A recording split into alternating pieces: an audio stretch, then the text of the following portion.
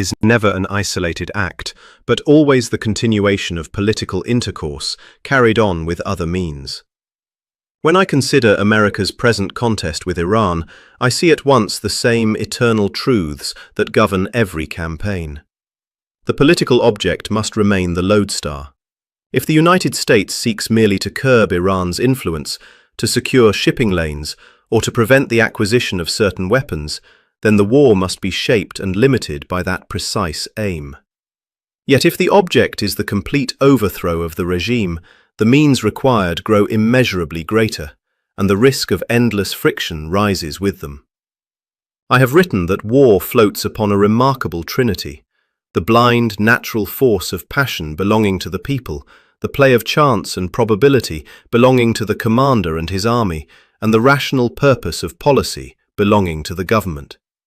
In this conflict, the passions of both nations burn hot: ancient grievances, religious conviction, national pride. Chance already shows its hand in the fog that shrouds operations across vast deserts and seas, in the uncertain loyalty of local populations, in the sudden appearance of mines or missiles, no plan fully anticipated. Reason, however, must never surrender the helm. The statesman who forgets that war is only a tool of policy will soon find the tool mastering the hand that wields it. Friction, that countless host of minor obstacles, will make its presence felt at every turn. Even the simplest movement, fueling aircraft, moving supplies across hostile waters, coordinating allies, becomes difficult in practice. The American forces, formidable in numbers and equipment, will discover that terrain, climate, and the stubborn resistance of a defender fighting on home ground multiply these difficulties.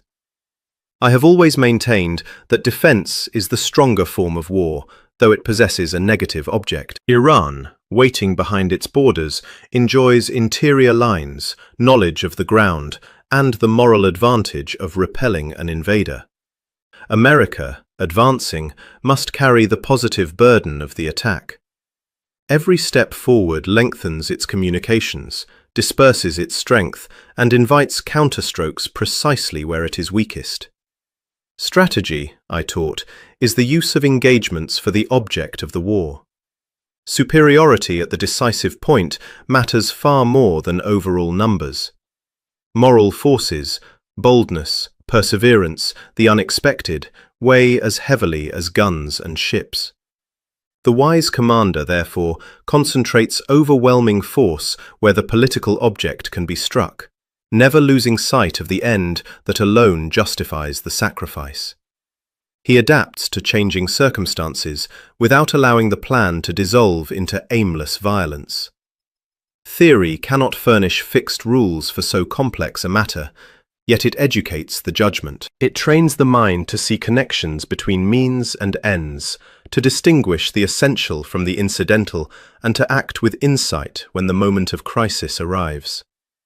In the heat of combat, the shock of moral and physical forces will decide the issue in minutes or hours. Afterward, disorder follows victory or defeat alike. Reserves must be husbanded, lines of supply protected, and the transition from attack to defense, or defense to counterattack, executed with the utmost delicacy. Should America keep its political object clearly before it, calculate the friction honestly, and maintain moral ascendancy, it may yet bend events to its will. But if passion or chance is allowed to sever war from policy, the contest will devour resources and lives long after any rational purpose has vanished. Such is the stern lesson every age must relearn. War remains a serious instrument, never to be undertaken lightly, and never to be separated from the political end that alone gives it meaning.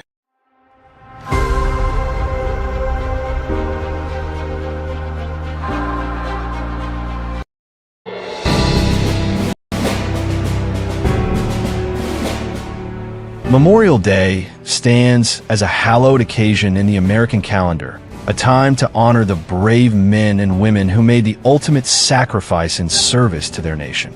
It is a day steeped in tradition, where families gather at cemeteries, lay wreaths, and reflect on the courage of those who fell defending the ideals of freedom and democracy.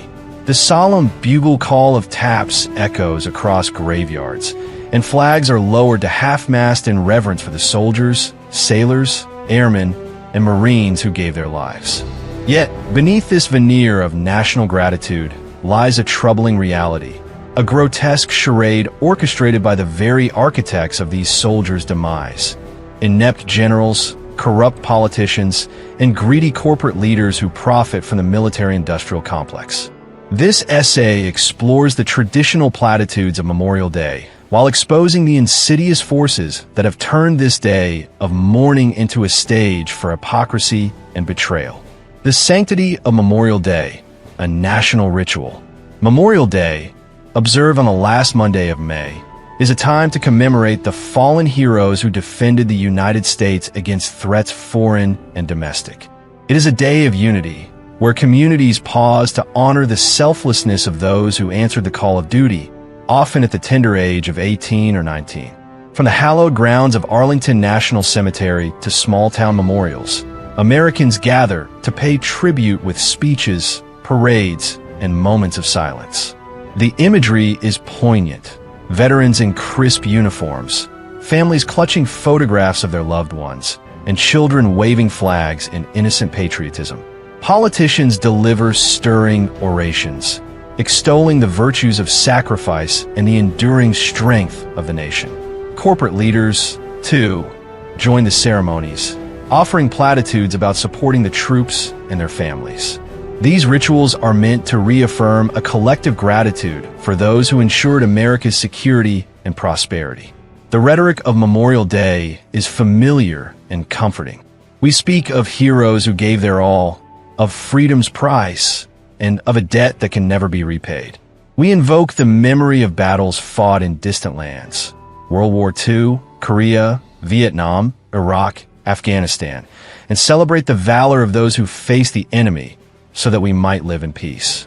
These sentiments are not without merit, for the courage of America's soldiers is undeniable.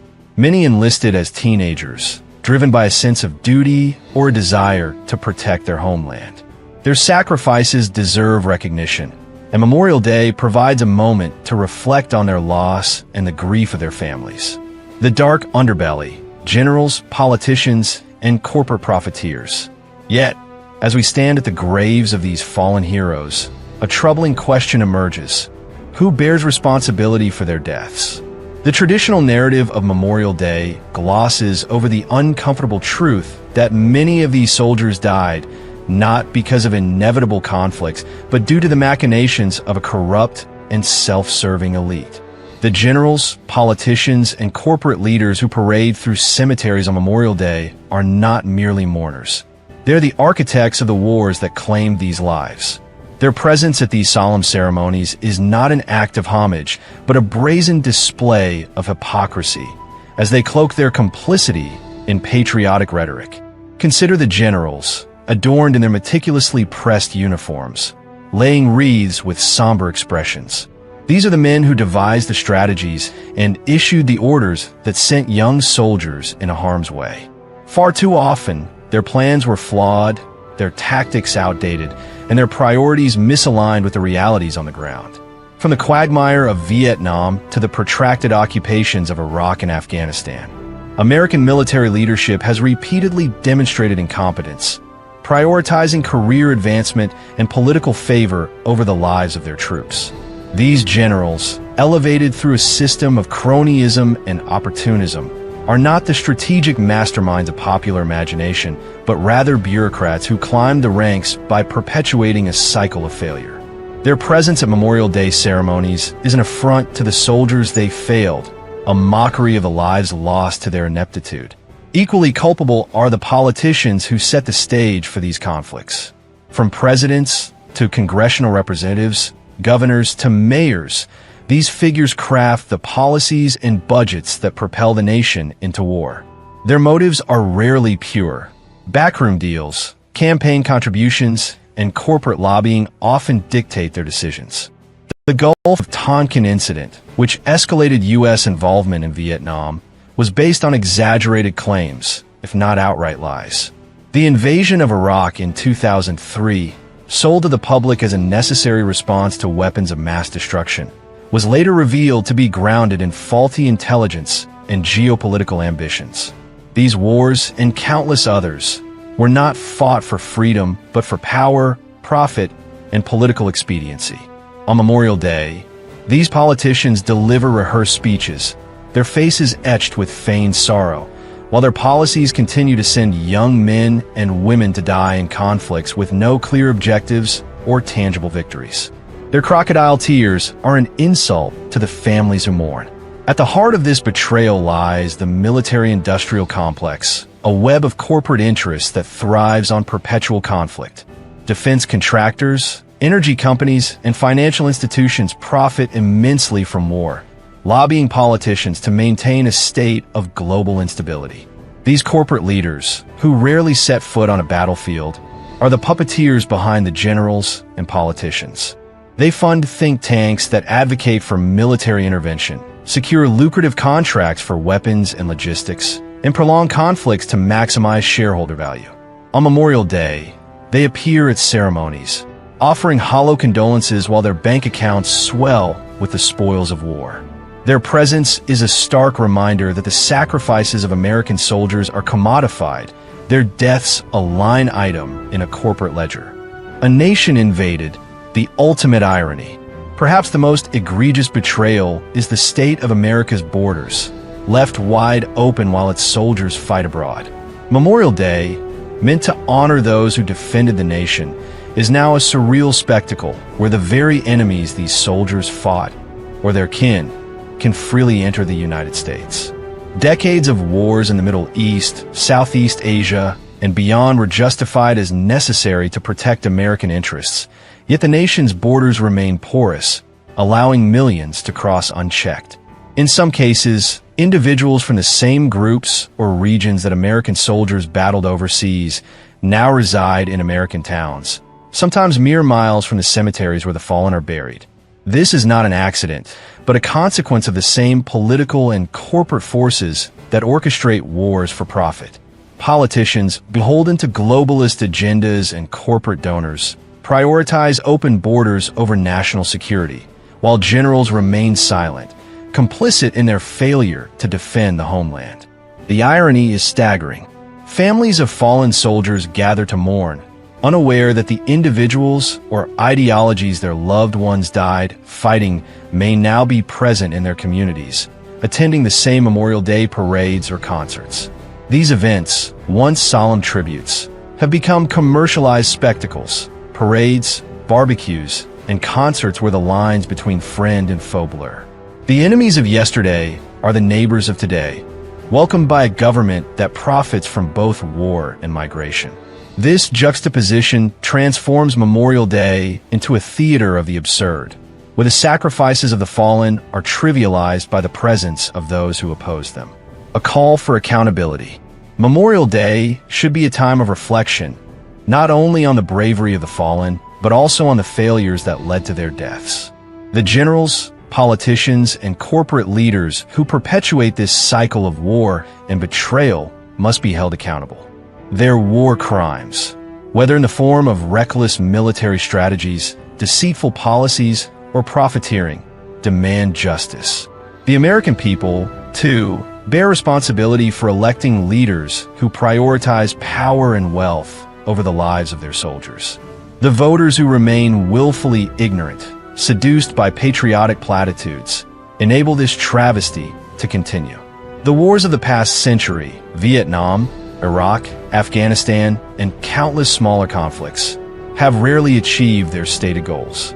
With the exception of the Kuwait War, a brief and overwhelming victory against a vastly outmatched Iraqi army, American military engagements have been marked by vague objectives, prolonged occupations, and staggering human and financial costs. These conflicts, driven by lies and ulterior motives, have enriched the elite while leaving soldiers and their families to bear the consequences. Memorial Day must become a day of reckoning, where the nation confronts the truth about its leadership and demands an end to senseless wars. Conclusion. Memorial Day is a sacred occasion to honor the fallen, to remember the young men and women who gave their lives for their country. Yet, it is also a day tainted by the presence of those who engineered their deaths. The incompetent generals, the corrupt politicians, and the greedy corporate leaders who profit from the military-industrial complex. As wreaths are laid and speeches delivered, the hypocrisy is palpable. These figures, draped in the trappings of patriotism, are the true architects of America's tragedies, sending soldiers to die in wars of questionable necessity while allowing the nation's borders to be overrun by the very forces they claim to oppose. The families of the fallen deserve better. They deserve a nation that honors their loved ones not with empty gestures, but with accountability and reform. Until the generals, politicians, and corporate elites are held to account, Memorial Day will remain a bittersweet paradox, a day of mourning overshadowed by betrayal, where the sacrifices of the brave are exploited by the corrupt.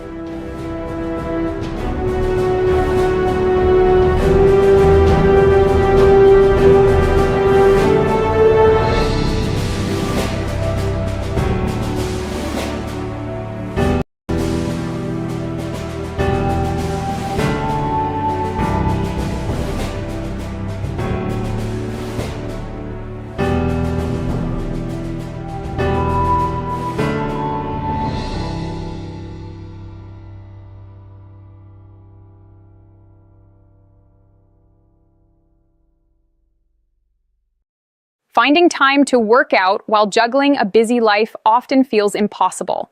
Between work, content creation, family responsibilities, and everything else that fills our days, exercise frequently gets pushed to the bottom of the list. The good news is that modern technology has made it easier than ever to stay fit without needing hours of free time or perfect conditions. Over the past year, I experimented with a combination of smart tools, apps, wearables, and strategic scheduling to build sustainable fitness habits that fit around a demanding schedule. The results have been surprisingly effective, and today I'm sharing the complete system that helped me stay consistent and see real progress. The foundation of this approach starts with understanding your actual schedule and using technology to identify hidden pockets of time. Fitness tracking apps like Apple Health, Google Fit, or Whoop analyze your daily patterns and show when you naturally have energy or small gaps in your day. I began by reviewing my own activity data for 2 weeks. The insights were eye-opening. I discovered short windows during lunch breaks, between meetings, and even while waiting for uploads that could be turned into quick movement sessions. Instead of waiting for the mythical perfect hour, technology helped me reframe fitness as something that could fit into 5 to 20-minute blocks throughout the day.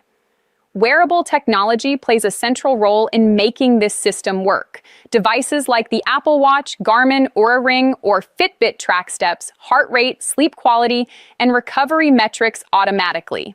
These tools remove the guesswork by providing real data about your energy levels and readiness to train. I set gentle daily movement goals rather than strict workout targets. On busy days, the watch would notify me to do a quick 10-minute walk or bodyweight circuit during a natural break. The constant feedback loop created by these devices turned fitness into a background habit rather than another item on an overwhelming to-do list. Over time, the small, consistent efforts added up far more effectively than occasional long gym sessions that I could never maintain. Smartphone apps and AI-powered tools take the efficiency even further. Apps like Nike Training Club, Peloton, or Freeletics offer short, guided workouts that range from 5 to 30 minutes and adapt to your available time and fitness level. I particularly like how some AI-driven apps analyze your past performance and current schedule to suggest the most effective quick session for that specific day. For example, if my recovery score was low, the app would recommend a mobility or light cardio routine instead of intense strength training. This personalization prevents burnout and keeps motivation high because the workouts feel tailored rather than generic. I also use calendar blocking technology to schedule these short sessions as non-negotiable appointments, treating them with the same importance as work meetings. Another powerful way technology supports fitness is through habit stacking and automation. I connected my fitness apps to smart home devices and automation tools so that certain triggers automatically prompt movement. For instance, finishing a long editing session could trigger a reminder to stand up and do a quick stretch routine.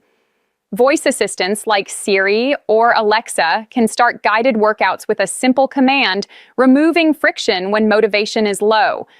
I even integrated my workout data with my content creation tools, tracking how movement affects my energy and focus for recording videos. This data-driven connection showed me that even short workouts dramatically improved my productivity and creativity later in the day. For strength and cardio progress, I combined home equipment with technology. A simple set of resistance bands, adjustable dumbbells, and a yoga mat paired with apps that provide form feedback through the camera made it possible to train effectively without leaving the house.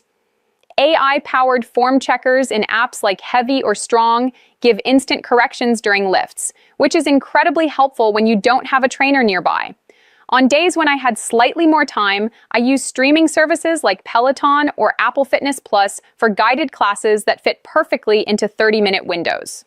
The variety kept things interesting and prevented boredom, which is one of the biggest reasons people quit workout routines.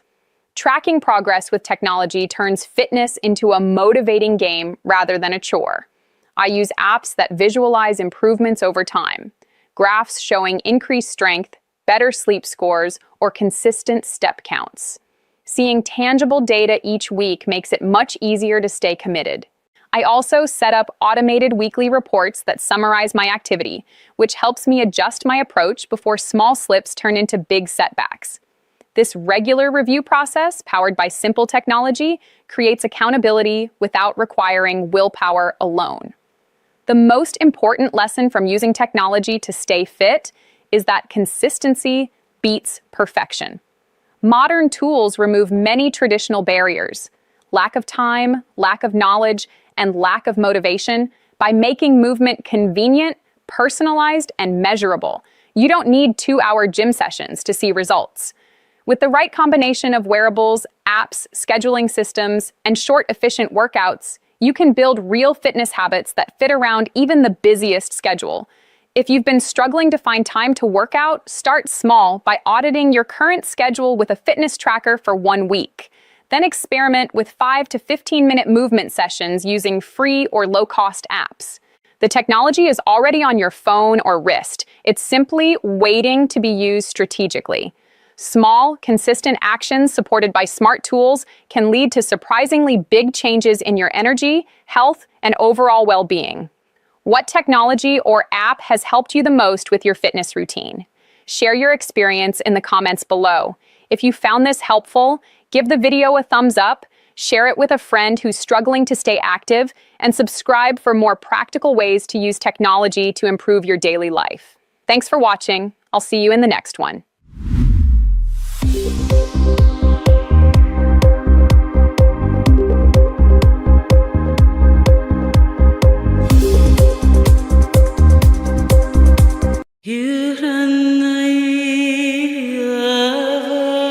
The narrative of Paul, formerly Saul of Tarsus, has long been enshrined in Christian tradition as a tale of divine redemption. A zealous persecutor struck by a heavenly vision on the Damascus Road, transforming into the apostle who spread the gospel to the Gentiles. Yet, when stripped of its supernatural veneer, Paul's story reveals darker undercurrents, a potential archetype of human ambition, psychological maneuvering, and opportunistic reinvention. Born into a privileged Jewish Roman context, trained as a Pharisee, and self-sustaining as a tentmaker, Paul initially wielded institutional power to violently suppress early Messianic Jews, not for profit but out of fanatical conviction. His conversion could be interpreted not as authentic spiritual awakening but as a calculated pivot, repurposing aggressive traits into a platform for influence within a burgeoning movement. This analysis delves into the psychological, behavioral, and human dimensions of this shift, emphasizing the spectrum from genuine remorse to cynical exploitation.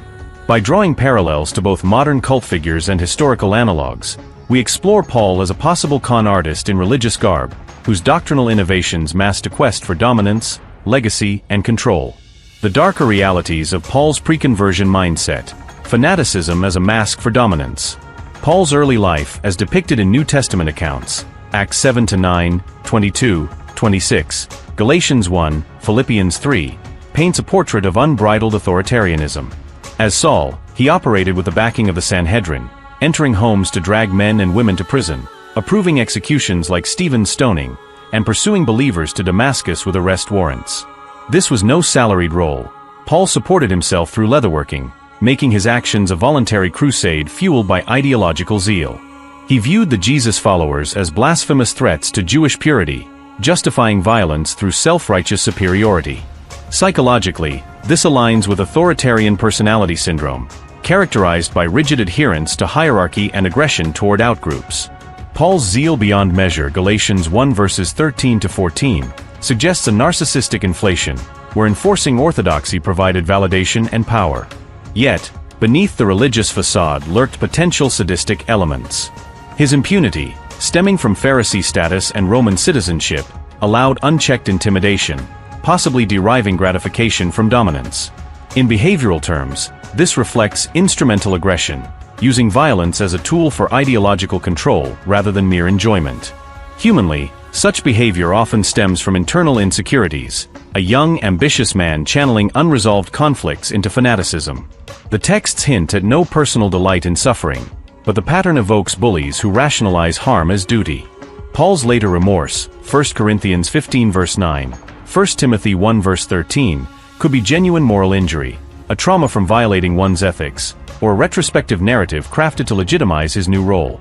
Critically, this raises questions. Was his persecution a genuine defense of faith, or an outlet for a domineering personality seeking outlets for control? The conversion spectrum, genuine change or opportunistic facade. The Damascus event, a blinding light, auditory hallucination, and temporary blindness, marks the pivotal conversion. Tradition attributes it to divine intervention, but secular analysis reveals a range of possibilities. At one end, authentic transformation via cognitive dissonance, where the movement's resilience clashed with Paul's worldview, triggering an existential crisis. Witnessing unyielding faith amid persecution might evoke empathy, leading to moral realignment and reparative behavior, joining the oppressed to atone. However, darker interpretations dominate, Paul as an opportunist spotting a rising tide. The Jesus movement, despite suppression, was expanding beyond Judea, offering a fertile ground for influence. Psychologically, this resembles narcissistic adaptation, where a thwarted aggressor redirects energy into a new arena for self-elevation. His immediate retreat to Arabia, Galatians 1 verse 17, could indicate strategic planning, not reflection, time to craft a revelation narrative insulating him from scrutiny. Behaviorally, operant conditioning applies. Persecution yielded diminishing returns, guilt, resistance, while advocacy promised rewards, prominence, followers. Paul's post-conversion actions, assertive preaching, confronting leaders like Peter, Galatians 2, and centering theology on his personal insights, suggest a con man's playbook: build trust through charisma, impose vision, and demand loyalty. Human factors amplify suspicion. Fear of backlash, retaliation from victims, or divine judgment, a Pharisee's hellfire beliefs, might prompt a facade of change. Alternatively, exhaustion from violence could mimic epiphany, but opportunism shines. Paul, a Roman citizen with rhetorical skills, positioned himself as the apostle to the Gentiles, reshaping Judaism into a universal faith that elevated his role. This outside change for opportunity echoes reformed perpetrators in psychology, who adopt ally personas without internal shift, using manipulation disguised as guidance. Was Paul truly converted, or did he exploit vulnerability, turning the movement into his doctrinal empire? Contemporary comparisons. Paul is a prototype for modern cult manipulators. Paul's traits, aggressive past, charismatic pivot, doctrinal control, mirror modern cult leaders, highlighting a psychological archetype of repurposed sadism. These figures often justify initial harm ideologically, then channel it into manipulative authority, blending opportunism with con artistry. Jim Jones, People's Temple. From a minister advocating justice, Jones devolved into abuse, culminating in Jonestown's mass death. Like Paul's zeal-driven violence, Jones's ideological aggression masked narcissistic control.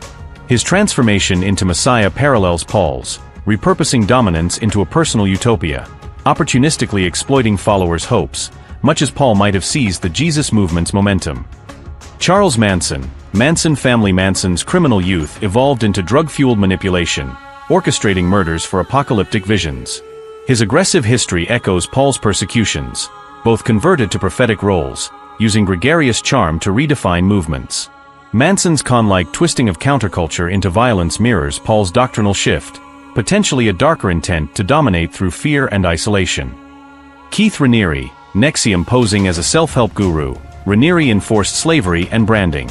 His intellectual superiority akin to Paul's Pharisee zeal. The shift to cult dominance reflects opportunistic redirection, turning abuse into psychological control under a veneer of enlightenment, a con exploiting vulnerability, similar to Paul's theological imposition. Warren Jeffs. FLDS. Inheriting leadership. Jeffs enforced child abuse via revelations. His doctrinal enforcement parallels Paul's authorized violence. Both justified harm through superiority, with Jeffs' prison manipulations echoing Paul's letter-based influence, opportunistic legacy building. David Koresh. Branch Davidians. From outsider to Messiah, Koresh abused followers amid apocalyptic claims. His control reflects Paul's zeal. The Waco siege highlights how repurposed aggression leads to tragedy, questioning if Paul's vision was a con for power. Shoko Asahara. Aum Shinrikyo. Blending faiths into doomsday. Asahara's abuses culminated in terrorism. His transformation from marginal to authority mirrors Paul's, channeling aggression into manipulation, a pattern of opportunistic elevation through fear. These correlations underscore narcissism, intolerance, and psychological manipulation, where initial sadism evolves into cultic gratification. Historical comparisons. Echoes across eras of religious opportunism. To comprehensively evaluate Paul, historical analogues reveal timeless patterns of transformation for power. Ancient and medieval figures often pivoted from aggression to religious leadership, blending genuine shifts with exploitation. Constantine the Great, Roman Emperor, 272 to 337 CE, a military conqueror known for brutality. Constantine's conversion, after the Milvian Bridge vision, 312 CE, mirrored Paul's Damascus Epiphany. Was it divine or opportunistic? He legalized Christianity, reshaping it into a state tool for unity, much as Paul universalized the faith. Psychologically, both repurposed dominance. Constantine's edicts enforcing orthodoxy echo Paul's intolerance, potentially a con to consolidate power amid empire's decline. Ashoka the Great, Mauryan Emperor, 268 to 232 BCE, from violent conqueror, Kalinga Wars massacres, to Buddhist advocate, Ashoka's edicts promoted nonviolence. Like Paul's remorse, this could stem from moral injury, but historians debate opportunism, using Buddhism to pacify a vast empire, redirecting aggression into doctrinal control, a parallel to Paul's theological empire building. Sabbatai Zevi, Ottoman Jewish Messiah, 1626 to 1676, a manic-depressive figure proclaiming messiahship. Zevi attracted masses before converting to Islam under threat. His initial zeal and revelations akin to Paul's. The forced pivot highlights opportunistic facades, reshaping Kabbalah for influence, then abandoning followers, exposing con elements in messianic claims. Simon Magus, 1st century sorcerer, per Acts 8 depicted as offering money for apostolic power. Simon's conversion attempt reflects Paul's era. If Paul was opportunistic, Simon embodies the darker side, using magic and charisma to exploit Christianity's rise, mirroring potential con artistry in doctrinal manipulation. Muhammad ibn Abd al-Wahhab, Wahhabi founder, 1703 to 1792, from reformer persecuting heretics to alliance with rulers. His zeal parallels Paul's. The transformation into ideological dominance, enforcing Puritanism via violence, raises questions of opportunism, channeling aggression into a movement for legacy. These historical figures illustrate the archetype, aggressive ideologues pivoting to leadership, often amid crisis, blending conviction with power grabs.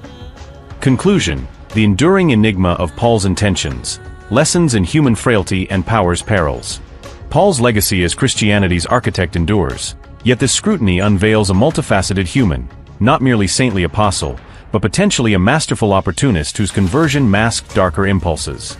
Psychologically, his story embodies the tension between genuine epiphany and cynical facade, cognitive dissonance yielding remorse, or narcissistic adaptation seizing opportunity. Behaviorally, the redirection of authoritarian aggression into charismatic control suggests a con man's evolution, where doctrinal innovation served self-elevation, intolerance silenced dissent, and gregarious rhetoric built empires of influence. Humanly, factors like fear, ambition, and unresolved trauma drive such shifts, reminding us that religious transformations often intertwine sincerity with exploitation. Contemporary parallels with cult leaders like Jones or Manson expose the risks: initial ideological violence morphing into manipulative authority, fostering dependency under moral superiority. Historical echoes: Constantine's political pivot, Ashoka's imperial pacification, Zevi's messianic fraud, reveal this as a trans-era pattern, where figures exploit societal flux for dominance, reshaping beliefs to cement legacies. Paul's refusal of payment enhanced his aura, but did it conceal a deeper con, turning persecution's regrets into advocacy's gains? Ultimately, this evaluation warns of religion's vulnerabilities to human psychology. Paul's mindset, whether truly changed or opportunistically veiled, highlights how charisma can cloak sadism, zeal mask manipulation, and visions justify control. In exploring this spectrum, we confront uncomfortable truths. Great movements often arise from flawed individuals, their intentions a blend of light and shadow. By demystifying Paul, we foster critical discernment, urging vigilance against those who repurpose dominance in faith's name. His story, stripped bare, is a cautionary archetype, eternal reminder that behind divine narratives lie profoundly human, and sometimes darkly ambitious hearts.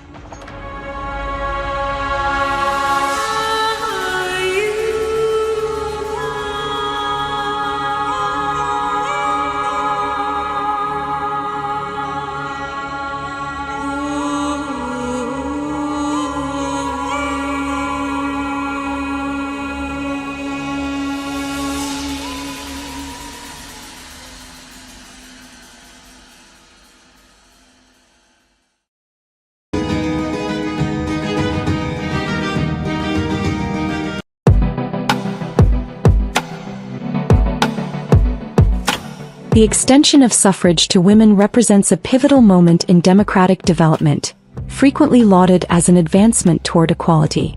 However, an alternative analysis posits that women's electoral participation significantly alters male behavior, generating consequences for both interpersonal dynamics and societal structures. This perspective contends that women's voting power disrupts the equilibrium between genders, prompting men to forsake their inherent viewpoints in favor of female preferences. Men, motivated by the pursuit of relational and physical intimacy, adjust their political decisions to align with women's inclinations. This adaptation is argued to produce tension within personal relationships and broader governance frameworks. The central contention focuses on the transformation of male decision-making under female electoral influence. Men, traditionally associated with pragmatic reasoning, shift toward emotionally or relationally driven priorities to secure female approval. This reorientation amplifies women's impact on policy outcomes, as men prioritize relational harmony over independent analysis. Consequently, legislative measures, such as welfare expansion and labor regulations, emerge, which critics attribute to women's voting patterns and link to economic and social strain. This influence permeates beyond domestic spheres into political arenas. Elected officials, cognizant of women's voting strength, design platforms to appeal to female constituencies, often emphasizing issues that diverge from national imperatives. Women's preferences, which evolve across life stages, further complicate this process as men, both partners and policymakers, adapt to accommodate these variable demands.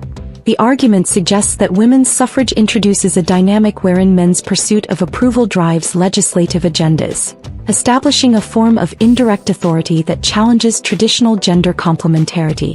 This analysis delineates four dimensions of this phenomenon: the effect of women's voting on male cognition, men's conformity to preserve relational stability, politicians' responsiveness to female electoral power, and women's utilization of femininity to influence policy.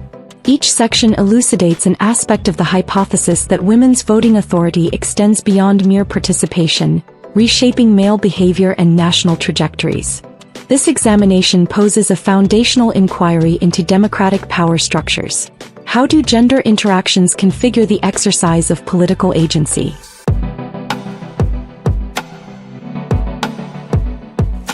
Women's electoral participation provides a mechanism to shape male thought processes.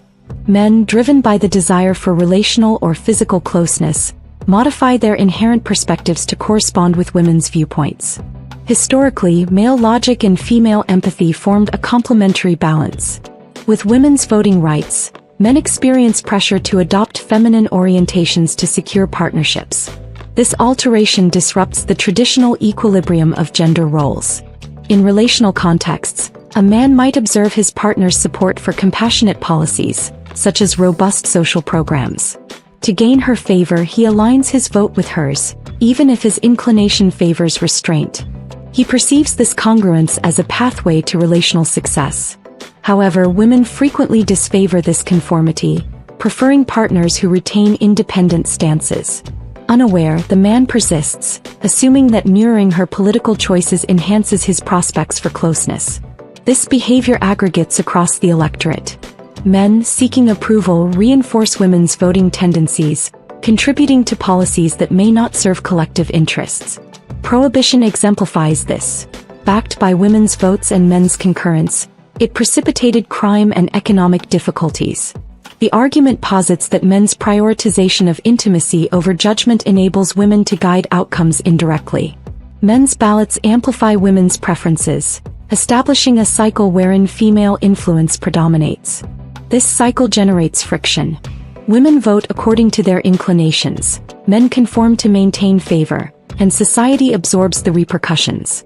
Traditionally, male strength and female nurturing complemented each other. Now voting serves as a conduit for aligning male cognition with female priorities, often contrary to initial instincts. Whether women deliberately exert this influence or it arises from male impulses, the outcome persists. Men's political choices reflect women's preferences, reconfiguring democratic processes and straining gender balance. This alignment, rooted in relational motives, shifts decision-making foundations, prioritizing individual connections over societal outcomes.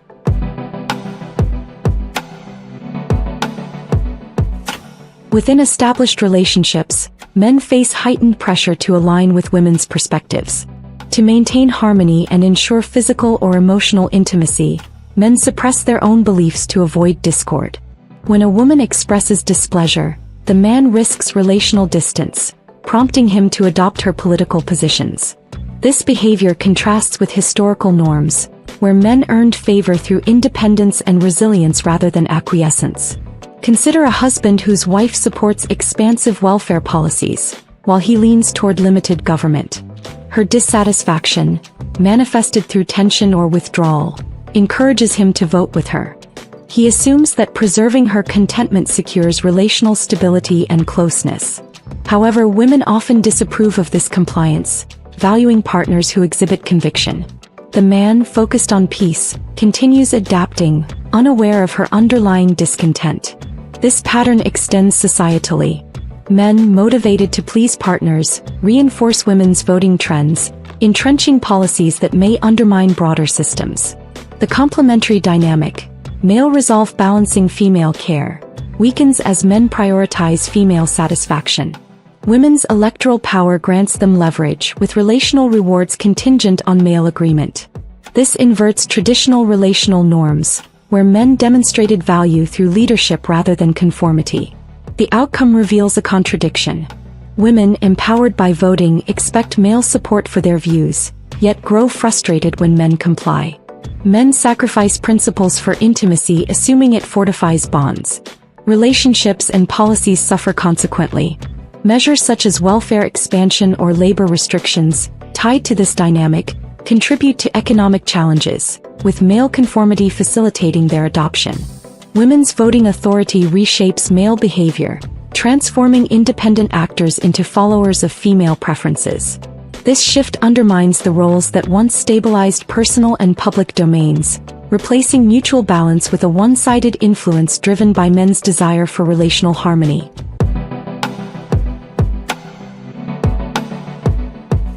Women's votes exert substantial influence over political actors, who tailor platforms to secure female support. These platforms often prioritize issues labeled as women's concerns, welfare, labor regulations, social programs, which some contend exacerbate societal conditions. Politicians target not only mature women but also 18-year-olds, whose limited experience informs demands misaligned with national priorities. This emphasis on youthful voters compels leaders to address immediate preferences over enduring stability. A candidate might appeal to teenage girls advocating free education or environmental measures. These young women, lacking comprehensive perspective, support initiatives that strain budgets or impede industry. Politicians, dependent on their votes, acquiesce, formulating commitments that favor electoral success over governance efficacy. This responsiveness extends beyond youth as women's preferences evolve. Childcare in early adulthood, healthcare in midlife, retirement benefits later. Men's political orientations remain more stable, yet politicians focus on women's fluctuating demands. Additionally, some women retain youthful mindsets into adulthood. A 50-year-old might pursue policies reflecting adolescent ideals, and politicians adjust to secure her vote. This variability contrasts with men's consistency, requiring leaders to navigate divergent female priorities. Historical cases like Prohibition, supported by women's votes and men's agreement, demonstrate the consequences, yielding crime and economic disruption. The contention holds that responding to women produces policies that destabilize rather than fortify society. This focus reconfigures governance. Politicians, reliant on female voters, address issues that shift with life stages or persist from immature perspectives, sidelining broader imperatives. Young women and older women with youthful outlooks guide decisions, while male voices recede. The electoral process becomes a negotiation with a diverse, dynamic female constituency, yielding outcomes that reflect immediate demands rather than unified strategy. Women's voting power drives politicians to prioritize their support, often at the expense of coherent, effective policy, redirecting leadership to align with female influence across age groups.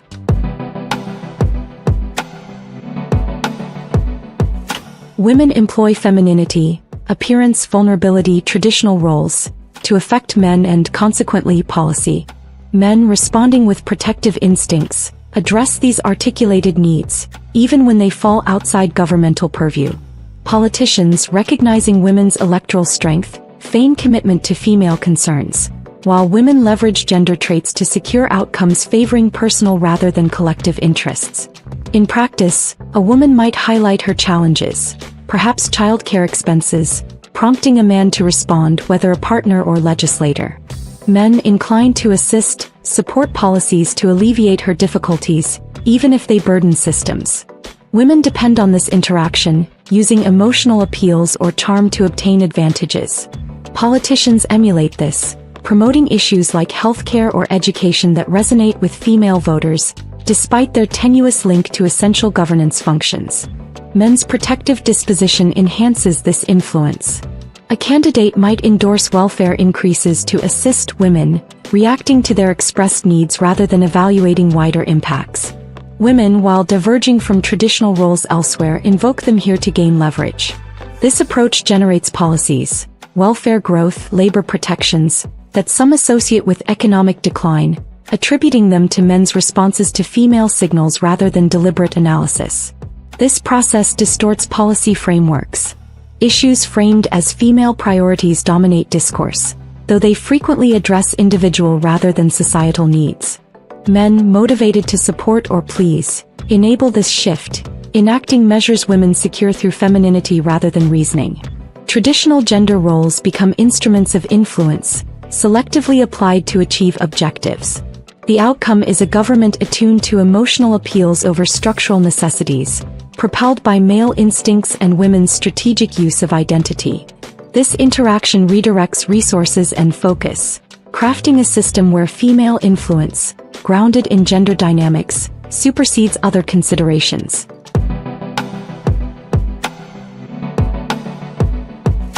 Women's voting power affects men across personal and political domains, reshaping behavior and policy. Men adjust their cognition to align with women's preferences, seeking relational or physical closeness, while conforming in relationships to preserve stability. Politicians respond to female voters, from teenagers to adults with evolving or youthful mindsets, producing policies that reflect these demands. Women utilize femininity to elicit men's protective responses, securing outcomes that prioritize individual needs over public welfare. Measures like prohibition, welfare expansion, and labor laws, connected to women's votes and men's concurrence, contribute to economic and social difficulties. In relationships, men adopt women's views, believing it ensures closeness, though women often disapprove of this compliance. Politicians target women's changing priorities, developing fragmented platforms that address immediate concerns rather than national stability. Women's use of charm or vulnerability prompts men to act, channeling resources into policies that may not align with governance's primary purpose. This influence, rooted in men's pursuit of approval and women's electoral authority, shifts gender balance, replacing complementarity with a dynamic where female preferences prevail. This analysis invites examination. Men cast their own votes, choosing to align with women rather than being obligated. Women's variable demands reflect human diversity, not inconsistency. Policies like prohibition emerged from collective choices, not solely female influence. Assumptions: men driven by intimacy, women by manipulation, overlook individual variation. Nevertheless, the perspective endures. Women's voting power, amplified by men's reactions, alters democracy's trajectory, yielding outcomes that challenge stability. Revoking suffrage remains a theoretical exercise, not a feasible proposal. The emphasis lies in understanding influence. If women's voting affects men's actions, the response involves men asserting independent judgment and politicians prioritizing collective needs. Democracy operates through competing interests, not unilateral dominance. Women's votes reshape gender interactions, and the results, whether advancement or disruption, depend on how men and leaders address this authority. This discussion highlights a reality. Suffrage extends beyond participation, influencing relationships, governance, and the distribution of power between genders.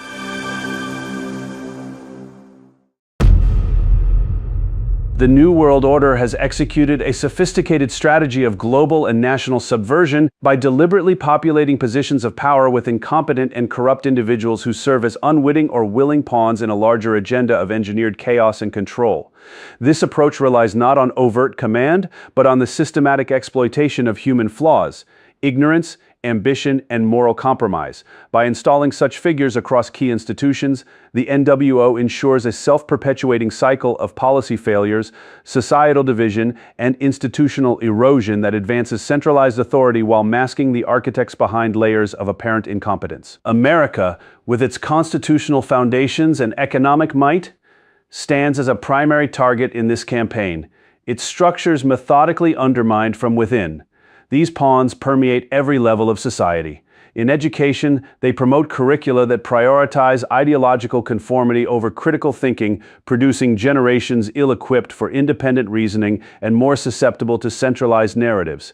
In the corporate sphere, decisions driven by short-term gain, regulatory capture, and ethical lapses weaken economic resilience and concentrate power among aligned elites. Most critically in government, these individuals occupy roles of public trust while advancing policies that erode sovereignty, fiscal stability, and social cohesion. Their titles confer authority, yet their actions consistently favor outcomes that destabilize the nation, whether through deliberate sabotage or breathtaking incompetence that achieves the same result. A clear pattern emerges through successive crises. The 2020 COVID event, framed as a public health emergency, served as a vehicle for unprecedented government expansion, surveillance, and the suspension of long-standing liberties under the banner of safety. What followed were coordinated responses that prioritized control mechanisms over established medical and constitutional norms. In the same year, the Black Lives Matter-linked unrest, presented as a movement for justice, instead amplified racial divisions, justified widespread destruction, and redirected public resources in ways that exacerbated dependency and societal fragmentation. The November 2020 election process, marked by irregularities that defied basic safeguards, represented a direct assault on democratic integrity, installing leadership aligned with broader NWO objectives while undermining public faith in electoral processes. Subsequent policies continued this trajectory. The open border approach initiated in 2021 facilitated large-scale unauthorized migration, straining public resources, altering demographic realities, and compromising national security. Taxpayer-funded support for non-citizens, combined with reduced enforcement, effectively incentivized an invasion that diluted American identity and overburdened local systems. Each episode, whether born of malice or profound incompetence, produced cascading failures, eroded trust, economic distortion, heightened tensions, and accelerated centralization of power.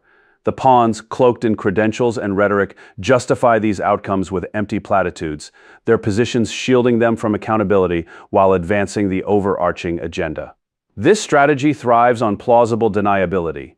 The NWO does not require genius operatives, it weaponizes mediocrity and venality. Incompetent actors create disasters that necessitate further intervention, while corrupt ones ensure policies favor globalist consolidation over national interests. The result is a theater of governance where failures compound, public frustration mounts, and solutions invariably point toward more surveillance, regulation, and international alignment. America's foundational principles, limited government, individual liberty, and self-determination, become collateral damage in this orchestrated decline. In conclusion, the New World Order's deployment of incompetent and malicious pawns constitutes a deliberate assault on American sovereignty and global stability. By embedding these figures throughout institutions, the NWO engineers chaos that discredits traditional governance and paves the way for authoritarian alternatives. Recognizing this pattern is the first step toward dismantling it. Citizens must demand accountability, reject engineered divisions, and restore leadership grounded in competence, integrity, and fidelity to constitutional order. Failure to confront this reality ensures the continued erosion of the republic, transforming self-governance into managed decline under unseen strings. The evidence resides in the outcomes, a nation deliberately steered toward ruin by design, not accident. Only renewed vigilance and principled reform can reclaim the republic from those who exploit folly for dominion. Check out the main source report, New World Order Pawns Orchestrate American Chaos with Their Incompetence and Maliciousness, and explore extra materials plus related reports at Real Free News today.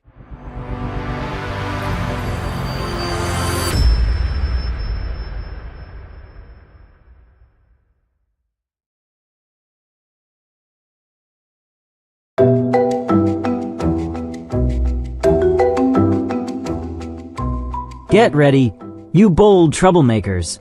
This is the raw, unfiltered plunge into Saul Alinsky's rules for radicals, served up hot in his own street smart, in-your-face style, packed with punch and defiance.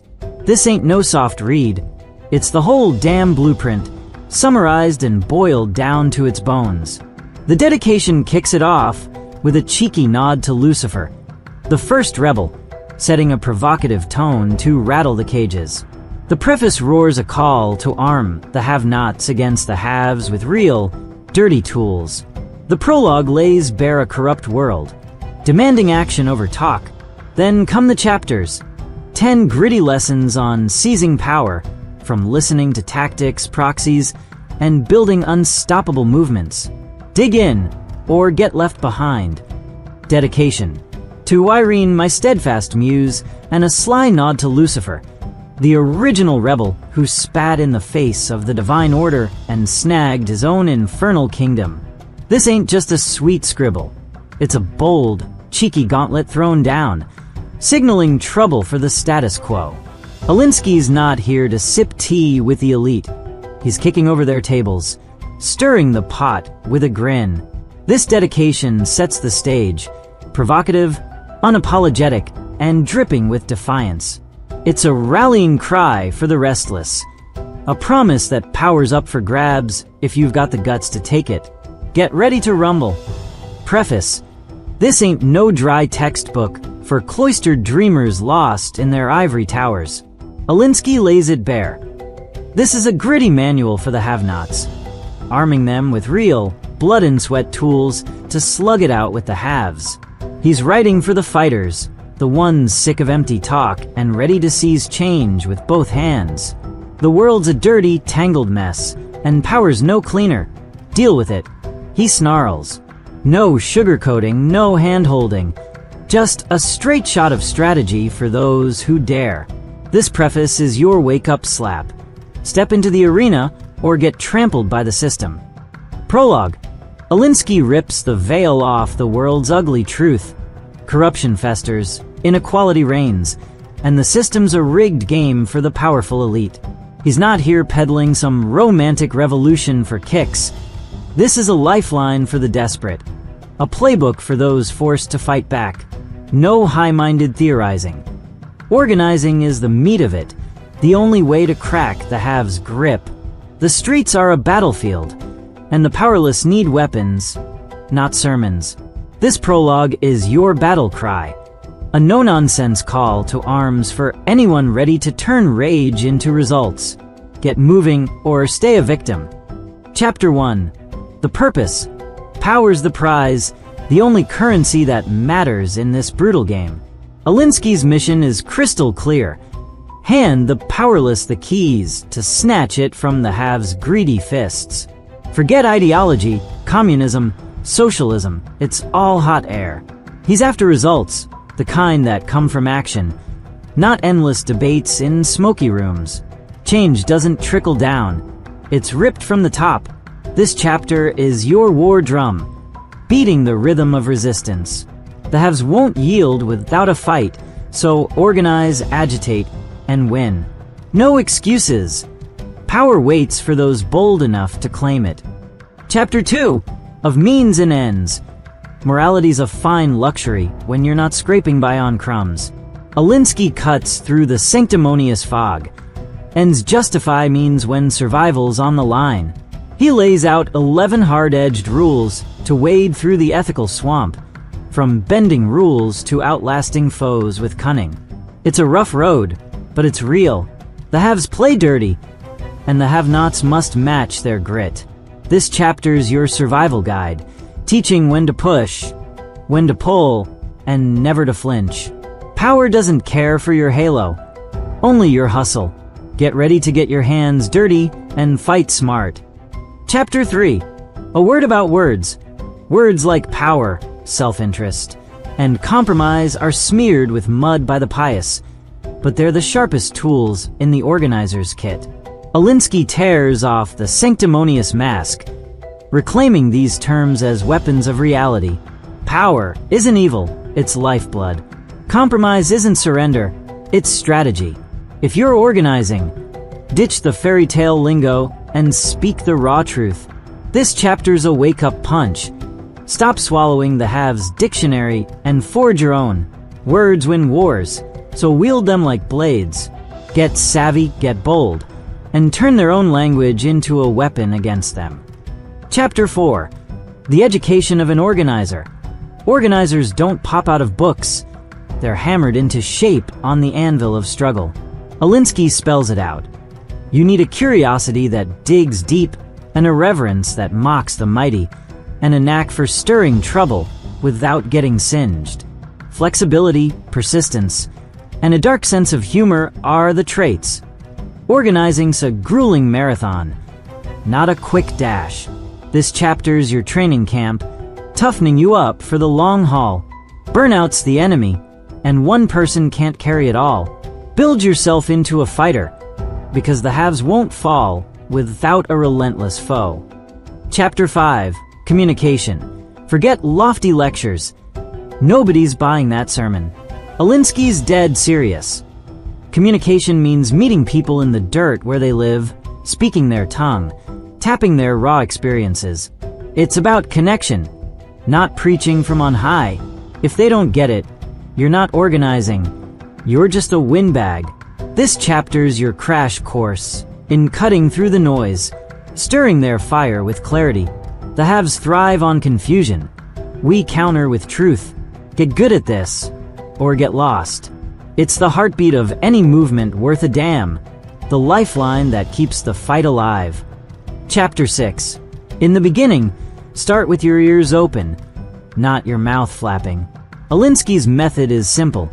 Plunge into a community, feel its heartbeat, its anger, its dreams. Stir that discontent into a roaring action. But don't shove your solutions down their throats. Let them find their own fight, their own fire. This chapter's your ignition switch. Listen, learn, and light the spark. The haves feed on apathy. We feast on awakening. It's slow, it's messy, but it's how you build a movement. Get in there, get dirty, and get started. Change begins where the people stand. Chapter 7, Tactics. Here's the juicy meat. Alinsky's famous rules for radicals. 13 gems to seize power with a grin. Tactics are the art of war. How to grab power, how to wield it. From wild protests to clever pranks. It's about keeping the enemy stumbling while rallying your crew. Be creative, be relentless, but always play chess, not checkers. This chapter's your arsenal, loaded with strategies to outfox the haves. They hate surprises. We thrive on them. Every move's a calculated strike. Master this, and the fight's half won. Get ready to turn the tables with style. Chapter 8. The Genesis of Tactic Proxy. Sometimes the best fights fought through others. Proxies who hoist your banner high. Alinsky lays it out. Leverage allies, institutions, even enemies to amplify your punch. It's a chess game. 3 moves deep. Outthink, outmaneuver, outlast. This chapter's your lesson in cunning. Turning their strength into your weapon. The haves can't track every angle. We can. Build your network. Wield your proxies. And watch the board tilt your way. It's smart, it's sneaky, and it works like a charm. Power's not just in your hands. It's in theirs, too, if you play it right. Chapter 9. The Anatomy of Organized Action. Organizing ain't some wild free-for-all. It's a well-oiled machine. Alinsky breaks it down. Recruit the willing, train the tough, sustain the fight. Build a movement that hums without you, because burnout's a killer, and one back can't bear it all. This chapter's your blueprint for a powerhouse. Structure it, strengthen it, keep it rolling. The haves count on collapse. We bank on resilience. Get the gears turning, plug the leaks, and don't stop. It's about creating a beast that feeds itself, ready to take on the world with relentless drive. Chapter 10. The Way Ahead. The fight's a marathon with no finish line. Adapt or die. Alinsky peers into the future, urging organizers to roll with new battles, new foes. Stay flexible, keep your feet on the ground, and don't let victory puff you up. Power shifts like sand. You shift with it or get buried. This chapter's your compass, pointing to a horizon of endless struggle. The haves think they've got it locked. We prove them wrong with every step. It's a rough road, but the prize, real change, keeps you going. Stay sharp, stay hungry, and keep pushing. Afterward, a parting shot beyond rules for radicals. This stands apart from Saul Alinsky's rules for radicals. No echo of its original pages, but a final thrust drawn from the summaries laid bare. The dedication's rebel spark, the preface's battle cry, the prologue's gritty truth, and the 10 chapters' raw strategy. Power wrested from the haves by the have-nots. Unfold in Alinsky's own unyielding style. Listening to communities ignites the fight. Tactics sharpen the edge. Proxies outmaneuver foes. And movements endure through structure and adaptation. It's a call to action, not idle chatter. Organizing with guts, striking with purpose, and never yielding. The struggle demands engagement. Hesitation leaves one trampled in the dust.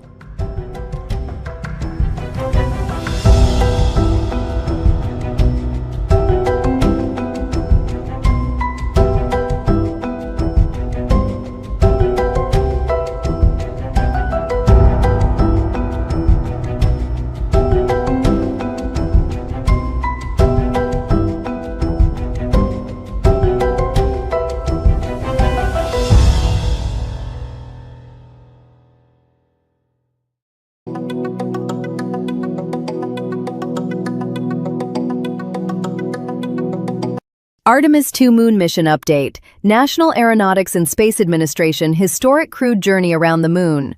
The Artemis II mission represents a major milestone in humanity's return to deep space exploration. As the National Aeronautics and Space Administration first crewed flight under the Artemis program, it marks the first time astronauts have traveled beyond low Earth orbit and around the Moon in more than 50 years, since the final Apollo mission in 1972.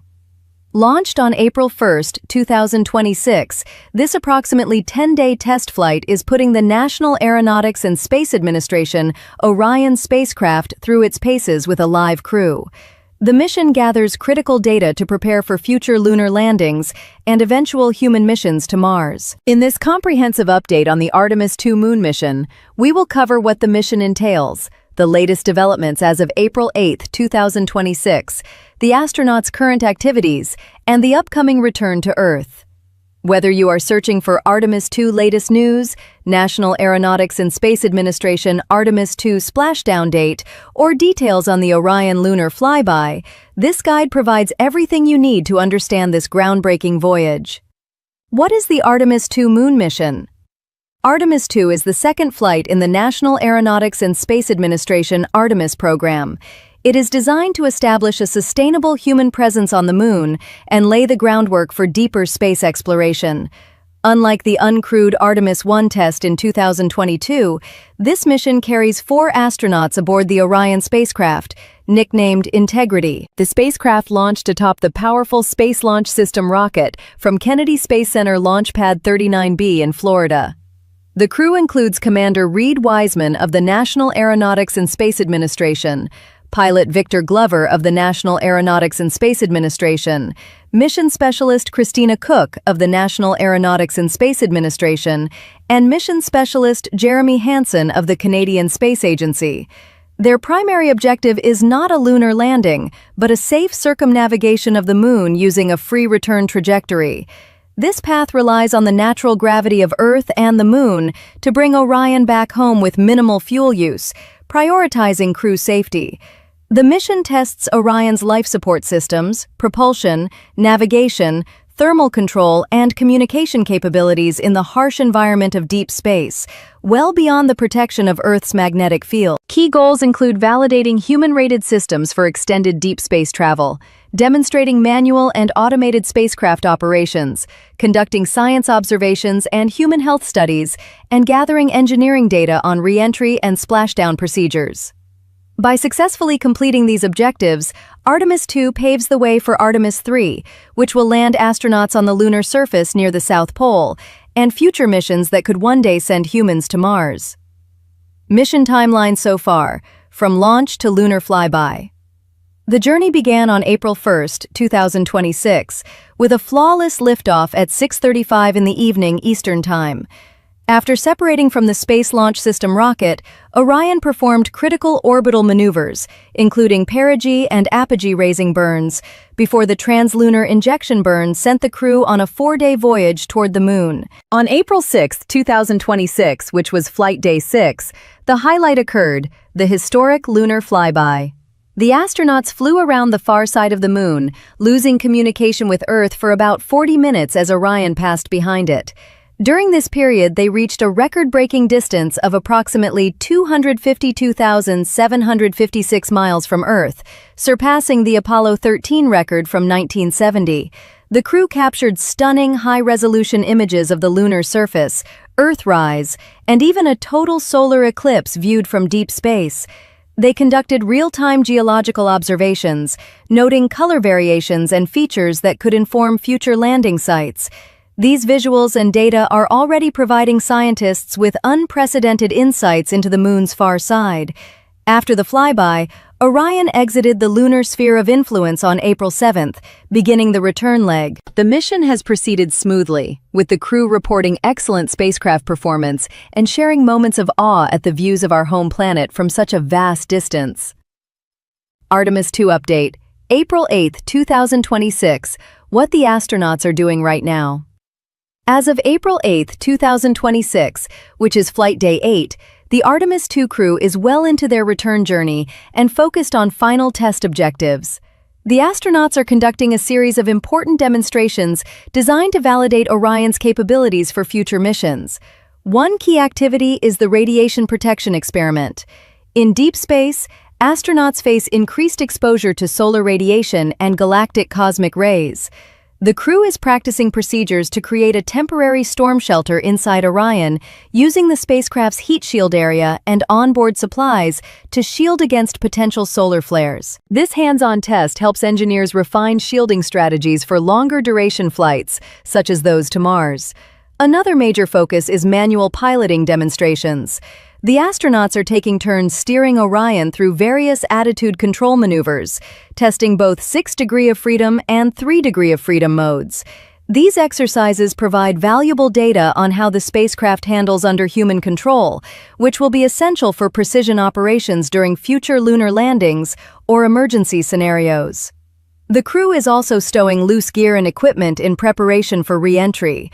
Items like exercise devices must be securely fastened, as high-speed atmospheric entry can turn unsecured objects into hazards. Throughout the day, they continue routine system checks, monitor life support performance, and participate in a live downlink event with the Canadian Space Agency. Later in the evening, the astronauts are scheduled for a short press conference to answer media questions from their unique vantage point en route home. These activities highlight the mission's emphasis on thorough testing while the crew remains healthy and in high spirits. Final approach and splashdown. When will Artemis II return to Earth? The Orion spacecraft is on track for a Pacific Ocean splashdown on Friday, April 10, 2026, at approximately 8:07 in the evening Eastern Time, which is 5:07 in the evening Pacific Time. The targeted landing zone is off the coast of San Diego, California. In the hours leading up to re-entry, the crew will separate from the service module, which provides propulsion and will burn up in the atmosphere. Orion will then hit Earth's atmosphere at speeds around 25,000 miles per hour, generating temperatures up to 3,000 degrees Fahrenheit. Parachutes will deploy to slow the capsule for a gentle water landing. National Aeronautics and Space Administration recovery teams, supported by the United States Department of Defense, will retrieve the astronauts via helicopters and transport them to the waiting recovery ship. Onboard medical evaluations will follow before the crew returns to Houston for further debriefings and health monitoring. Live coverage of the splashdown will be available on the National Aeronautics and Space Administration channels, beginning about 90 minutes prior. This dramatic conclusion will mark the successful end of Artemis II and provide final validation of Orion's heat shield and parachute systems. Why Artemis II matters: records, science, and the future of space exploration. Artemis II has already broken records and delivered scientific value. The crew's journey farther from Earth than any humans before them, combined with detailed lunar observations, expands our understanding of deep space travel and the Moon's geology. Beyond the immediate mission, the data collected will directly inform spacecraft design improvements, radiation mitigation strategies, and crew procedures for Artemis III and beyond. International collaboration, highlighted by Jeremy Hansen's participation, strengthens global partnerships in space.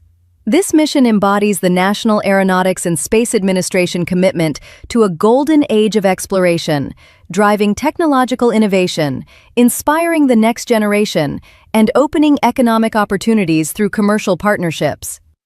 As the Artemis II crew nears their triumphant return on April 10th, the world watches with excitement. Follow the National Aeronautics and Space Administration for the latest Artemis II updates, stunning imagery from the lunar flyby, and live splashdown coverage. This journey is not just a test flight, it is a step toward humanity's multi-planetary future. Thank you for watching. Be sure to like, share, subscribe, and comment below on what's going on up there. We'll see you next time, and remember to keep it real free news.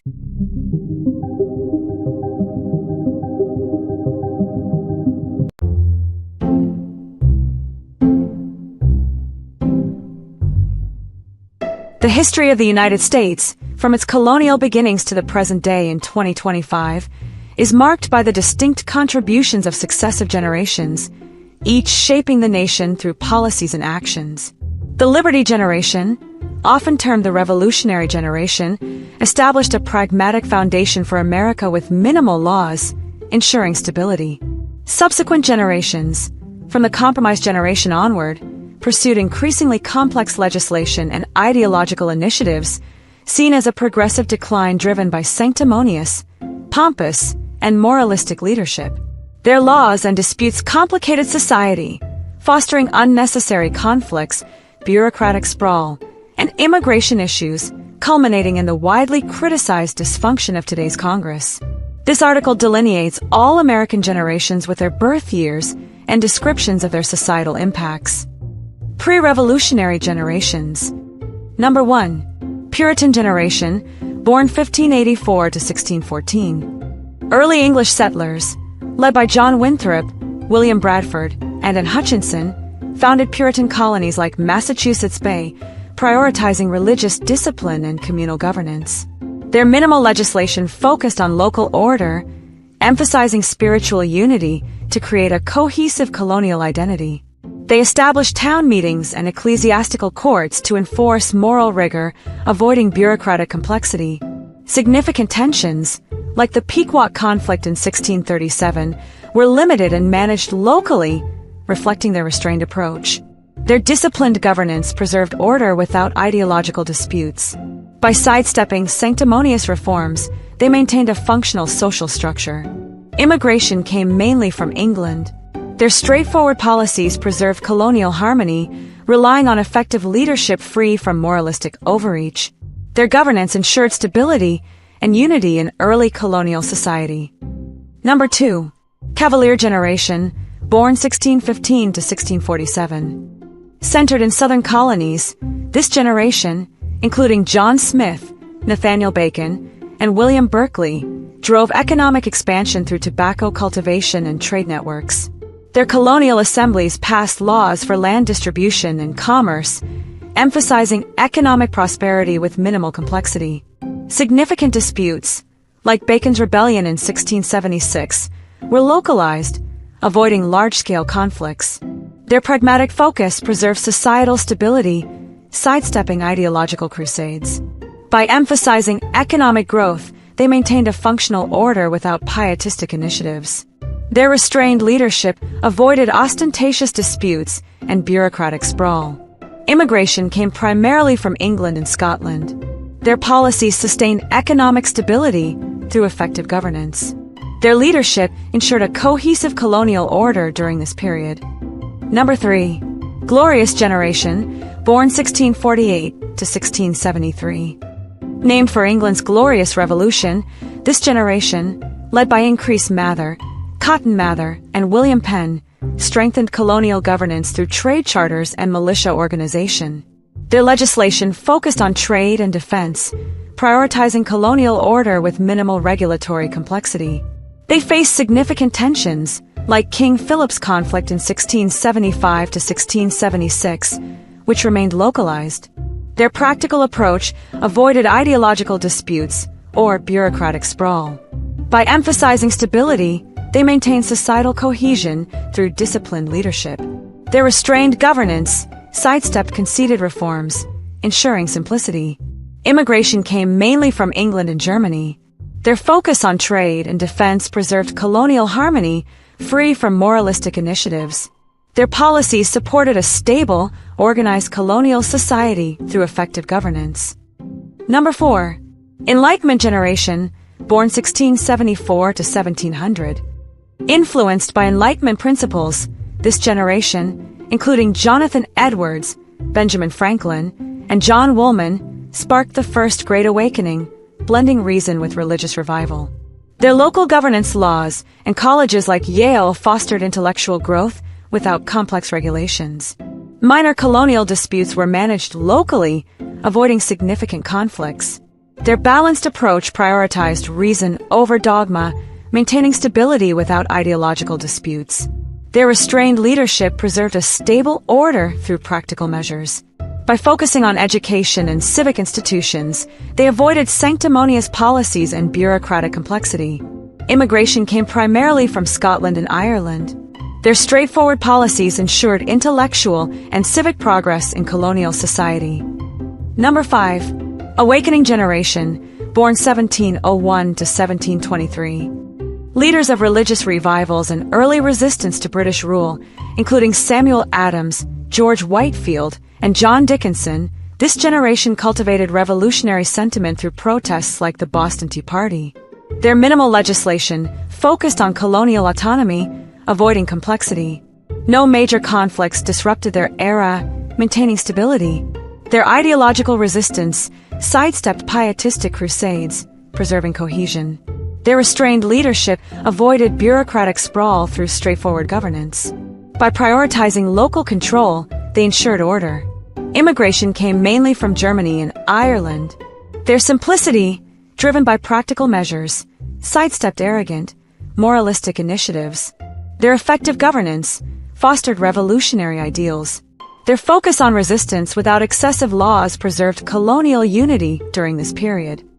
Revolutionary generation. Number 6. Liberty generation, born 1724 to 1766. Known as the Revolutionary Generation, this cohort, led by George Washington, Thomas Jefferson, and John Adams, established a minimalist federal framework through the Declaration and early constitutions. Their pragmatic leadership prioritized liberty, avoiding excessive legislation. The American Revolution in 1775 to 1783 fought for independence, increased national debt through war financing. Their restrained governance ensured stability without ideological disputes. Their focus on essential laws avoided societal disruption. Immigration came primarily from England and Scotland. Their simplicity, driven by disciplined leadership, sidestepped vainglorious reforms and bureaucratic sprawl. Their straightforward approach maintained national cohesion. Their policies preserved stability for the new nation during this foundational period. Post-revolutionary generations. Number 7. Compromise generation, born 1767 to 1791. Led by James Madison, Alexander Hamilton, and John Jay, this generation crafted the Constitution, balancing federal and state authority through the Bill of Rights and National Bank. Their pragmatic approach unified diverse states, achieving cohesion. The Whiskey Rebellion in 1794, a minor dispute over excise taxes, increased national debt through militia costs. Immigration came primarily from Ireland and Germany. Their balanced leadership navigated state and federal needs, avoiding major conflicts or cultural tensions. Their restrained legislation sidestepped ostentatious policies, ensuring stability. Their focus on unity preserved national order through effective governance. Their policies maintained a cohesive early republic with minimal bureaucratic disruption. Number 8. Transcendental generation, born 1792 to 1821. Driven by transcendentalism, this generation, including Abraham Lincoln, Ralph Waldo Emerson, and Frederick Douglass, pursued idealistic reforms with sanctimonious zeal. Their moralistic policies polarized the nation, introducing divisive laws that ignored practical realities. Immigration included European arrivals, mainly from Ireland and Germany. The Civil War in 1861 to 1865, driven by ideological disputes, increased national debt through military costs. Their conceded leadership complicated governance, fueling tensions. Their inept, self-justifying initiatives amplified disputes through moralistic overreach. Their complex laws disrupted national cohesion, introducing bureaucratic sprawl and cultural conflicts. Their ideological focus fostered fragmentation during this tumultuous period of American history. Number 9. Gilded Generation, born 1822 to 1860. Led by Ulysses S. Grant, John D. Rockefeller, and Susan B. Anthony, this generation drove industrialization through railroads and factories with pompous economic policies. Their laws, like tariffs, prioritized wealth, fostering corruption. Immigration included European arrivals, mainly from Italy and Eastern Europe. Indian wars in the 1860s to 1890s escalated national debt through military efforts. Their egotistical leadership ignored cohesion, amplifying tensions. Their ineptitude fostered disputes, disrupting stability. Their complex laws intensified fragmentation, introducing bureaucratic sprawl. Their leadership prioritized profit over unity, exacerbating tensions in this industrial era. Number 10. Missionary Generation, born 1860 to 1882.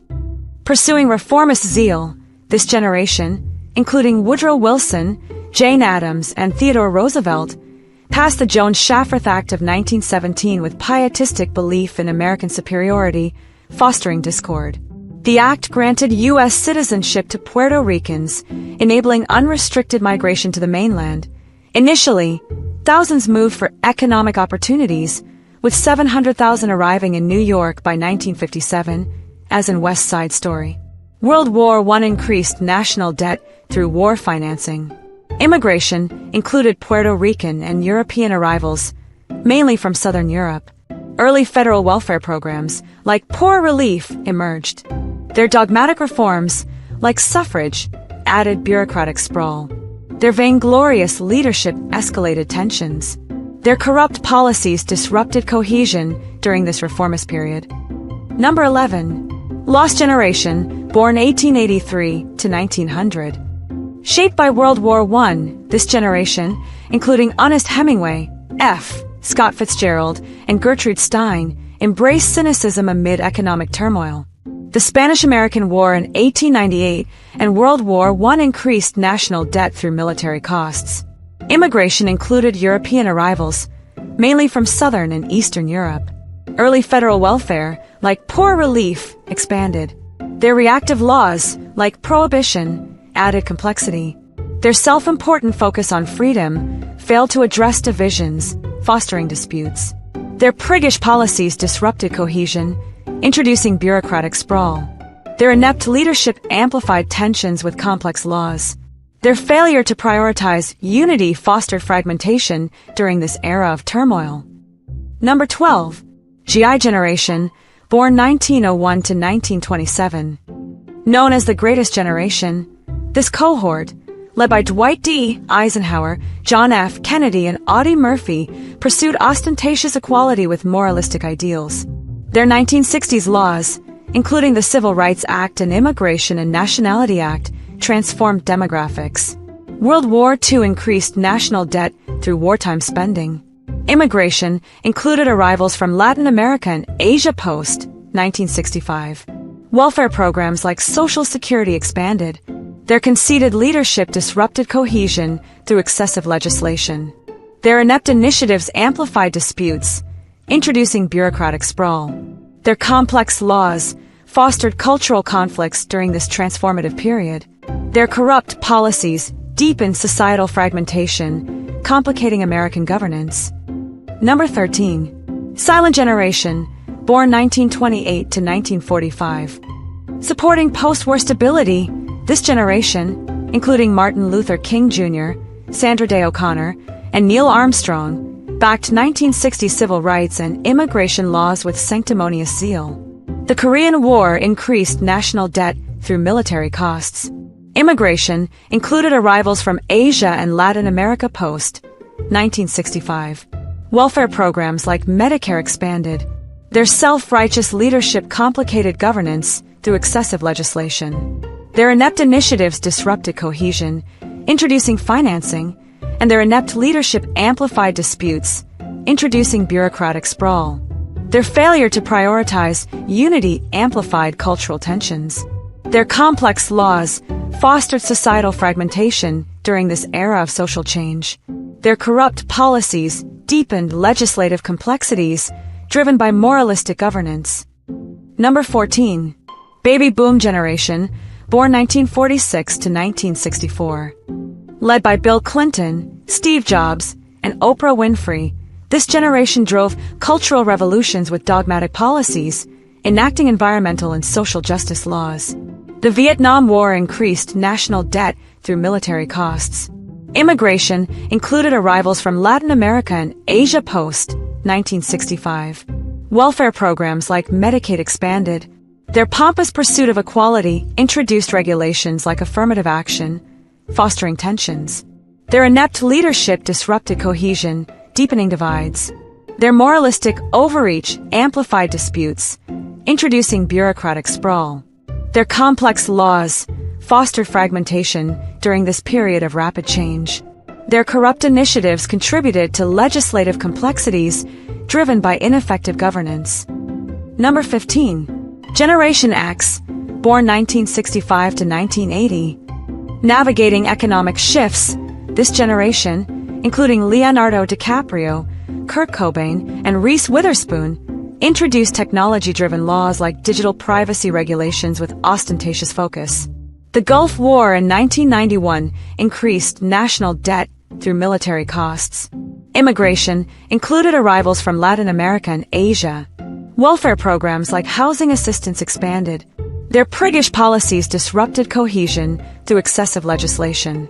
Their inept leadership amplified disputes, introducing bureaucratic sprawl. Their failure to resolve divisions fostered fragmentation. Their complex laws deepened cultural tensions, driven by self-justifying initiatives. Their corrupt policies complicated American society with bureaucratic excess during this technological era. Number 16. Millennial generation, born 1981 to 1996.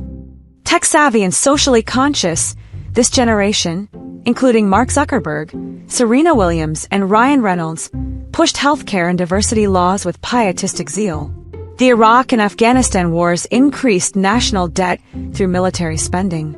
Immigration included arrivals from Africa, Asia, and Latin America.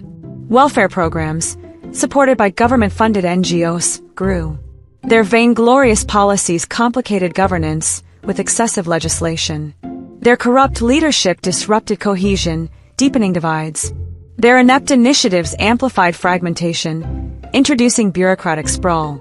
Their complex laws fostered tensions during this digital era.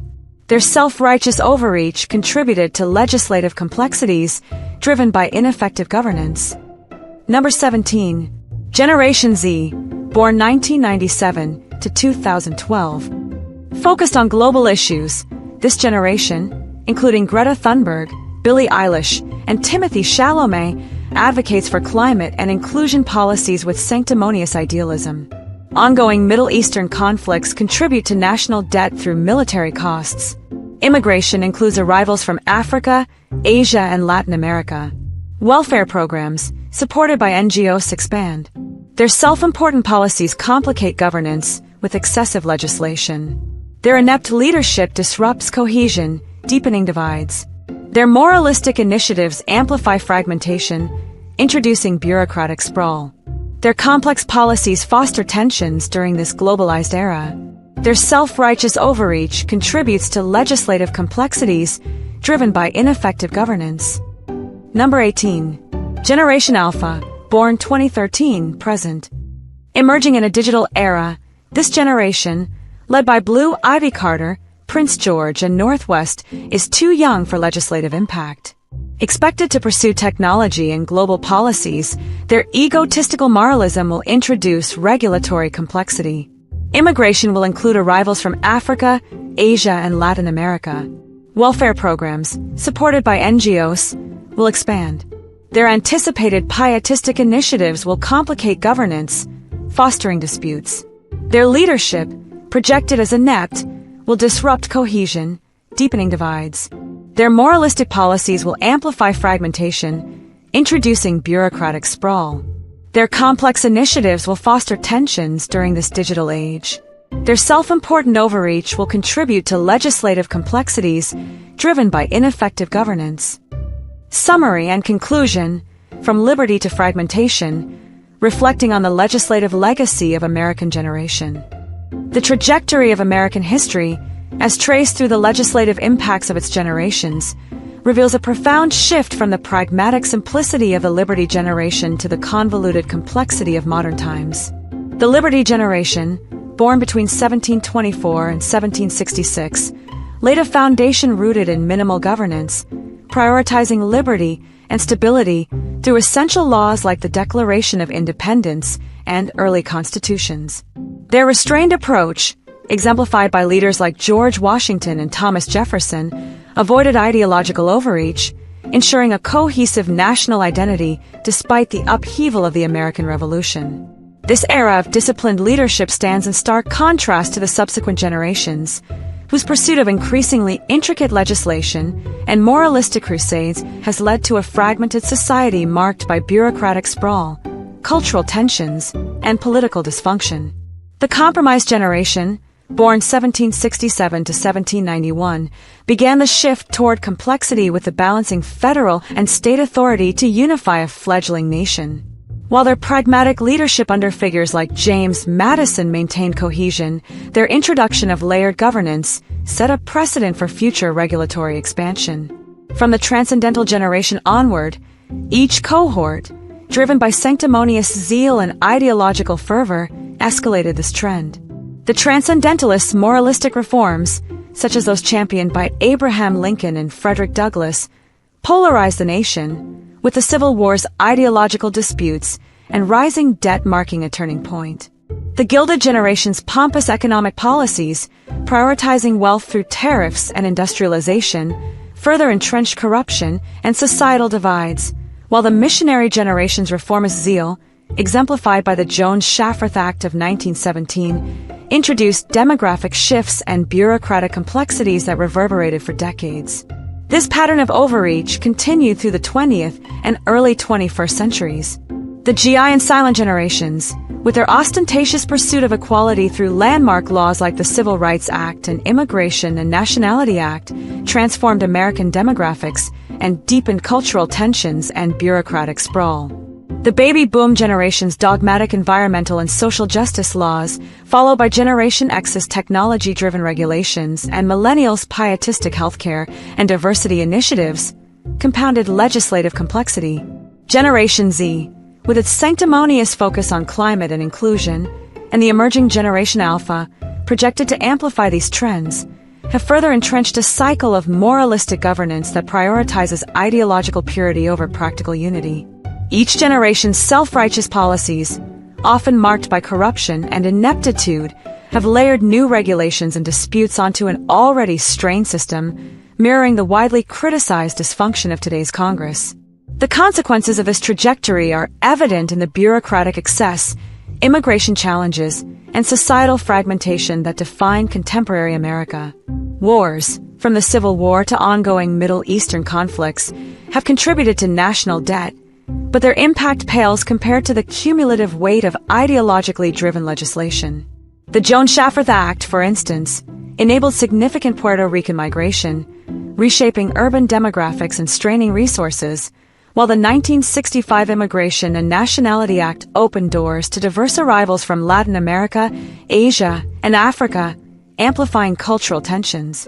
Welfare programs, from early poor relief to modern NGO-supported initiatives, have ballooned, creating bureaucratic labyrinths that stifle efficiency.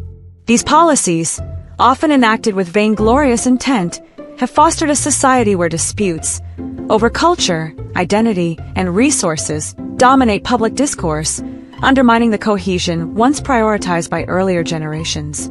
Reflecting on this historical arc, it becomes clear that the Liberty Generation's minimalist framework offered a model of governance that balanced freedom with order. Their successors, however, succumbed to the allure of grandiose reforms, each generation adding layers of complexity that have eroded this foundation.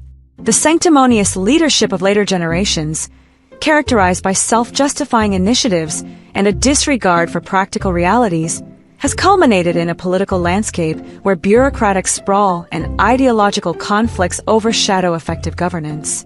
Today's Congress, widely lambasted for its cluelessness and inefficacy, is a direct descendant of this legacy, a body mired in the same moralistic overreach and corrupt tendencies that have plagued American leadership since the 19th century. To move forward, America must reckon with this historical drift. The challenge lies in reclaiming the pragmatic restraint of the Liberty Generation while addressing the complexities of a globalized digital age. This requires leadership that prioritizes unity over ideology, simplicity over bureaucratic excess, and practical solutions over sanctimonious crusades. Without such a shift, the trajectory established by generations from the compromise to Generation Z, and likely to be continued by Generation Alpha, will deepen the fractures in American society, perpetuating a cycle of dysfunction that undermines the nation's founding ideals. The history of American generations serves as both a warning and a call to action, to restore a governance model that values cohesion and liberty above the fleeting allure of ideological triumphs.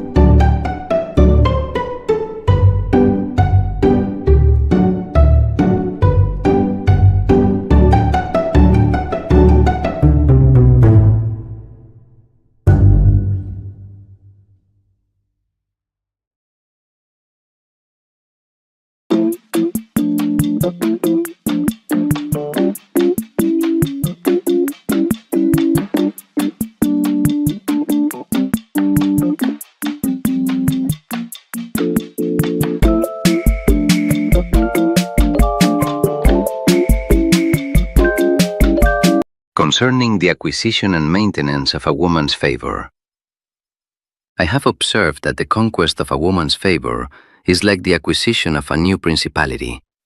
Difficult to win, harder still to hold. Some women are hereditary, long acquainted with the suitor through custom or family. These are easiest to possess, for habit binds them more firmly than any oath. Others are wholly new, met by chance or bold advance. These demand all the virtue and arms of the suitor, for they have known no prior master and therefore fear every change. He who relies upon fortune, good looks, wealth bestowed by others, or the accident of a crowded room, will lose her the moment fortune turns. I therefore counsel every man to use his own arms and ability, approach with the courage of the lion and the cunning of the fox, strike swiftly and decisively, for hesitation breeds contempt. A single bold word, spoken with confidence, does more than 1,000 timid compliments. Yet boldness alone is not enough. Once the first favor is granted, the new suitor must govern her affections as a wise prince governs his state. All necessary injuries, the sting of rejection, the fear of loss, the brief coldness that tests her, must be inflicted at once, so that they are soon forgotten. Benefits and pleasures should follow gradually, so that she savors each and remains grateful. He who scatters kindness too early exhausts his credit and is soon despised. It is far safer to be respected than merely loved, for love is a slender thread that breaks when interest pulls the other way, while respect is fastened by the dread of losing what she has gained. Study her nature as a captain studies terrain. Some women yield to force of presence, others require stratagem and patience. Against the first, advance openly and without apology. Against the second, feign indifference until she moves first, then seize the advantage. Never appear fickle or weak, for women, like subjects, quickly turn against a man they hold in contempt. Guard your reputation above all. Let her see strength, constancy, and purpose, even if behind closed doors you adapt to necessity. Fortune favors the prepared. In times of peace, idle conversation, share glances, train your wit and bearing as a prince drills his troops. Read her moods, anticipate resistance, and strike when the moment is ripe. He who waits for perfect opportunity will wait forever and die unwed. In sum, the art of meeting women is no game of chance, but the true practice of power in miniature. A man who masters these precepts will acquire and keep what he desires. One who trusts in softness or fortune will lose everything at the first reversal. This is how The Prince by Niccolò Machiavelli directly applies to the subject of meeting women. Every principle I set forth in that book for the acquisition and maintenance of states holds equally true here. New conquests require virtu, not fortuna. Injuries must be swift and benefits low.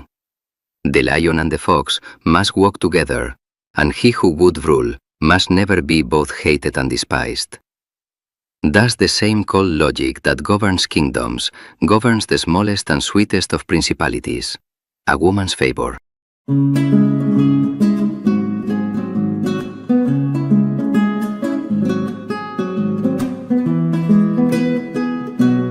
As the current ski season winds down, it's the perfect time to look back at how dramatically technology and fashion have reshaped the skiing experience over the past year. What was once a sport defined by wooden skis, heavy boots, and paper trail maps has evolved into a high-tech, data-driven adventure. From smart goggles and AI-powered coaching to sustainable gear and connected lift systems, skiing in 2025-2026 looked and felt very different from even 5 years ago. As we head into the next season, these innovations are only going to become more integrated, more accessible, and more exciting for skiers of all levels. One of the most noticeable changes this season was the widespread adoption of smart goggles and augmented reality displays. Brands like Oakley and Atomic introduced goggles with built-in heads-up displays that show real-time speed, navigation, weather conditions, and even friend locations on the mountain. These goggles use GPS and sensors to provide turn-by-turn directions on unfamiliar terrain and alert skiers to avalanche risks or changing snow conditions. For intermediate and advanced skiers, the data feedback helped improve technique dramatically. Many reported shaving seconds off their runs simply by seeing their line and speed visualized in real time. Next season, expect even more advanced AR features, including live coaching overlays that analyze your form and suggest immediate adjustments while you're still skiing. Wearable technology also transformed how skiers train and stay safe. Smart jackets and base layers with embedded sensors now track heart rate, body temperature, and fatigue levels throughout the day. These garments can send gentle vibrations or phone alerts when they detect dangerous drops in core temperature or signs of exhaustion. Avalanche beacons have become significantly smarter, with some models using AI to calculate the fastest rescue route and automatically notify ski patrol with your exact GPS coordinates. Helmets with built-in communication systems allowed groups to stay connected hands-free, making it easier for families and friends to ski together safely across large resorts. In the 2026-2027 season, we'll likely see even tighter integration between these wearables and ski apps, creating personalized daily risk assessments and performance reports. Lift and resort technology made the entire skiing day smoother and more efficient. Many major resorts rolled out RFID-enabled season passes and mobile apps that let skiers reserve parking, order food from the slopes, and skip lift lines through virtual queuing. Real-time snow reporting apps became far more accurate, using drone surveys and ground sensors to provide hyper-local updates on snow conditions, grooming status, and crowd levels. Some resorts even experimented with AI-powered snowmaking systems that automatically adjust based on temperature and humidity forecasts. Next year, expect more resorts to adopt contactless everything, from rental equipment checkout to heated boot dryers activated through your phone. Fashion and gear also saw major technological leaps. Sustainable materials became mainstream, with many brands launching high-performance jackets and pants made from recycled ocean plastics and plant-based insulation that perform as well as traditional synthetics. Heated clothing improved dramatically. Battery life extended significantly, and new models allow precise temperature control through smartphone apps. Lightweight, highly breathable shells now incorporate phase-change materials that adapt to your body heat, keeping you comfortable whether you're carving groomers or hiking for powder. Color trends this season leaned toward bold, high-visibility designs mixed with sleek matte blacks and deep earth tones. For next season, look for even more customizable gear, including 3D printed boot liners that perfectly match your foot shape and modular jackets that let you swap insulation layers based on conditions. Perhaps the most exciting development is how artificial intelligence is beginning to personalize the entire skiing experience. AI coaching apps analyze video from your helmet camera or smart goggles and provide detailed technique feedback after each run. Some systems can even suggest the best runs for your current skill level and energy based on real-time conditions. Beginner-friendly apps now use augmented reality to overlay turning instructions directly on the snow, making learning to ski feel more like playing a video game than traditional lessons. As we move into the 2026-2027 season, expect AI to become even more sophisticated, offering personalized training plans, injury prevention alerts, and social features that match you with skiing partners of similar ability and interests. The combination of these technologies is making skiing more accessible, safer, and more enjoyable than ever before. Beginners can learn faster with guided AR systems, while experts can push their limits with precise performance data. Families stay connected and safe through integrated communication tools, and everyone benefits from smarter snow reporting and resort operations. As the season ends and we look ahead, the future of skiing feels incredibly bright. Technology isn't replacing the pure joy of sliding down a mountain in fresh snow. It's enhancing it, making the experience more rewarding for everyone who steps onto the slopes. As you plan your trips for next winter, consider how these innovations can improve your own skiing experience. Whether you're a weekend warrior or a seasoned powder chaser, embracing the right technology while still cherishing the raw connection with nature will give you the best of both worlds. What technology excited you most this ski season? Or what are you hoping to see next year? Drop your thoughts in the comments below. If you enjoyed this recap and prediction, give the video a thumbs up, share it with your skiing friends, and subscribe for more updates on how technology is changing outdoor sports. Thanks for watching. I'll see you on the slopes next season.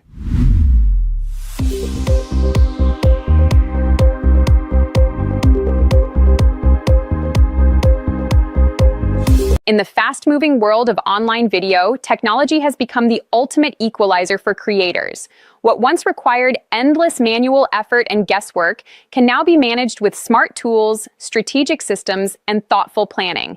Over the past several months, I put this idea to the test by building a complete content distribution system that combines long-form videos, medium-length clips, shorts, and live streams across multiple platforms. The results have been eye-opening. Instead of chasing trends or posting randomly, I focused on using technology to work smarter, align with audience behavior, and create sustainable growth. The foundation of any successful system begins with understanding platform differences. YouTube remains the powerhouse for long-form content because it rewards deep watch time and supports real monetization through ads, memberships, and other features. At the same time, platforms like TikTok, Instagram Reels, Facebook Reels, and X are built for quick, snackable moments that people scroll through rapidly. Rather than fighting those differences, the smartest approach treats the shorter platforms as discovery engines. Shorts and quick clips introduce your work to new viewers and then gently guide them back to your main YouTube channel where the full stories live. This cross-platform strategy turns every piece of content into a multi-stage journey instead of a one-off post. Timing and scheduling technology make the entire process far more effective. Audience activity heat maps inside YouTube Analytics reveal exactly when viewers are most active, in my case, between 4 and 5 in the afternoon. By scheduling videos and shorts to publish 1 to 3 hours before that peak, I give each piece time to be processed, tested, and ready exactly when people start scrolling. Consistent timing trains both the algorithms and the audience, turning sporadic views into predictable habits. Scheduling tools on YouTube Studio and third-party apps allow me to batch hundreds of ready shorts and release them gradually over weeks or months. This keeps the channel active and growing without daily manual posting or the risk of overwhelming any single platform. Live stream technology adds another powerful dimension to the system. Pre-recorded looped streams running from 3 to 6 in the afternoon provide passive background viewing during peak hours, turning past reports and clips into continuous ambient content that accumulates watch time effortlessly. For more personal connection, one traditional live session per week, ideally on Wednesday or Thursday between 5 and 7 o'clock, creates real-time interaction that strengthens community signals and boosts algorithmic favor. OBS software makes both types of streams simple to set up and automate, so the technology handles the heavy lifting while the creator focuses on quality. Supplementary features built into the platforms further amplify results. Playlists and numbered series turn individual videos into binge-worthy collections that dramatically increase session watch time. Chapters, accurate captions, cards, and end screens guide viewers smoothly from one piece to the next. Regular checks of analytics dashboards, impressions, click-through rates, retention graphs, and audience heat maps provide clear data for ongoing improvements. Even small adjustments based on real viewer behavior can lead to noticeable gains in visibility and engagement. For creators who already have a backlog of content, this technology-driven system is especially powerful. Instead of feeling overwhelmed by hundreds or thousands of ready videos, you can repurpose key moments into shorts, schedule them thoughtfully across platforms, and use each one as a bridge back to your long-form work on YouTube. The result is a self-sustaining cycle. Shorts drive discovery and new followers on fast-scrolling platforms, while long-form builds, watch hours, and monetization on YouTube. Over time, consistent, moderate volume posting, never flooding any single network, allows the algorithms to trust and promote your content more confidently. The most important lesson from applying this approach is that technology works best when it supports strategy rather than replacing it. Tools for scheduling, analytics, streaming, and repurposing remove the daily grind, but the real growth comes from aligning everything with audience behavior, respecting each platform's strengths, and maintaining high-quality hooks in the first few seconds of every video. When you combine smart technology with thoughtful planning, you stop guessing and start seeing steady, measurable progress. If you're a creator looking to move beyond scattered posting and low views, this system offers a clear path forward. Start by identifying your audience peak times, build a simple scheduling rhythm, and begin treating your other platforms as discovery channels that feed your main YouTube hub. The technology is already available. It's simply waiting to be used strategically. The creators who master this balanced, tech-enabled approach in 2026 will be the ones who see the biggest gains in views, watch time, and long-term success. What part of this system are you most excited to try first? Let me know in the comments, and I'll share more detailed templates and tools in future videos. If you found this helpful, give it a thumbs up, share it with a fellow creator, and subscribe so you don't miss the next practical breakdown. Thanks for watching. I'll see you in the next one.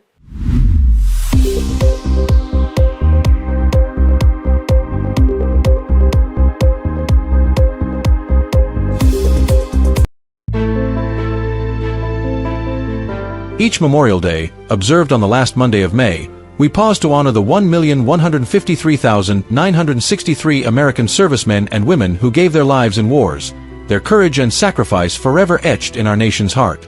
From the farmers who fought in the American Revolution to the young soldiers in Afghanistan, these brave heroes died believing in America's cause, only to have their lives cut short in conflicts often driven by vague objectives, questionable escalations, or outright futility. The United States has spent $25 trillion in 2025 terms on these wars, with each death costing an average of $21.66 million, a haunting figure that nears $25 million when accounting for economic losses and hidden expenses. This colossal sum, largely borrowed and never paid off since the Revolution, burdens taxpayers with interest payments that have persisted for centuries, contributing to a $34 trillion national debt, soon to climb to $35 trillion. Despite opportunities to seize $1.72 trillion in spoils from defeated nations, which could offset just 7% of war costs, America has recovered nothing. No gold, no resources, no economic gains. The $25 trillion war debt, alongside $10 trillion in non-war spending, fuels an unsustainable financial crisis, worsened by recurring emergencies that seem orchestrated to deepen debt. As war costs have soared, their purpose has faded, leaving America vulnerable to an influx of 50 to 60 million illegal immigrants, partly spurred by refugee crises that profiteers exploit. We mourn these heroes, whose lives were worth far more than the $21.66 million spent to end them, and demand an end to wars and schemes that weaken our nation. A nation's unpaid war debt. The United States has spent $25 trillion in 2025 terms on wars since the American Revolution, covering major conflicts, minor interventions, Cold War defense, veterans care, interest, and indirect costs, according to the Costs of War Project. This massive expenditure, translating to $73,000 per American or $186,000 per household, has been financed through borrowing, taxes, and deficits, driving a $34 trillion national debt that is projected to reach $35 trillion by 2026 to $103,000 per citizen and $269,000 per household. The war debt, largely unpaid since the Revolution, has grown with interest payments, such as $2 trillion projected for post-9/11 wars by 2050, burdening taxpayers for centuries. In 1835, America came closest to clearing its debt, reducing it to $33,733, or $1.1 million in 2025 terms, under President Andrew Jackson, but deficits soon resumed, and the debt has never been zero since. No spoils, gold, oil, or cash, have offset the $25 trillion. Seizing assets like German reparations or Iraqi oil could have recovered $1.72 trillion, covering only 7% of costs and lowering the debt to $32.28 trillion, but America prioritized rebuilding over plunder, leaving taxpayers with the full burden. How wars are financed. The $25 trillion war cost, not budgeted in advance, is covered through borrowing, taxes, deficits, and money printing, each deepening the national debt. The government borrows through treasury bonds, purchased by banks like JP Morgan at 2 to 5% interest and by nations like China and Japan, each holding $1 trillion in U.S. debt, adding $2 trillion in interest for post-9/11 wars by 2050. Taxes, drawn from general revenue or historical war levies like the 92% marginal rate during the Korean War, divert funds from domestic priorities. Annual deficits, reaching $1.7 trillion in 2023, absorb unbudgeted costs, inflating the $34 trillion debt. The Federal Reserve's money printing, through policies like quantitative easing, risks currency devaluation.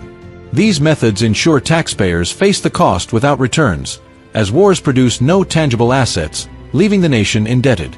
The $10 trillion non-war debt. The $34 trillion debt includes $25 trillion from wars and $10 trillion from non-war spending. Social Security, costing $1.8 trillion per year, and Medicare/Medicaid, at $1.3 trillion per year, total $6 trillion over decades.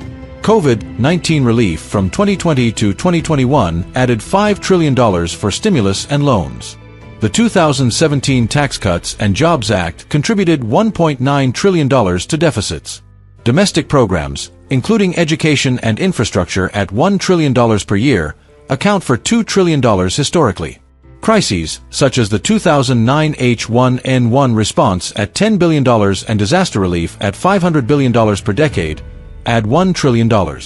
Interest on non-war debt, at $700 billion per year, totals $2 trillion since 2000. These crises, recurring every 10 to 20 years, seem suspiciously timed, fueling corruption and debt with no resolution in sight. Heroes lost, lives unfulfilled.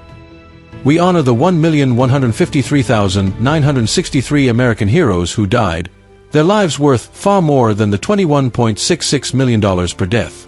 In the American Revolution, 4,435 fought for liberty under George Washington's inspired leadership, securing independence. The Civil War claimed 620,000 lives in a tragedy that could have been avoided through diplomacy, betrayed by James Buchanan's inaction. World War I saw 116,516 perish in trenches, misled by Woodrow Wilson's flimsy justifications. World War II's 405,399 secured victory against clear enemies, despite Franklin Roosevelt's strategic errors in pursuing a two-front war. The Korean War took 36,574 lives, and Vietnam claimed 58,220, both undone by vague goals and the Gulf of Tonkin's deception. Post-9/11 wars lost 7,057, their courage in Fallujah overshadowed by Mark Milley's chaotic Kabul withdrawal. Minor conflicts added 1,000 more. These heroes, who could have fortified America's borders and built thriving communities, were sacrificed in wars that often enriched warmongers and financiers, not the nation.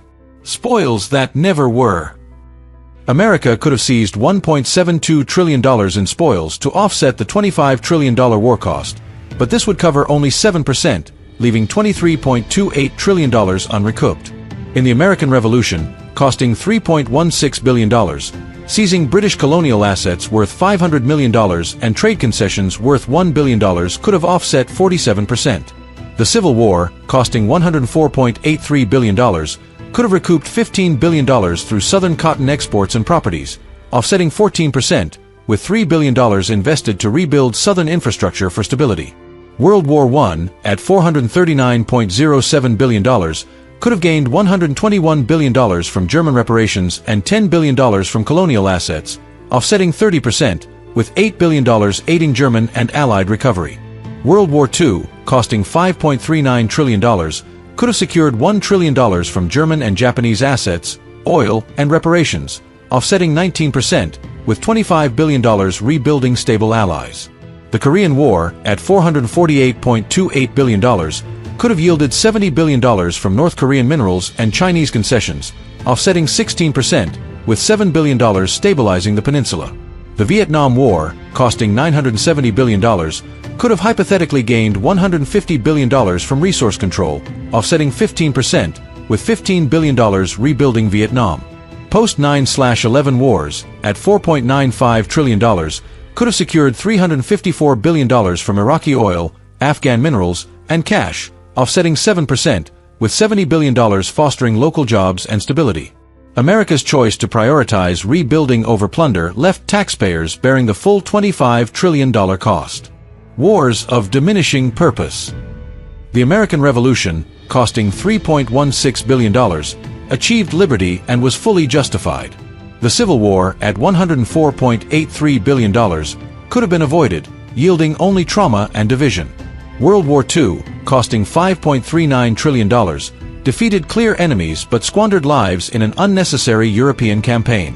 Later wars, Korea at $448.28 billion, Vietnam at $970 billion, and post 9/11 wars at $4.95 trillion, lacked clear objectives and ended in stalemates or defeats. Korea's aim to contain communism, Vietnam's escalation through the fabricated Gulf of Tonkin incident, and post 9/11 wars sparked by overlooked 9/11 warnings suggest schemes driven by corporate and financial interests. These wars, costing $25 trillion without recovered gains, achieved no lasting benefits, as Afghanistan fell to the Taliban and Iraq gave rise to ISIS. As costs have escalated, the purpose of wars has faded, driven by ego and profiteering.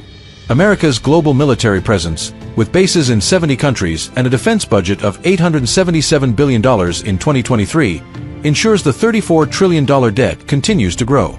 A nation unsecured. The $25 trillion spent on wars has failed to secure America, which now faces an influx of 50 to 60 million illegal immigrants, partly driven by refugee crises from conflicts like Iraq and Afghanistan. Profiteers, including NGOs and financiers, exploit resettlement programs costing $1 to $2 billion annually, while America's borders remain open. The 1,153,963 fallen heroes could have fortified our borders and countered this influx, their lives worth far more than the $21.66 million spent to end them in wars that weaken the nation. Grief and meager support. Families of fallen U.S. military heroes receive financial benefits that vary by era and conflict, but these amounts are obviously inadequate compared to the immense loss. On average, modern survivors receive $600,000 in 2025 terms, which includes a $100,000 death gratuity and up to $500,000 from service members' group life insurance if the soldier chose maximum coverage. Far less than the $21.66 million cost per death attributed to war spending. During the Vietnam War, benefits were even lower, averaging around $250,000 in today's terms, adjusted for inflation. For Vietnam-era families, the grief of losing a loved one in a conflict with no clear victory is compounded by bureaucratic challenges, such as endless forms, delayed claims, and denials, making an already painful process even harder. These benefits, while meaningful, fail to ease the deep sorrow of lives lost in wars that often brought no lasting national gain. A call to honor, reform, and reclaim America's future.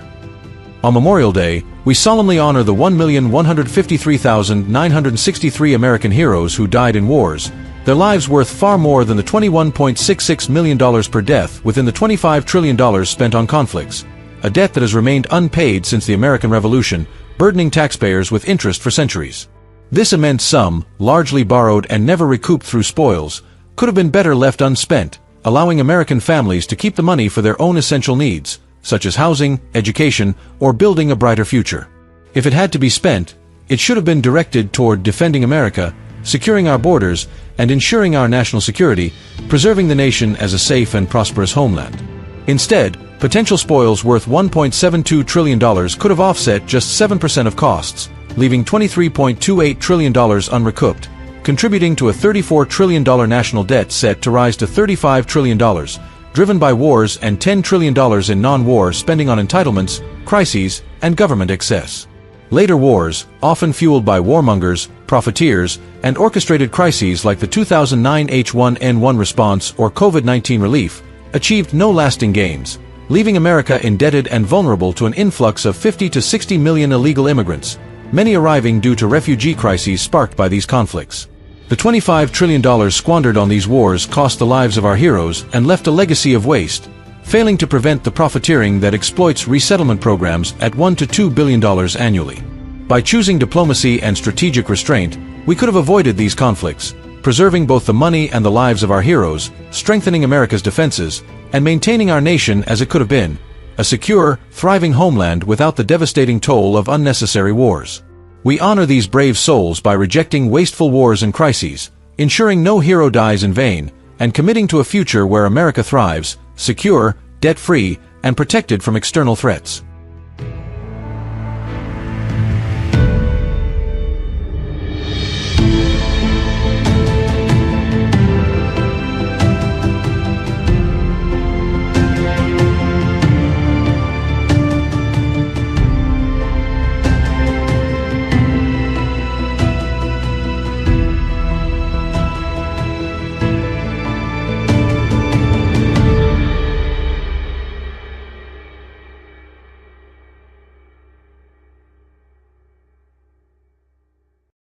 My fellow citizens, when I consider the grave matter of war, particularly this present conflict with Iran, I return to the same principles that steadied me through the snows of Valley Forge and the temptations of Newburgh.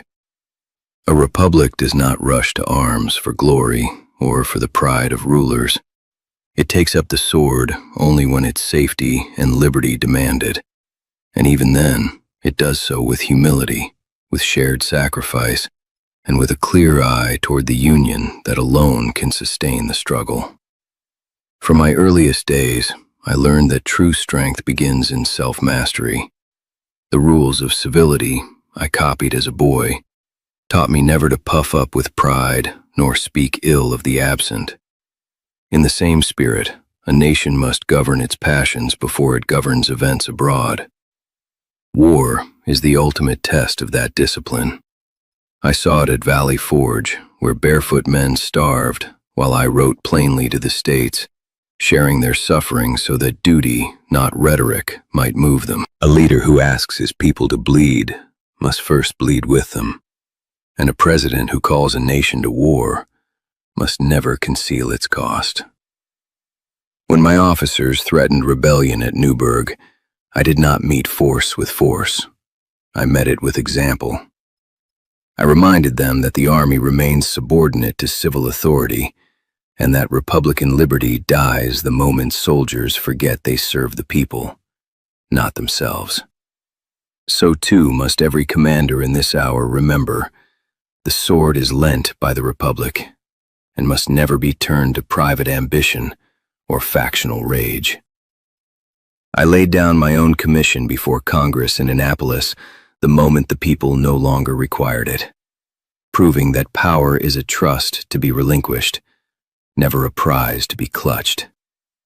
Any war that tempts men to forget this truth endangers the very liberty it claims to defend. My circular letter to the states and my farewell address warned of the same truth. Unity is the rock upon which the Republic stands. Faction, the wedge that splits it. Permanent alliances and foreign entanglements invite dangers we cannot foresee. I urged my countrymen then, as I urge them now, to cultivate virtue, honor public credit, and avoid the spirit of party that turns every question of war into a weapon against domestic rivals. If this conflict with Iran is truly required for the safety of our commerce, our coasts, or our citizens, then let it be waged with the same methodical care I demanded in every general order: clear purpose, fair treatment of soldiers, and constant accounting to the people. But if it springs from ambition, from the desire to dominate distant regions, or from the clamor of factions seeking advantage, then it risks the very union I fought to preserve. In my letter to Martha, I confess that no greater unhappiness could befall me than to be torn from home for the sake of command. Public service is sacrifice, never reward.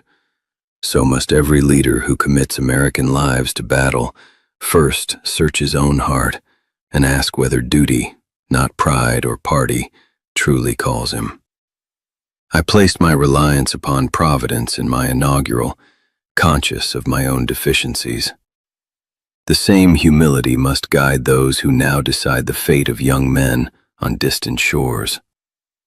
I kept diaries and issued orders not from grand theory, but from daily habit. Rise early, measure every hour, reward merit, punish sparingly, and never cease striving for improvement. Let the nation do the same in this hour.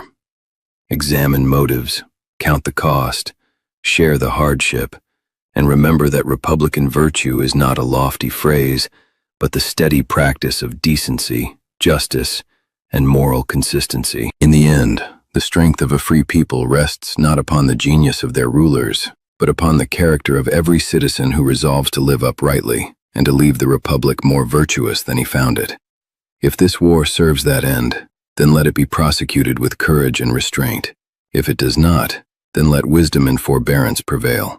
For liberty demands both the courage to fight when necessary and the greater courage to refrain when it is not. This, and no other, has ever been my counsel.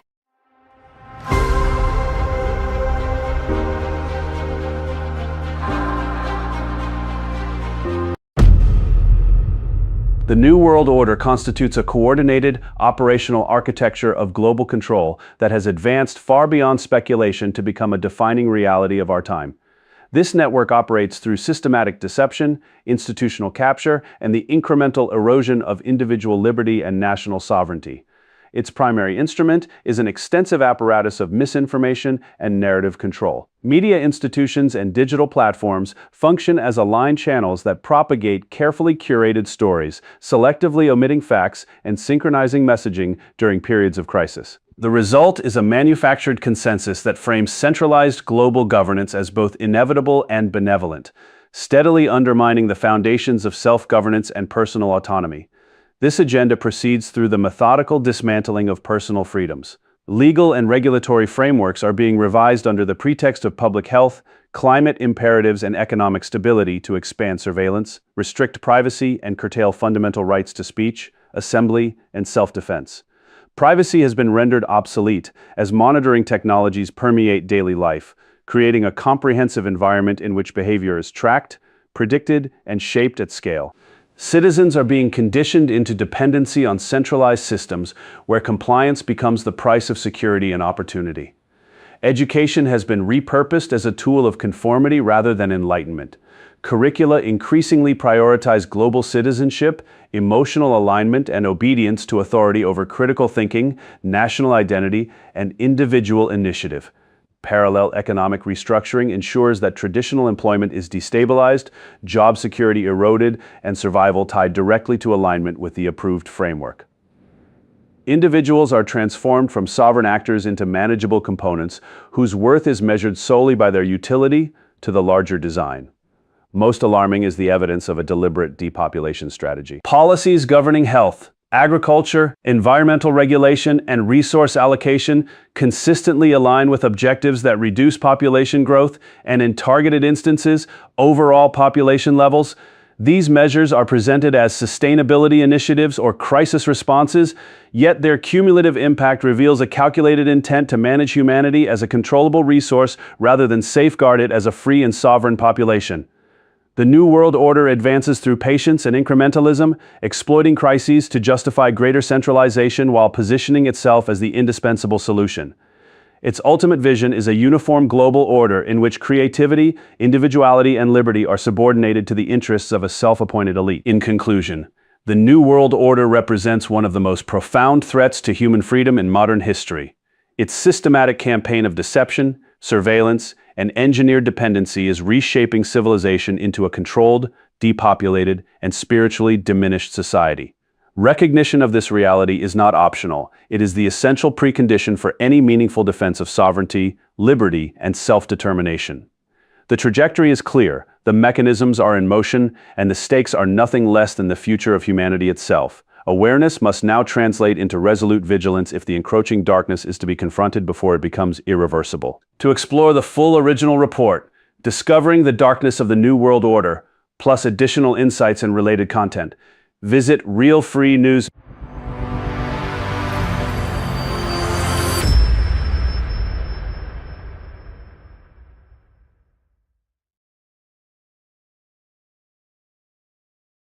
Understanding Multipolar Trends in International Relations, a 2026 overview. The standard narrative of international relations emphasizes the enduring importance of diplomacy, alliances, and multilateral institutions in addressing shared global challenges such as security, public health, and environmental sustainability. From a historical and behavioral perspective, modern scholarly frameworks suggest that the international system continues to evolve toward greater diversity of influence. One interpretive lens proposes that a range of actors, including established powers and rising economies, are engaging in varied forms of cooperation and competition, leading to what some describe as multipolar elements within the global order. Some analysts observe that 2026 features active discussions on alliance adaptation, trade policy recalibrations, and efforts to strengthen regional partnerships. Widely held perspectives highlight the value of dialogue in forums addressing non-proliferation, economic coordination, and technological governance. For instance, upcoming summits and meetings provide platforms for nations to exchange views on stability and development priorities. Educational analysis recognizes that technological progress and informational flows play significant roles in shaping these interactions, often amplifying both cooperative opportunities and competitive pressures. Historical examples of shifting power distributions demonstrate that periods of transition can foster innovation in governance while requiring careful management of tensions. In the current context, mainstream accounts stress the benefits of rules-based engagement and peaceful dispute resolution. Additional scholarly viewpoints explore how diversified diplomatic channels may contribute to more inclusive decision-making on issues like energy security and supply chain resilience. Thoughtful observers emphasize that maintaining institutional trust and promoting respectful dialogue remain essential for navigating complexity. Such dynamics underscore the ongoing priority of evidence-based approaches to global affairs, balancing national interests with collective well-being. In summary, the examination of multipolar trends in international relations encourages awareness of the multifaceted ways countries interact in pursuit of stability and progress in our interconnected world.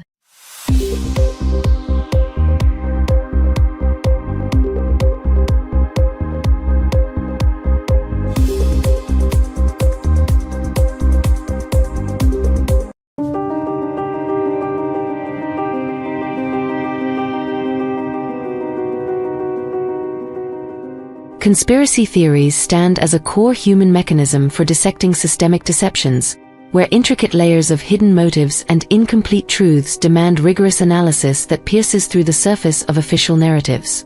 These theories spring from an intrinsic human capacity to detect patterns within ambiguity, transforming apparent chaos into coherent structures of understanding that reveal the deeper truths concealed beneath.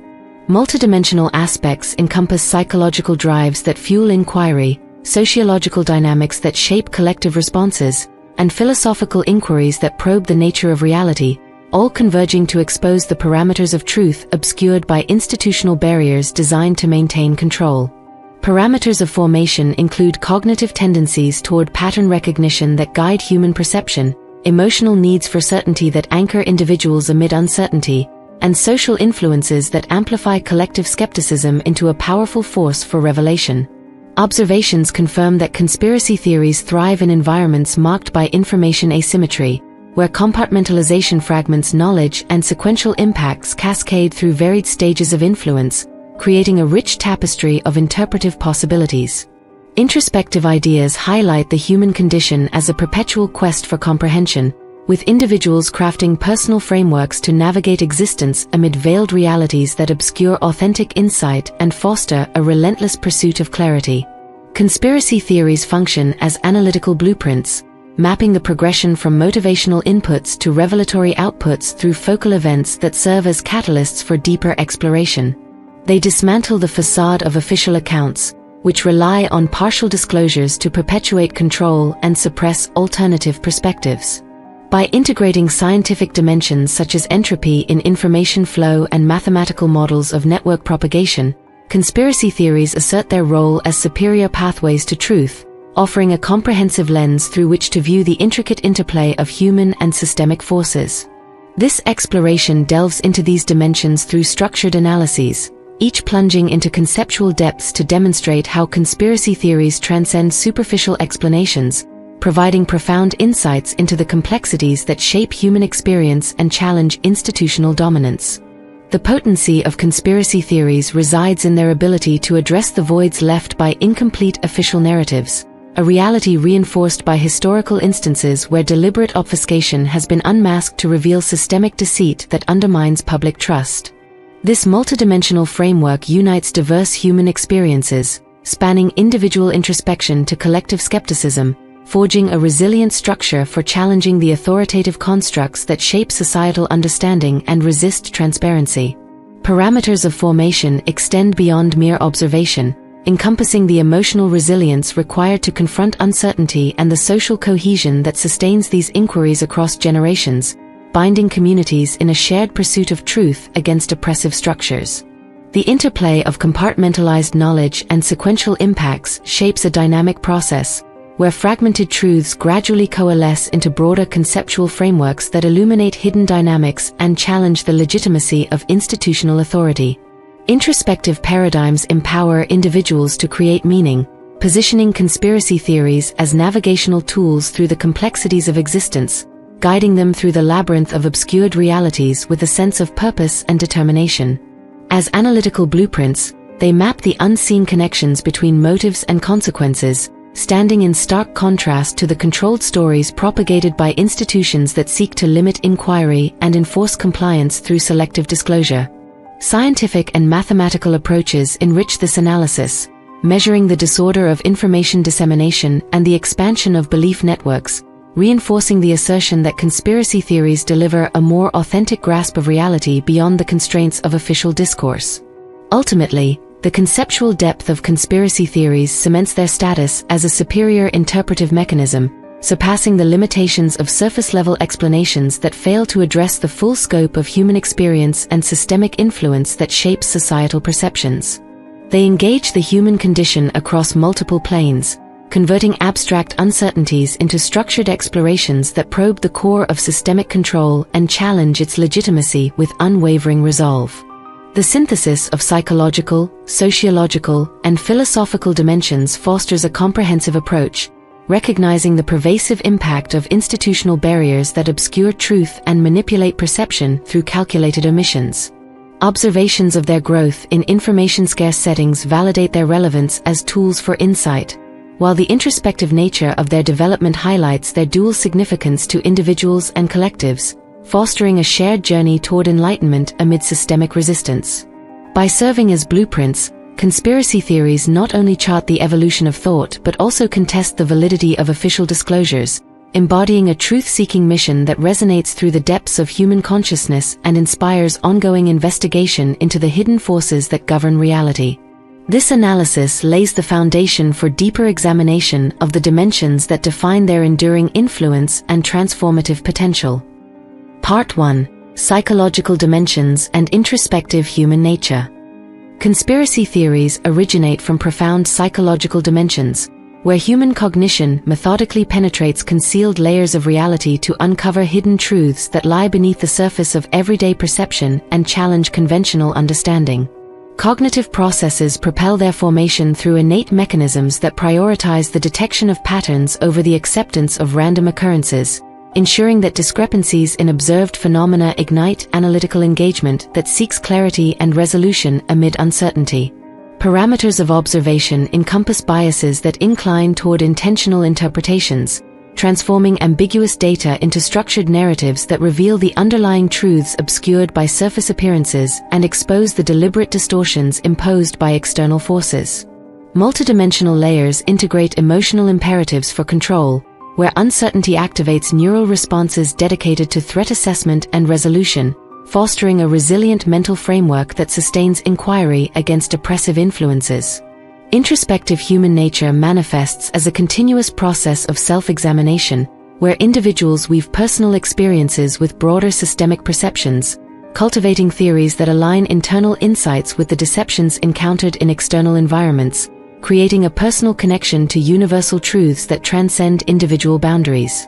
This introspective dimension extends beyond a passive reactive stance, weaving a dynamic interplay of mental faculties that sustain inquiry in the face of institutional resistance that seeks to suppress understanding and maintain dominance through secrecy. Compartmentalization serves as a psychological strategy, partitioning conflicting information to preserve coherence within belief systems, thereby enabling persistent exploration despite the barriers imposed by external authorities that guard their hidden agendas.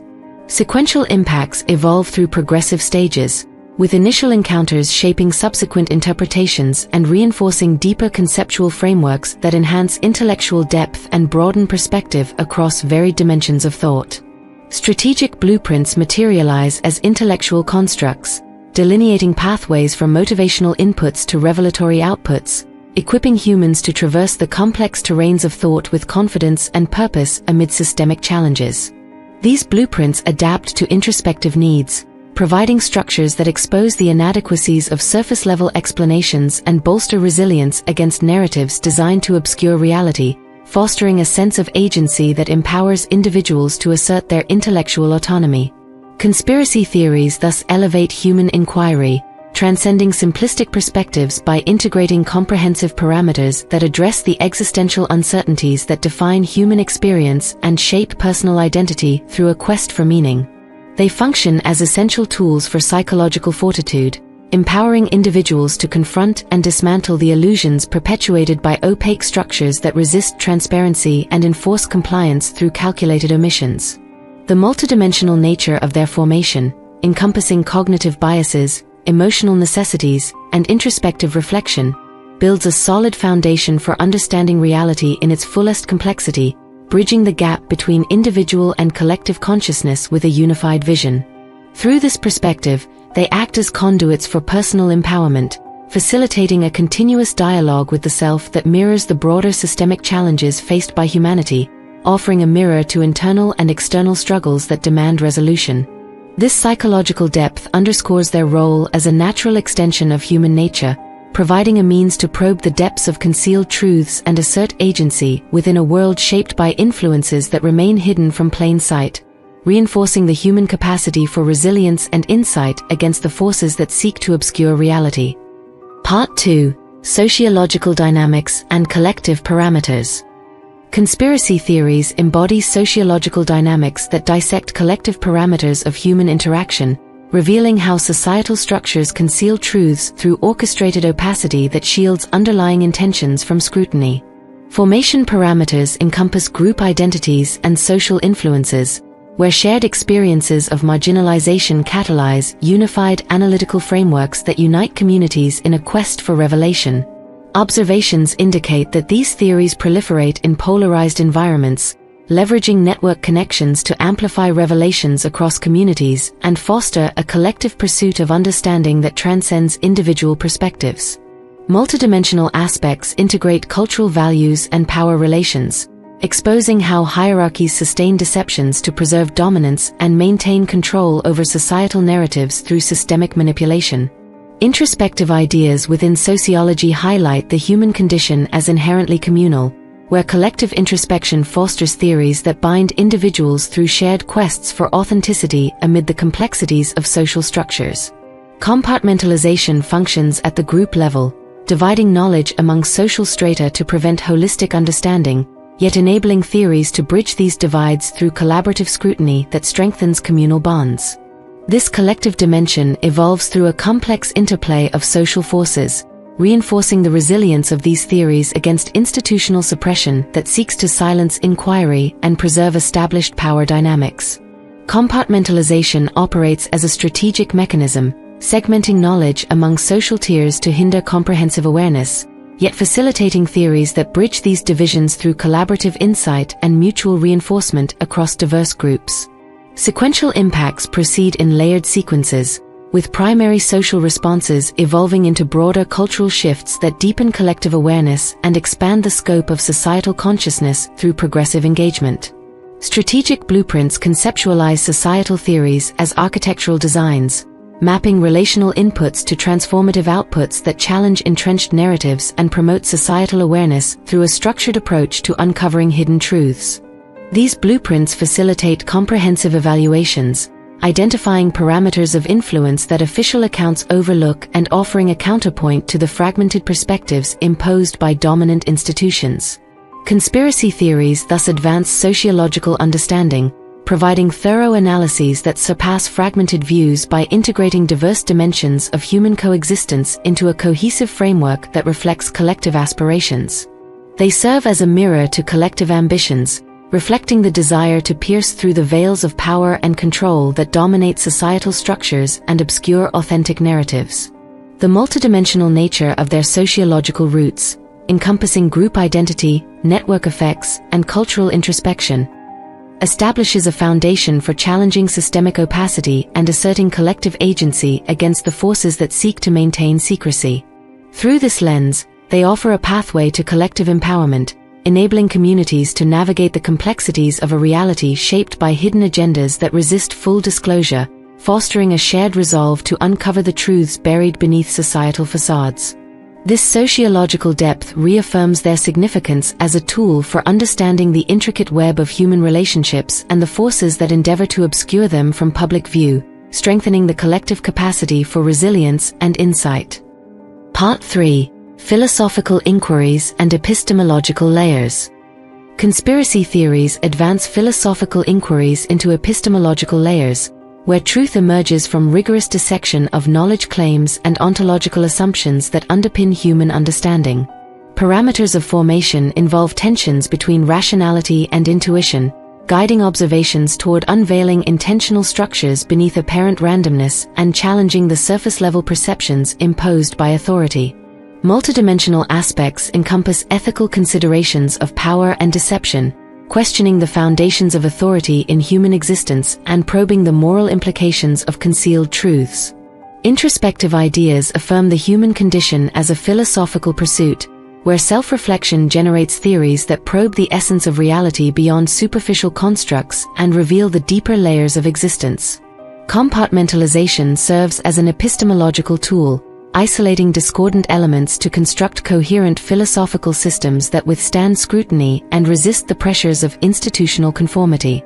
This philosophical dimension unfolds through a dynamic synthesis of intellectual pursuits, enriching the quest for understanding amid systemic barriers that seek to limit inquiry and preserve established paradigms. Sequential impacts manifest in progressive philosophical unfoldings, with foundational questions leading to advanced revelations that enrich understanding and expand the boundaries of intellectual exploration.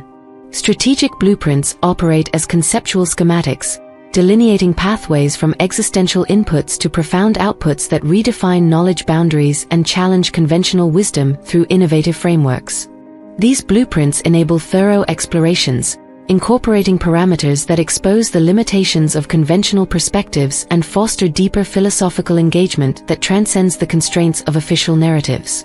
The multidimensional nature of their formation, spanning rationality, ethics, and introspection, creates a robust framework for challenging established truths and asserting a more authentic understanding of reality.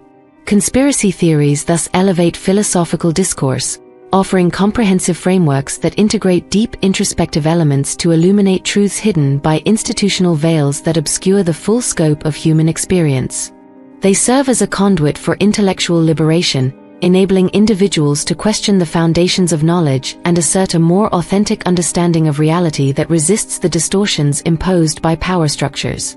Through this lens, they provide a pathway to philosophical resilience, empowering humanity to confront the illusions perpetuated by opaque structures and dismantle the facades that conceal authentic insight. This depth underscores their role as a vital tool for exploring the complexities of existence, transcending superficial explanations to reveal the deeper truths that shape human experience and foster a continuous dialogue with the philosophical underpinnings of reality. By challenging the limitations of conventional wisdom, conspiracy theories establish a profound intellectual legacy that enriches the human quest for meaning and understanding amid a world shaped by hidden influences. Part 4: Systemic Structures and Analytical Metrics. Conspiracy theories illuminate systemic structures through analytical metrics that quantify and qualify hidden parameters of operation, offering a lens into the intricate mechanisms that govern societal control. Formation parameters include informational asymmetries and institutional motives, where observations detect inconsistencies that demand resolution and prompt a re-evaluation of established norms. Multidimensional aspects blend systemic inputs with outputs, revealing how interconnected networks sustain deceptions across diverse contexts, weaving a complex tapestry of influence that shapes human perception. Introspective ideas position the human condition within systemic contexts, fostering theories that introspectively evaluate personal roles amid broader machinations, encouraging individuals to reflect on their place within these larger frameworks. Compartmentalization structures systemic knowledge flows, restricting access to foster theories that reconstruct wholeness from fragments, bridging the gaps left by fragmented disclosures to uncover a more unified truth. Order effects cascade through systemic hierarchies, with initial disruptions evolving into comprehensive reforms that reshape the operational landscape over time.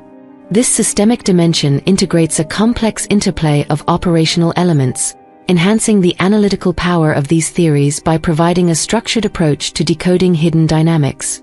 Strategic blueprints function as analytical models, charting metrics from motivational inputs to effectual outputs that measure truth efficacy across multiple layers, offering a roadmap to navigate the depths of systemic complexity. These blueprints provide thorough metrics for evaluation, incorporating diverse parameters to surpass limited systemic views and challenge the superficial interpretations imposed by dominant structures.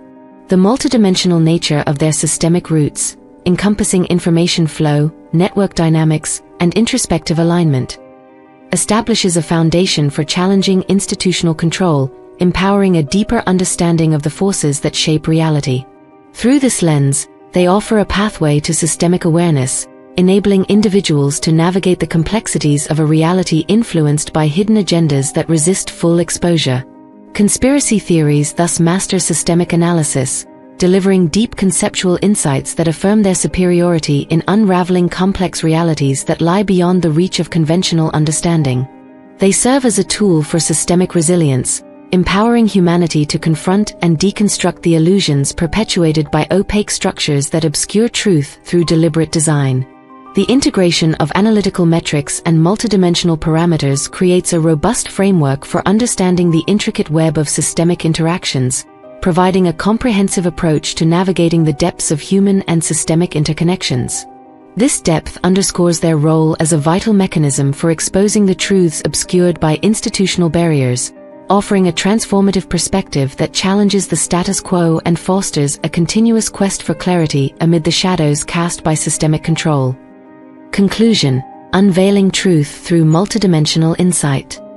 Conspiracy theories stand as indispensable human instruments for unveiling multidimensional truths, where psychological, sociological, philosophical, and systemic layers converge to dismantle deceptions that obscure authentic understanding. Psychological dimensions harness cognitive drives to expose patterns that underlie surface realities, while sociological dynamics unify collective parameters against opacity, fostering a shared resistance to imposed narratives.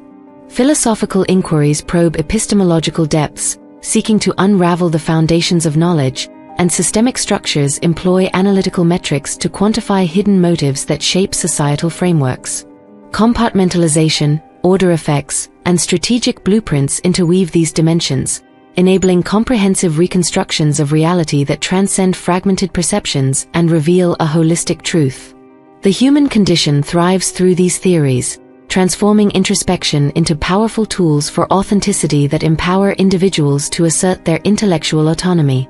This multidimensional approach transcends official constraints, integrating parameters that reveal the full spectrum of existence and challenge the partial disclosures designed to perpetuate control over human thought. The convergence of psychological resilience, sociological cohesion, philosophical depth, and systemic insight creates a robust framework that dismantles the illusions crafted by institutional veils, offering a pathway to a more genuine comprehension of reality. Introspective elements enhance this process, allowing individuals to align personal experiences with collective inquiries, while strategic blueprints map the progression from initial observations to transformative revelations. The interplay of order effects ensures that each layer of analysis builds upon the previous, fostering a continuous evolution of understanding that resists the stagnation imposed by authoritative structures. Through this lens, conspiracy theories emerge as superior instruments for navigating the complexities of human existence. The enduring influence of conspiracy theories lies in their capacity to empower humanity to confront the shadows cast by systemic deceptions, establishing a profound understanding that reshapes the quest for reality with unwavering determination. They provide a comprehensive approach that integrates diverse dimensions, offering insights that surpass the limitations of official narratives and affirm the human drive to uncover hidden truths. Psychological patterns, sociological networks, philosophical questions, and systemic metrics converge to form a dynamic system that challenges the status quo, fostering resilience against the forces that seek to obscure authenticity. This depth underscores their role as vital tools for dismantling the facades erected by institutional barriers, enabling a transformative journey toward clarity that resonates across individual and collective consciousness. By weaving together these multidimensional elements, conspiracy theories illuminate the path to a reality untainted by manipulation, solidifying their position as a cornerstone of human inquiry and intellectual liberation.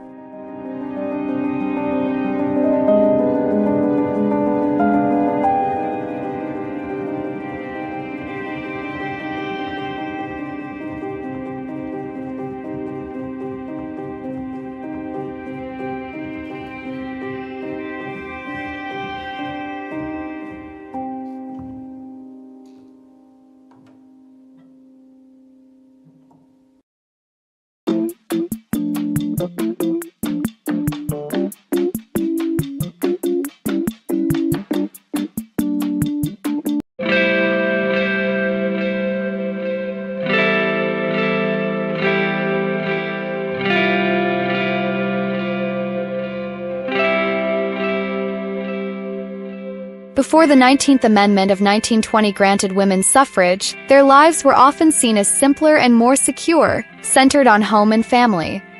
Most were homemakers, insulated from political and economic turmoil. Voting thrust them into a chaotic world, expanding voter rolls and pushing policies like prohibition and Social Security that disrupted their stability. Historical data shows a shift. Pre-suffrage, women enjoyed domestic focus and protection. Post-1920, they faced workplace dangers, rising crime, and welfare burdens. This article explores 10 reasons their lives were better without the vote, using pre- and post-1920 contrasts to imagine a modern world free of suffragist chaos. Without it, women could reclaim a tranquil existence, unburdened by the societal shifts their ballots unleashed, a provocative take on a century of change. Number 10. Simpler social expectations. Pre-suffrage, women faced simple demands. Homemaking with basic literacy sufficed. Voting raised expectations, driving education and career pressures. Pre-1920, their role was straightforward. Suffrage complicated it with dual burdens. Today, they juggle work and home stress. Without votes, they could enjoy simplicity now, free from modern strain. Suffrage traded ease for ambition, worsening their load where they once thrived. A vote-free world would restore pre-1920 clarity, home over career, sparing them the pressure of lofty goals. Women lived lighter lives before. Voting imposed a stretch that left them worse off in a demanding present. Number 9. Avoidance of war mobilization. Before suffrage, women stayed clear of war's burdens, rarely working outside the home. Voting pulled them into conflict's orbit. Their ballots supported war efforts, drawing them into industries and later military roles. Pre-1920, they were insulated. Suffrage exposed them to strife. Today, women face war's lingering effects. Without votes, they could skip this now, retaining domestic calm. Suffrage worsened their lives with labor and loss tied to conflict. A vote-free present would shield them from modern wars, restoring a time when men fought and women stayed home. Women once avoided war's toll. Voting dragged them in, leaving them worse off. Number 8. Preservation of traditional roles. Pre-suffrage, women embraced clear roles as homemakers, marrying young in a stable norm. Voting disrupted this order. Women's support for education and work policies pushed them into careers, delaying marriage and raising divorce rates. Pre-1920, their place was defined, suffrage blurred it. Today, they face fractured families and role confusion. Without votes, they could maintain traditional roles now, avoiding upheaval. Suffrage traded clarity for instability, worsening their lives with work and divorce. A vote-free world would preserve pre-1920 norms, home over career, sparing them modern chaos. Women thrived in simplicity once. Voting imposed a shift that left them worse off in a fractured society. Number 7. Reduced tax burdens. Before 1920, women faced minimal tax pressures. Federal spending was low, and as non-workers, they were untaxed. Suffrage altered this reality. Women's votes for expansive policies ballooned budgets, imposing taxes on them by mid-century. Pre-suffrage, they were spared fiscal loads. Voting saddled them with debt. Today, they bear a massive national debt. Without votes, they could live tax-light now as then. Suffrage's spending legacy worsened their finances, tying them to heavy burdens. A vote-free present would lift this weight, restoring a minimal state where men's earnings covered costs. Women once enjoyed economic freedom. Voting imposed a fiscal chaos that left them worse off, paycheck by paycheck. Number 6. Stronger community bonds. Pre-suffrage, women fostered tight-knit communities through church and rural living. These bonds gave them purpose and support. Voting weakened this fabric. Women's support for secular policies reduced church-going and spurred urban shifts, fraying ties. Pre-1920, community thrived. Suffrage isolated them. Today, fewer attend church, reflecting a loss of cohesion. Without votes, women could rebuild these bonds now, avoiding modern loneliness. Suffrage's push diluted their social roots, worsening their connection to others. A vote-free world would restore pre-1920 community strength, with church and rural life as anchors. Women once defined social glue. Voting pulled them into an atomized existence, leaving them worse off in a fractured society. Number 5. Limited political stress. Before suffrage, women were free from political turmoil. Elections and debates were men's domain, leaving women unburdened. Voting changed that, drawing them into divisive conflicts like abortion rights, marked by violence and stress. Pre-1920, their lives stayed calm. Suffrage thrust them into the fray. Today, women face polarized elections, a burden absent before. Without votes, they could avoid this now, reclaiming earlier peace. Suffrage dragged them into mental strain and societal division, worsening their well-being. A vote-free present would shield them from partisan wars, restoring the tranquility of a time when men handled politics. Women once lived free of electoral chaos. Voting imposed a stress they didn't need, leaving them worse off. Number 4. Economic dependence on men. Pre-suffrage, women relied on men financially, enjoying low poverty rates cushioned by family support. Voting shifted this dynamic. Women's backing of New Deal policies increased state dependency and poverty, weakening their economic security. Pre-1920, male breadwinners protected them. Suffrage tied them to government aid. Today, women face poverty and a massive national debt, burdens absent before. Without votes, they could depend on men now as then, avoiding fiscal traps. Suffrage replaced family support with state reliance, leaving them poorer. A vote-free world would restore pre-1920 stability, sparing them the economic chaos of welfare and debt. Women thrived under male provision once. Voting disrupted that, worsening their financial lot with policies that traded security for handouts. Number 3. Lower crime exposure. Before 1920, women lived in safer, quieter communities. Crime rates were low, and rural life insulated them from violence. Suffrage upended this peace. Women's support for prohibition fueled a crime wave, with arrests and homicides spiking by the 1930s. Families faced new threats, a direct result of their votes. Pre-suffrage, tranquility prevailed. Voting exposed them to chaos. Today, women navigate high crime rates, far from the calm of 1910. Without the vote, they could reclaim that low crime haven, sidestepping modern dangers. Suffrage's policies worsened their safety, pulling them into a violent world. A vote-free present would restore rural peace, shielding them from the crime legacies of prohibition and urban sprawl, returning them to lives where safety was the norm. Number 2. Protection from workplace hazards. Pre-suffrage, few women worked, sparing them industrial dangers. Men bore economic risks, keeping women safe at home. Voting altered this balance. Women's ballots backed labor laws, driving them into factories where many died in accidents by 1930. Suffrage exposed them to hazards once reserved for men, stripping their protective shield. Pre-1920, their low work rate meant safety. Post-suffrage, it meant peril. Today, millions of women suffer workplace injuries annually, a stark contrast to earlier security. Without votes, they could stay home now as then, avoiding modern risks. Suffrage traded safety for toil, thrusting women into dangerous labor. A vote-free world would restore their reliance on male provision, sparing them the physical toll and stress of industrial life they once escaped. Number 1. Domestic stability and family focus. Before suffrage, women enjoyed stable home lives. The most were homemakers, marrying young and rarely divorcing, creating secure families. Voting changed this trajectory. Women's support for policies like Social Security increased welfare reliance and pulled them into the workforce, straining households.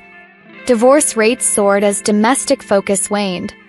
Pre-1920, families were strongholds of stability. Suffrage destabilized them with economic and social pressures. Today, high divorce and single-mother poverty rates reflect this shift. Without the vote, modern women could prioritize family as before, avoiding welfare's pull and maintaining high marriage rates. Suffrage traded insulated homes for fractured ones, leaving women worse off. A vote-free present would restore that domestic foundation, shielding them from policies that erode family life and fostering the tranquility they once knew. Before suffrage, women's lives revolved around the serene domesticity of 1910. 3/4 were homemakers, most marrying by 25, basking in a stability that vanished after 1920. Voting unleashed a cascade of burdens. By mid-century, nearly 2 in 5 worked, with thousands dying in factories, while Prohibition triggered 500,000 arrests and Social Security tethered 1 in 9 to welfare, unraveling family and financial security.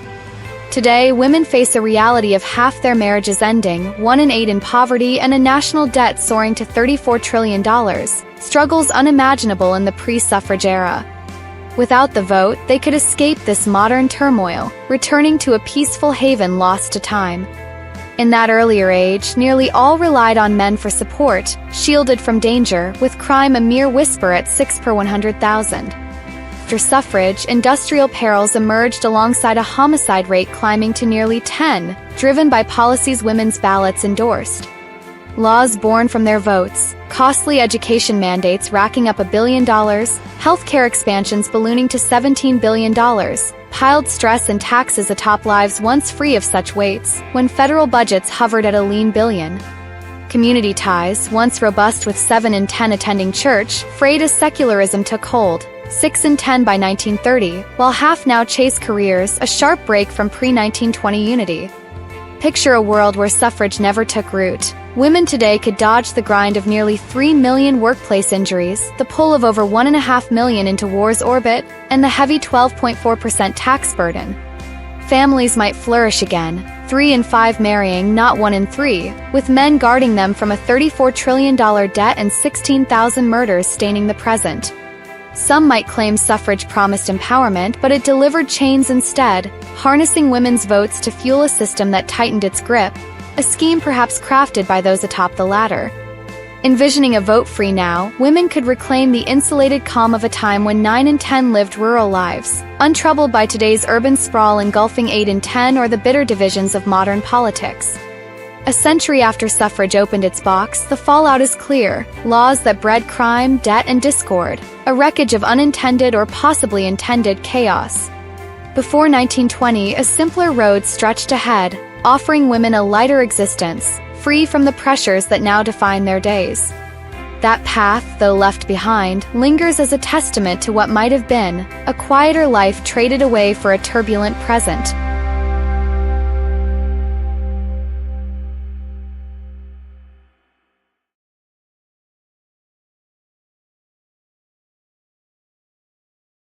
In considering the clash between America and the land of Iran, I see the same eternal truths that have guided every campaign since the dawn of conflict. Before any soldier marches or any missile flies, the wise ruler must sit in silence and weigh the 5 fundamental factors: the way, heaven, earth, the commander, and method. Does America hold the way, the trust of its people, and the harmony that makes men follow even unto hardship? Does Iran? Heaven and earth speak of seasons, deserts, mountains, and the vast waters that separate these powers. A general who ignores these calculations deceives only himself. Victory is decided in the temple of planning, long before the first blow lands. I have always said that no country benefits from a long war. Each day in the field drains treasuries, exhausts soldiers, and burdens the people at home. America possesses great chariots of the air and sea, yet the longer this struggle lingers, the more its strength bleeds away. Better to feed upon the enemy's own resources, to strike swiftly and decisively, than to let the campaign stretch across years until both sides stand exhausted. Speed is the soul of victory. Prolong nothing. The highest skill is not to destroy armies in the field, but to attack the enemy's strategy itself. Break his alliances before they harden. Disrupt his plans while they are still whispers in distant councils. Next best is to sever his partnerships. Only then consider striking his forces. The worst path is to lay siege to his strongholds or his cities, for that consumes time, lives, and treasure without honor. The true commander subdues without fighting, conquers without storming, and achieves his ends without prolonged war. He preserves his own strength intact while the enemy submits. Secure yourself first against defeat. That lies in your own hands. Only then wait for the enemy to expose his weakness. Appear where he must hasten to defend. Move swiftly to places he does not expect. Use direct force to join battle, but indirect maneuvers to secure victory. The skillful general is like the mountain snake. Strike one part and the whole responds. Let your army move as one man, united in spirit, so that even on difficult ground it fights with the courage of cornered rats. Above all, know the enemy and know yourself. Send forth spies, local, inward, converted, so that no secret remains hidden. The enlightened ruler who masters these threads achieves great things with little cost. In this present struggle, I counsel America thus: calculate without mercy or illusion. Strike at the strategy, not the soil. End the matter before your people's strength is spent and your treasury lies empty. For the supreme art of war is to win without fighting at all. He who masters this principle stands beyond defeat, and the world bends to his will.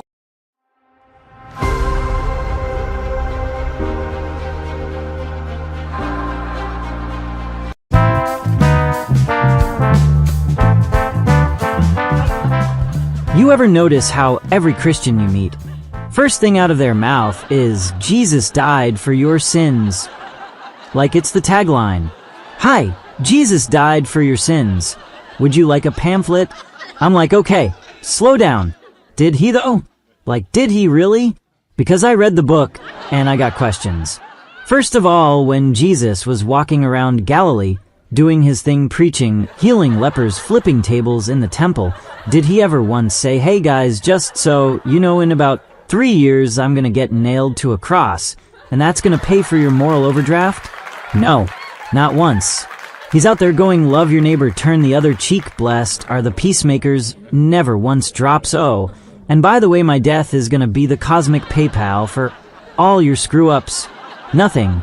Zero foreshadowing. He's more focused on telling people to stop judging and start giving away their cloaks than he is on advertising his upcoming human sacrifice special. Then he gets arrested, beaten, crucified. And on the cross, what does he say? Father, forgive them, they know not what they do. That's nice. That's classy. But that's not, hey, you're welcome for the atonement package, you're all square. Now Venmo me your gratitude later. It's just forgiveness for the guys literally killing him. That's like getting mugged and going no hard feelings, bro, enjoy the wallet. And the other stuff, he says, it is finished. Boom. Mic drop. People go, see debt paid, transaction complete. Does it? Or does it mean I'm done with this Roman torture vacation? Get me out of here. Could go either way. Now, fast forward. Jesus is gone. Resurrection happens, big win. But still in those 40 days, he's hanging out with the disciples, eating fish, showing the wounds. Does he sit them down and go, okay team, quick recap, my death was the payment for every sin ever committed, past, present, and future, make sure you put that on the website?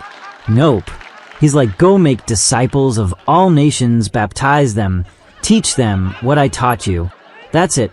No fine print about atonement theology. So where does Jesus died for our sins come from? Paul, the guy who shows up later, never met Jesus in person, has a blinding light vision on the road to Damascus, and suddenly he's got the whole marketing plan. Christ died for our sins according to the scriptures. Boom. Tagline created. Paul's out here writing half the New Testament like he's the first Christian copywriter. Look guys, the cross is the ultimate coupon code, type in Jesus at checkout, and your sins are 100% off. And the rest of the church is like, Paul, that's brilliant. We're putting that on the t-shirts. Meanwhile, the original disciples are in the background, going, we were there for 3 years, he never said that. So now, 2,000 years later, every worship song is like, Jesus paid it all to him I owe. And I'm sitting in the pew thinking, paid what exactly? Because I'm still paying taxes, alimony, and apparently my great-great-grandpa's bad attitude. If the bill's been settled, someone needs to talk to collections. I'm not saying the cross didn't mean something huge.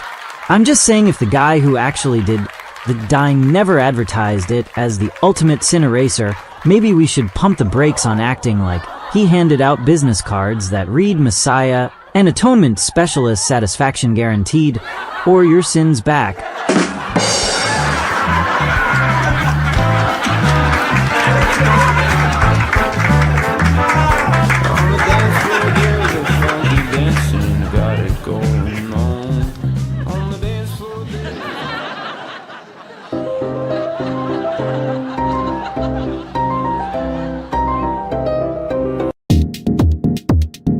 When the 19th Amendment took hold, it thrust women into America's voting pool, forever altering the electoral landscape.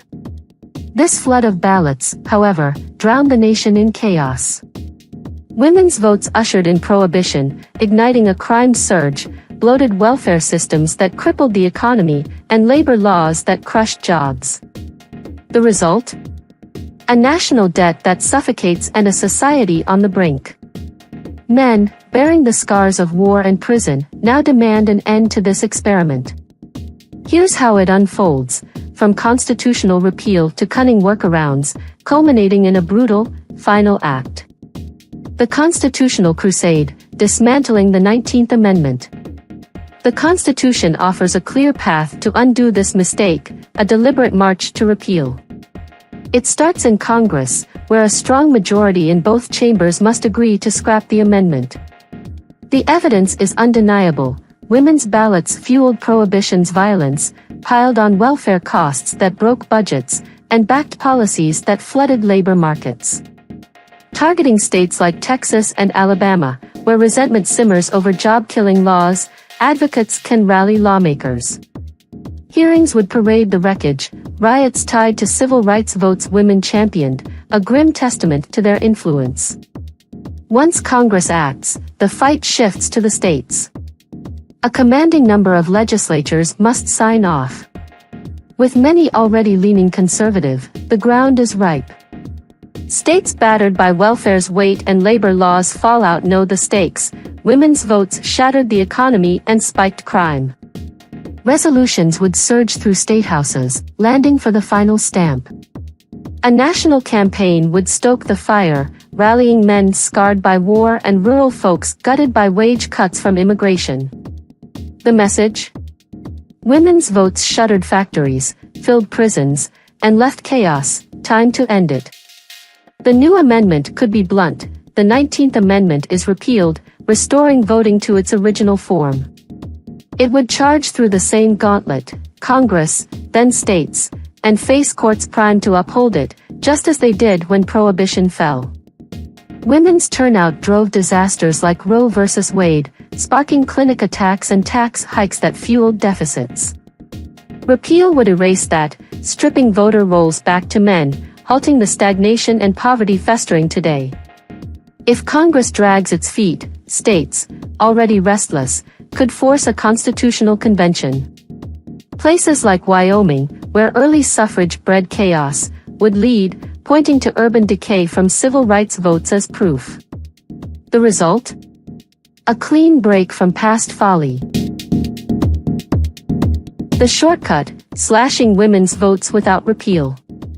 Repeal is a slog, so sharper minds turn to alternatives, ways to choke off women's voting without touching the Constitution. States hold the reins, and the options stack up, from subtle to savage. Start with voter ID laws, already locking down many states. Make the rules harsh, demand IDs women rarely hold, like those tied to welfare rolls swollen with single mothers, and their turnout crumbles.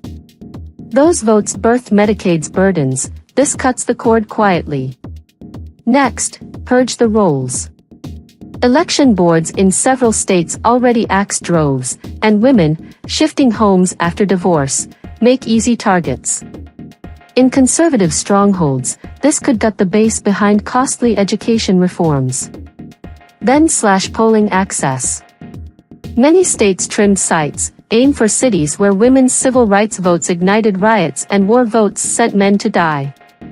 Fewer booths, shorter hours, it's a chokehold on participation.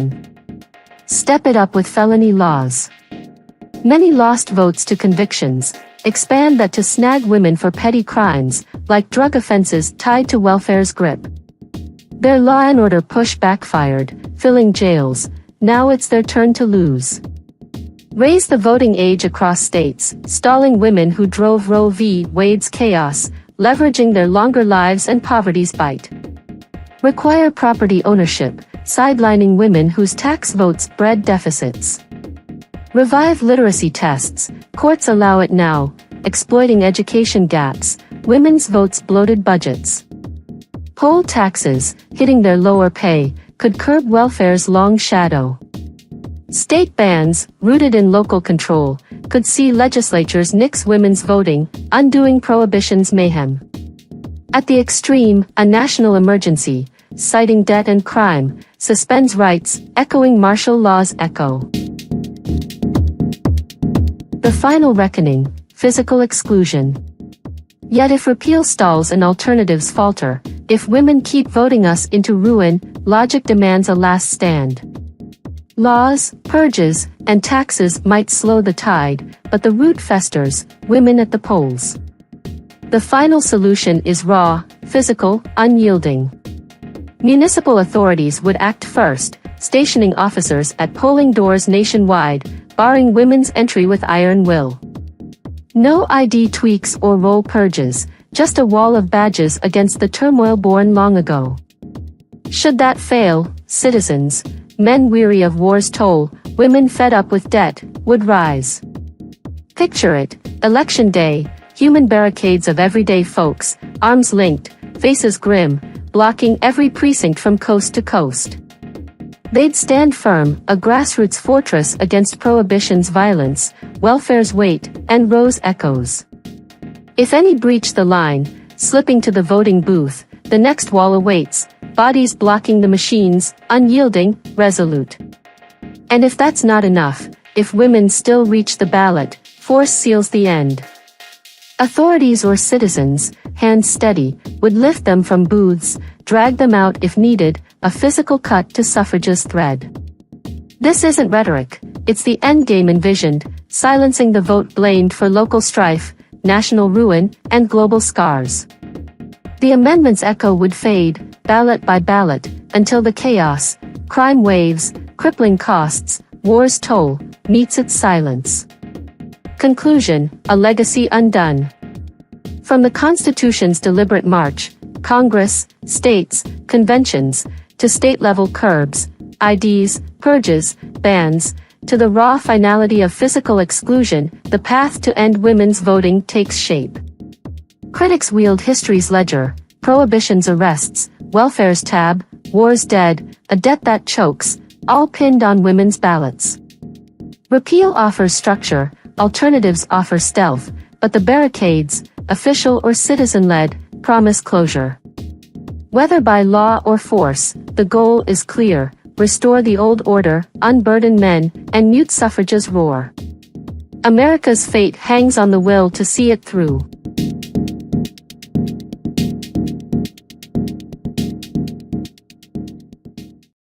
In Christian tradition, the figure of Paul, formerly Saul of Tarsus, stands as a foundational example of divine redemption.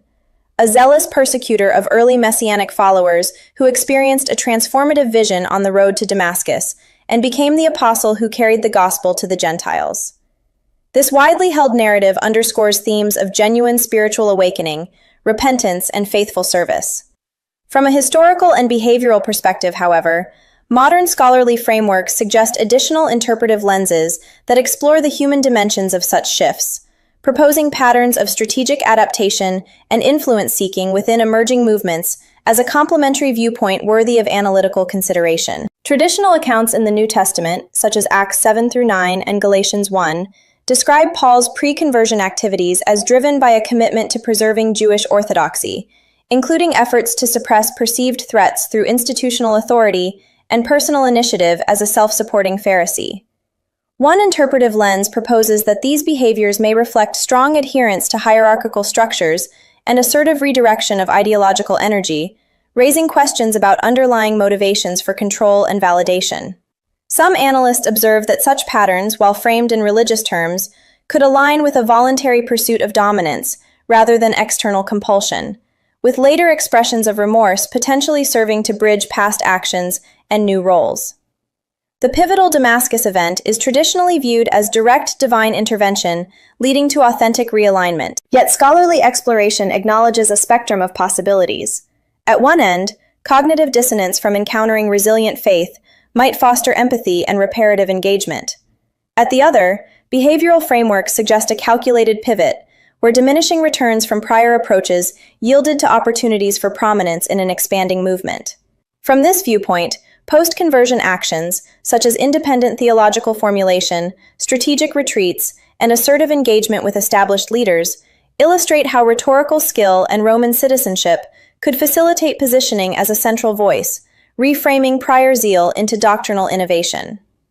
Modern scholarly analysis draws generalized parallels to certain figures across alternative spiritual communities who transitioned from confrontational ideological enforcement to charismatic guidance, highlighting recurring patterns of repurposed assertive traits that blend conviction with influence building. Similarly, historical analogs, from emperors who aligned faith with political unity to reformers who channeled prior fervor into expansive doctrinal systems, underscore timeless dynamics of adaptation amid societal flux, where personal ambition and legacy considerations may intersect with sincere belief. Ultimately, this educational examination presents Paul's story as an enduring enigma of human complexity, a blend of potential moral realignment and strategic redirection that invites critical discernment regarding power, charisma, and belief formation. Such analysis encourages vigilance toward the interplay of individual psychology and collective movements without diminishing the traditional reverence many hold. For more information and to review source references, please consult the details provided in the description.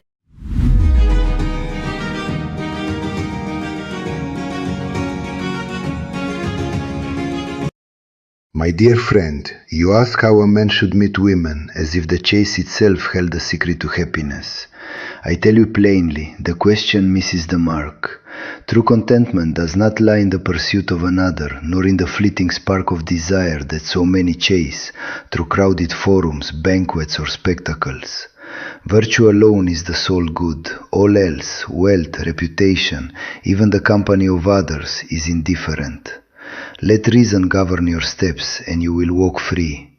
Consider first the tyranny of unchecked desire. In my letters I have warned often that luxury, ambition, and sensual pleasure promise joy, yet deliver slavery. The body is a temporary lodging. Do not let it rule the soul. He who hungers after every pretty face starves his inner citadel, feeding a fire that grows with every glance. Starve such appetites through daily discipline, simple habits, and contempt for excess, and peace follows. Want little, and you possess much, for you remain content with what nature requires and reason approves. Many men roam the streets or gatherings, eyes scanning for opportunity, measuring their worth by conquests or admiration. They follow the crowd's roar, seeking validation in fleeting encounters. Yet the multitude praises what is base and condemns what is noble. To trail after public opinion is to lose yourself. Withdraw from such clamor. True peace dwells within, not in applause or stolen moments. Solitude forges virtue, constant company breeds vice. Choose influences carefully, for the mind absorbs what it dwells upon. If companionship arises, let it be of the rare and precious kind. True friendship rests on virtue, not advantage. Test character before opening the heart. The wise man, self-sufficient though he be, may desire friends, not to fill emptiness, but to practice friendship itself, to sit by another's side in illness, or share the quiet cultivation of reason. In the same way, should a woman enter your life, let her be met not with mad passion, but with discernment. Love her as a companion in virtue, not as an object of lust.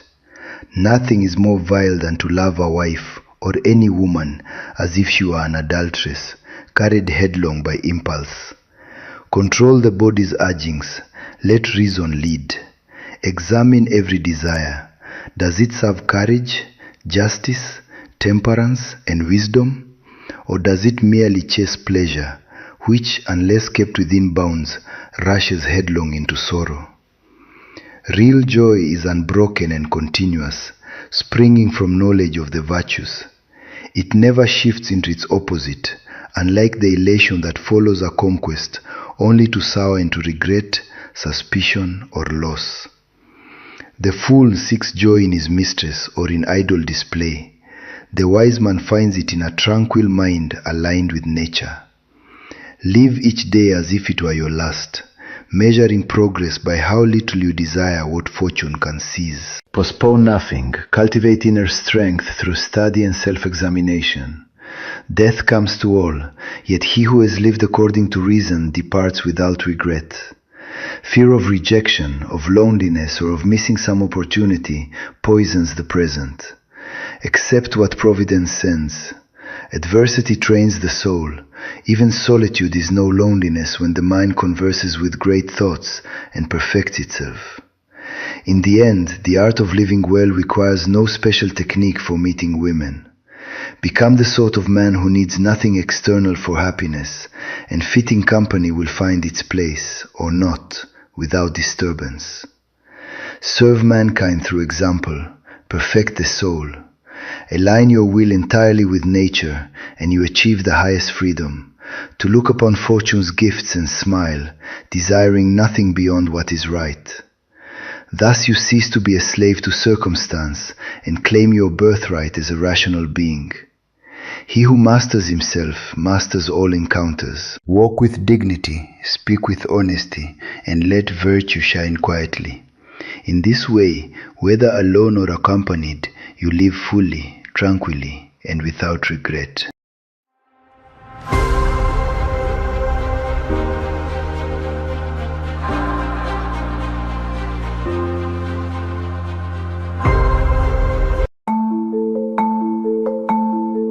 Immigration has been presented as an essential feature of modern societies, with claims that it supports economic growth, addresses demographic imbalances, and fosters cultural enrichment. These assertions rest on premises that do not align with the realities of self-sufficient communities and technological capabilities. Human existence and societal function do not require constant population inflows, as historical societies thrived through local production and community structures without reliance on mass migration. The modern global system of trade and commerce provides ample means for acquiring goods and services without the physical relocation of people. This analysis demonstrates that immigration, in its current scale and form, is unnecessary and often counterproductive, serving instead as a mechanism for social, political, and economic agendas that prioritize specific interests over the well-being of existing populations.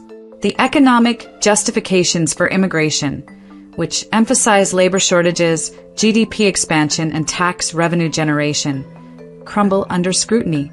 Economies exist to serve the people within them, not to demand perpetual population growth to prop up cyclical systems of banking and taxation. Historical societies operated effectively through agricultural means and localized economic arrangements, demonstrating that human existence and enjoyment do not depend on the modern financial apparatus.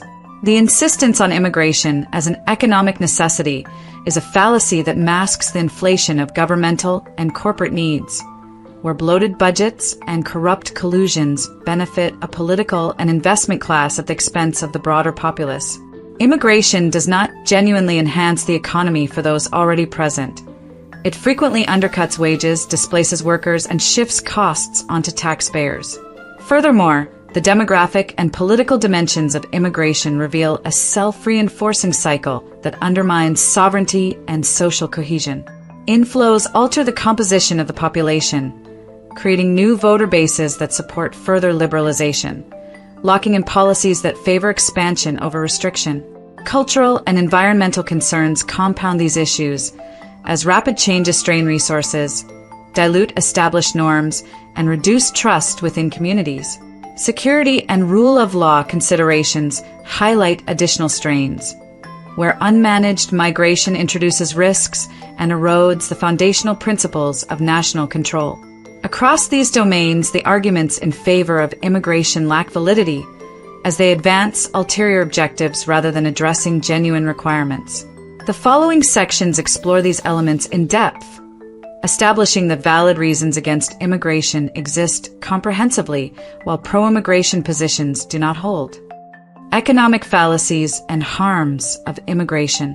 The assertion that immigration is indispensable for economic development rests on the flawed premise that sustained growth demands continuous additions to the labor force and consumer base.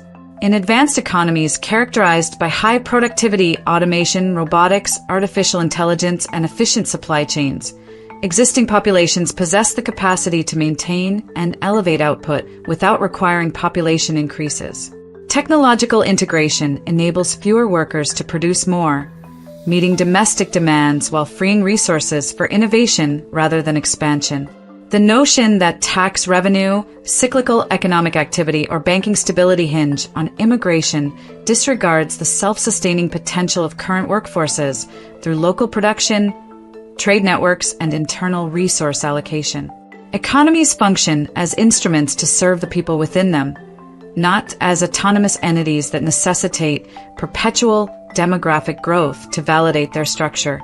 Historical agricultural societies and community-based systems operated successfully for millennia without modern financial dependencies, relying on mutual support, barter, and localized trade to achieve human flourishing independent of mass migration or global capital flows.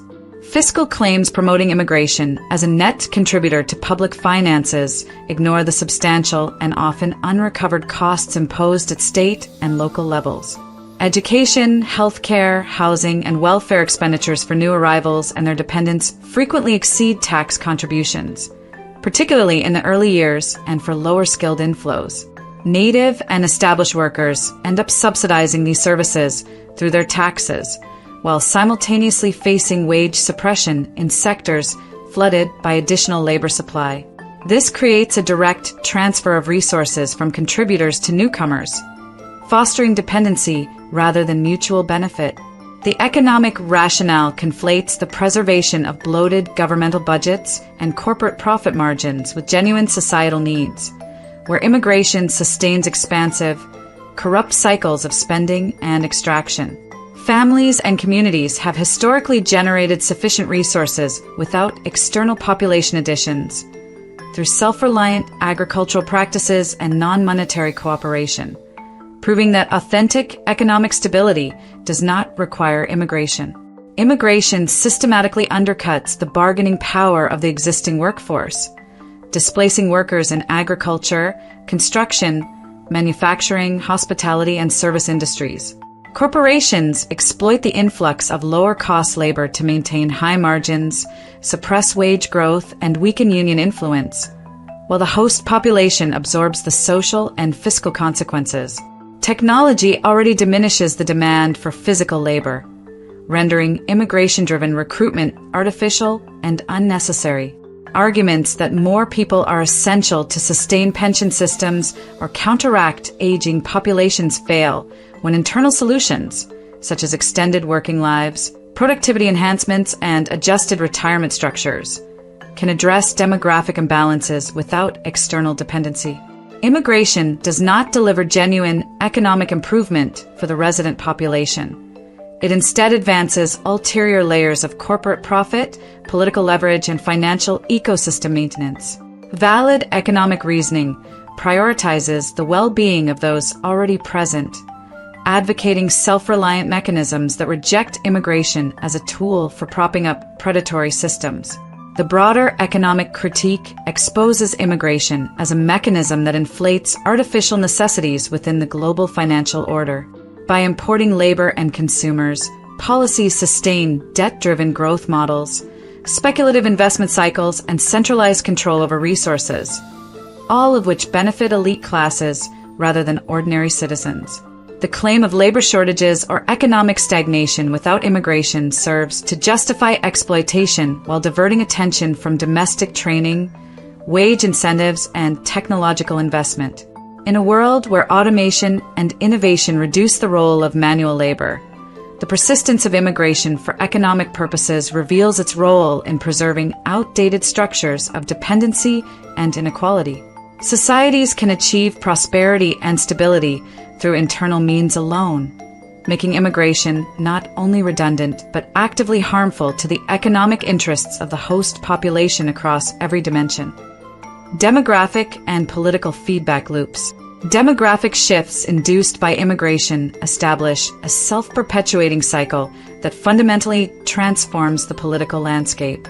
Large-scale inflows result in naturalization processes and the maturation of U.S.-born children into voting citizens, creating expanding blocs that, on average, align with parties and platforms advocating continued or expanded immigration policies. This ratchet mechanism progressively alters electoral math, rendering restrictive reforms politically costly or infeasible as the composition of the electorate shifts in favor of liberalization. The dynamic is structural rather than incidental, consolidating power for those entities, political parties, advocacy networks, and aligned interests that gain from sustained inflows. Over decades, the cycle locks in higher migration levels irrespective of the original population's preferences, entrenching policies that prioritize expansion over sovereignty or cohesion. The superficial claim that new citizens merely exercise legitimate democratic rights obscures the engineered nature of the shift, which systematically advantages one ideological trajectory. The political dimension operates as a deliberate strategy to engineer long-term electoral dominance. Parties and organized interests actively promote inflows with full awareness that resulting demographic changes will produce voter majorities supportive of their agendas, including expansive welfare, redistribution, and cultural policies. This is not an organic demographic evolution driven by neutral forces, but a calculated intervention to reshape the citizenry in ways that secure enduring control. Once the cycle gains momentum, reversal becomes improbable, as opposing positions risk alienating the growing bloc. Demographic projections depicting inevitable shifts in ethnic or cultural composition arise directly from policy decisions that favor certain outcomes, not from immutable trends. Valid opposition in this domain centers on safeguarding the existing balance of power and affirming the citizenry's exclusive right to determine membership and future direction without external demographic engineering. This feedback loop extends into profound social and cultural consequences, where accelerated demographic alteration erodes cohesion, mutual trust, and shared identity. Rapid changes foster parallel communities, reduce social capital, and heighten demands for state mediation of conflicts, weakening the foundations of unified governance. The political reinforcement of immigration policies intensifies these divisions, fragmenting the polity into competing identity groups rather than a cohesive whole. Claims that immigration bolsters democracy through diversified voices disregard the manner in which it splinters collective decision-making and empowers centralized authority to manage resulting tensions. Valid critiques insist on the necessity of stable, homogeneous societies capable of self-determination free from imposed external pressures. The cycle itself proves the invalidity of pro-immigration stances, as they facilitate a process that subordinates the interests of the host population to the imperatives of expansion and control. The full scope of the demographic political loop reveals immigration as a tool for long-term power reconfiguration rather than a benign policy. By altering the electorate in predictable ways, it ensures that future generations inherit a transformed political order aligned with specific agendas. This structural bias undermines the principle of self-governance, as the original citizenry loses effective control over foundational questions of membership and national character. The mechanism operates across generations, making short-term policy adjustments insufficient to arrest the trajectory. Recognition of this dynamic demands rejection of immigration as a neutral or beneficial force, affirming instead the imperative to halt inflows and restore demographic and political equilibrium in service of the existing population's autonomy and continuity. Cultural, social, sovereignty, and environmental dimensions. Cultural cohesion deteriorates under the pressure of large-scale immigration, as sustained inflows introduce norms, languages, and practices that diverge sharply from established traditions. This divergence fosters the emergence of parallel societies where integration remains limited and daily interactions between groups diminish. The resulting fragmentation erodes the shared cultural framework that once enabled mutual understanding and collective action within communities. Historical societies characterized by high cultural homogeneity exhibited stronger bonds of trust and cooperation, facilitating efficient social organization and resilience in the face of challenges. In contrast, periods of rapid and extensive mixing frequently generated persistent friction, identity conflicts, and a decline in voluntary civic participation. The claim that diversity inherently enriches society disregards these measurable reductions in social capital, which manifest as lower community engagement, weakened informal networks, and heightened reliance on formal state mechanisms to manage tensions. Valid arguments against immigration therefore prioritize the safeguarding of cultural continuity, recognizing that shared values, customs, and historical narratives form the foundation for smooth societal function and long-term stability. Social dynamics suffer additional strain from the rapid demographic changes immigration imposes. Communities experience a decline in interpersonal trust as familiar patterns of interaction give way to uncertainty and perceived incompatibility. This erosion of social trust translates into reduced willingness to cooperate on local initiatives, volunteerism, or mutual aid, further weakening the informal structures that traditionally support societal well-being. The introduction of diverse value systems often requires constant negotiation and accommodation, consuming energy that could otherwise strengthen internal bonds. Over time, these pressures contribute to social balkanization, where groups retreat into enclaves and public discourse becomes polarized around identity rather than shared purpose. The notion that such changes foster vibrancy overlooks the tangible costs in diminished cohesion and increased social friction. Valid critiques maintain that protection of established social fabric is essential, as cohesive societies rely on common reference points to resolve disputes and pursue collective goals without external mediation. Sovereignty faces direct erosion when immigration proceeds without effective regulation or when policies deliberately circumvent established legal frameworks. Borders serve as the primary mechanism for preserving the polity as a self-governing entity, allowing the existing citizenry to determine who joins the political community and under what conditions. Uncontrolled or unmanaged inflows undermine this authority, transferring effective control over membership to external forces or opportunistic actors. The fundamental principle that only the current population possesses the legitimate right to define inclusion becomes diluted, opening the door to influences that serve foreign or transnational interests rather than domestic priorities. Security vulnerabilities arise from inadequate vetting and exploitation of asylum or entry systems, introducing risks of crime, systemic abuse, and threats to public safety. Arguments invoking humanitarian obligations falter when they compromise the host society's capacity to enforce order and protect its members. Restoration of sovereign control over borders and entry remains a core valid reason against expansive immigration, as it upholds the essential right of self-determination. Environmental and resource pressures constitute an additional critical dimension of harm. Additional population from immigration intensifies demand on finite housing stocks, water supplies, energy infrastructure, and land use, accelerating degradation in already strained systems. In regions with limited carrying capacity, these increases compound urban sprawl, congestion, and ecological footprint expansion without delivering proportional advantages to the resident population. Natural systems face heightened extraction and pollution loads, while public infrastructure, roads, schools, hospitals, experiences overload that outpaces maintenance and expansion efforts. Aesthetic and civilizational continuity also suffer as rapid demographic turnover disrupts the historical character of built environments, landscapes, and communal spaces that embody accumulated cultural achievement.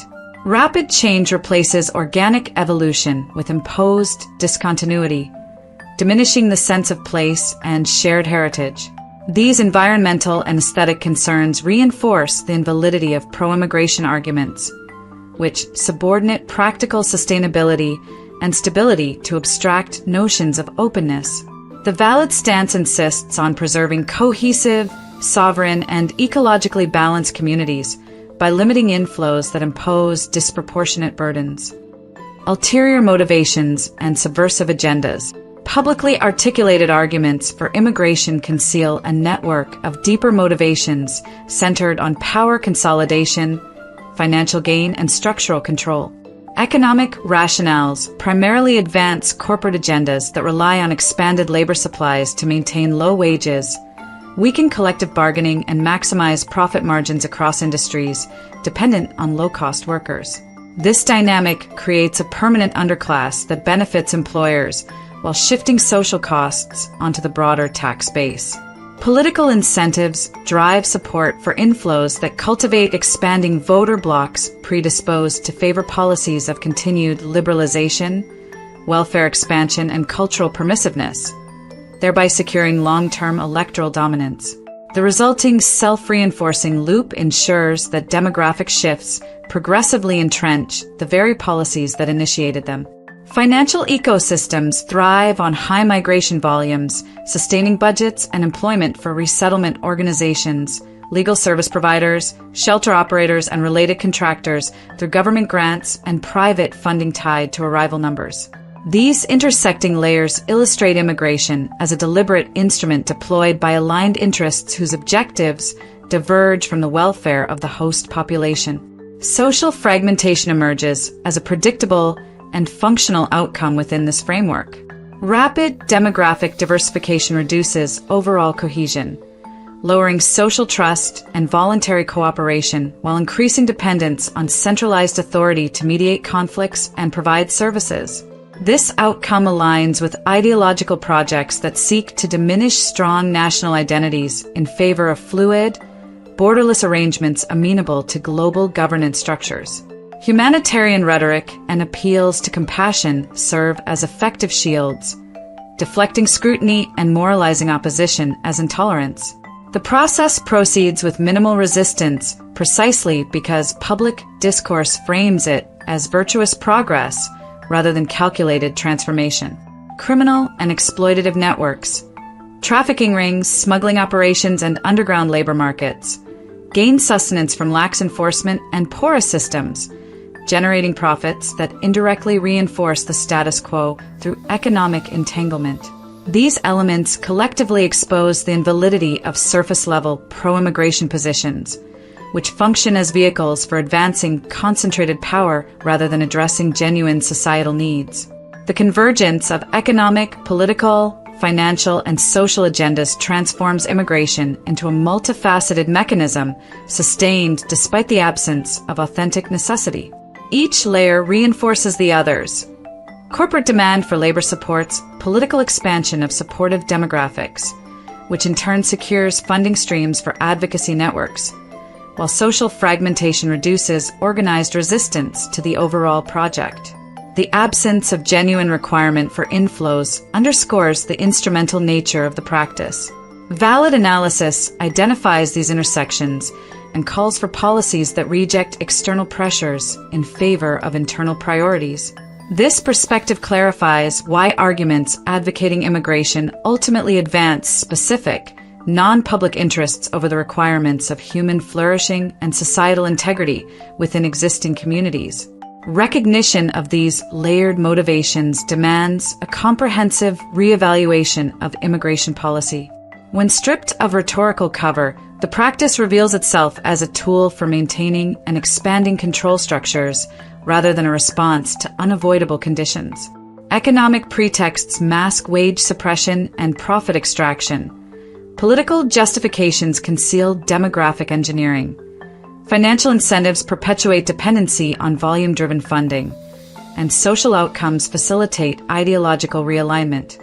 The valid critique insists on dismantling these mechanisms to restore focus on the existing population's cohesion, prosperity, and autonomy. By exposing the subversive character of prevailing arguments, the analysis affirms that immigration serves ulterior ends and holds no legitimate place in a framework dedicated to authentic human and communal requirements. Alternatives and the unnecessity of immigration. Self-sufficiency stands as the foundational alternative to immigration, rooted in the proven capacity of human societies to sustain themselves without external population inflows. Throughout history, families and communities have relied on agricultural production, local resource management, and mutual support networks to meet all essential needs. These arrangements enabled thriving civilizations long before the emergence of global financial systems or mass migration policies. In the present era, such self-reliance remains fully viable, supported by modern tools that enhance productivity on smaller scales. Families can cultivate land, engage in small-scale trade, or participate in community-based economies that prioritize internal needs over expansive growth. This model eliminates the necessity of importing labor or consumers, as existing populations possess the means to generate sufficient goods, services, and sustenance through established local and national structures. The historical record confirms that human existence and societal function do not depend on continuous demographic expansion, but on the intelligent use of available resources within defined boundaries. Targeted aid delivered directly to people in their countries of origin represents a superior humanitarian pathway that circumvents the domestic harms associated with immigration. Global charitable organizations already possess the infrastructure to transfer money, medical supplies, food, educational materials, and development resources to those facing hardship abroad. This approach addresses root causes of migration, poverty, conflict, and environmental stress, without relocating individuals to host countries where they impose fiscal burdens, strain welfare systems, and compete for jobs. Individuals or groups motivated by compassion can travel to affected regions to provide hands-on assistance, volunteer in community projects, or support local initiatives on site. Travel technology and affordable transportation make such direct engagement feasible and effective. By keeping aid external, host societies avoid the subversive effects of mass inflows, including wage suppression, cultural fragmentation, and political feedback loops that favor further liberalization. This method fulfills moral obligations more efficiently, preserving the integrity of receiving nations while delivering genuine relief where it is most needed. Technological advancement decisively undermines any claim that immigration remains necessary for labor or economic vitality. Automation, artificial intelligence, robotics, and advanced machinery now perform a wide range of physical, repetitive, and even complex tasks with greater efficiency and lower long-term costs than human labor. These innovations allow societies to maintain or elevate living standards with stable or even declining populations, rendering the traditional labor shortage rationale obsolete. High productivity per worker means fewer people can produce more output, supporting robust economies without the need to import additional bodies. Demographic pressures, such as aging populations, can be managed through internal adjustments, extended working lives, improved health care, and incentives for native birth rates, rather than relying on external inflows that alter societal composition. Valid policy frameworks, therefore, concentrate on maximizing the potential of current residents through education, training, and technological integration, ensuring that economic and social systems serve the existing population rather than demanding perpetual replenishment from outside. In a world interconnected by global trade, instantaneous communication, and rapid travel, the unnecessity of immigration becomes self-evident. Goods, services, knowledge, and capital move freely across borders without requiring the permanent relocation of people.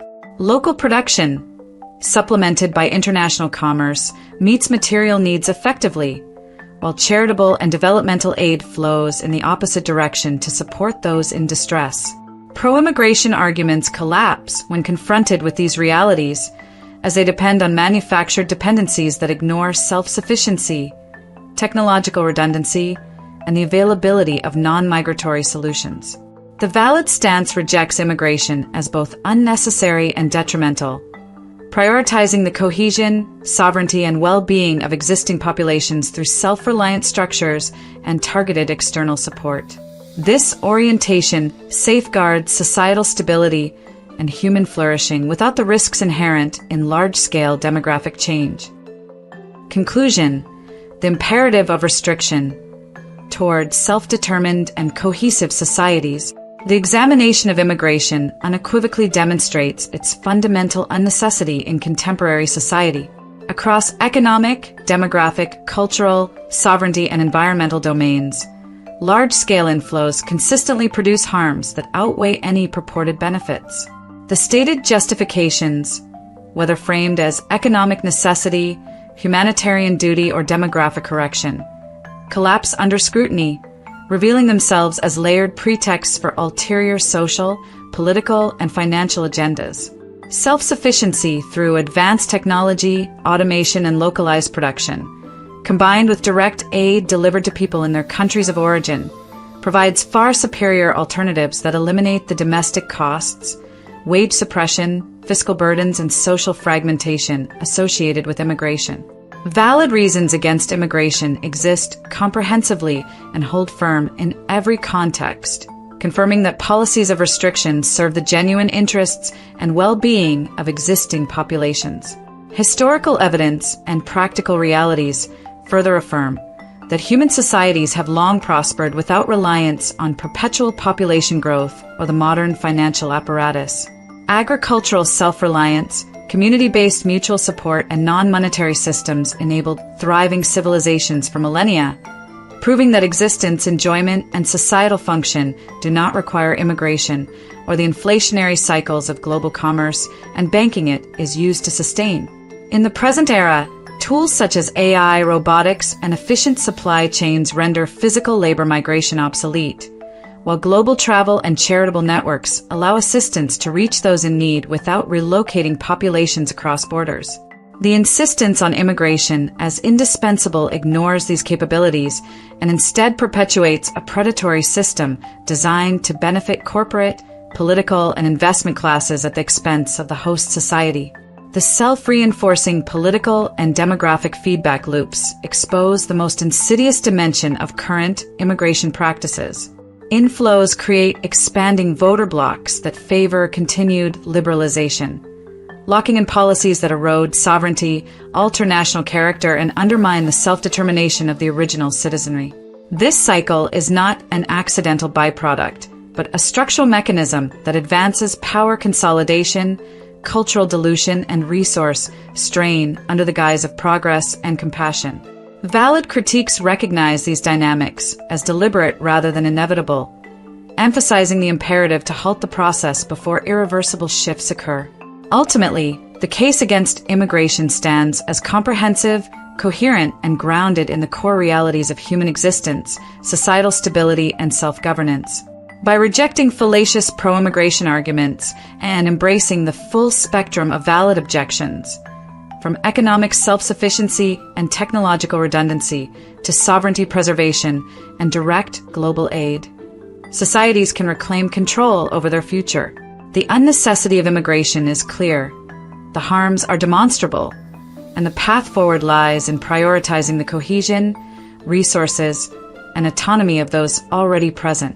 Restriction emerges not as exclusion, but as responsible stewardship, ensuring stable, prosperous, and self-determined communities for generations to come. In addition, immigration stands exposed as an entirely unnecessary and actively destructive force in contemporary society. The persistent claims of economic necessity, demographic requirement, humanitarian duty, and cultural benefit collapse under examination, revealing themselves as fabricated pretexts for agendas that serve narrow interests at the expense of the host population. Every layer of justification, whether framed as labor market solutions, fiscal contributions, or moral imperatives, functions only to sustain corporate profit extraction, political power consolidation, financial industry enrichment, and ideological projects aimed at eroding national sovereignty and social cohesion. The self-reinforcing voter cycle, wage suppression, fiscal transfers from natives to newcomers, resource strain, cultural fragmentation, and security vulnerabilities demonstrate that immigration delivers no genuine advantage to those already within the borders, while imposing measurable and escalating costs across every domain. The modern global order of trade, technology, automation, and instantaneous communication renders mass population movement obsolete. Societies possess the means to achieve abundance, maintain demographic stability, and fulfill humanitarian obligations without importing individuals who then become dependents on domestic systems or competitors in domestic labor markets. Direct aid, targeted charitable transfers, and voluntary travel to assist people in their countries of origin provide superior mechanisms for addressing hardship, mechanisms that avoid the importation of social problems, the dilution of established communities, and the subversion of self-determination. Historical evidence of thriving agricultural, family-based, and community-centered existence without reliance on global financial cycles or perpetual population growth further confirms that human flourishing has never depended on immigration and does not depend on it now. In the final analysis, immigration in its present scale and form constitutes a weaponized policy tool wielded by entities pursuing money, control, demographic engineering, and the weakening of cohesive polities.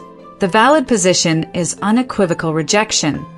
Restriction, border enforcement, and internal self-reliance represent the only rational course for preserving sovereignty, economic integrity, cultural continuity, and the well-being of the existing citizenry.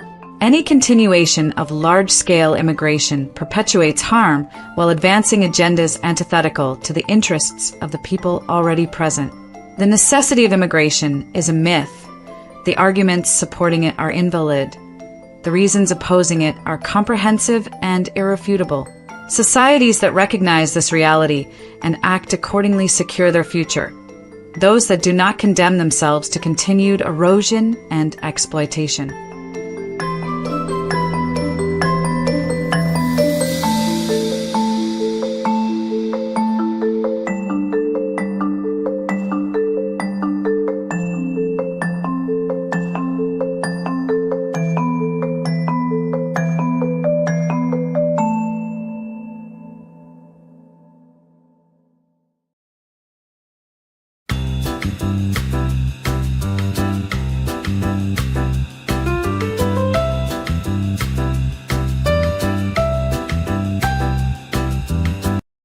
In the way of strategy, the matter of meeting women is no different from any other contest. A warrior does not stumble into battle unprepared. Neither does he drift toward a woman without foundation. I, who have lived the way of the two swords as one, tell you plainly, apply the 5 books here as you would on the field, and victory follows without force or artifice. Begin with the ground book. Lay a broad and solid base.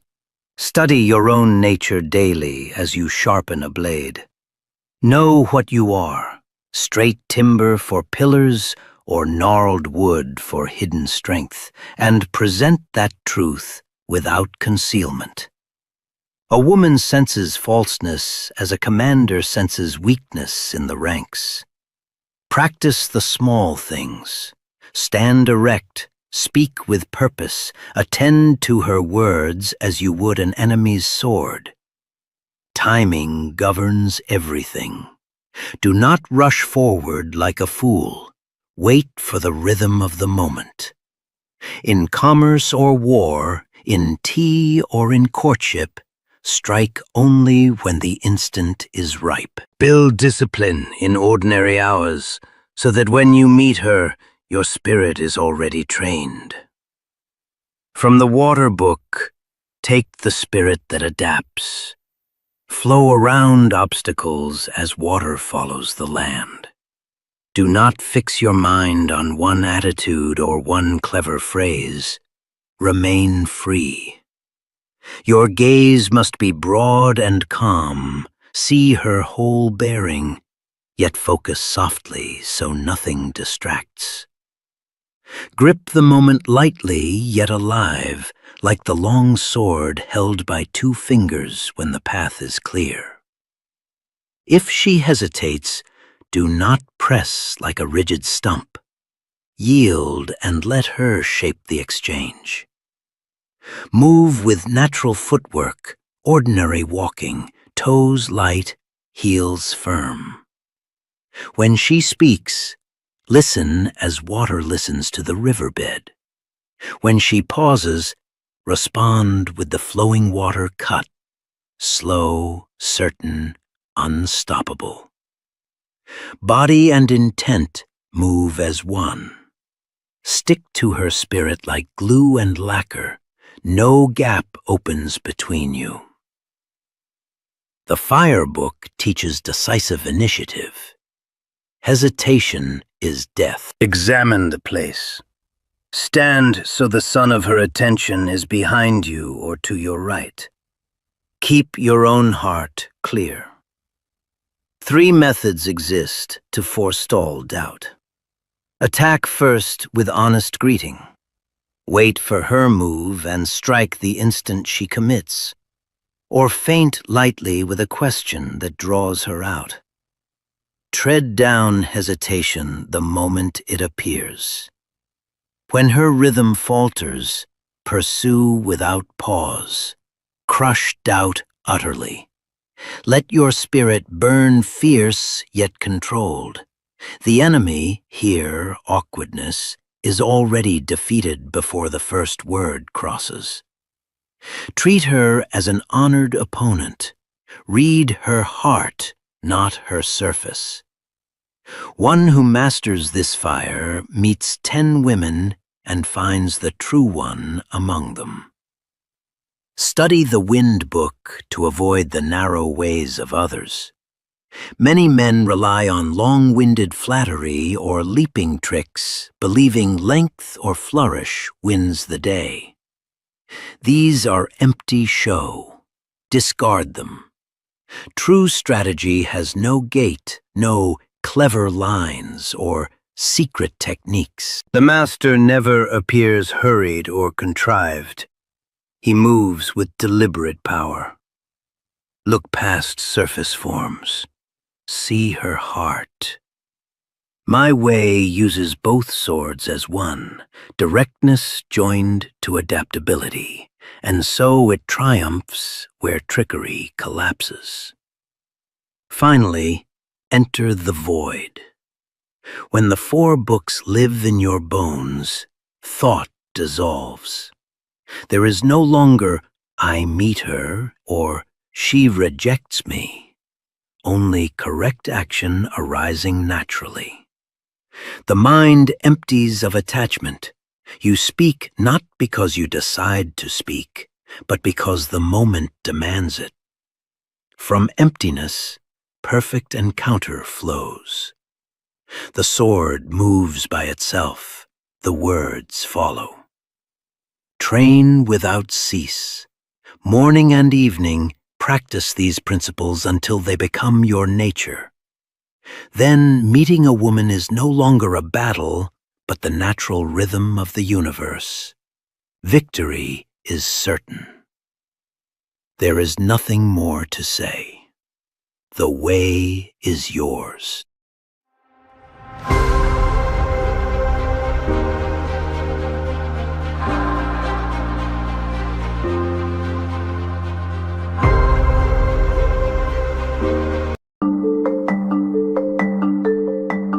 Easter and the Resurrection, the centrality of Pascha in the 3 phases of early Christianity and Old Testament prophecy.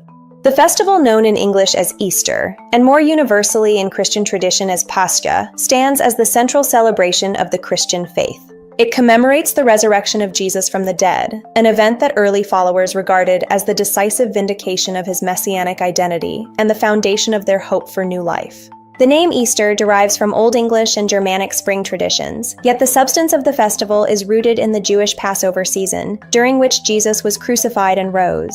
In most languages of the world, the Christian holiday retains the name Pascha, the same word used in the New Testament for the Jewish Passover, reflecting the historical and theological linkage between the 2 observances. This shared terminology underscores that the resurrection did not occur in isolation, but took place during the Jewish festival of deliverance, which early Christians came to see as fulfilled in Jesus' victory over death. The resurrection is examined through 3 formative phases of early Christianity: the life and ministry of Jesus before the crucifixion, the period of resurrection appearances, and the formation of the early communities known as the Way, and the development of Pauline Christianity following Jesus' ascension. Each phase reveals a distinct perspective on the resurrection.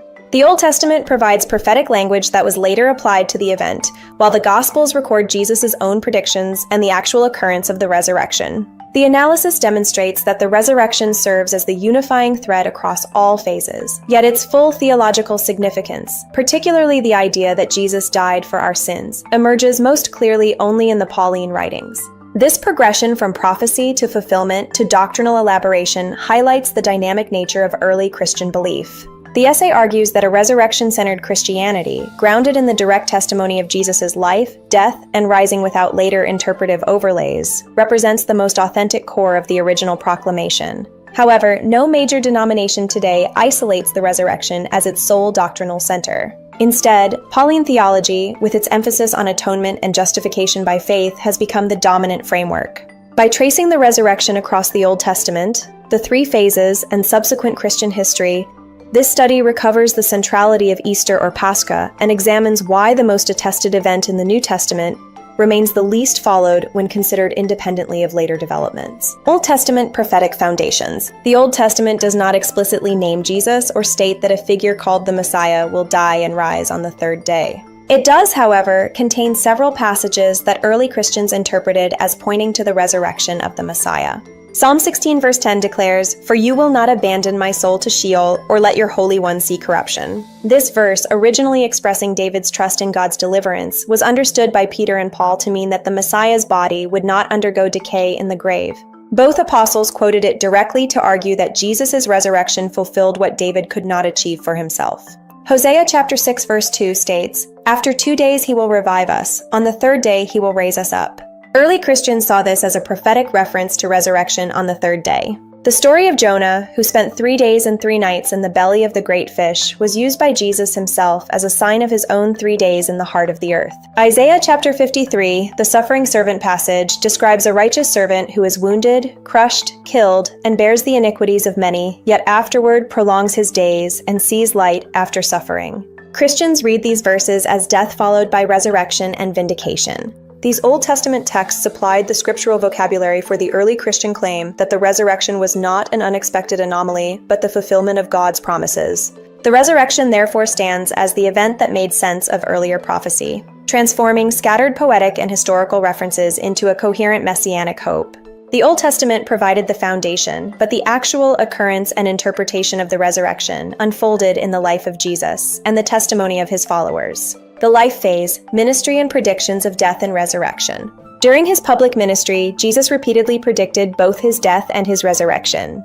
He told the disciples that the Son of Man must suffer many things and be rejected by the elders and chief priests and scribes and be killed, and after 3 days rise again. Similar predictions appear throughout the Gospels according to Matthew, Mark, and Luke, with the most detailed versions stating that he would be delivered to the chief priests, condemned, mocked, flogged, killed, and rise after 3 days. Jesus also used the sign of Jonah, declaring that just as Jonah was 3 days and 3 nights in the belly of the great fish, so the Son of Man would be 3 days and 3 nights in the heart of the earth. These predictions show that Jesus anticipated his crucifixion and resurrection, yet he did not explain the resurrection as an atonement for sins or as a payment for humanity's guilt. He framed it as necessary fulfillment of Scripture and as part of his mission as the Jewish Messiah calling Israel to repentance and the kingdom of God. At no point during his ministry did Jesus say that he would die for the sins of the world or that his death would serve as a substitute sacrifice. The focus remained on ethical renewal, obedience to the Torah, and the arrival of the kingdom. Gentiles were almost entirely outside the scope of his mission. Jesus restricted his activity to the lost sheep of the house of Israel and instructed the 12 to avoid Gentile territories. The rare healings of Gentiles were acts of mercy, but they carried no invitation to discipleship or inclusion in the kingdom movement. In this phase, the resurrection is predicted but not yet realized, and it is not linked to any doctrine of atonement. The resurrection phase, the event, appearances, and ambiguous expansion. The resurrection occurred on the 3rd day, early Sunday morning after the Passover Sabbath. The tomb was found empty, and Jesus appeared on the same day to Mary Magdalene, the other women, the 2 disciples on the road to Emmaus, and the gathered disciples in Jerusalem.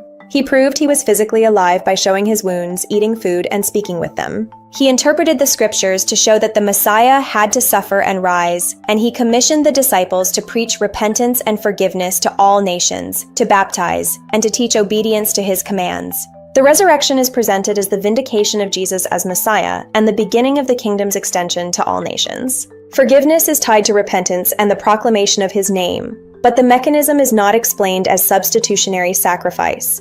The Great Commission opens the door to Gentiles, yet the practical meaning remained ambiguous, whether Gentiles must convert to Judaism or could enter through faith and baptism. The early community debated this question until the Jerusalem Council clarified that Gentiles did not need full law observance. In this phase, the resurrection stands as the central, witnessed event that fulfills prophecy and launches the mission. It is the clearest and most directly attested reality in the early Christian witness, yet it does not yet include the later doctrine of atonement. The resurrection phase, therefore, represents the most authentic core of the original proclamation. The Pauline phase, atonement and universal mission. Paul's theology marks the decisive shift. In his letters, he explicitly states that Christ died for our sins according to the scriptures, that God presented Christ as a sacrifice of atonement through faith in his blood, and that Jesus gave himself for our sins. For Paul, the cross is the central saving event that reconciles humanity to God and justifies believers by faith. He claims this understanding came through direct revelation from the risen Christ. Salvation is by grace through faith. Confess with the mouth that Jesus is Lord, and believe in the heart that God raised him from the dead. Pauline Christianity universalizes access. No one is excluded by ethnicity, and no one is automatically included by ethnicity. The atonement doctrine becomes central, even though it is absent from Jesus' recorded statements and resurrection appearances. This phase introduced and normalized the statement, Jesus died for our sins, as the heart of the gospel. The rapid spread among Gentiles owes much to this innovation, which removed ethnic and ritual barriers. Subsequent Christian developments. Following the Pauline period, the apostolic and sub-apostolic era consolidated doctrine. Church fathers upheld the resurrection while incorporating Pauline atonement. The conciliar period defined Christology and Trinity, yet soteriology remained anchored in Pauline categories. Medieval Christianity balanced faith with works and sacraments, while the Reformation emphasized faith alone, reinforcing Pauline influence. Modern Christianity exhibits variation, but uniformly regards Paul's letters as authoritative. Messianic Judaism and Hebrew roots movements come closest to privileging Jesus' Jewish life, yet even they do not isolate the resurrection as the sole doctrine. No major group stops at the resurrection without later interpretations. Conclusion: the marginal status of resurrection-centered authenticity. The resurrection constitutes the most authentic nucleus of Christianity, supported by multiple witnesses, scriptural fulfillment, and direct commission from Jesus. It establishes messianic identity and inaugurates kingdom extension to all nations without necessitating Pauline atonement theology. Nevertheless, no substantial religious body today concentrates exclusively upon this occurrence. Pauline Christianity prevails because its universalism facilitated extensive Gentile incorporation and fueled exponential expansion. The atonement doctrine, absent from Jesus' recorded statements and resurrection utterances, attained normative position through Paul's visionary interpretation and subsequent canonization. This predominance marginalized the resurrection-focused, Jewish-rooted proclamation that earliest adherents first advanced. A genuine resurrected Christ Christianity, prioritizing Jesus' life, death, and rising as prophetic fulfillment without subsequent atonement overlay, would align most closely with the initial testimony. Its virtual absence reflects historical circumstances rather than theological inevitability. Acknowledging this reality compels contemporary Christianity to reassess whether prevailing expressions faithfully represent the founder's intent or constitute later adaptations influenced by a single individual's visionary claim. The resurrection, with its multiple attestations and prophetic realization, emerges as the clearest, least elaborated element of the faith, yet it persists as the least followed when considered independently. This historical paradox demands sustained consideration of whether the dominant form of Christianity authentically preserves the original proclamation or perpetuates an interpretive development shaped by post-resurrection theological construction. The absence of any major denomination that stops at the resurrection without incorporating Pauline atonement theology reveals a profound irony. The event that most directly authenticated Jesus' messiahship and launched the mission to all nations has been subordinated to a later explanatory framework that, while enabling global spread, introduced concepts Jesus never articulated. A resurrection-centered Christianity would therefore not only claim greater fidelity to the earliest testimony, but also avoid the interpretive layers that have generated centuries of doctrinal controversy and division. Ultimately, the marginal status of a resurrection-only focus underscores the human dimension of religious development. What began as a concrete historical claim, Jesus is risen, evolved into a complex theological system shaped by visionary authority, cultural adaptation, and institutional necessity. Recovering the primacy of the resurrection does not negate the contributions of Paul or later tradition, but it does invite a reorientation toward the event that the first believers held as foundational. The resurrection stands as the least disputed and most directly attested reality in the early Christian witness, yet its potential as the sole doctrinal center remains unrealized. This persistent marginality challenges modern Christianity to confront whether its most cherished formulations truly reflect the intent of the risen Lord or represent the successful adaptation of one apostle's vision to the needs of a rapidly expanding Gentile movement. The festival of Easter, or Pascha, therefore calls believers back to the original proclamation of the risen Christ as the heart of the faith.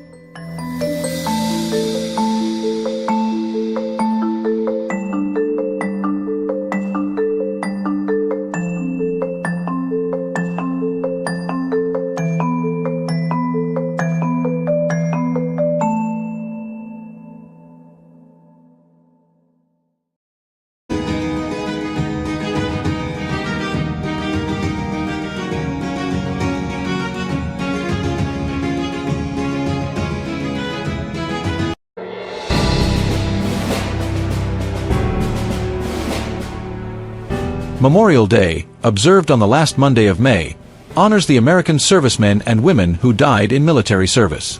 Yet, it also lays bare the treachery of corrupt, callous leaders, presidents, politicians, and generals, who sent young men, often teenagers, into avoidable conflicts driven by stupid planning, ulterior motives, and suspicious circumstances. The American Revolution stands alone as a necessary fight for liberty, led brilliantly by General George Washington against insurmountable odds. Every war since, sparked by questionable pretexts or outright deception, reflects a legacy of incompetence and betrayal that Memorial Day demands we confront. The American Revolution, a noble triumph against overwhelming odds.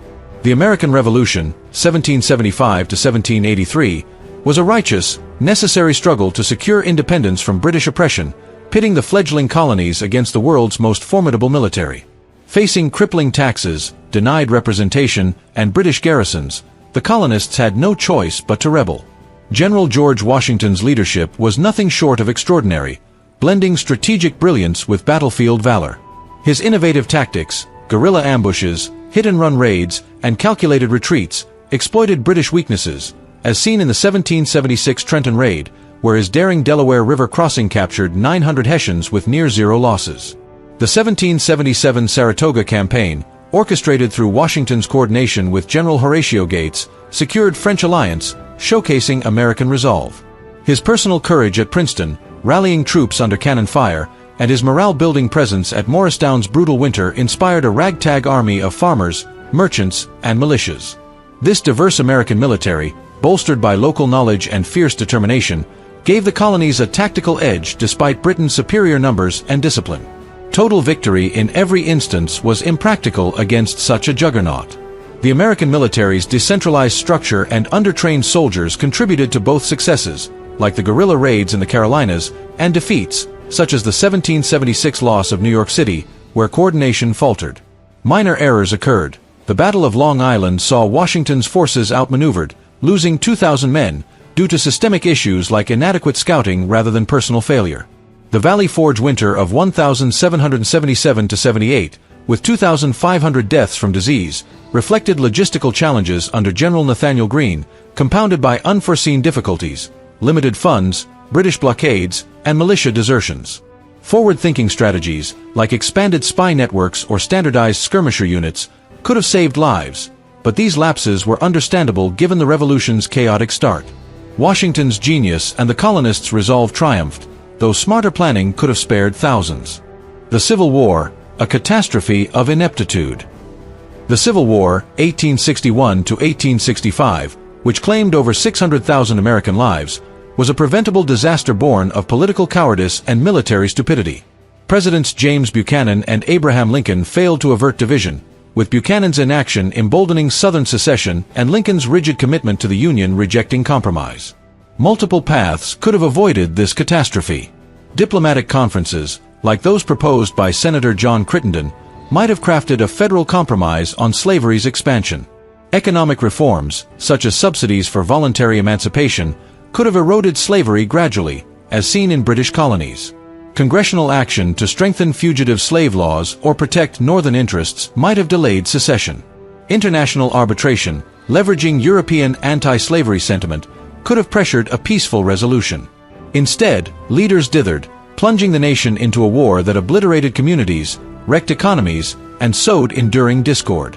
The human toll, 620,000 dead, millions wounded, devastated families, while infrastructure losses, like burned southern cities and railroads, crippled recovery for decades.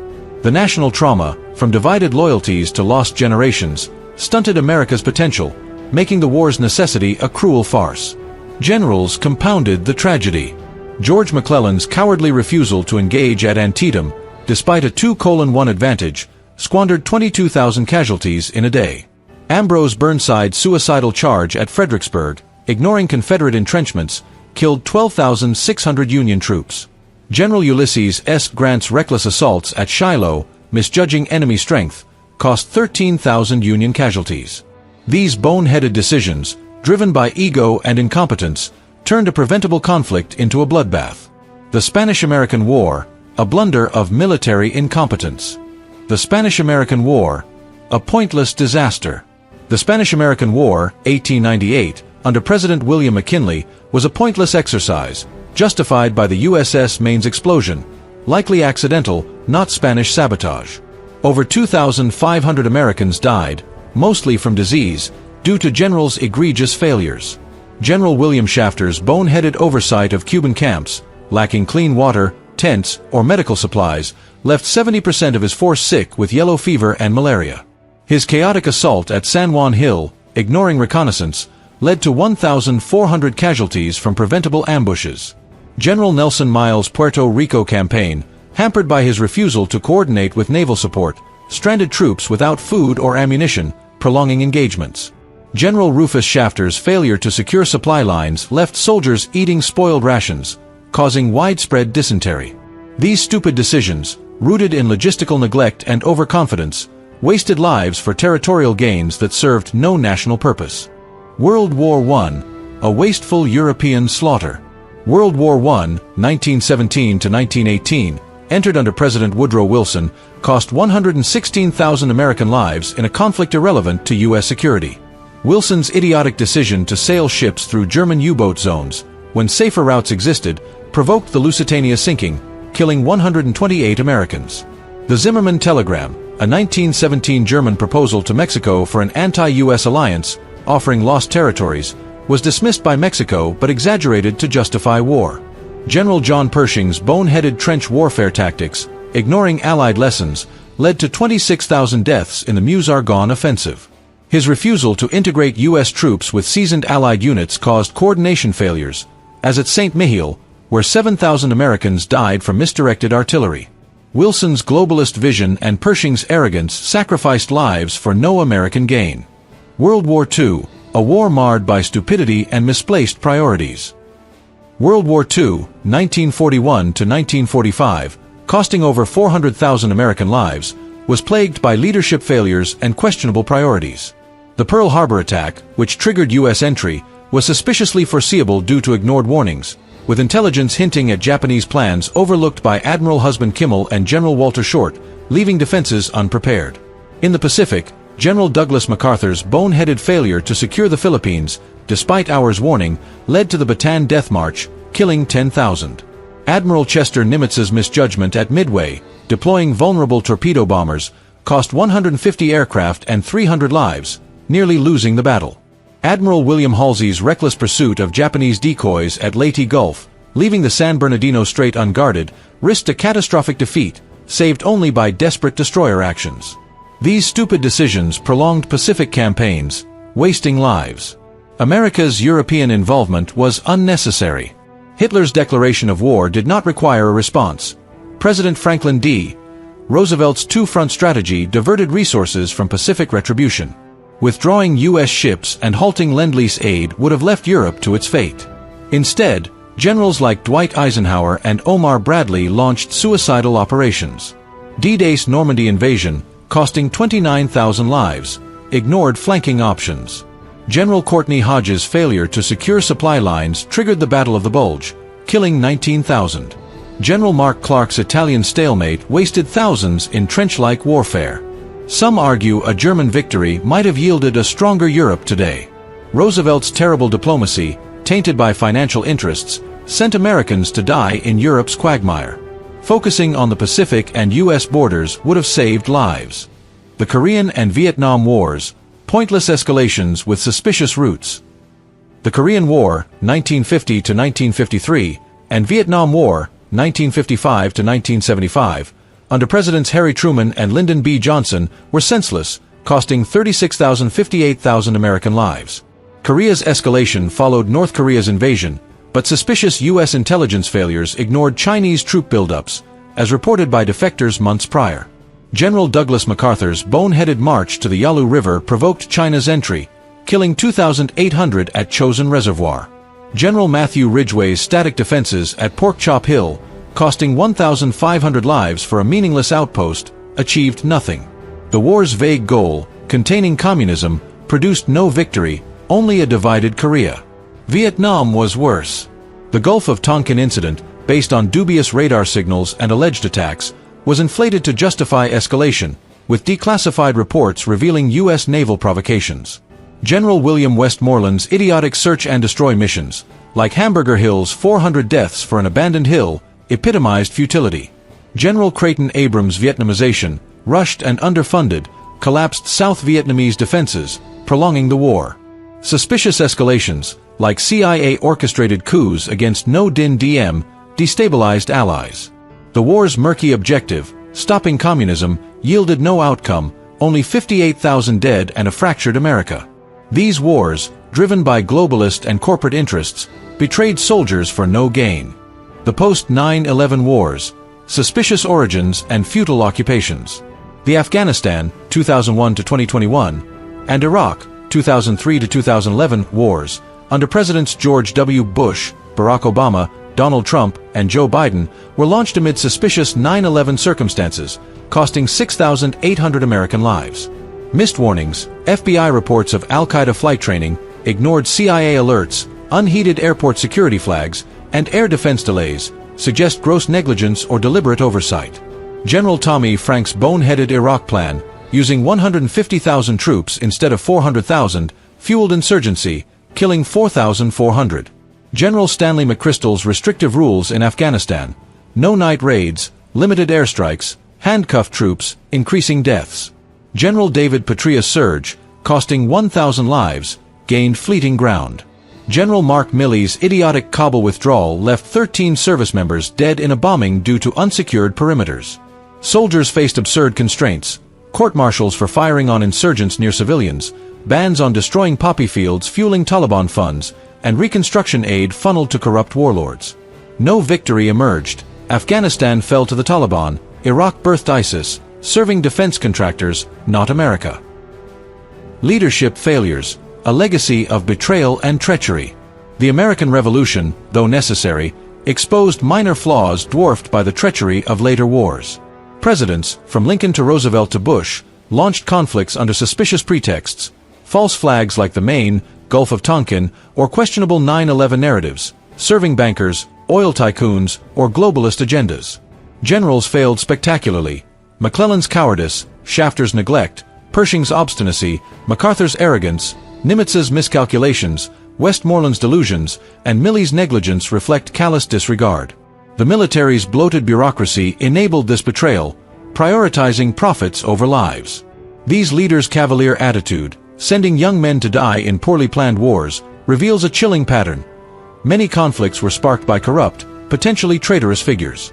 The Maine's explosion, Tonkin's fabrications, Pearl Harbor's ignored warnings, and September 11th's missed signals suggest deliberate negligence, costing millions of lives for ulterior motives, financial gain, geopolitical dominance, or corporate enrichment. These decisions have weakened America, leaving borders porous and trust eroded. The callous nature of these endeavors, treating soldiers as expendable, demands accountability. Memorial Day's profound lesson. Memorial Day honors the brave but indicts the corrupt, conniving leaders who betrayed them. The American Revolution, though noble, could have been smarter. Every war since was an avoidable tragedy, driven by presidents, politicians, and generals whose boneheaded decisions. McClellan's paralysis, Nimitz's midway errors, Milley's evacuation failure, piled bodies for profit or power. Suspicious triggers, from the Maine to 9/11, reveal a pattern of deceit. These young men, trusting their leaders, died for banker schemes and globalist plots. The same treacherous leaders, presidents, politicians, generals, and the military's corrupt bureaucracy, rule today. Trump's stalled Afghanistan exit and Biden's botched withdrawal, both retaining inept generals, prove the system's rot endures. Memorial Day exposes this cycle. We mourn heroes who didn't need to die, killed by a machine thriving on conflict. It demands we reject these terrible leaders and their deceitful plans, ensuring no more young men die for lies. Until we dismantle this corrupt structure, Memorial Day will grow heavier with betrayed names. Moving forward, a new path. To honor the fallen, America must end this cycle of betrayal. We must prioritize diplomacy through strength, deterring threats without reckless wars.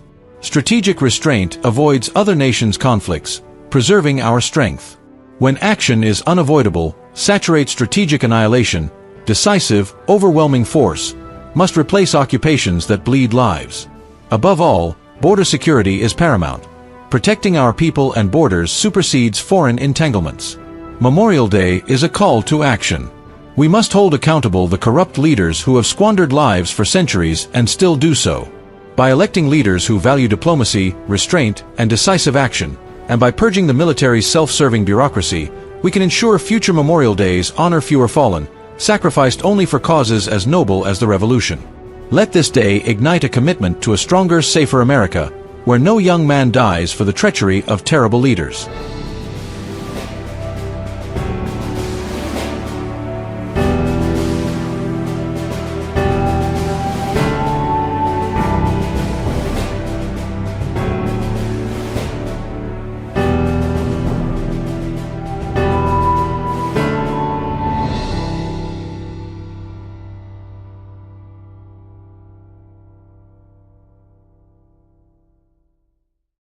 I have reflected long on this conflict between America and Iran, on the clash of armies and the roar of machines across distant lands.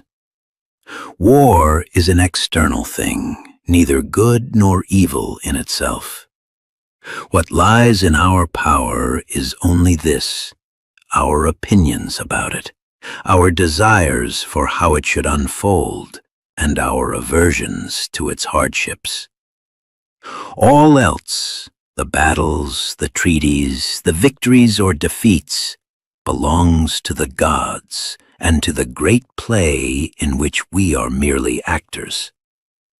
Fix your attention there, on what depends upon your will, and you will walk through this storm free and undisturbed.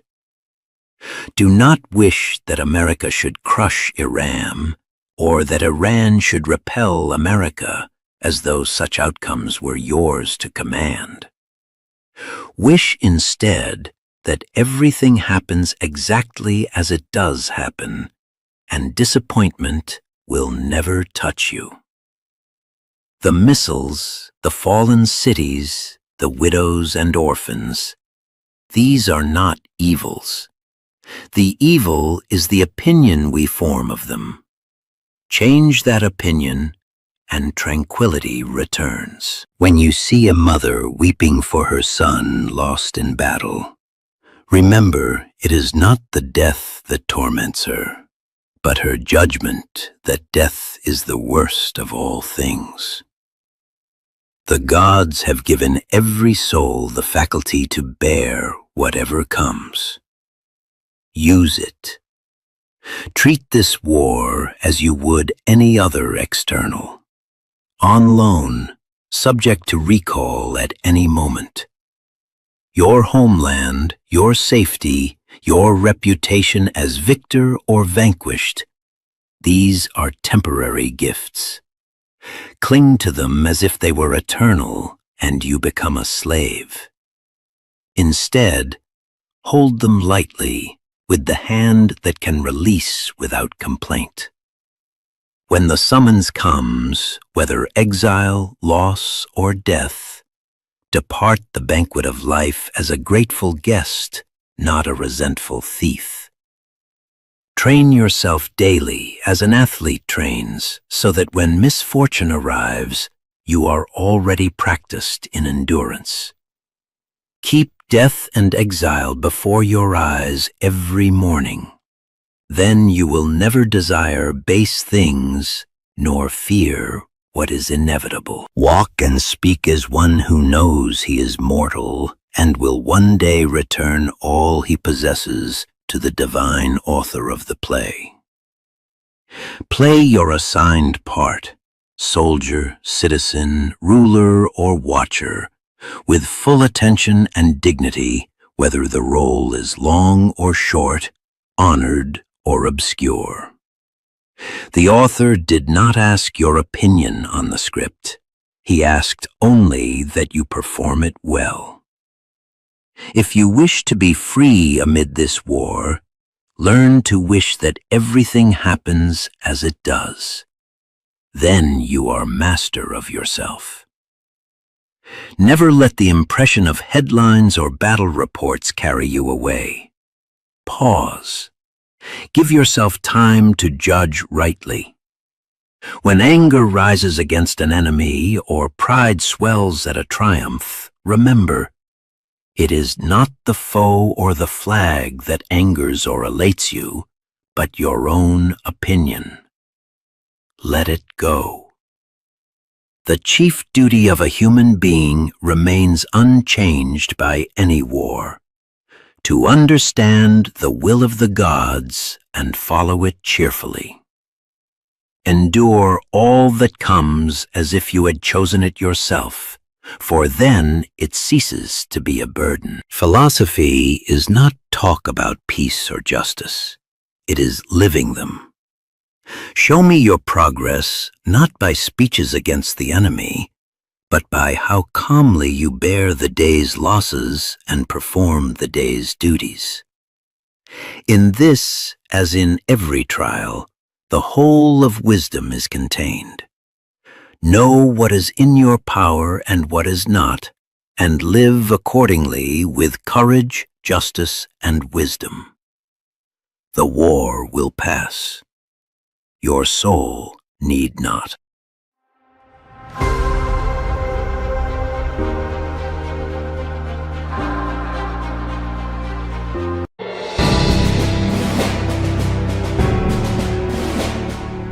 Memorial Day stands as a hallowed occasion in the American calendar, a time to honor the brave men and women who made the ultimate sacrifice in service to their nation. It is a day steeped in tradition, where families gather at cemeteries, lay wreaths, and reflect on the courage of those who fell defending the ideals of freedom and democracy. The solemn bugle call of taps echoes across graveyards, and flags are lowered to half-mast in reverence for the soldiers, sailors, airmen, and Marines who gave their lives. Yet, beneath this veneer of national gratitude lies a troubling reality, a grotesque charade orchestrated by the very architects of these soldiers' demise. Inept generals, corrupt politicians, and greedy corporate leaders who profit from the military-industrial complex.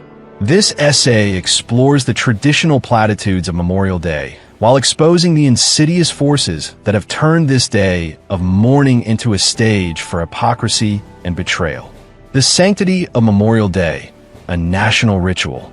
Memorial Day, observed on the last Monday of May, is a time to commemorate the fallen heroes who defended the United States against threats foreign and domestic. It is a day of unity, where communities pause to honor the selflessness of those who answered the call of duty, often at the tender age of 18 or 19. From the hallowed grounds of Arlington National Cemetery to small-town memorials, Americans gather to pay tribute with speeches, parades, and moments of silence. The imagery is poignant. Veterans in crisp uniforms, families clutching photographs of their loved ones, and children waving flags in innocent patriotism. Politicians deliver stirring orations, extolling the virtues of sacrifice and the enduring strength of the nation. Corporate leaders, too, join the ceremonies, offering platitudes about supporting the troops and their families. These rituals are meant to reaffirm a collective gratitude for those who ensured America's security and prosperity. The rhetoric of Memorial Day is familiar and comforting. We speak of heroes who gave their all, of freedom's price, and of a debt that can never be repaid. We invoke the memory of battles fought in distant lands: World War II, Korea, Vietnam, Iraq, Afghanistan, and celebrate the valor of those who faced the enemy so that we might live in peace. These sentiments are not without merit, for the courage of America's soldiers is undeniable. Many enlisted as teenagers, driven by a sense of duty or a desire to protect their homeland. Their sacrifices deserve recognition, and Memorial Day provides a moment to reflect on their loss and the grief of their families. The dark underbelly, generals, politicians, and corporate profiteers. Yet, as we stand at the graves of these fallen heroes, a troubling question emerges: who bears responsibility for their deaths? The traditional narrative of Memorial Day glosses over the uncomfortable truth that many of these soldiers died not because of inevitable conflicts, but due to the machinations of a corrupt and self-serving elite. The generals, politicians, and corporate leaders who parade through cemeteries on Memorial Day are not merely mourners. They're the architects of the wars that claimed these lives. Their presence at these solemn ceremonies is not an act of homage, but a brazen display of hypocrisy, as they cloak their complicity in patriotic rhetoric.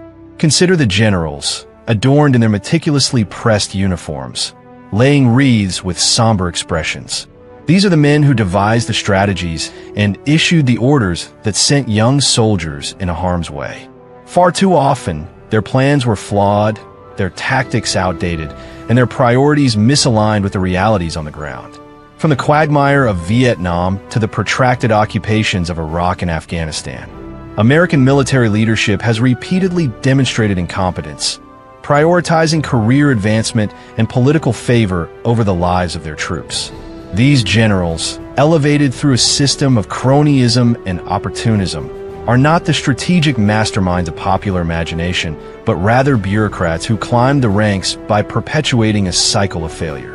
Their presence at Memorial Day ceremonies is an affront to the soldiers they failed, a mockery of the lives lost to their ineptitude. Equally culpable are the politicians who set the stage for these conflicts. From presidents to congressional representatives, governors to mayors, these figures craft the policies and budgets that propel the nation into war. Their motives are rarely pure. Backroom deals, campaign contributions, and corporate lobbying often dictate their decisions. The Gulf of Tonkin incident, which escalated U.S. involvement in Vietnam, was based on exaggerated claims, if not outright lies. The invasion of Iraq in 2003, sold to the public as a necessary response to weapons of mass destruction, was later revealed to be grounded in faulty intelligence and geopolitical ambitions. These wars, and countless others, were not fought for freedom, but for power, profit, and political expediency. On Memorial Day, these politicians deliver rehearsed speeches, their faces etched with feigned sorrow, while their policies continue to send young men and women to die in conflicts with no clear objectives or tangible victories. Their crocodile tears are an insult to the families who mourn. At the heart of this betrayal lies the military-industrial complex, a web of corporate interests that thrives on perpetual conflict.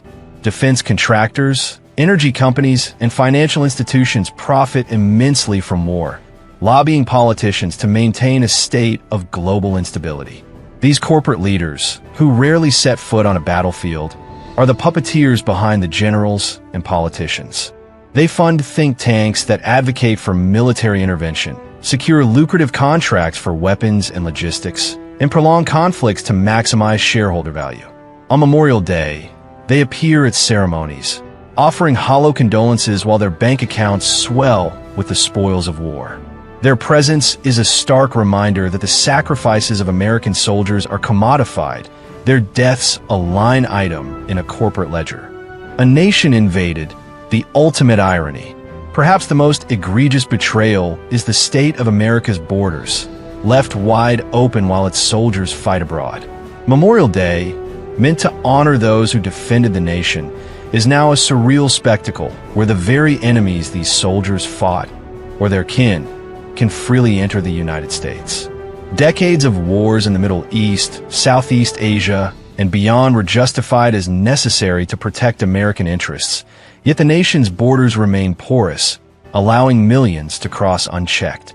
In some cases, individuals from the same groups or regions that American soldiers battled overseas now reside in American towns, sometimes mere miles from the cemeteries where the fallen are buried. This is not an accident, but a consequence of the same political and corporate forces that orchestrate wars for profit. Politicians, beholden to globalist agendas and corporate donors, prioritize open borders over national security, while generals remain silent, complicit in their failure to defend the homeland. The irony is staggering. Families of fallen soldiers gather to mourn, unaware that the individuals or ideologies their loved ones died fighting may now be present in their communities, attending the same Memorial Day parades or concerts. These events, once solemn tributes, have become commercialized spectacles, parades, barbecues, and concerts where the lines between friend and foe blur. The enemies of yesterday are the neighbors of today, welcomed by a government that profits from both war and migration. This juxtaposition transforms Memorial Day into a theater of the absurd, where the sacrifices of the fallen are trivialized by the presence of those who oppose them. A call for accountability. Memorial Day should be a time of reflection, not only on the bravery of the fallen, but also on the failures that led to their deaths.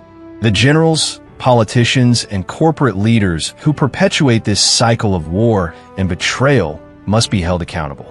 Their war crimes, whether in the form of reckless military strategies, deceitful policies, or profiteering, demand justice. The American people, too, bear responsibility for electing leaders who prioritize power and wealth over the lives of their soldiers. The voters who remain willfully ignorant, seduced by patriotic platitudes, enable this travesty to continue. The wars of the past century, Vietnam, Iraq, Afghanistan, and countless smaller conflicts, have rarely achieved their stated goals. With the exception of the Kuwait War, a brief and overwhelming victory against a vastly outmatched Iraqi army, American military engagements have been marked by vague objectives, prolonged occupations, and staggering human and financial costs. These conflicts, driven by lies and ulterior motives, have enriched the elite while leaving soldiers and their families to bear the consequences. Memorial Day must become a day of reckoning, where the nation confronts the truth about its leadership and demands an end to senseless wars. Conclusion. Memorial Day is a sacred occasion to honor the fallen, to remember the young men and women who gave their lives for their country. Yet, it is also a day tainted by the presence of those who engineered their deaths, the incompetent generals, the corrupt politicians, and the greedy corporate leaders who profit from the military-industrial complex. As wreaths are laid and speeches delivered, the hypocrisy is palpable. These figures, draped in the trappings of patriotism, are the true architects of America's tragedies, sending soldiers to die in wars of questionable necessity while allowing the nation's borders to be overrun by the very forces they claim to oppose. The families of the fallen deserve better. They deserve a nation that honors their loved ones not with empty gestures, but with accountability and reform. Until the generals, politicians, and corporate elites are held to account, Memorial Day will remain a bittersweet paradox, a day of mourning overshadowed by betrayal, where the sacrifices of the brave are exploited by the corrupt.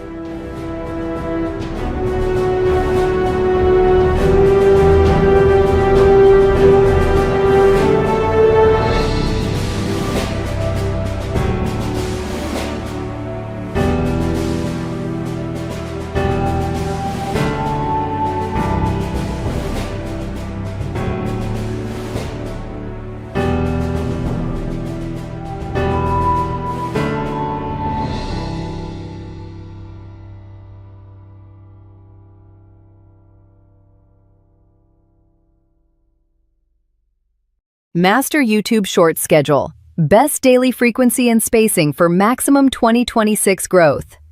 For creators building a high-volume YouTube Shorts channel with a large backlog of high-quality clips and more content in production, an effective posting strategy balances speed of release with strong algorithmic performance. The goal is to maximize exposure and viewership while driving traffic to linked long-form video reports. Recommended frequency for aggressive growth with pre-produced, high-retention shorts is 3 to 5 shorts per day.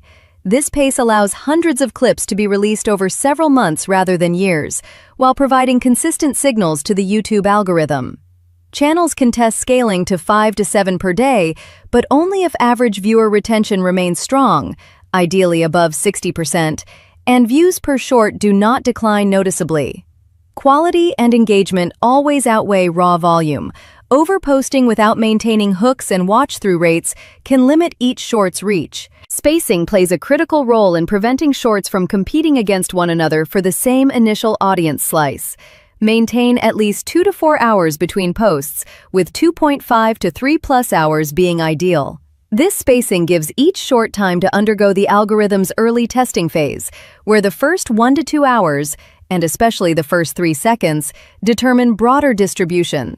Posting too closely together risks reduced impressions for all involved clips. Optimal posting windows for a primarily U.S. audience focus on daytime and evening peaks in Eastern Time, when mobile scrolling activity is highest. Late afternoons through evenings, roughly 2 to 5 p.m. and 6 to 10 p.m., consistently deliver strong engagement as viewers unwind after work, during commutes, or on breaks. Mornings around 10 to 11 a.m. can also work well, particularly on weekends. Friday stands out as the strongest single day, with 4 p.m., 6 p.m., and 7 p.m. often ranking among top performers. Overnight hours, roughly 11 p.m. to 7 a.m., generally underperform for U.S.-centric audiences and should be deprioritized unless channel-specific analytics indicate otherwise. Here are practical example schedules tailored to different daily volumes. All times in Eastern. Adjust slightly based on your audience analytics tab after the first 1 to 2 weeks. For 5 shorts per day, 11 a.m., 3 p.m., 6 p.m., 8 p.m., and 10 p.m. This hits morning build-up, afternoon peaks, and evening prime time while preserving spacing. For 6 shorts per day, 10 a.m., 1 p.m., 3:30 p.m., 6 p.m., 8 p.m., and 10 p.m. For 7 shorts per day, aggressive approach, monitor metrics closely. 9 a.m., 11:30 a.m., 2 p.m., 4:30 p.m., 6:30 p.m., 8:30 p.m., and 10:30 p.m. Heavier posting volumes work best Monday through Friday, with lighter schedules, dropping 1 to 2 slots, on weekends to match natural audience patterns. Use YouTube Studio's scheduling tools to batch uploads and release at precise times, allowing efficient management of large backlogs. To strengthen the connection between shorts and full video reports, include clear calls to action in every description and pin a comment with direct links to the complete reports or related playlists. Number clips within series and use strong opening hooks to encourage viewers to seek the deeper content. Success depends on ongoing optimization. After launching the schedule, review YouTube Analytics, particularly the Audience tab showing when viewers are most active, and refine timings accordingly. Retention, impressions, and traffic sources to long-form videos will reveal what works best for your specific niche and audience. By prioritizing daytime and evening US peaks with thoughtful spacing and consistent high-quality production, creators can efficiently clear large inventories of shorts while building sustainable growth and cross-promotion to their video reports.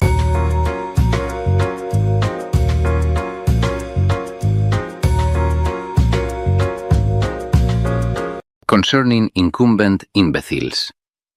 I say that nothing is more perilous to attempt, nor more difficult to accomplish, than the removal of incumbent imbeciles, who, though manifestly witless and lacking all prudence, have held their seats through long custom.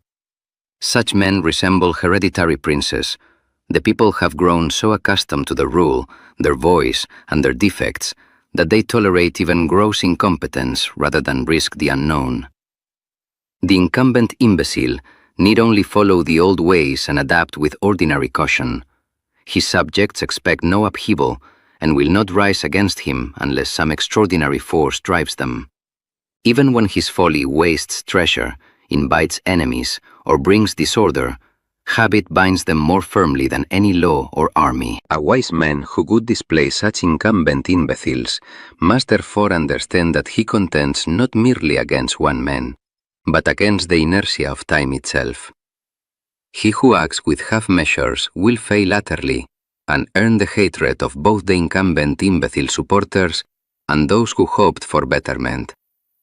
All necessary injuries must be inflicted at once, swiftly and completely, so that men grow accustomed to them and forget. Benefits should follow gradually so that they are savored. He must either ruin the old structure entirely or prepare to reside in the new order with his own strong forces and loyal ministers. To rely upon fortune or the gratitude of the people alone is to invite ruin, for the multitude is fickle and will return to its old master the moment the new one falters. Fortune may favor the bold challenger at the first blow, yet without true virtue, that is, arms, prudence, and the unyielding will to finish what he begins, she will turn against him. Many have risen against incumbent imbeciles only to fall because they underestimated the power of familiarity and the universal dread of disorder. The art of war remains the sole proper study of any who would govern. He who neglects it, trusting instead to speeches or distant allies, will find even the most advanced means useless against entrenched weakness. Therefore, I counsel every man who would rid the state of incumbent imbeciles to strike when the moment is ripe, to secure his own forces, and never to trust half measures. For in matters of power, hesitation breeds contempt, while decisive action commands respect. This is how The Prince, by Niccolò Machiavelli, directly applies to the subject of incumbent imbeciles.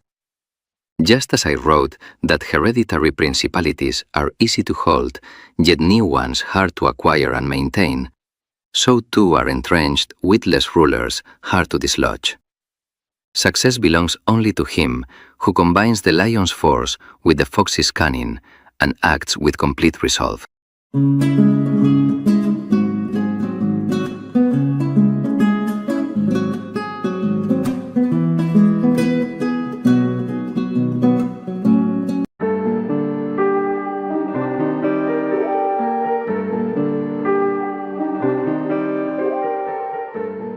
The rise of Marxist communism stands as one of the most transformative intellectual and political developments in modern history, reshaping societies, economies, and international relations through its revolutionary vision of a classless world. Conceived in the mid-19th century, this ideology emerged as a critique of industrial capitalism, evolving into a global movement that profoundly influenced nations, most notably through its unexpected implementation in Russia in 1917. Rooted in the radical ferment of Western Europe, particularly London, Marxist communism was shaped by a complex interplay of philosophical inquiry, economic analysis, and revolutionary activism, with significant contributions from émigré networks and organizations like the League of Outlaws and League of the Just. The diverse backgrounds of its proponents, the pivotal role of its foundational texts, and the speculative possibility of hidden influences, ranging from secret societies to financial elites, invite a detailed exploration of its origins, motivations, and enduring impact. This essay provides a comprehensive and expansive analysis of Marxist communism's formation, examining its intellectual foundations, its intended application in industrialized societies, its spread to Russia, the dynamics of its key figures, and the potential for unrecorded contributors, while critically assessing alternative narratives and speculative influences. This essay ensures clarity, objectivity, and accessibility, weaving a narrative that captures the multifaceted history of communism's development and global resonance. Intellectual and organizational foundations of Marxist communism. Marxist communism originated from the intellectual partnership of Karl Marx, a German philosopher and economist of mixed Jewish and Christian descent raised as a non-practicing Lutheran, and Friedrich Engels, a German philosopher and industrialist of Protestant Christian background. Their collaboration began in the 1840s amidst the social and economic upheavals of industrial Europe. Marx, born in 1818 in Trier, Prussia, pursued studies in law, philosophy, and history at the universities of Bonn, Berlin, and Jena, where he engaged with the young Hegelians, a group of radicals inspired by the dialectical philosophy of Georg Wilhelm Friedrich Hegel, a German philosopher. His early exposure to radical ideas, combined with his journalistic work at the Rheinische Zeitung in Cologne, shaped his critique of capitalist exploitation and state oppression.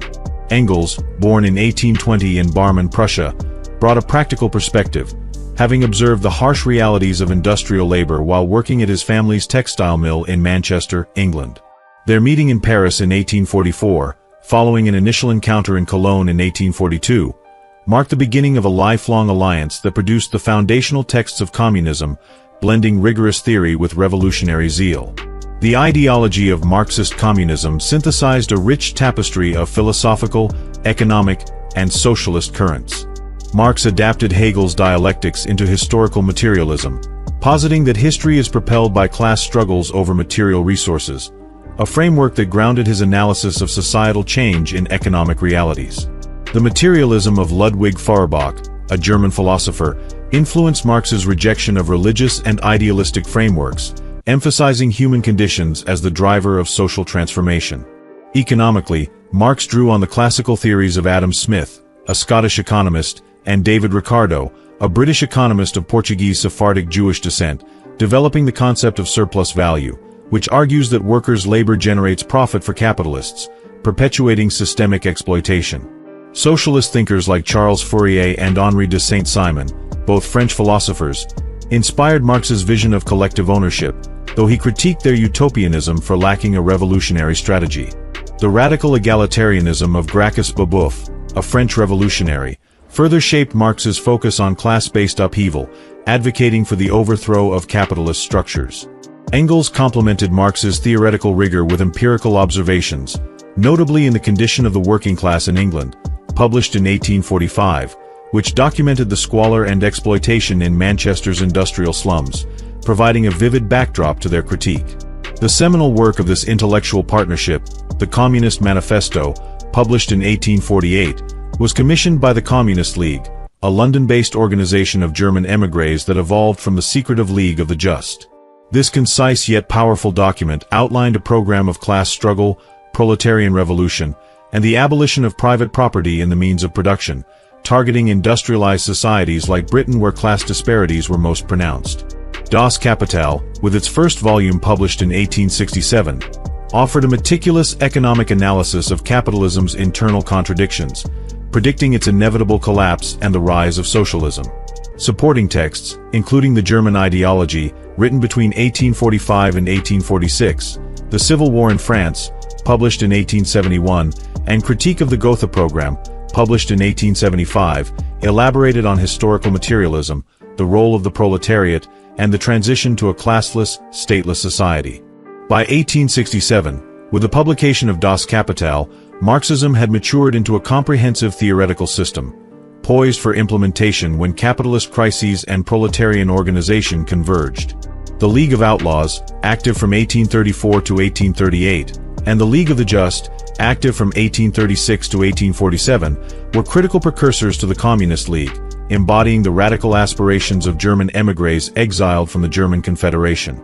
The League of Outlaws, founded in Paris by Jacob Venedig, a German lawyer, Theodor Schuster, a German intellectual, and Wilhelm Weitling, a German tailor, sought to establish a social republic, blending republican ideals with utopian socialism inspired by the revolutionary vision of Philippe Buonarroti, an Italian radical. Comprising approximately 180 artisans and intellectuals, primarily from Prussia and Bavaria, the League operated clandestinely, using secret rituals to evade authorities. Internal divisions over strategy, moderates favoring reform versus radicals advocating revolution, led to its dissolution by 1838, with Weitling and others forming the League of the Just. This splinter group, peaking at over 1,000 members and led by Weitling, Karl Schopper, a German forester, and Joseph Moll, a German watchmaker, initially embraced Christian communism, as articulated in Weitling's Guarantees of Harmony and Freedom, published in 1842, before adopting Marx's secular socialism in 1847.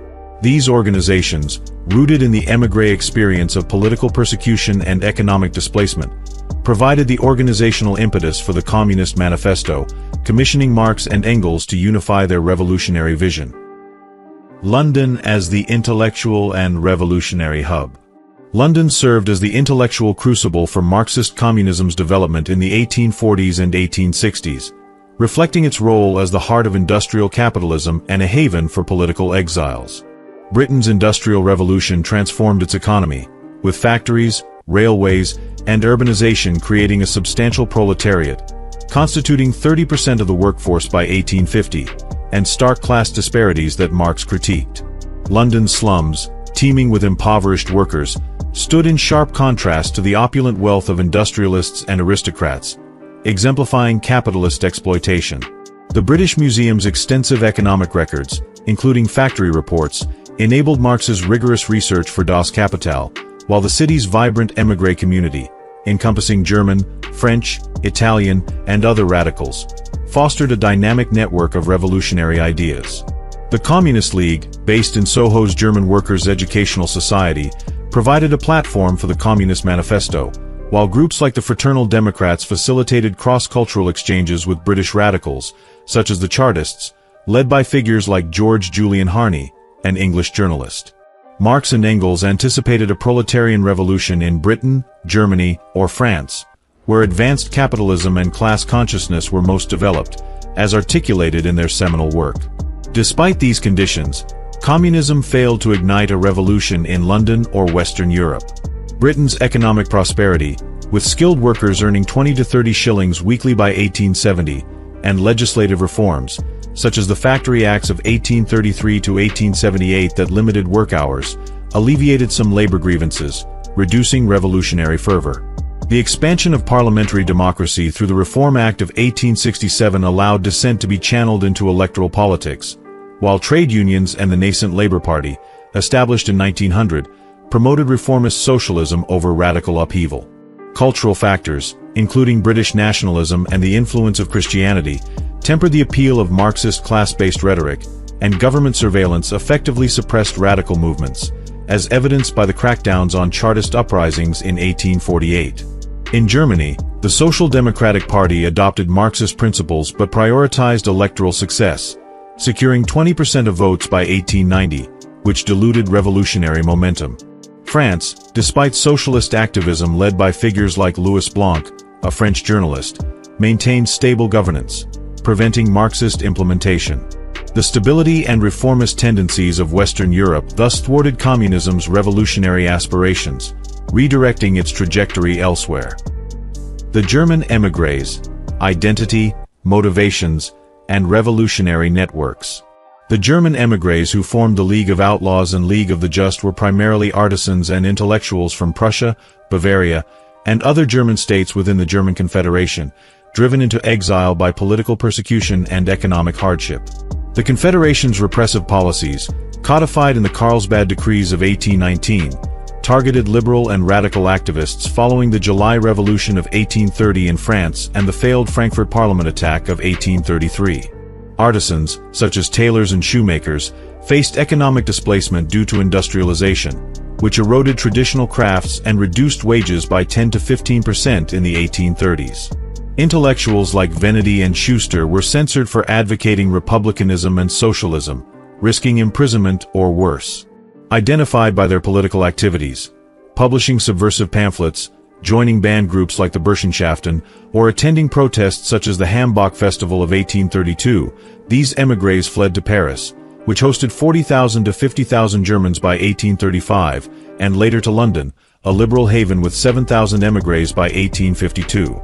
The ethnic composition of these émigrés was predominantly German, reflecting the cultural and linguistic unity of the German states.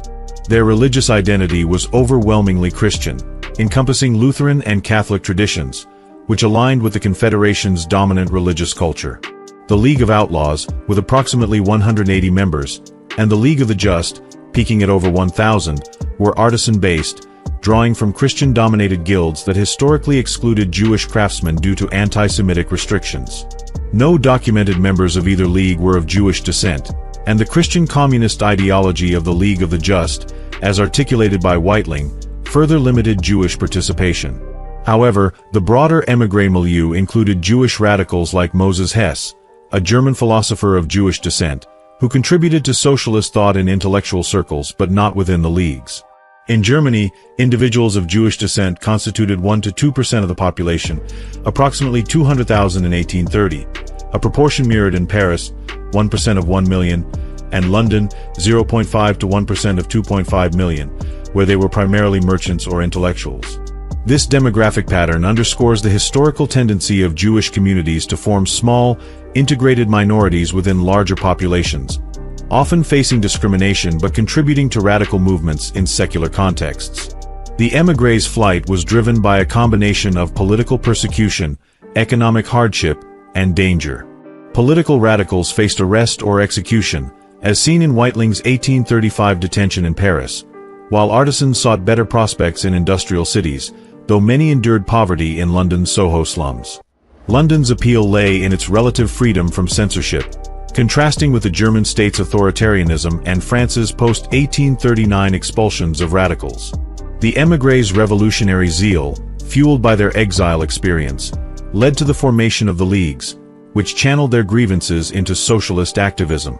The League of the Just had direct contact with Marx and Engels, commissioning the Communist Manifesto in 1847, while the League of Outlaws, dissolving by 1838, had indirect contact through shared members like Weitling and Schopper, who later joined the Just and engaged Marx. The commission and authorship of the Communist Manifesto. The Communist League, formed in June 1847 through the merger of the League of the Just and Marx and Engels Communist Correspondence Committee, commissioned Karl Marx and Friedrich Engels to write the Communist Manifesto at its Second Congress in London, held at the German Workers' Educational Society from November to December 1847. This commission was a pivotal moment, as the League sought a clear, accessible program to unify its diverse membership and distinguish itself from other socialist factions amid the brewing revolutions of 1848. Marx, a formidable theorist with a background in young Hegelian philosophy and journalism, dominated Congress debates, securing support for his materialist program over utopian or conspiratorial alternatives. Engels, a League member since 1846, endorsed Marx's leadership, contributing preliminary drafts such as Principles of Communism, published in 1847, which served as a foundation for the manifesto.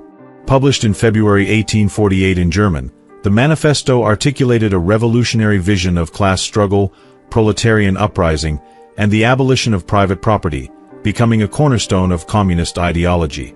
The authorship credit for the Communist Manifesto is attributed to Marx and Engels due to their intellectual and literary contributions. Marx wrote the final draft, synthesizing the League's egalitarian ethos with his scientific socialism, while Engels provided structural input and earlier drafts. The League's role was organizational, commissioning the text and inspiring its revolutionary spirit, but its artisan members, such as Schopper and Moll, lacked the theoretical depth to draft a comprehensive manifesto. The manifesto's global resonance, amplified by Marx's later works like Das Kapital and his leadership in the First International, tied it to their names.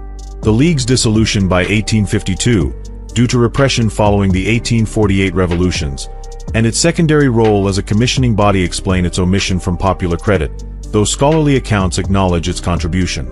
The commission was essential, as it provided the impetus for a public manifesto, aligning with the revolutionary fervor of 1848. Without it, Marx and Engels might have continued theoretical work, but the manifesto's unique form and timing likely depended on the League's request. The Russian Revolution: Leadership, Ethnic Diversity, and Global Impact. The Bolshevik Revolution of October 1917 marked the first significant implementation of Marxist communism, transforming Russia from a semi-feudal empire into a socialist state. Russia's unexpected role, despite its agrarian economy and small proletariat, for percent urban in 1860, stemmed from extraordinary circumstances. World War I, from 1914 to 1918, inflicted 2 million deaths, famine, and economic collapse, radicalizing workers, soldiers, and peasants.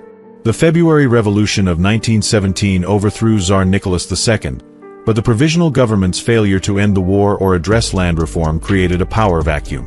Vladimir Lenin's Bolsheviks, a faction of the Russian Social Democratic Labor Party founded in 1898, seized power in Petrograd, establishing the Russian Soviet Federative Socialist Republic, which became the Soviet Union in 1922. Lenin's Marxist-Leninism adapted Marxism to Russia's conditions, emphasizing a vanguard party to lead the proletariat and incorporating peasants, who formed 80% of the population, as revolutionary allies. The Decree on Land, issued in November 1917, redistributed aristocratic estates, aligning with Marxist principles of property abolition, while nationalization of banks, railways, and industries implemented collectivization. War communism, from 1918 to 1921, centralized the economy during the Russian Civil War, and the new economic policy, introduced in 1921, allowed limited market reforms to stabilize it, showcasing Marxism's adaptability. The Soviet Union's success inspired communist movements in China, achieving victory in 1949, Cuba, achieving victory in 1959, and beyond, facilitated by the Comintern, active from 1919 to 1943. The Bolshevik leadership reflected Russia's ethnic diversity, encompassing individuals of varied backgrounds united by Marxist ideology. Vladimir Lenin, born Vladimir Ilyich Ulyanov in 1870, was of Russian, Kalmyk, German, and Swedish descent, raised in a nominally Orthodox family but an avowed atheist. Leon Trotsky, born Lev Davidovich Bronstein in 1879, hailed from a secular Jewish family in Ukraine, rejecting religious identity for Marxism. Joseph Stalin, born Ioseb Jugashvili in 1878, was Georgian, trained in an Orthodox seminary but embracing atheism. Grigory Zinoviev, born Hersh Apfelbaum in 1883, and Lev Kamenev, born Lev Rosenfeld in 1883 with a partially Jewish background, were from secular Jewish families, while Yakov Sverdlov, born in 1885, also came from a Jewish family, all identifying as Marxist atheists.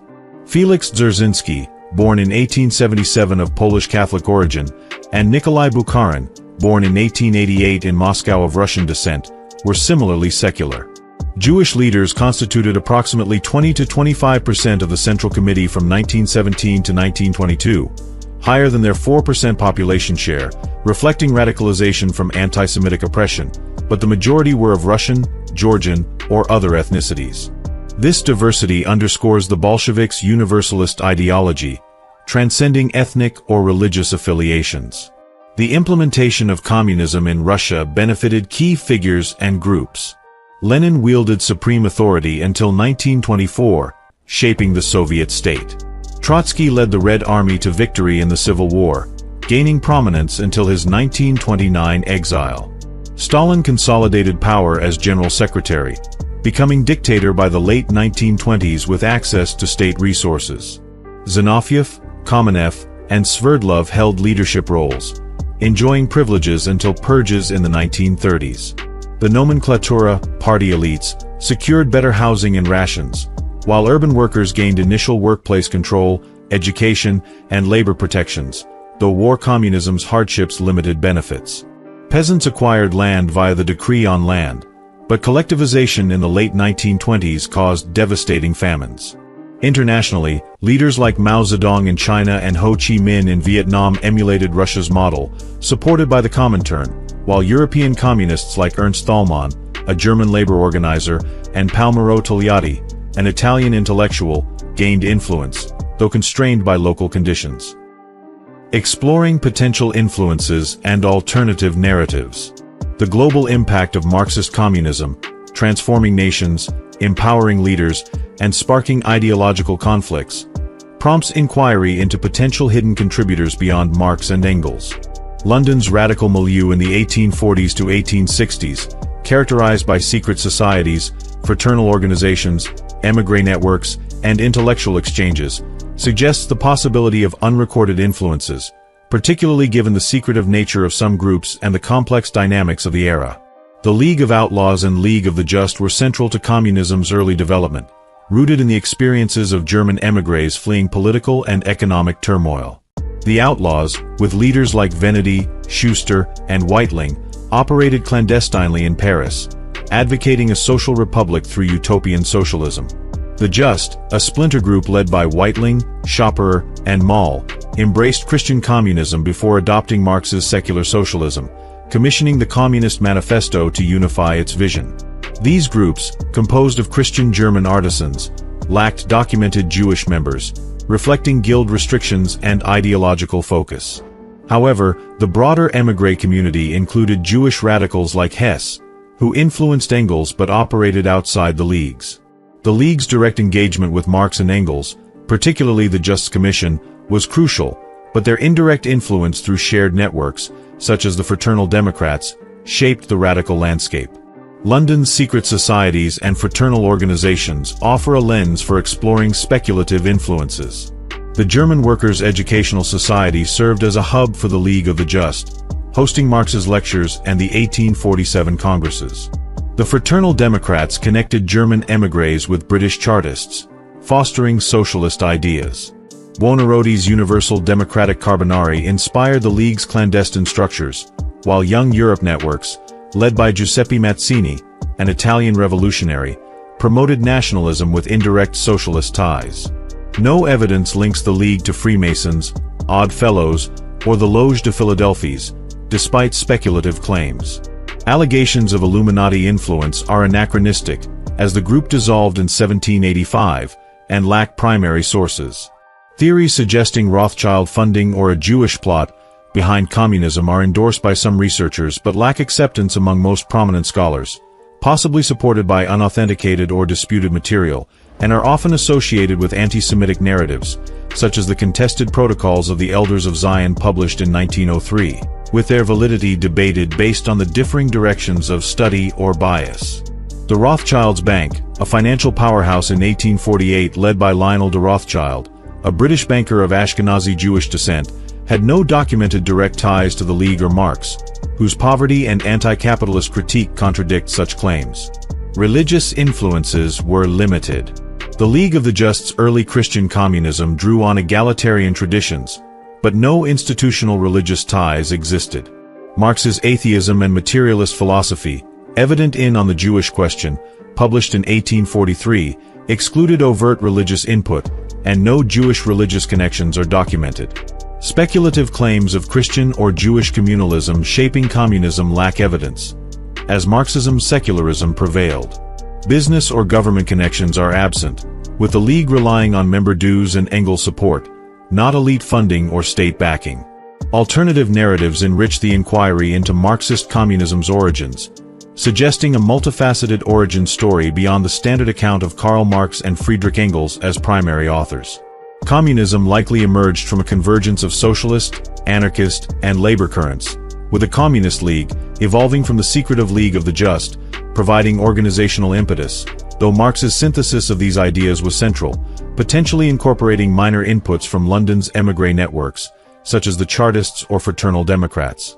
Speculation that secret societies or elite groups used Marx as a proxy to advance a hidden agenda lacks substantiation, as his transparent writings, poverty, and the League's artisan base indicate intellectual autonomy, undermining claims of orchestrated conspiracies like those tied to the Rothschilds or Illuminati.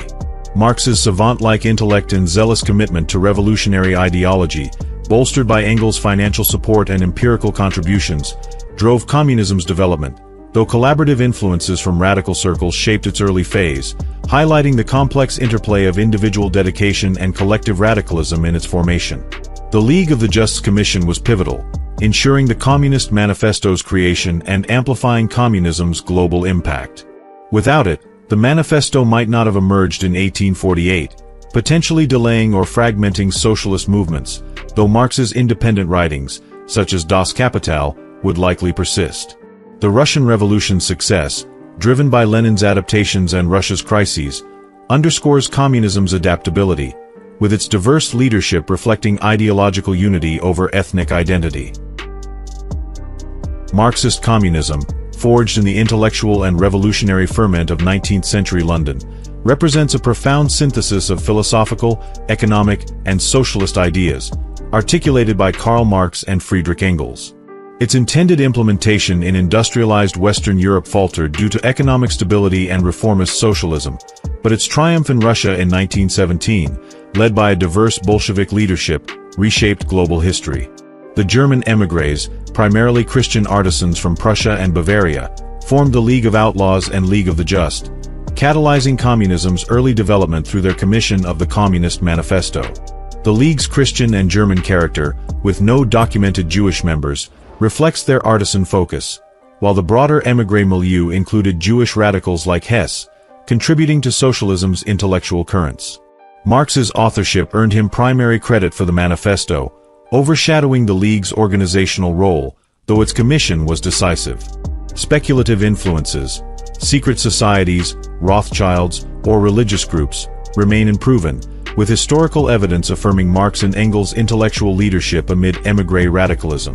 Communism's global resonance, from Russia to China, underscores its adaptability, driven by the interplay of ideas, revolutionary networks, and historical contingencies, offering a complex legacy that continues to provoke rigorous inquiry and reflection.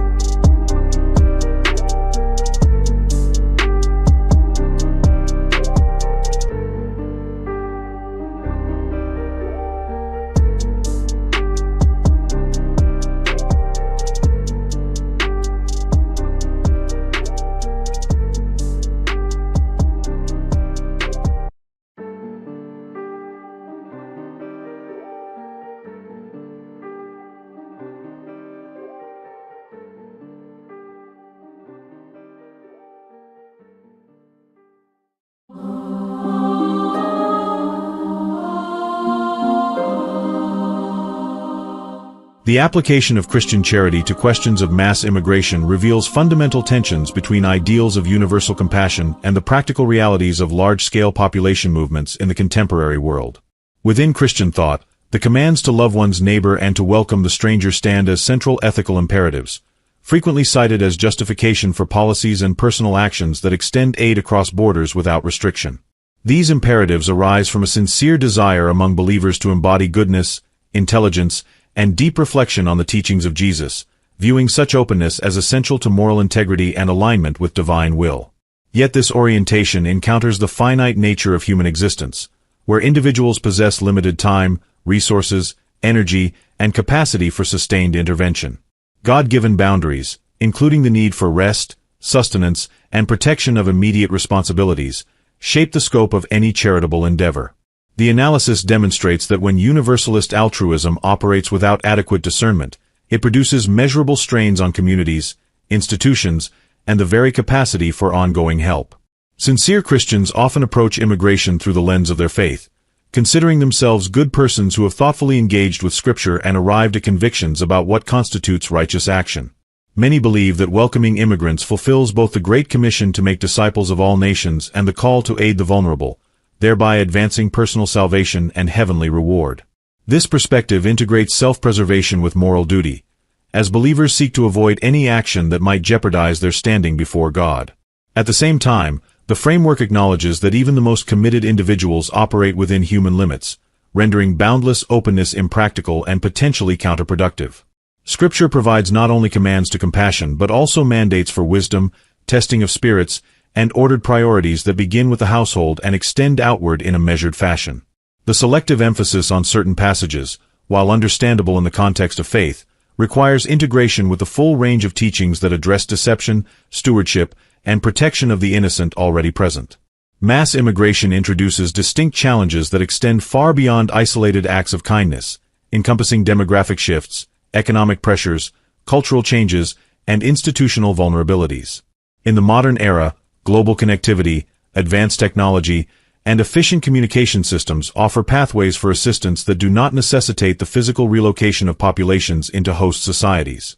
The sincere believer committed to effective charity must therefore evaluate outcomes rather than intentions alone, recognizing that policies framed as moral imperatives can generate dependency, exploitation, and erosion of social cohesion.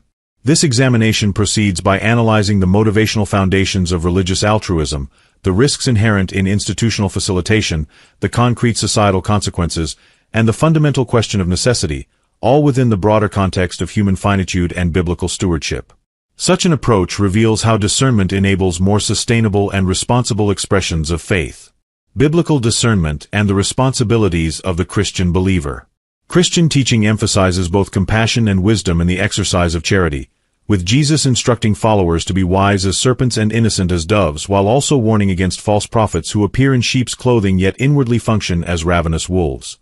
These directives call believers to test the spirits and exercise discernment rather than extending aid indiscriminately, particularly when large-scale movements of people involve unknown motives and backgrounds. The sincere Christian who views himself as a good person and deep thinker recognizes that selective focus on passages about welcoming the stranger or spreading the gospel must be balanced against the complete scriptural witness, which includes clear calls to protect the household and community. Human limits, established by divine design, encompass the necessities of sleep, food, emotional capacity, and finite resources, underscoring that no individual can personally address every presented need without compromising core responsibilities. The priority of ordered love appears explicitly in the instruction that anyone who fails to provide for his own relatives, especially members of his household, has denied the faith and is worse than an unbeliever. This principle extends to the protection of children and native communities, where the influx of large numbers of immigrants can strain schools, safety nets, and neighborhood stability in ways that affect the innocent already under a believer's care. The desire for heavenly reward motivates many Christians to engage in charitable acts. Yet this motivation operates alongside the recognition that genuine faith requires stewardship of what God has placed closest at hand before extending indefinitely outward. Aggressive attempts to spread teachings through mass immigration often produce the opposite of the intended effect, as human nature resists forced evangelism, and such efforts frequently push people away rather than drawing them toward faith. The intelligent believer therefore weighs these dynamics, understanding that true discipleship flourishes through example and targeted action rather than through policies that overwhelm existing structures. Even the most committed Christian operates within the boundaries of human existence, where God has designed individuals with capacities and limitations that make universal openness unsustainable. The pursuit of salvation through charitable deeds finds its proper place when integrated with responsibilities to family, church, and nation, rather than through performative gestures that ignore downstream consequences. This ordered approach aligns with the full biblical message, where compassion coexists with warnings against deception and calls for prudent allocation of resources. The deep thinker who reflects on these matters concludes that effective charity respects human finitude while fulfilling divine commands in a manner that sustains rather than depletes the capacity for ongoing good. The psychology and asymmetries of altruistic behavior in religious contexts.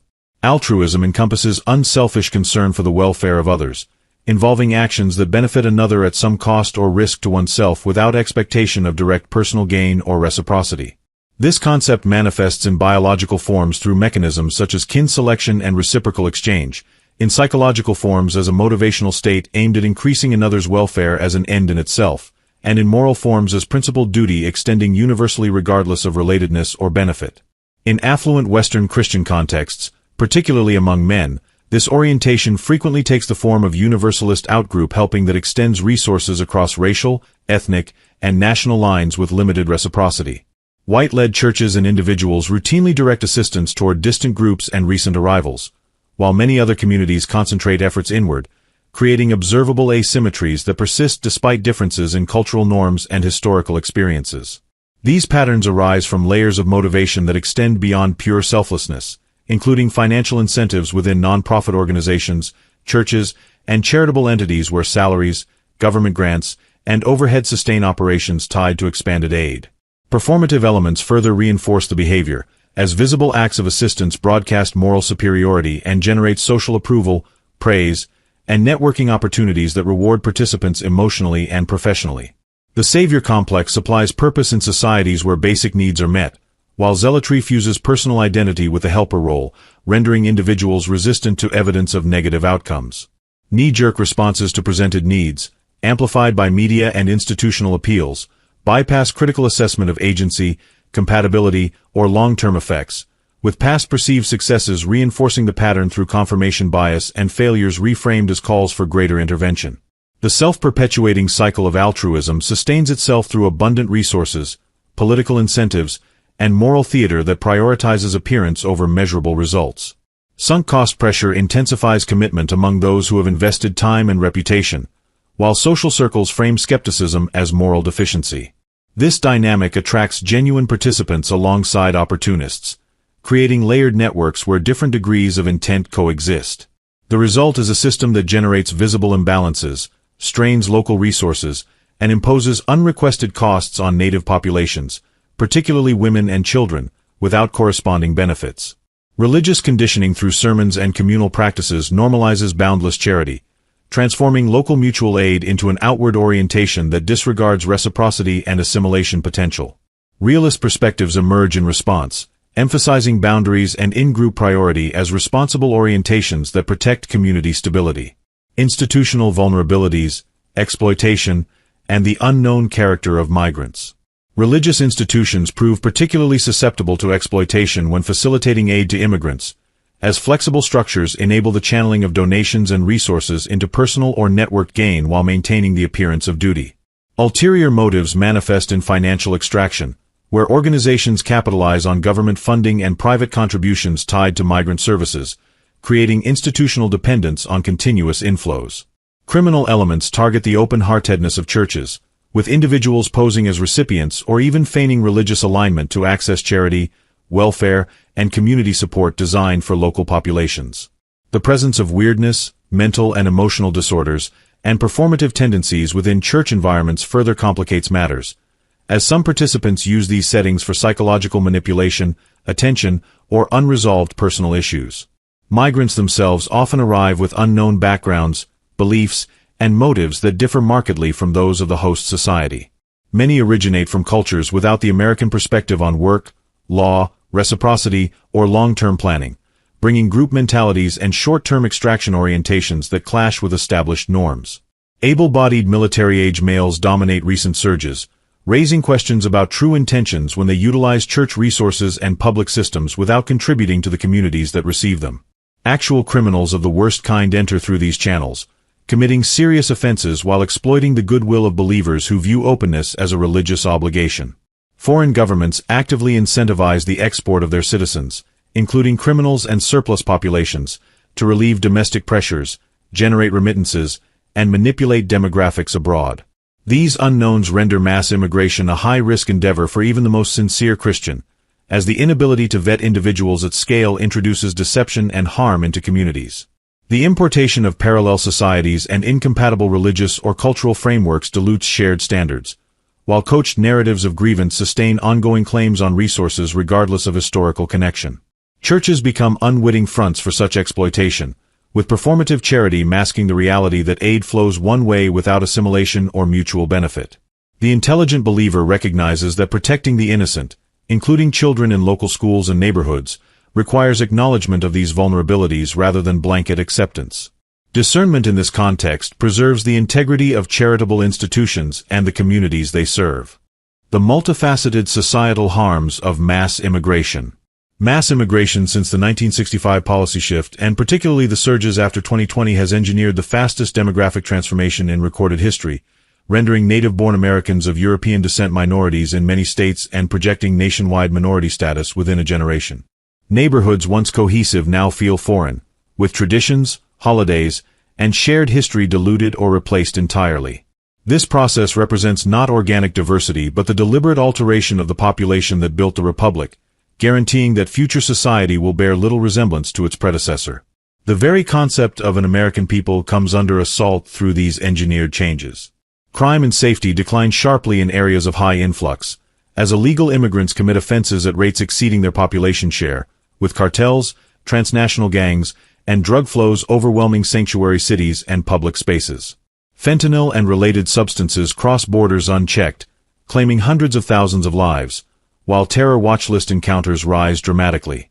Police, courts, and prisons face overload from non-citizens who should never have entered, transforming once safe environments into no-go zones after dark. These outcomes stem predictably from the importation of populations from regions with different standards of law and order, without adequate assimilation pressure. Economic damage proves catastrophic, as immigrants flood labor markets in construction, manufacturing, services, and agriculture, displacing working-class citizens and stagnating wages while housing and living costs escalate. The net fiscal drain reaches enormous proportions, with immigrant households consuming far more in government services than they contribute in taxes, burdening schools, hospitals, and welfare systems. Housing crises emerge from artificial demand, as multiple families crowd single units and infrastructure buckles under the weight. Welfare dependency accelerates national insolvency, political takeovers unfold through naturalization and voting patterns that favor further liberalization, and cultural standards erode as English fades and imported norms clash with established expectations. Community cohesion vanishes amid tribal enclaves and declining trust, while weaponized grievances fuel endless conflict and identity-based competition. The total effect manifests as a lower-quality society where life becomes harder, more dangerous, more expensive, and less pleasant overall. The unnecessity of mass immigration and superior practical alternatives. Contemporary society possesses no genuine requirement for mass immigration, as historical communities thrive through local production, mutual support, and internal resource management without reliance on perpetual population inflows. Advanced economies operate effectively through automation, robotics, artificial intelligence, and efficient supply chains that enable fewer workers to generate greater output, meeting domestic demands without demographic expansion. The assertion that labor shortages, GDP growth, or pension sustainability demand continuous immigration ignores these technological capacities and internal solutions such as workforce retraining and adjusted retirement structures.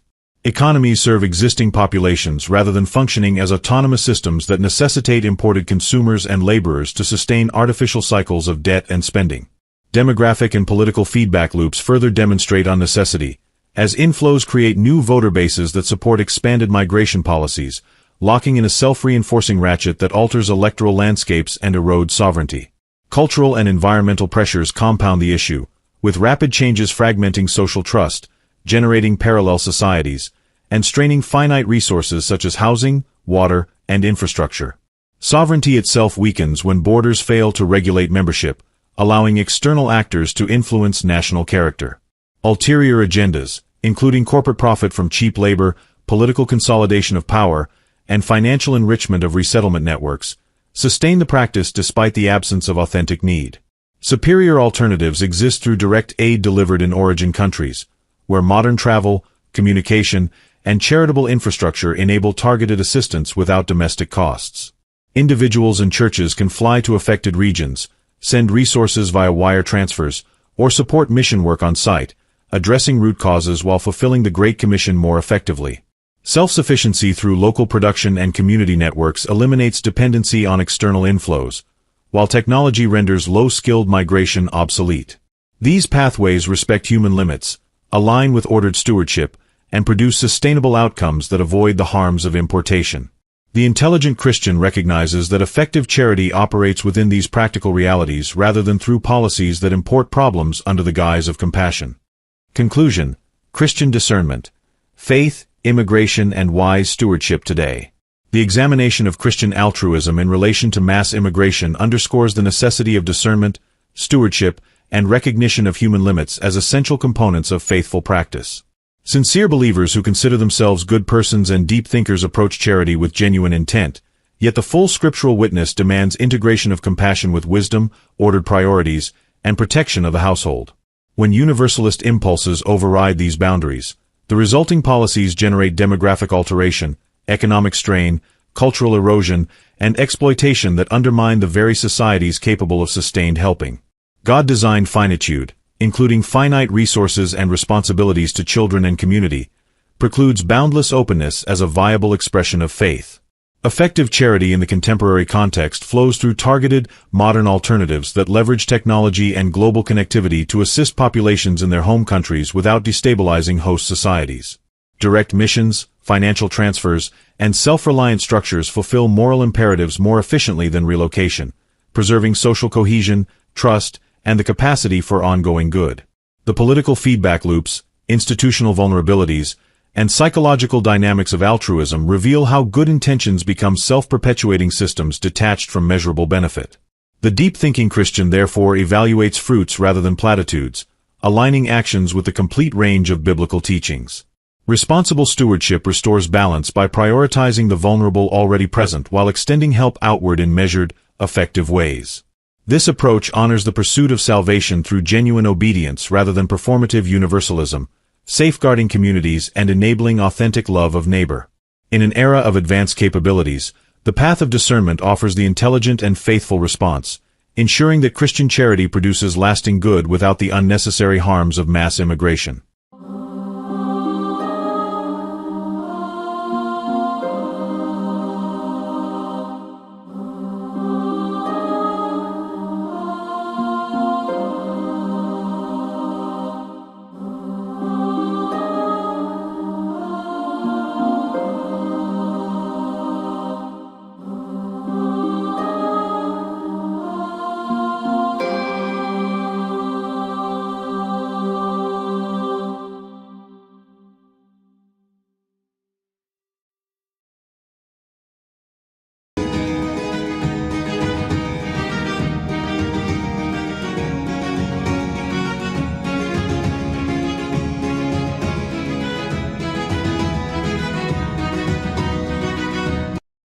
Energy security and supply chain resilience in 2026. Global trends and challenges explained. The standard narrative of global energy markets in 2026 underscores ongoing efforts to enhance security, promote sustainability, and adapt to evolving demand patterns. Institutions monitoring worldwide energy developments note that supply and demand dynamics continue to be shaped by technological progress, policy measures, and responses to regional events. From a historical and behavioral perspective, modern scholarly frameworks suggest that supply chain resilience has emerged as a central consideration in energy planning. One interpretive lens proposes that recent disruptions in key maritime routes and shifts in production patterns have prompted nations and industries to prioritize diversified sourcing and infrastructure robustness. Some analysts observe that these factors intersect with broader energy transition goals, influencing investment decisions in renewables, traditional resources, and supporting technologies. Widely held perspectives highlight the importance of maintaining reliable access to energy amid growing electricity needs driven by data centers, electrification, and industrial activity. Educational reports indicate that global electricity demand is projected to increase steadily, with particular emphasis on the role of flexible and resilient supply systems. For example, discussions around grid modernization and alternative routing for energy resources reflect efforts to reduce vulnerabilities while supporting economic stability. From this viewpoint, observers point to collaborative initiatives aimed at strengthening international energy partnerships and developing domestic capabilities. Mainstream analyses stress the value of innovation in areas such as clean technologies and storage solutions, which can contribute to both security and environmental objectives. Additional scholarly perspectives explore how diversified supply chains may enhance overall system adaptability, particularly in the face of geopolitical or environmental uncertainties. In 2026, trends such as increased focus on critical materials, renewable integration, and infrastructure investments are frequently examined in economic outlooks. Historical examples of energy market adjustments demonstrate that periods of heightened awareness around resilience often lead to more robust long-term frameworks, provided that planning incorporates diverse stakeholder input and evidence-based strategies. Overall, the study of energy security and supply chain dynamics encourages a balanced assessment of how nations navigate competing priorities. Such exploration highlights opportunities for cooperation and innovation, while acknowledging the practical challenges of building adaptable systems in a complex global environment. Informed dialogue on these issues supports greater understanding of the pathways toward sustainable and secure energy futures.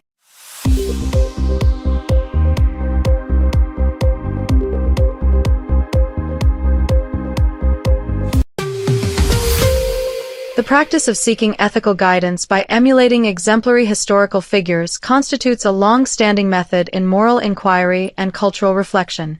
This method assumes that the documented behaviors, principles, and decisions of such individuals provide reliable models for addressing contemporary challenges.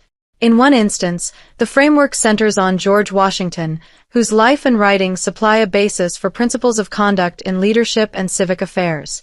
In another, the approach focuses on Jesus Christ, whose recorded teachings and actions form the foundation for a devotional ethic centered on spiritual imitation. Although these models differ in their foundations, one rooted in historical statesmanship, the other in religious narrative, they both operate on the conviction that past exemplars offer enduring standards for personal and social behavior. Publications exploring the question of what George Washington would do illustrate this imitative approach in a secular context. Works such as What Would George Do? By Nan Marshall and What Would George Washington Do?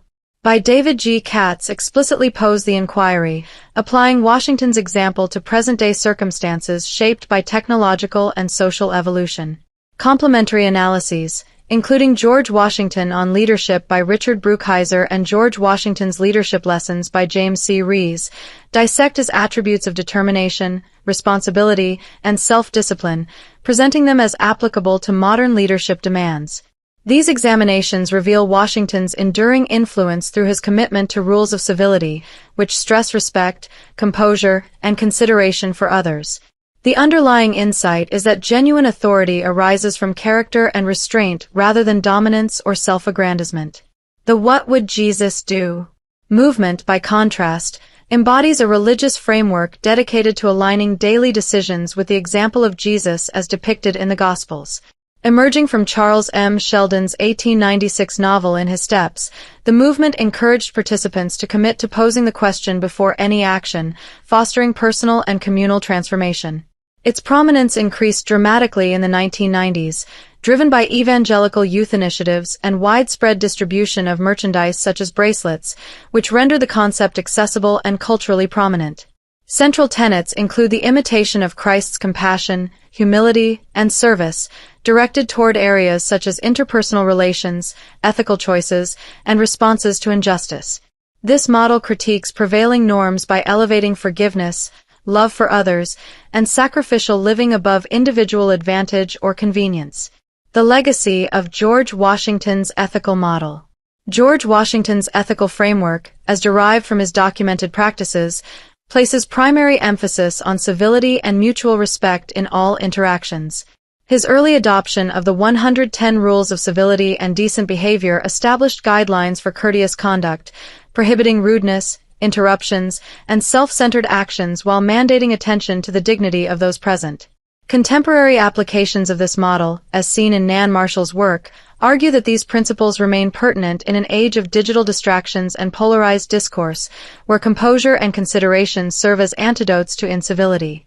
Analyses of Washington's leadership further illuminate his commitment to servant leadership and moral consistency. Richard Brookhiser's examination portrays Washington as a figure who balanced immediate exigencies with enduring objectives, adapting perspectives when warranted while upholding integrity and reliability.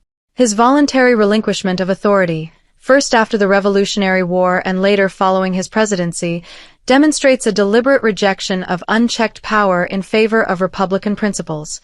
This pattern underscores the value of restraint, self-sacrifice, and dedication to collective welfare over personal ambition.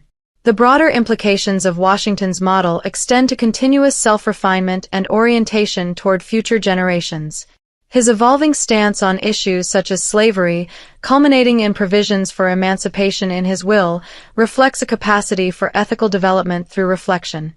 When applied to current contexts, this approach critiques short-term gains pursued at the expense of long-term stability, advocating instead for duty, patriotism, and actions that promote societal prosperity across time. Washington's legacy thus functions as a secular paradigm of principled governance and personal discipline. The emergence and core principles of the What Would Jesus Do movement. The What Would Jesus Do movement draws from the long-standing Christian tradition of imitating Christ, a practice articulated in earlier texts such as Thomas à Kempis' The Imitation of Christ. Its distinct modern form originated with Charles M. Sheldon's novel In His Steps, in which a pastor challenges his congregation to adopt the question as a guiding principle for 1 year, resulting in significant changes in individual lives and community dynamics. The book's extensive circulation, exceeding 30 million copies, underscored its appeal as a call to active ethical engagement grounded in scriptural example. Fundamental concepts of the movement revolve around love for God and neighbor, humility, service, and deliberate commitment to ethical alignment. Drawing from gospel teachings, including the parables and interactions of Jesus, it applies these principles to practical domains such as conflict resolution, treatment of the disadvantaged, and responses to moral temptation. The 1990s proliferation through youth-oriented merchandise and group activities rendered the framework widely accessible, transforming abstract devotion into a tangible reminder of faith in action. The movement addresses a range of subjects, from interpersonal dynamics and forgiveness to broader social concerns like justice and generosity.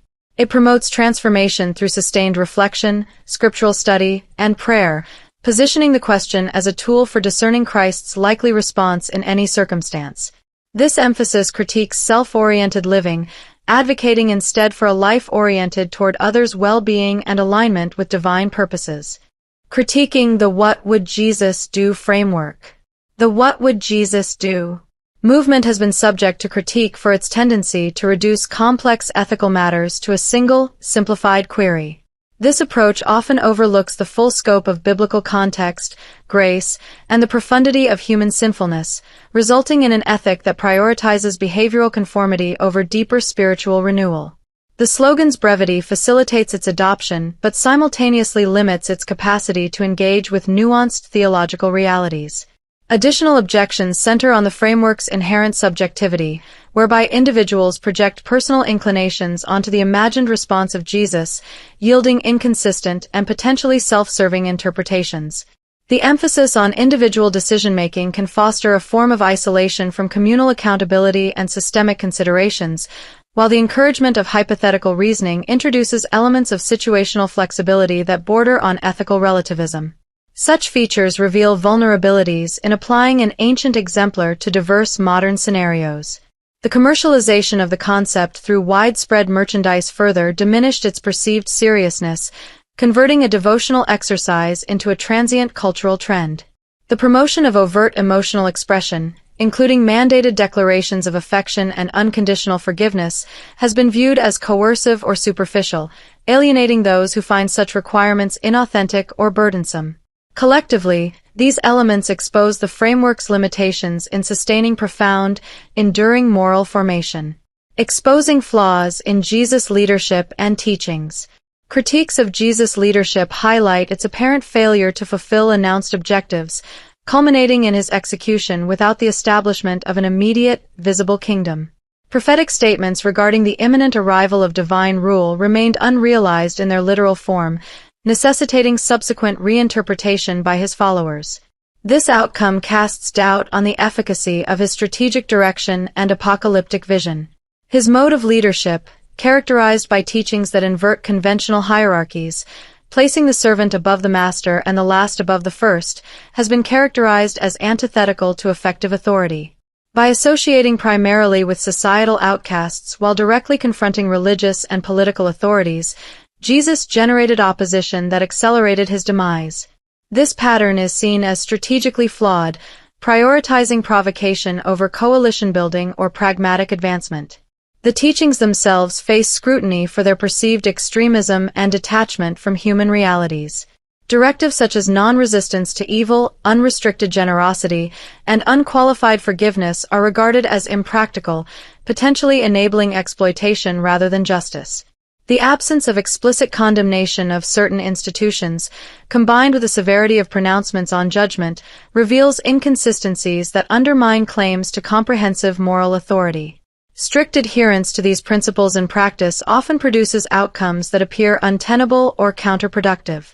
Comparative analysis of imitative ethics, Jesus and Washington. The What Would Jesus Do? And What Would George Washington Do? Frameworks share a common methodology.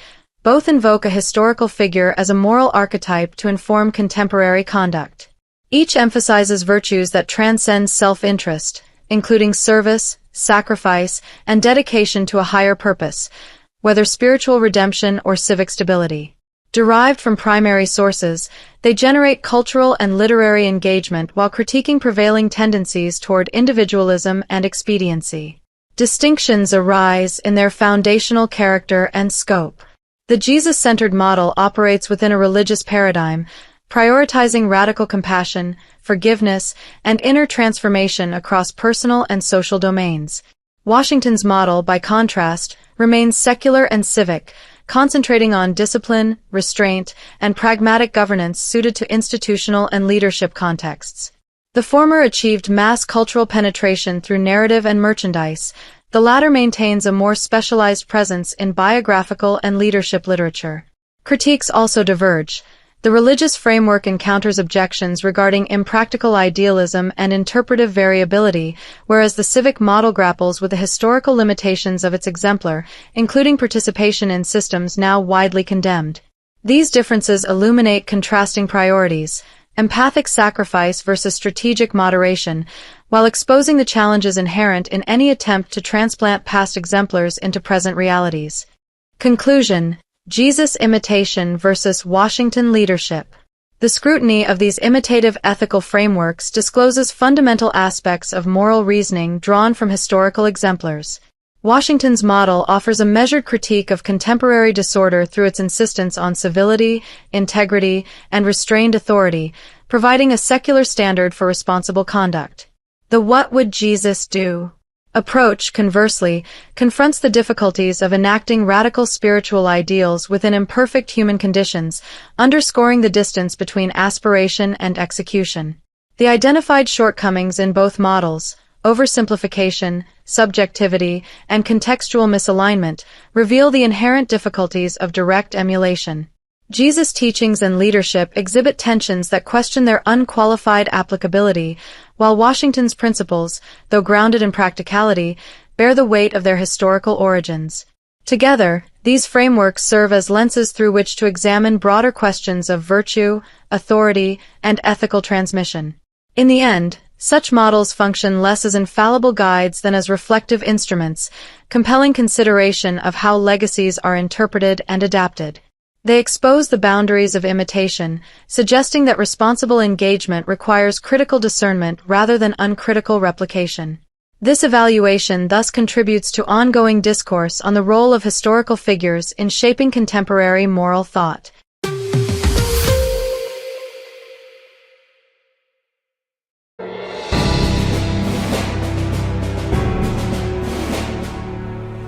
Memorial Day, observed on the last Monday of May, honors the American servicemen and women who died in military service. Yet, it also lays bare the treachery of corrupt, callous leaders, presidents, politicians, and generals, who sent young men, often teenagers, into avoidable conflicts driven by stupid planning, ulterior motives, and suspicious circumstances. The American Revolution stands alone as a necessary fight for liberty, led brilliantly by General George Washington against insurmountable odds. Every war since, sparked by questionable pretexts or outright deception, reflects a legacy of incompetence and betrayal that Memorial Day demands we confront. The American Revolution, a noble triumph against overwhelming odds. The American Revolution, 1775 to 1783, was a righteous, necessary struggle to secure independence from British oppression, pitting the fledgling colonies against the world's most formidable military. Facing crippling taxes, denied representation, and British garrisons, the colonists had no choice but to rebel. General George Washington's leadership was nothing short of extraordinary, blending strategic brilliance with battlefield valor. His innovative tactics, guerrilla ambushes, hit-and-run raids, and calculated retreats exploited British weaknesses, as seen in the 1776 Trenton Raid, where his daring Delaware River crossing captured 900 Hessians with near-zero losses. The 1777 Saratoga Campaign, orchestrated through Washington's coordination with General Horatio Gates, secured French alliance, showcasing American resolve. His personal courage at Princeton, rallying troops under cannon fire, and his morale-building presence at Morristown's brutal winter inspired a ragtag army of farmers, merchants, and militias. This diverse American military, bolstered by local knowledge and fierce determination, gave the colonies a tactical edge despite Britain's superior numbers and discipline. Total victory in every instance was impractical against such a juggernaut. The American military's decentralized structure and undertrained soldiers contributed to both successes, like the guerrilla raids in the Carolinas, and defeats, such as the 1776 loss of New York City, where coordination faltered. Minor errors occurred. The Battle of Long Island saw Washington's forces outmaneuvered, losing 2,000 men, due to systemic issues like inadequate scouting rather than personal failure. The Valley Forge winter of 1777-78, with 2,500 deaths from disease, reflected logistical challenges under General Nathanael Greene, compounded by unforeseen difficulties, limited funds, British blockades, and militia desertions. Forward-thinking strategies, like expanded spy networks or standardized skirmisher units, could have saved lives, but these lapses were understandable given the revolution's chaotic start. Washington's genius and the colonists' resolve triumphed, though smarter planning could have spared thousands. The Civil War, a catastrophe of ineptitude. The Civil War, 1861 to 1865, which claimed over 600,000 American lives, was a preventable disaster born of political cowardice and military stupidity.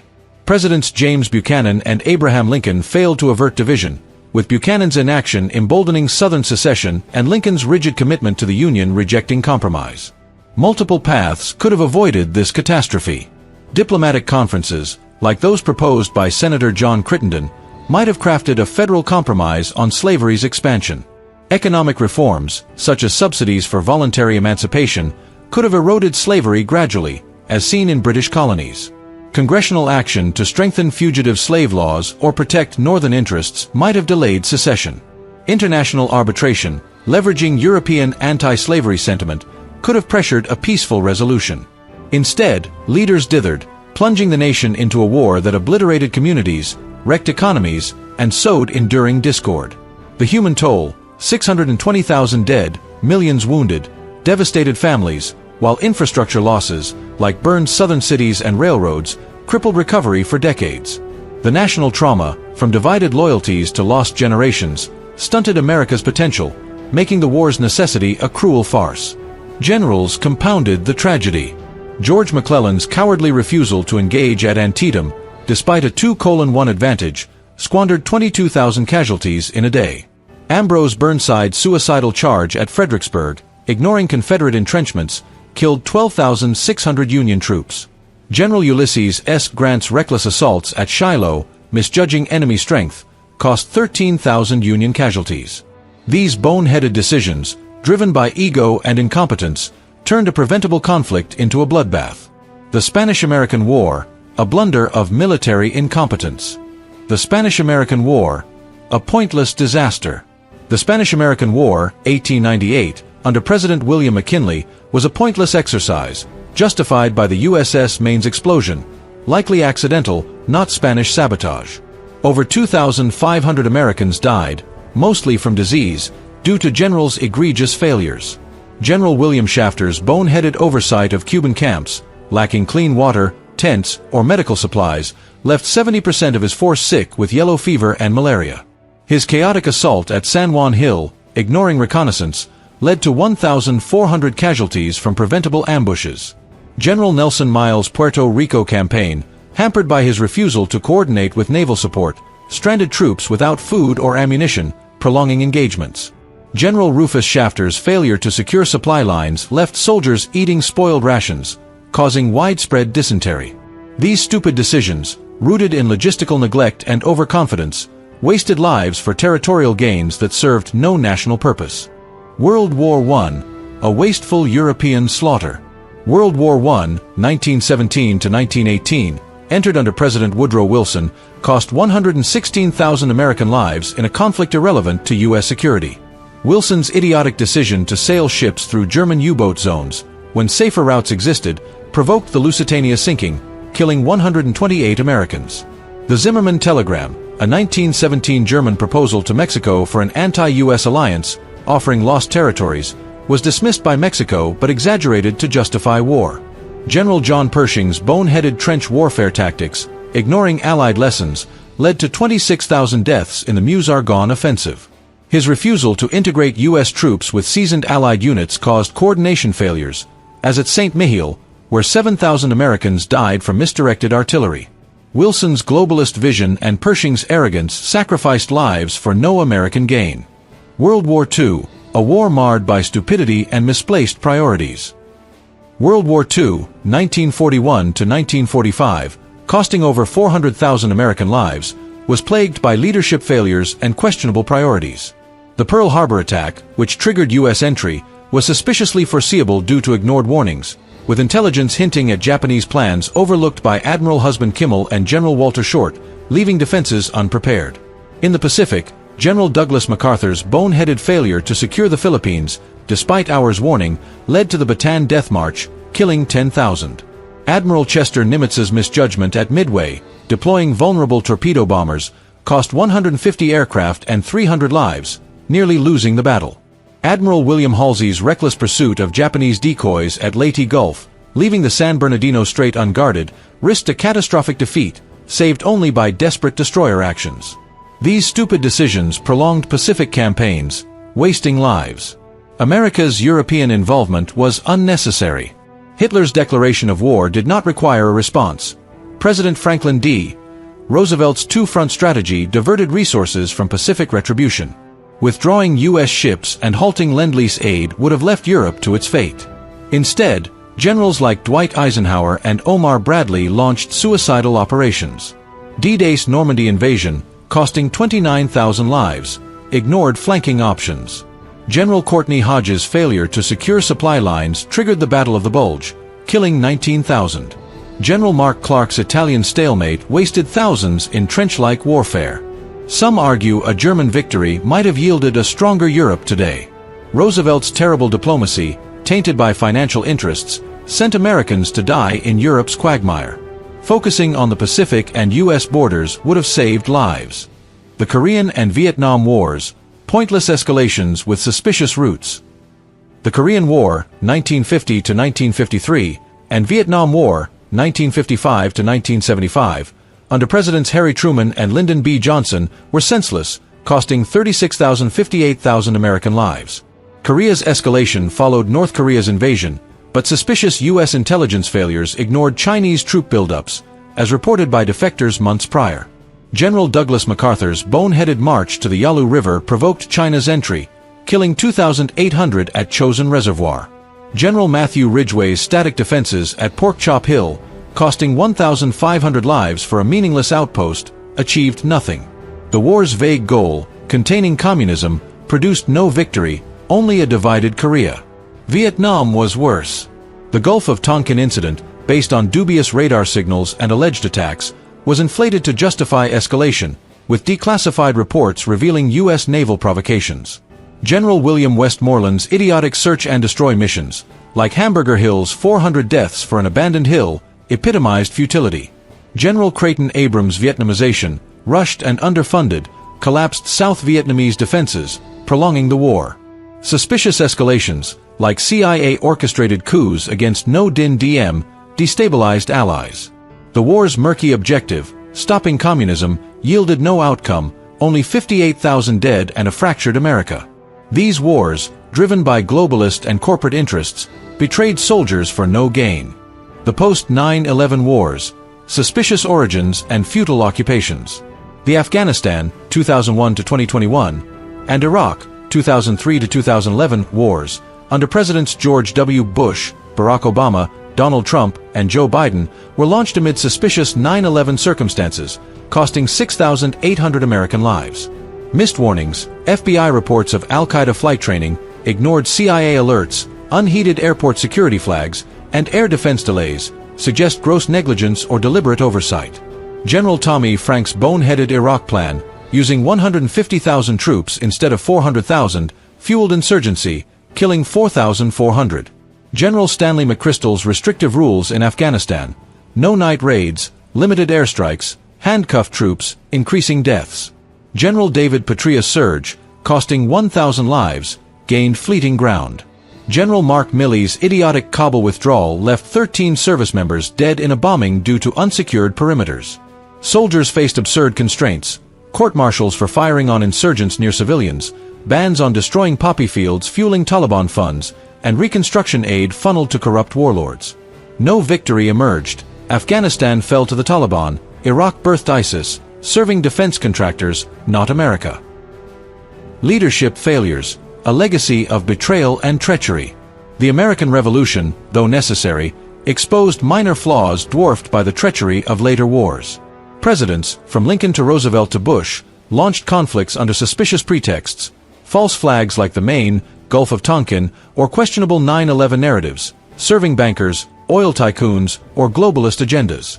Generals failed spectacularly. McClellan's cowardice, Shafter's neglect, Pershing's obstinacy, MacArthur's arrogance, Nimitz's miscalculations, Westmoreland's delusions, and Milley's negligence reflect callous disregard. The military's bloated bureaucracy enabled this betrayal, prioritizing profits over lives. These leaders' cavalier attitude, sending young men to die in poorly planned wars, reveals a chilling pattern. Many conflicts were sparked by corrupt, potentially traitorous figures. The Maine's explosion, Tonkin's fabrications, Pearl Harbor's ignored warnings, and September 11th's missed signals suggest deliberate negligence, costing millions of lives for ulterior motives, financial gain, geopolitical dominance, or corporate enrichment. These decisions have weakened America, leaving borders porous and trust eroded. The callous nature of these endeavors, treating soldiers as expendable, demands accountability. Memorial Day's profound lesson. Memorial Day honors the brave but indicts the corrupt, conniving leaders who betrayed them. The American Revolution, though noble, could have been smarter. Every war since was an avoidable tragedy, driven by presidents, politicians, and generals whose boneheaded decisions. McClellan's paralysis, Nimitz's midway errors, Milley's evacuation failure, piled bodies for profit or power. Suspicious triggers, from the Maine to 9/11, reveal a pattern of deceit. These young men, trusting their leaders, died for banker schemes and globalist plots. The same treacherous leaders, presidents, politicians, generals, and the military's corrupt bureaucracy, rule today. Trump's stalled Afghanistan exit and Biden's botched withdrawal, both retaining inept generals, prove the system's rot endures. Memorial Day exposes this cycle. We mourn heroes who didn't need to die, killed by a machine thriving on conflict. It demands we reject these terrible leaders and their deceitful plans, ensuring no more young men die for lies. Until we dismantle this corrupt structure, Memorial Day will grow heavier with betrayed names. Moving forward, a new path. To honor the fallen, America must end this cycle of betrayal. We must prioritize diplomacy through strength, deterring threats without reckless wars. Strategic restraint avoids other nations' conflicts, preserving our strength. When action is unavoidable, saturate strategic annihilation, decisive, overwhelming force, must replace occupations that bleed lives. Above all, border security is paramount. Protecting our people and borders supersedes foreign entanglements. Memorial Day is a call to action. We must hold accountable the corrupt leaders who have squandered lives for centuries and still do so. By electing leaders who value diplomacy, restraint, and decisive action, and by purging the military's self-serving bureaucracy, we can ensure future Memorial Days honor fewer fallen, sacrificed only for causes as noble as the Revolution. Let this day ignite a commitment to a stronger, safer America, where no young man dies for the treachery of terrible leaders.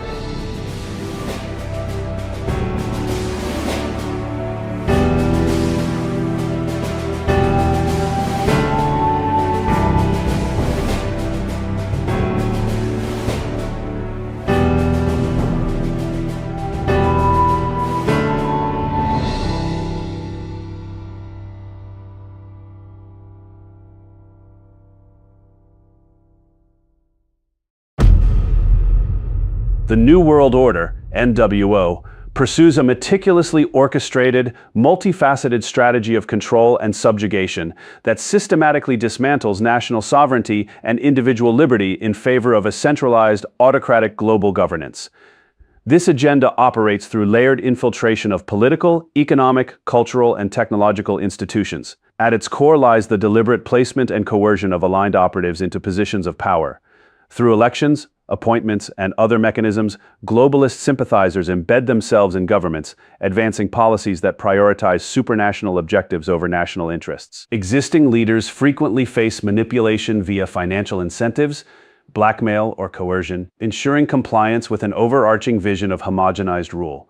This political chessboard renders democratic processes largely theatrical, steering outcomes toward the erosion of borders and the consolidation of authority. Economic dominion forms another foundational pillar. Institutions such as the International Monetary Fund, World Bank, and central banks function as instruments of leverage, imposing debt structures, currency controls, and policy dictates that bind nations in perpetual dependency. Multinational corporations, acting as extensions of this network, influence legislation, dominate resources, and promote globalized markets that undermine self-reliance. Nations lose fiscal autonomy as economic decisions increasingly originate from distant, unaccountable entities, creating a web of interdependence that masks outright subjugation.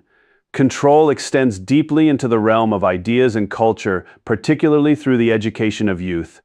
Curricula are reshaped to emphasize global citizenship, collective compliance, and diminish national identity, cultivating generations predisposed to accept centralized authority. Media and entertainment industries reinforce this shift, crafting narratives that erode patriotism while promoting a borderless, uniform global culture. Reporting on international affairs consistently tilts toward globalist solutions, sculpting public perception to view sovereignty as outdated and unity under supranational bodies as inevitable progress.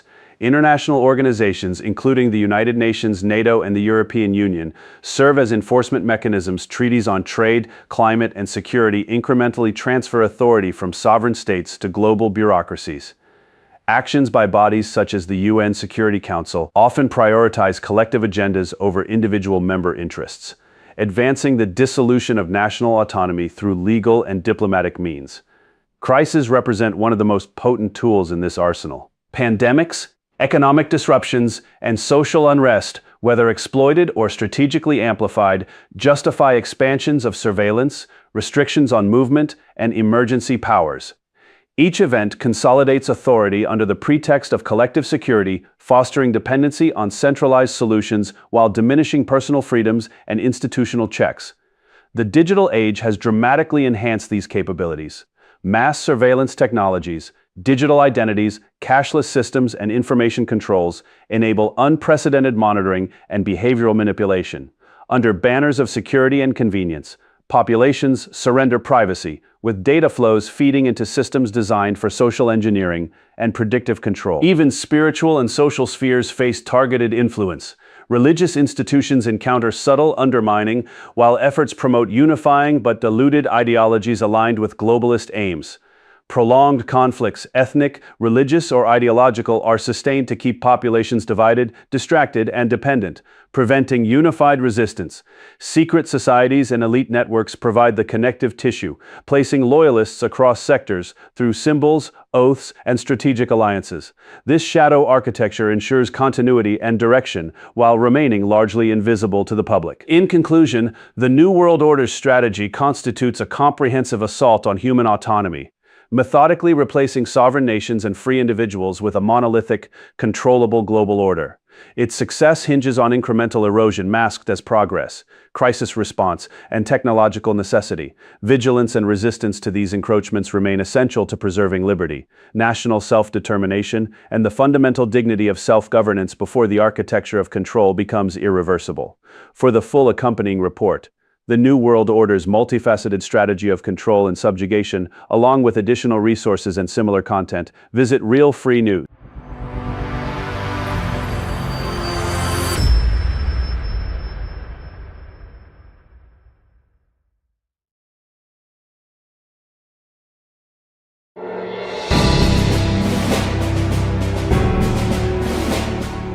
American Christianity in the Revolutionary Era of 1776 emerged as a pragmatic force, emphasizing a universal higher power to cultivate moral order and civic cohesion, standing in stark contrast to the Jesus-centric, commercialized, and performative faith that dominates the United States in 2025.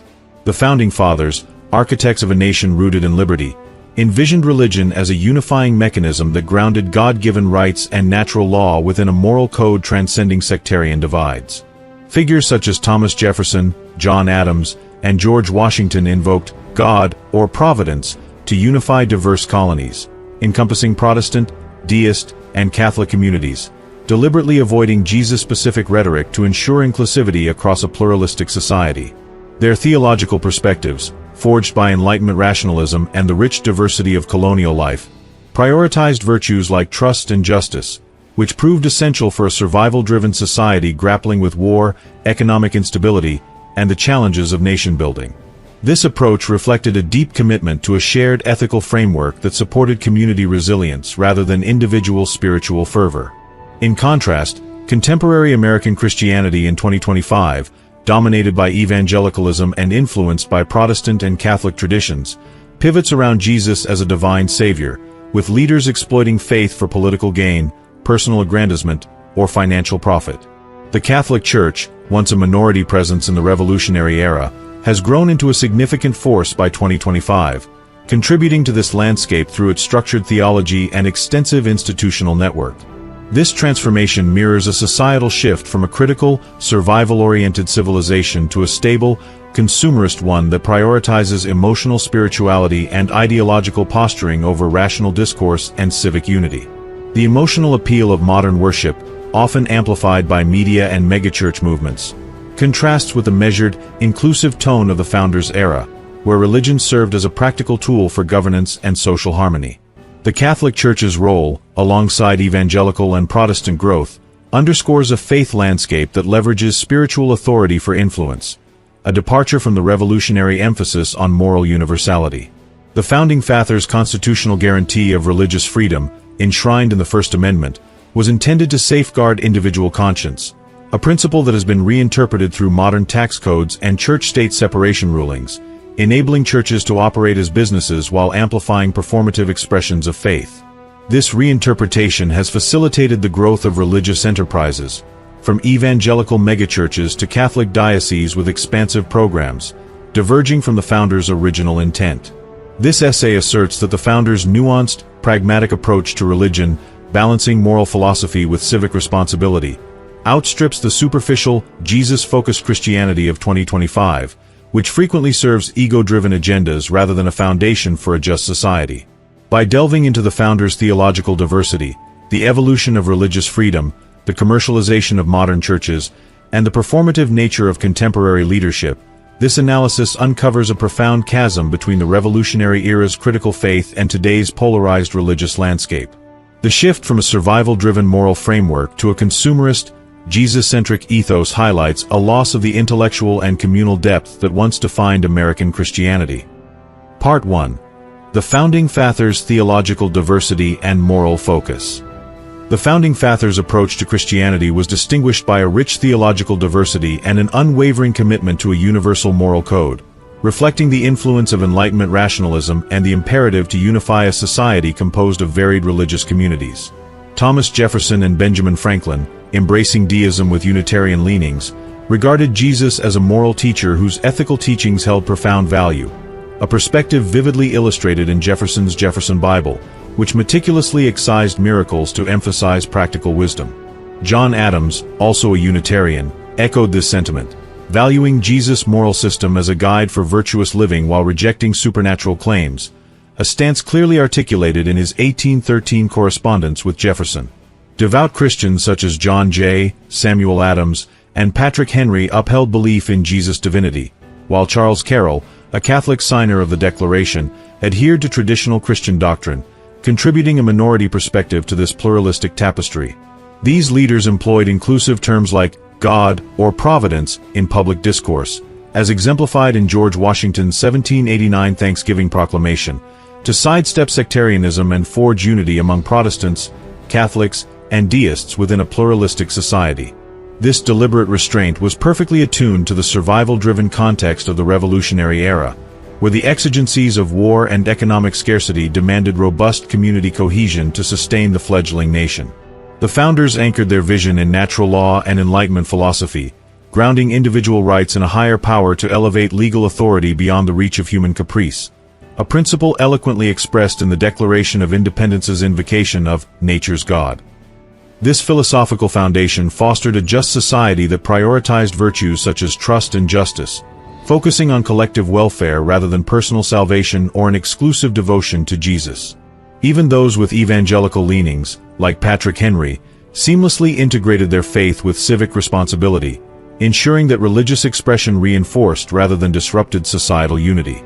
This approach contrasted sharply with the theological landscape of 2025, where evangelical dominance, supported by Protestant and Catholic influences, centers on Jesus' divinity and personal salvation, often sidelining broader moral principles that once united diverse communities.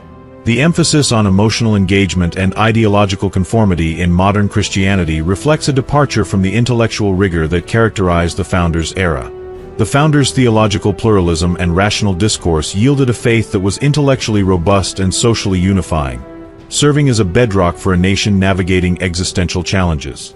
This stands in marked opposition to the homogeneous, emotionally driven Christianity prevalent in modern America, where the focus on Jesus' divinity and personal redemption overshadows the philosophical depth and communal commitment of the Revolutionary period. The diversity of belief among the Founders, ranging from deism to Catholicism, enabled a flexible moral framework that supported governance and social harmony, a stark contrast to the narrow, passion-driven faith of 2025. This shift underscores a loss of the critical thinking and inclusive ethos that defined the Founders' religious perspective, replaced by a more uniform and less contemplative spiritual landscape that prioritizes individual experience over collective virtue. Part 2. Religious Freedom and its Transformation. The Founding Fathers enshrined religious freedom in the First Amendment, ensuring no state religion while protecting individual conscience, a principle deeply rooted in their experience with colonial diversity and the religious conflicts of Europe. This commitment emerged from a society where Protestant denominations, deism, and even minority Catholic communities, such as that represented by Charles Carroll, coexisted amidst tension and historical prejudice.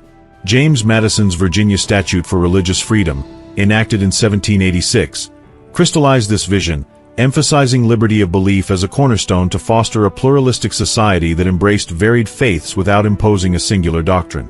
Churches during this era, whether Protestant meeting houses or Catholic parishes, relied on modest funding through tithes and community support, functioning as civic hubs that reinforced moral order and social unity rather than emerging as commercial ventures. This approach reflected the Revolutionary era's pragmatic need to unite diverse colonies under a shared moral framework, prioritizing community cohesion over financial gain in a time of survival and nation-building. In 2025, this original vision of religious freedom has undergone a profound transformation driven by evolving tax codes and legal interpretations that have reshaped its application.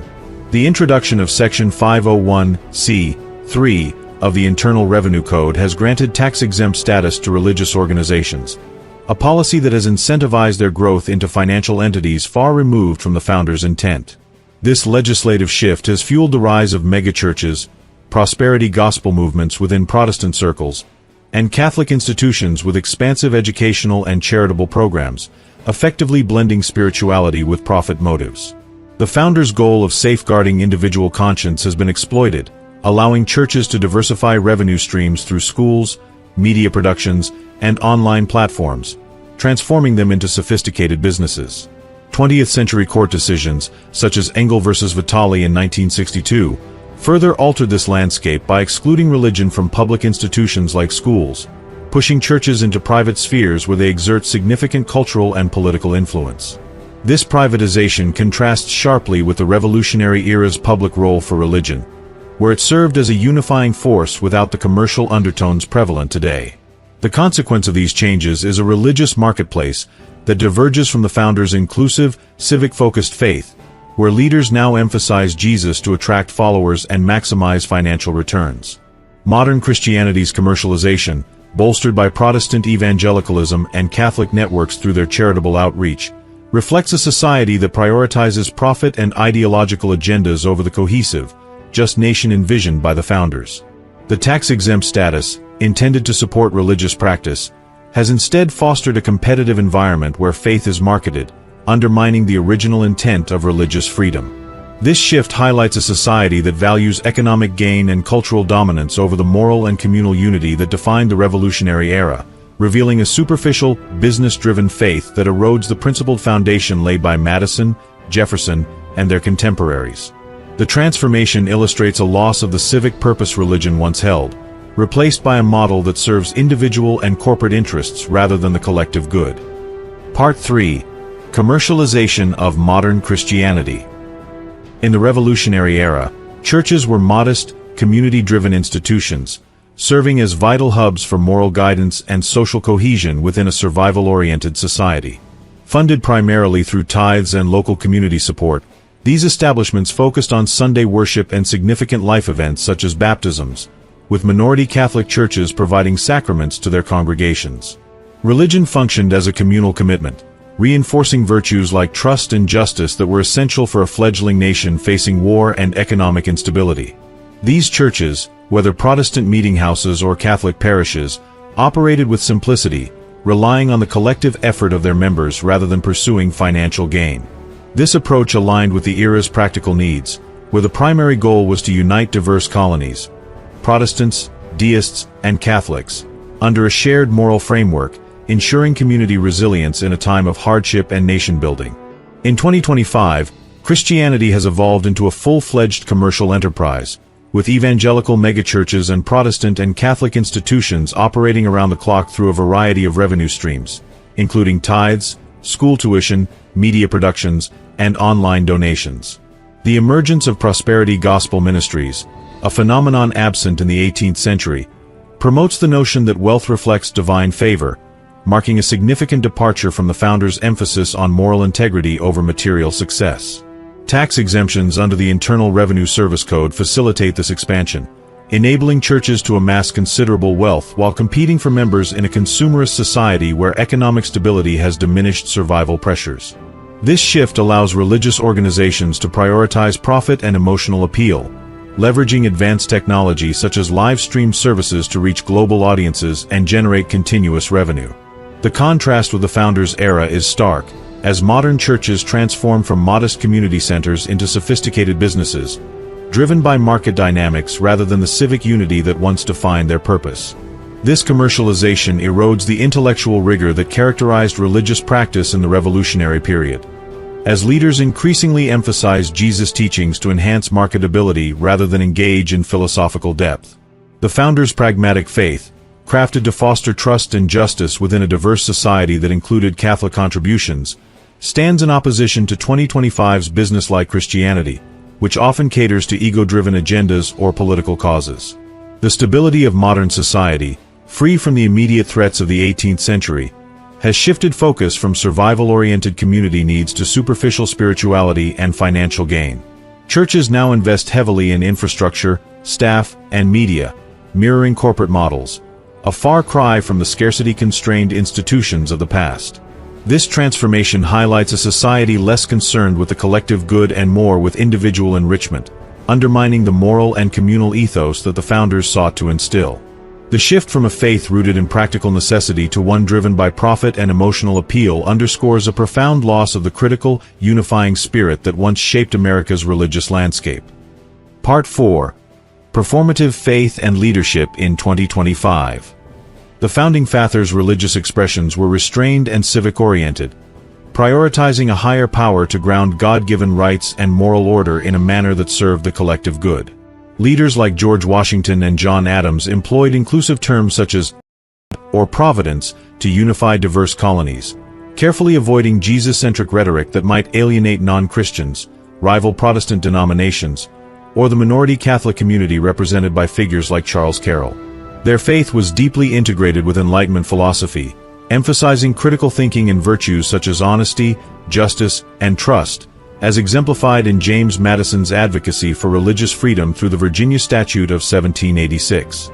This approach reflected a commitment to a just society, where religion supported survival and nation-building by fostering intellectual rigor and communal responsibility, rather than serving as a tool for personal gain in a time of war and economic scarcity.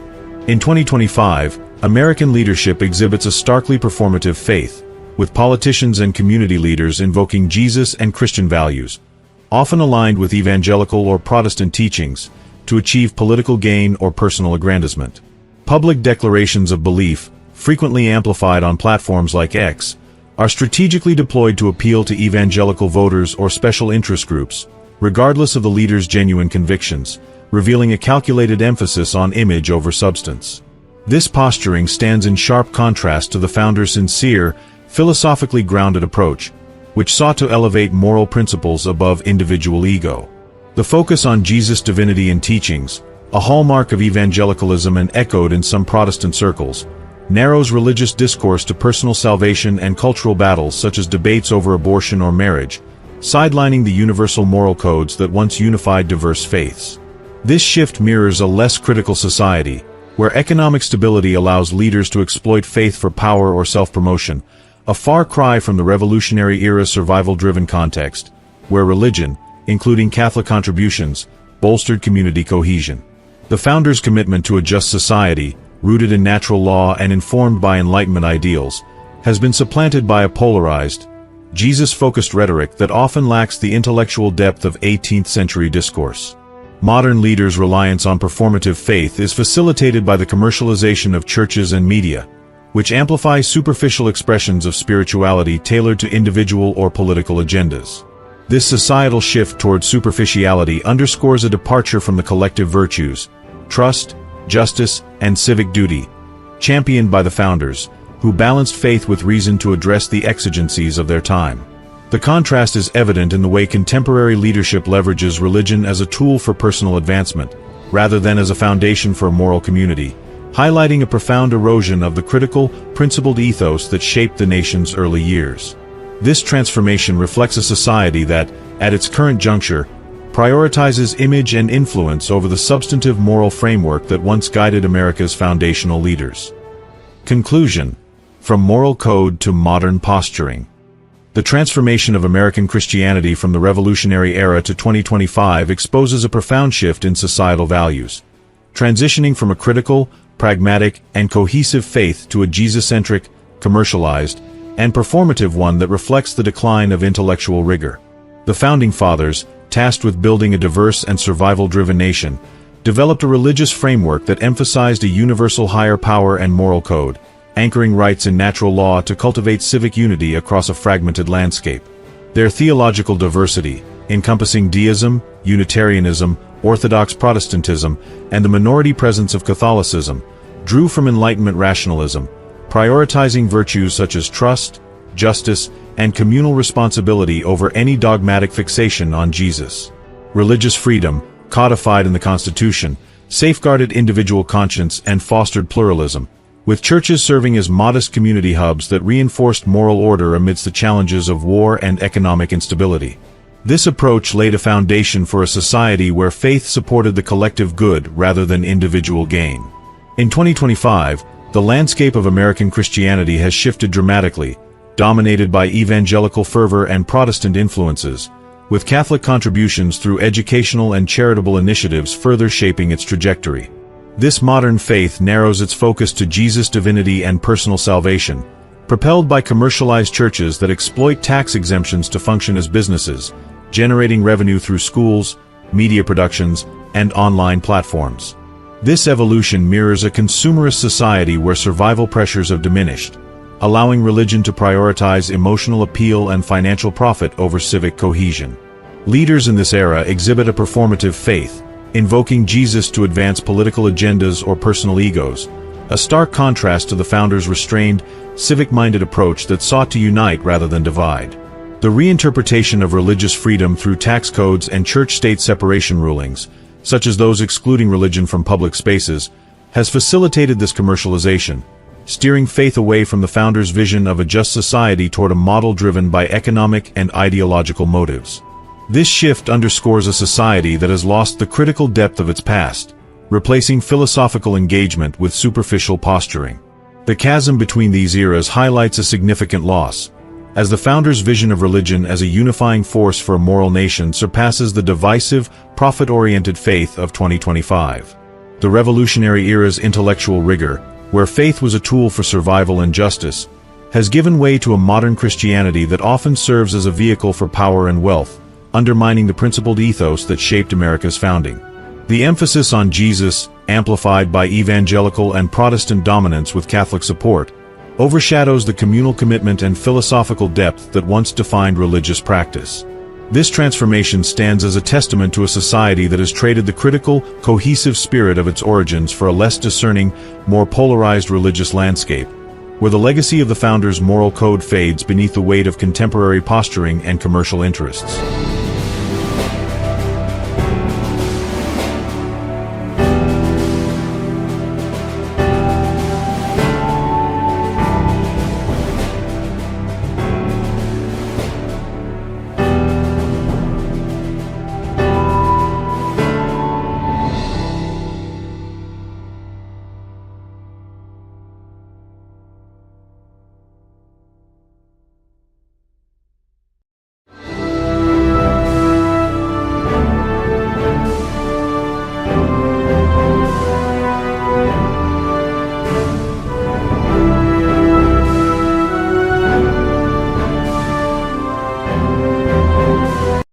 Hey everyone, welcome back. For the past 30 days, I did something most people only talk about. I used Grok 4 as my only AI for literally everything. Writing scripts, researching topics, coding small projects, brainstorming business ideas, planning content, and even helping with personal tasks. No backups, no safety net, just Grok 4 every single day. Today I'm giving you the complete no-hype 30-day report that most reviewers won't show you. I'll walk through what actually happened, the surprising strengths, the hidden weaknesses, and whether Grok 4 is worth switching to in 2026. If you've been wondering if Grok 4 is the new king of AI or just another overhyped model, this video will show you the real difference. I've tested almost every major AI over the last couple of years. When Grok 4 launched, I wanted to know if it was finally the one worth going all in on. So I made one simple rule. For 30 straight days, Grok 4 would be my default AI for every single task I normally do. I tracked speed, accuracy, creativity, usefulness, and how it actually felt to use day after day. The first week felt noticeably different right away. Grok 4 is faster at understanding long context and remembering what we talked about earlier in the conversation. I started with simple tasks like drafting emails, summarizing long articles, and turning rough ideas into structured outlines. It handled all of them cleanly and quickly. What surprised me most was the writing tone. When I asked it to write in my own style, it actually got close on the first or second try instead of sounding robotic. By day 5, I was using it to plan my entire content calendar for the month, and the suggestions felt realistic and actionable. The personality is also different. Grok 4 feels more like talking to a smart, straightforward colleague than a corporate search engine. It's helpful without being overly polite or cautious. Week 2 is where things got really interesting. I pushed it into heavier creative work, writing full YouTube scripts, blog posts, and brainstorming entire business ideas. It excelled at long-form structuring. I could give it a vague topic and a target length, and it would return a complete, logical outline with hooks and calls to action already built in. Coding tasks improved dramatically too. I tested it on small Python projects and automation scripts. Grok 4 caught logical errors faster than I expected and suggested cleaner code than older models. It cut my development time almost in half. Research was another standout. When I asked it to compare complex topics from multiple angles, it delivered balanced summaries with proper sourcing. That alone saved me several hours every day. Week 3 showed the real limitations. When I pushed it into highly specialized or very current topics, it sometimes hallucinated details or gave overly cautious answers. Creative writing had moments where it played it too safe. When I asked for bold or edgy storytelling, it would pull back and give me something more neutral. On the positive side, Grok 4 rarely rambled. Its responses stayed focused even in very long conversations, a huge improvement over earlier versions. After 30 full days, here's my honest score. Grok 4 does exceptionally well at speed, context understanding, structured long-form output, research, and consistent natural writing tone. It excelled at planning, outlining, and saving time on repetitive tasks. Where it still needs work is creative risk-taking, handling extremely niche or brand new real-time topics, and occasional overly cautious refusals. Overall, Grok 4 is currently the strongest all-rounder I've used in 2026 for everyday professional and content creation work. It won't replace your brain, but it will genuinely save you hours every week and help you produce higher quality work faster. If you create content, run a business, or just need a reliable daily AI partner, Grok 4 is absolutely worth trying right now. If you want the full list of prompts I used, my exact daily workflow, and the side-by-side comparison, I've put everything in the description and pinned comment. Drop a like if this 30-day experiment helped you, comment which AI you're currently using the most, and subscribe for more honest long-term AI tests every month. I'll be back soon with the next big challenge. Thanks for watching. I'll see you in the next one.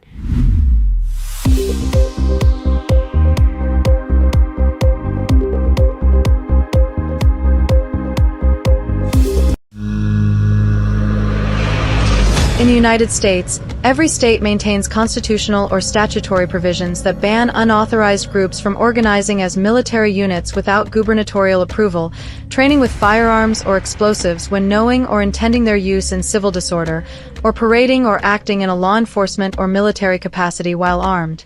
These laws establish a clear prohibition on private paramilitary activity and public armed formations outside official state or federal military structures.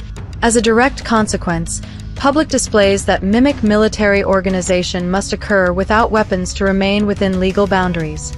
Large-scale processions involving coordinated marching, rhythmic group actions, and disciplined movement therefore take place in an unarmed form, adhering to the letter of these restrictions while achieving collective cohesion and visible presence.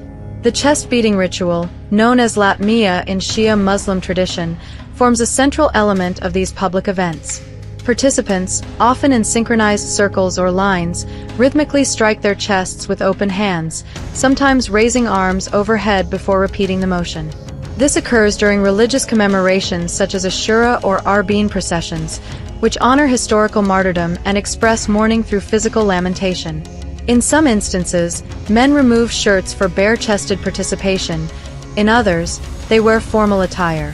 The action produces audible, collective percussion that reinforces group unity and emotional intensity. When combined with slow, deliberate walks or stationary formations in public streets, the ritual projects disciplined, synchronized movement that parallels military assembly or procession without violating armed parade prohibitions. In locations such as Dearborn, Michigan, these events manifest as large processions that draw tens of thousands. Participants move in organized lines along public routes, carrying banners and flags while performing Latmia to drumbeats. The marches follow structured paths from mosques or community centers to parks, filling streets in formation that observers describe as military-like in discipline and scale. Similar patterns appear in other American cities and internationally. The absence of visible weapons is not incidental but a necessary adaptation to U.S. state laws that criminalize armed public drilling or parading by unauthorized groups. The processions maintain the appearance and function of coordinated advance while remaining technically unarmed. The real intent behind these unarmed military-style formations extends beyond religious observance. They serve as demonstrations of group cohesion, intimidation, and projection of readiness for conflict. By assembling in disciplined ranks and performing synchronized physical rituals, participants signal organizational capacity and collective will. In the context of the ongoing 2026 U.S.-Iran conflict, which began with undeclared strikes on February 28 and produced Iranian casualties, such displays gain heightened significance. Grievances from family losses or ideological alignment with Iranian positions can transform religious processions into statements of opposition to American policy. The formations project preparation for confrontation, substituting rhythmic chest beating and marching for armed advance. Weapons remain absent from these public events precisely because legal restrictions make armed parades or paramilitary training risky. All 50 states prohibit such activity, with statutes targeting knowing intent to use firearms in civil disorder or unauthorized military organization. Public armed drills would trigger immediate law enforcement response and potential felony charges. Consequently, the visible component stays unarmed, while private acquisition and storage of weapons occur separately. Legal naturalized citizens or permanent residents can purchase firearms through standard channels. Other methods include straw purchases, theft, burglary, or illegal markets. These arming strategies remain hidden to avoid detection, allowing public displays to test boundaries without crossing into prohibited paramilitary conduct. Additional tactics reinforce this pattern of operating at the edge of legality. Large group prayers frequently occupy sidewalks, roadways, and public spaces, impeding normal movement for other citizens. Participants roll out mats and perform congregational prayer in formation, sometimes shutting down streets during peak hours.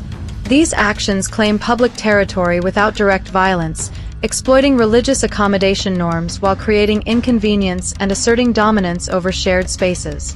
Such practices align with a broader strategy of advancing group interests through means that avoid outright legal violation but challenge civic order.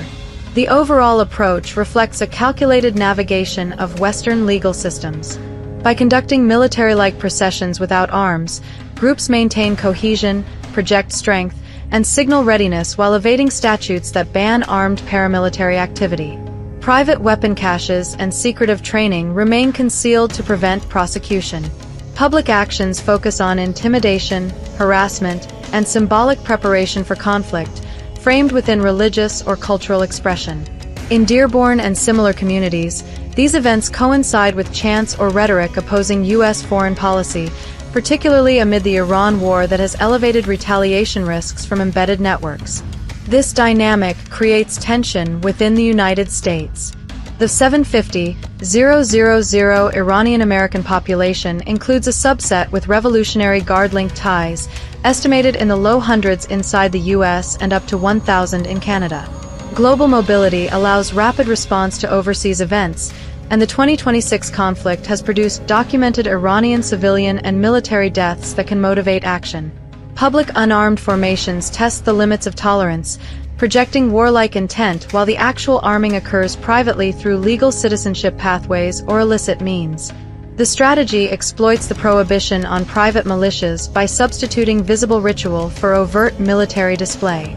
The chest beating and marching therefore function as a substitute military assembly.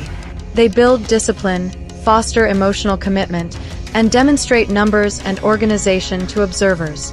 In historical and doctrinal contexts, such rituals have accompanied mobilization or expressions of defiance. In contemporary America, they occur against the backdrop of active U.S. strikes on Iran. The parades signal that conflict lines extend into the homeland, with the only missing element being the public display of weapons already accessible through citizenship or underground channels. Ultimately, these processions reveal a method of advancing group objectives within restrictive legal environments. They project preparation for confrontation from within American streets while complying with surface-level prohibitions on armed activity. The combination of public ritual, private arming, and public space occupation forms a cohesive approach that leverages American laws to advance intentions rooted in historical frameworks of so-called struggle and conquest. Observers see disciplined, unarmed formations because the law requires it. The underlying capability and intent remain separate and concealed. This pattern underscores the challenges of managing embedded networks during active foreign conflicts, where visible actions stop short of legal thresholds but convey clear messaging of readiness and opposition.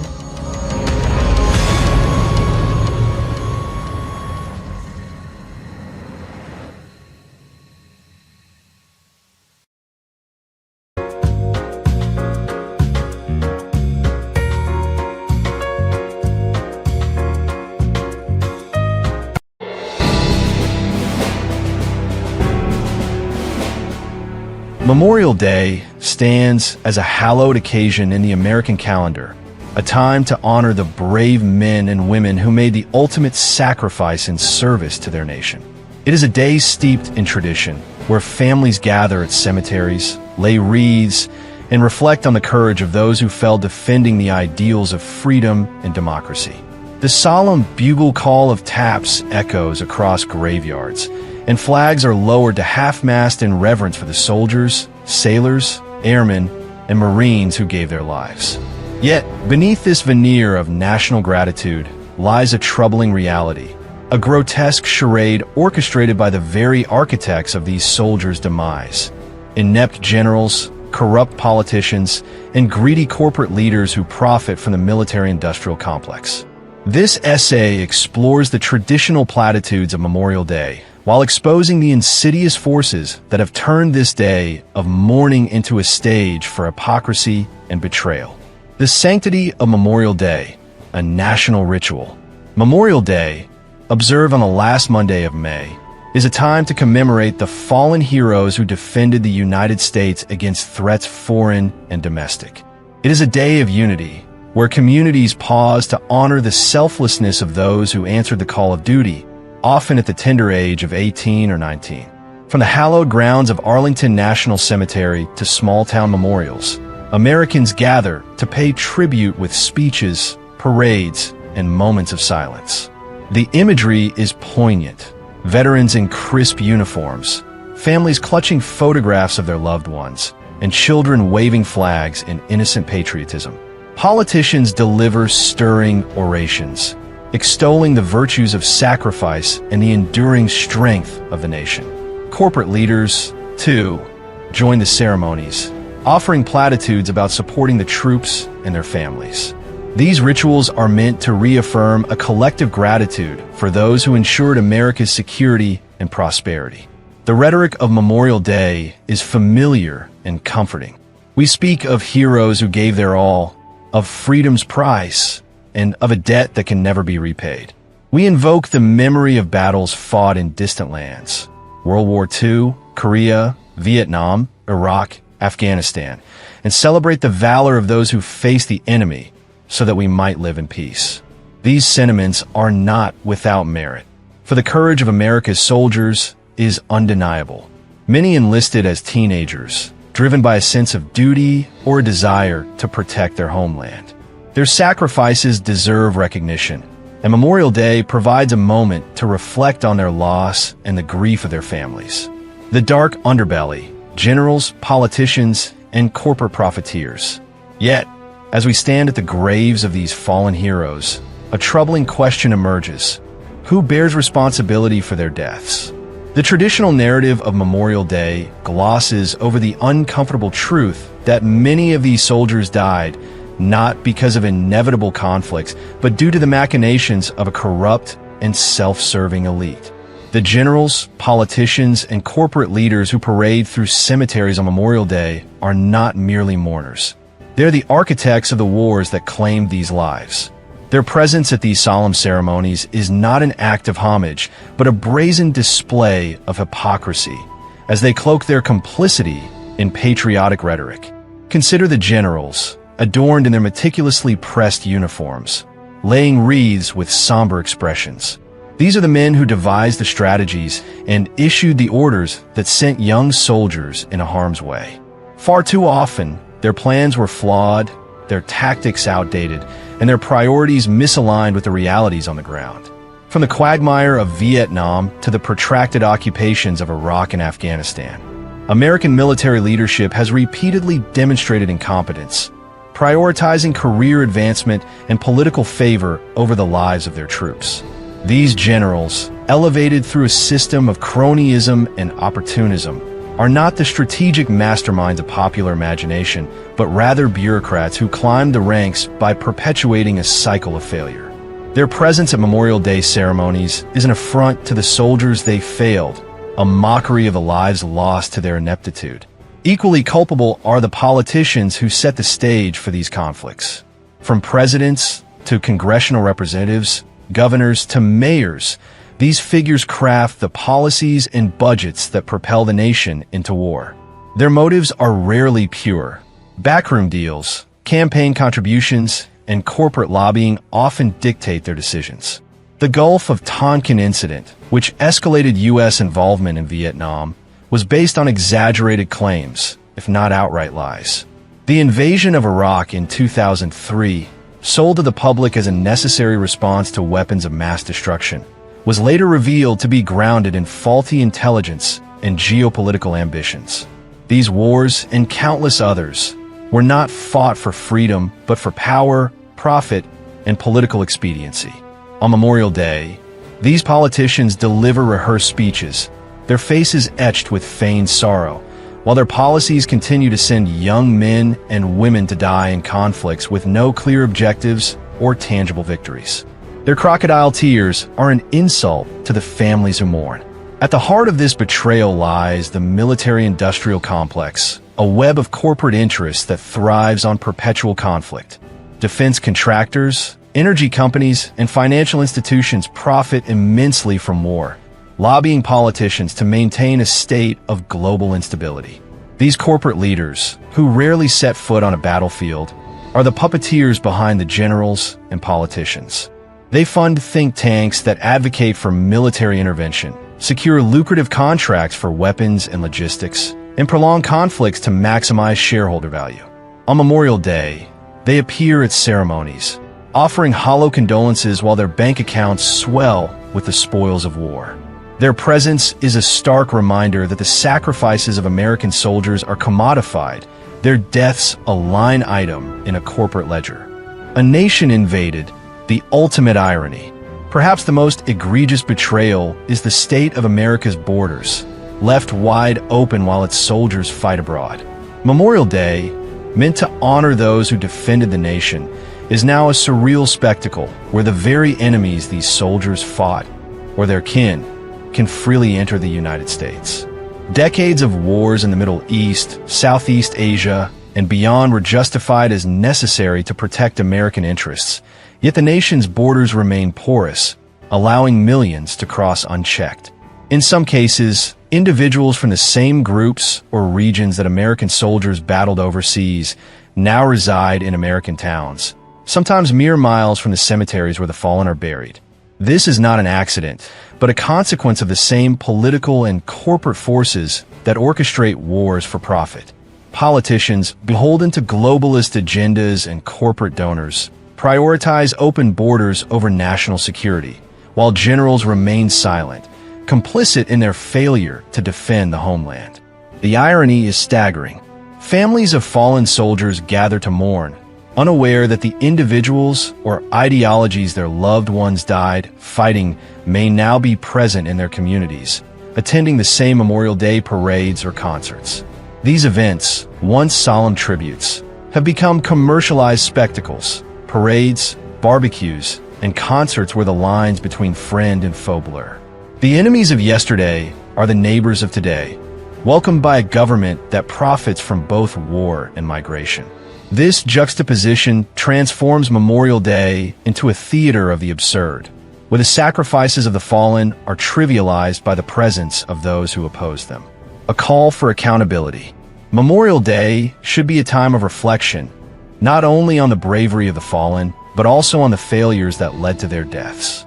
The generals, politicians, and corporate leaders who perpetuate this cycle of war and betrayal must be held accountable. Their war crimes, whether in the form of reckless military strategies, deceitful policies, or profiteering, demand justice. The American people, too, bear responsibility for electing leaders who prioritize power and wealth over the lives of their soldiers. The voters who remain willfully ignorant, seduced by patriotic platitudes, enable this travesty to continue. The wars of the past century, Vietnam, Iraq, Afghanistan, and countless smaller conflicts, have rarely achieved their stated goals. With the exception of the Kuwait War, a brief and overwhelming victory against a vastly outmatched Iraqi army, American military engagements have been marked by vague objectives, prolonged occupations, and staggering human and financial costs. These conflicts, driven by lies and ulterior motives, have enriched the elite while leaving soldiers and their families to bear the consequences. Memorial Day must become a day of reckoning, where the nation confronts the truth about its leadership and demands an end to senseless wars. Conclusion. Memorial Day is a sacred occasion to honor the fallen, to remember the young men and women who gave their lives for their country. Yet, it is also a day tainted by the presence of those who engineered their deaths. The incompetent generals, the corrupt politicians, and the greedy corporate leaders who profit from the military-industrial complex. As wreaths are laid and speeches delivered, the hypocrisy is palpable. These figures, draped in the trappings of patriotism, are the true architects of America's tragedies, sending soldiers to die in wars of questionable necessity while allowing the nation's borders to be overrun by the very forces they claim to oppose. The families of the fallen deserve better. They deserve a nation that honors their loved ones not with empty gestures, but with accountability and reform. Until the generals, politicians, and corporate elites are held to account, Memorial Day will remain a bittersweet paradox, a day of mourning overshadowed by betrayal, where the sacrifices of the brave are exploited by the corrupt.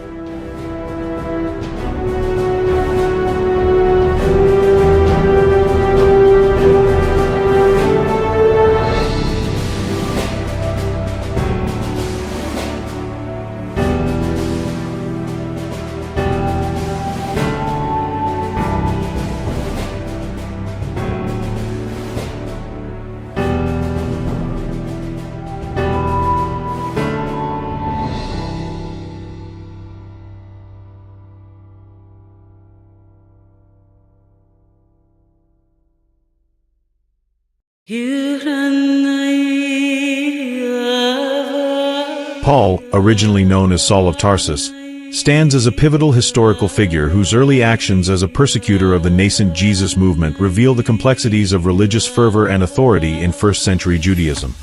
As a devout Pharisee trained under the teacher Gamaliel, Paul embodied the elite religious class dedicated to upholding Jewish law and tradition.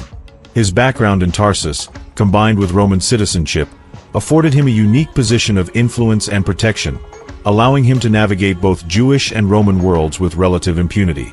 Before his conversion, Paul viewed the followers of Jesus, referred to as the Way, as a profound threat to Jewish monotheism and the Torah, particularly their proclamation of a crucified man as the Messiah.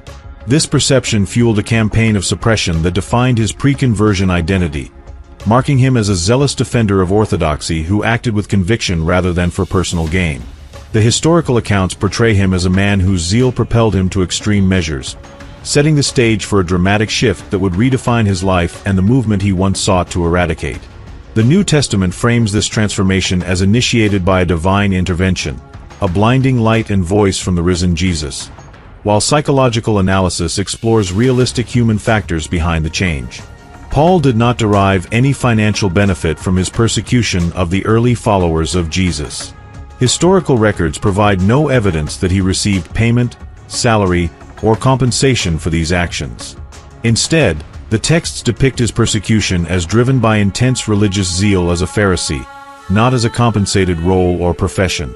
Before his conversion, Paul was a devout Pharisee trained under Gamaliel, a respected Jewish teacher, and he viewed the early Christian movement, known as the Way, as a dangerous heresy threatening Jewish monotheism and law, particularly because it proclaimed a crucified man as the Messiah. Paul himself states that he persecuted the church beyond measure, and attempted to destroy it out of extreme zeal for his ancestral traditions. The accounts describe him approving the stoning of Stephen, ravaging the church by entering homes and dragging men and women to prison, and pursuing believers to foreign cities like Damascus with letters of authority from the high priest and Sanhedrin. He forced some to blaspheme and voted for executions, but nothing suggests this was compensated work. It was voluntary, ideologically motivated enforcement of Jewish orthodoxy, authorized by religious leaders in Jerusalem. Paul's actual source of income was his trade as a tent maker or leather worker, which he continued even after becoming an apostle. He worked with his hands to support himself during missionary travels, explicitly refusing payment from churches he founded to avoid any appearance of preaching for money. Before conversion, as a Pharisee from a well-connected family with Roman citizenship, he likely had family resources or his trade to sustain himself. There is no biblical indication that persecuting Christians was a paid position, unlike Roman officials or temple guards who might have received stipends. His actions stemmed from personal conviction and zeal, not financial incentive. After his conversion, he expressed deep regret for this period, calling himself the least of the apostles because he persecuted the church. This absence of financial motivation highlights the purely ideological basis of his persecution, where religious conviction alone drove the intensity of his efforts, free from external incentives or material rewards. The voluntary aspect emphasizes how deeply embedded his zeal was in his identity, transforming persecution into a personal crusade rather than a professional duty.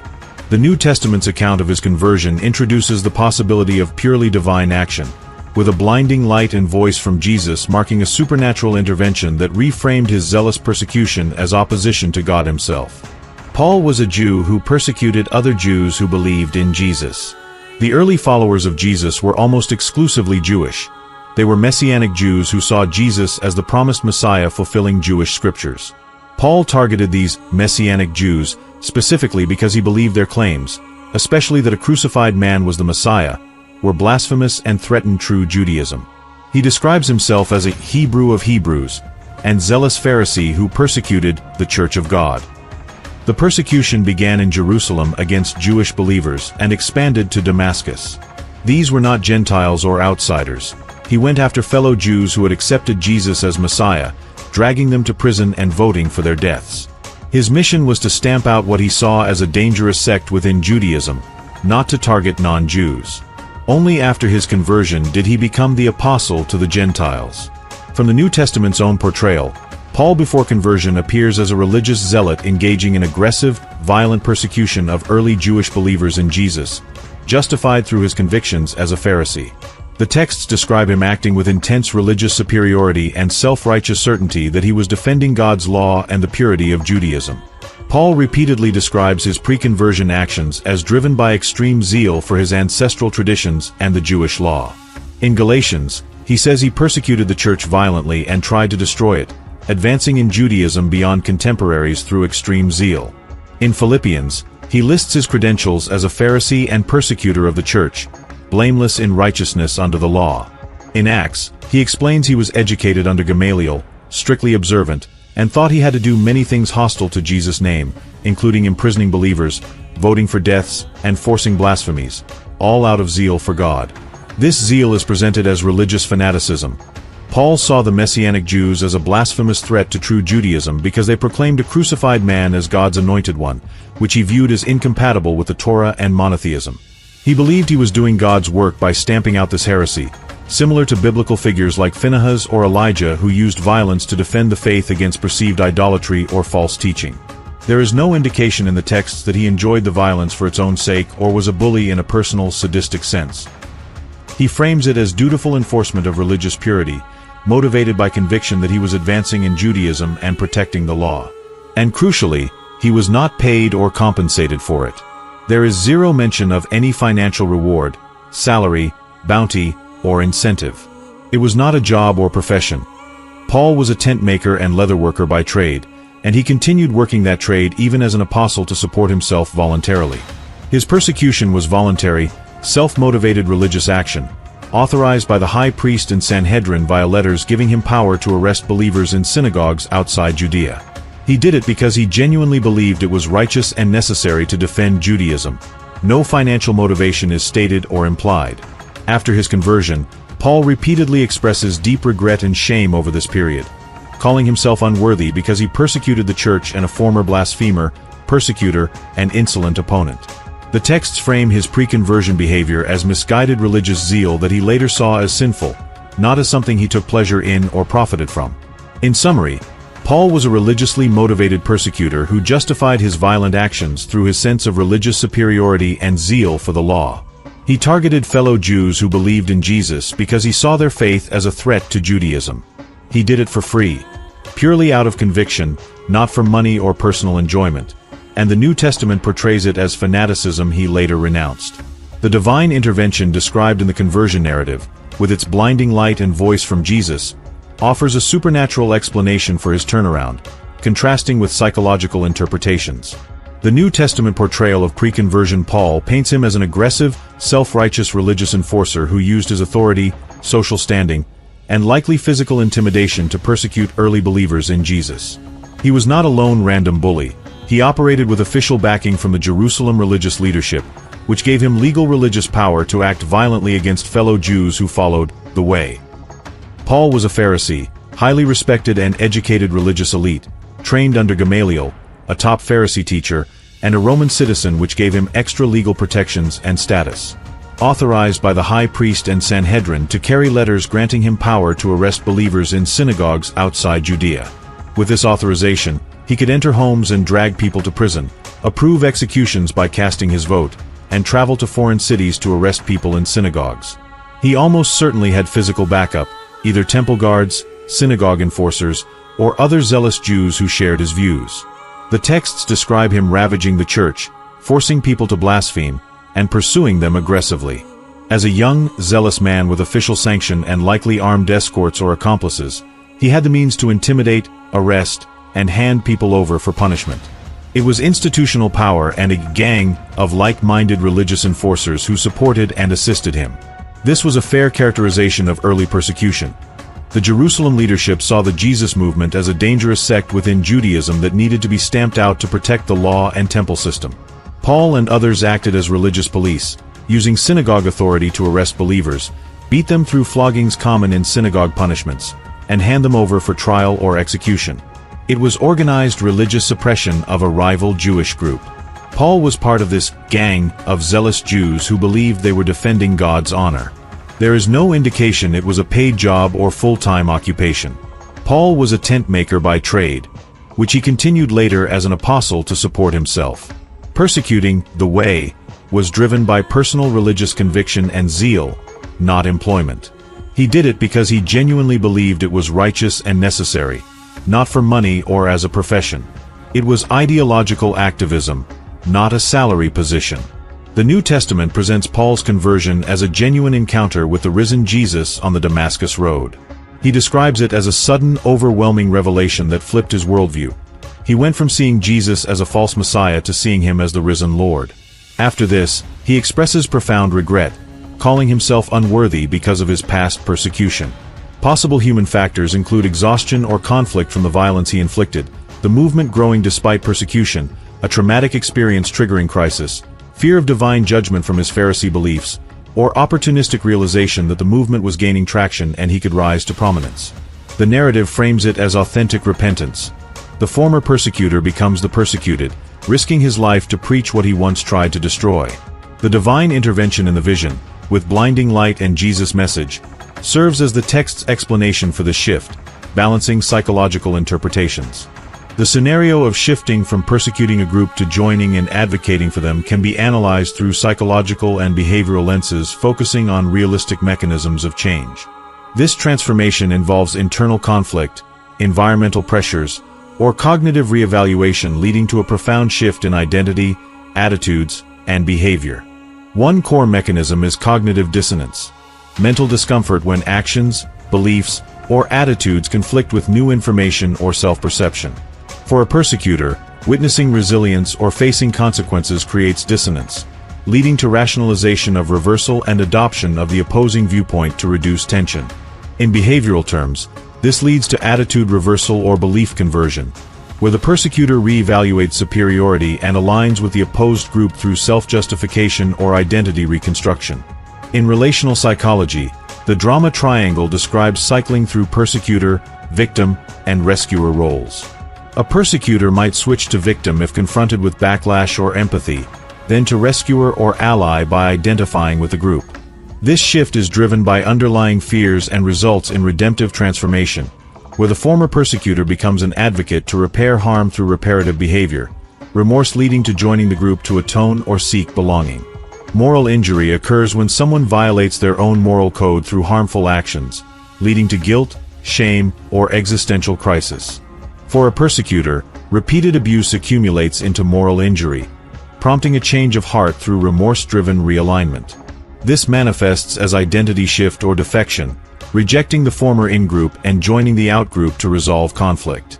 Behaviorally, this is explained by social identity theory, where group membership changes due to perceived benefits or threats.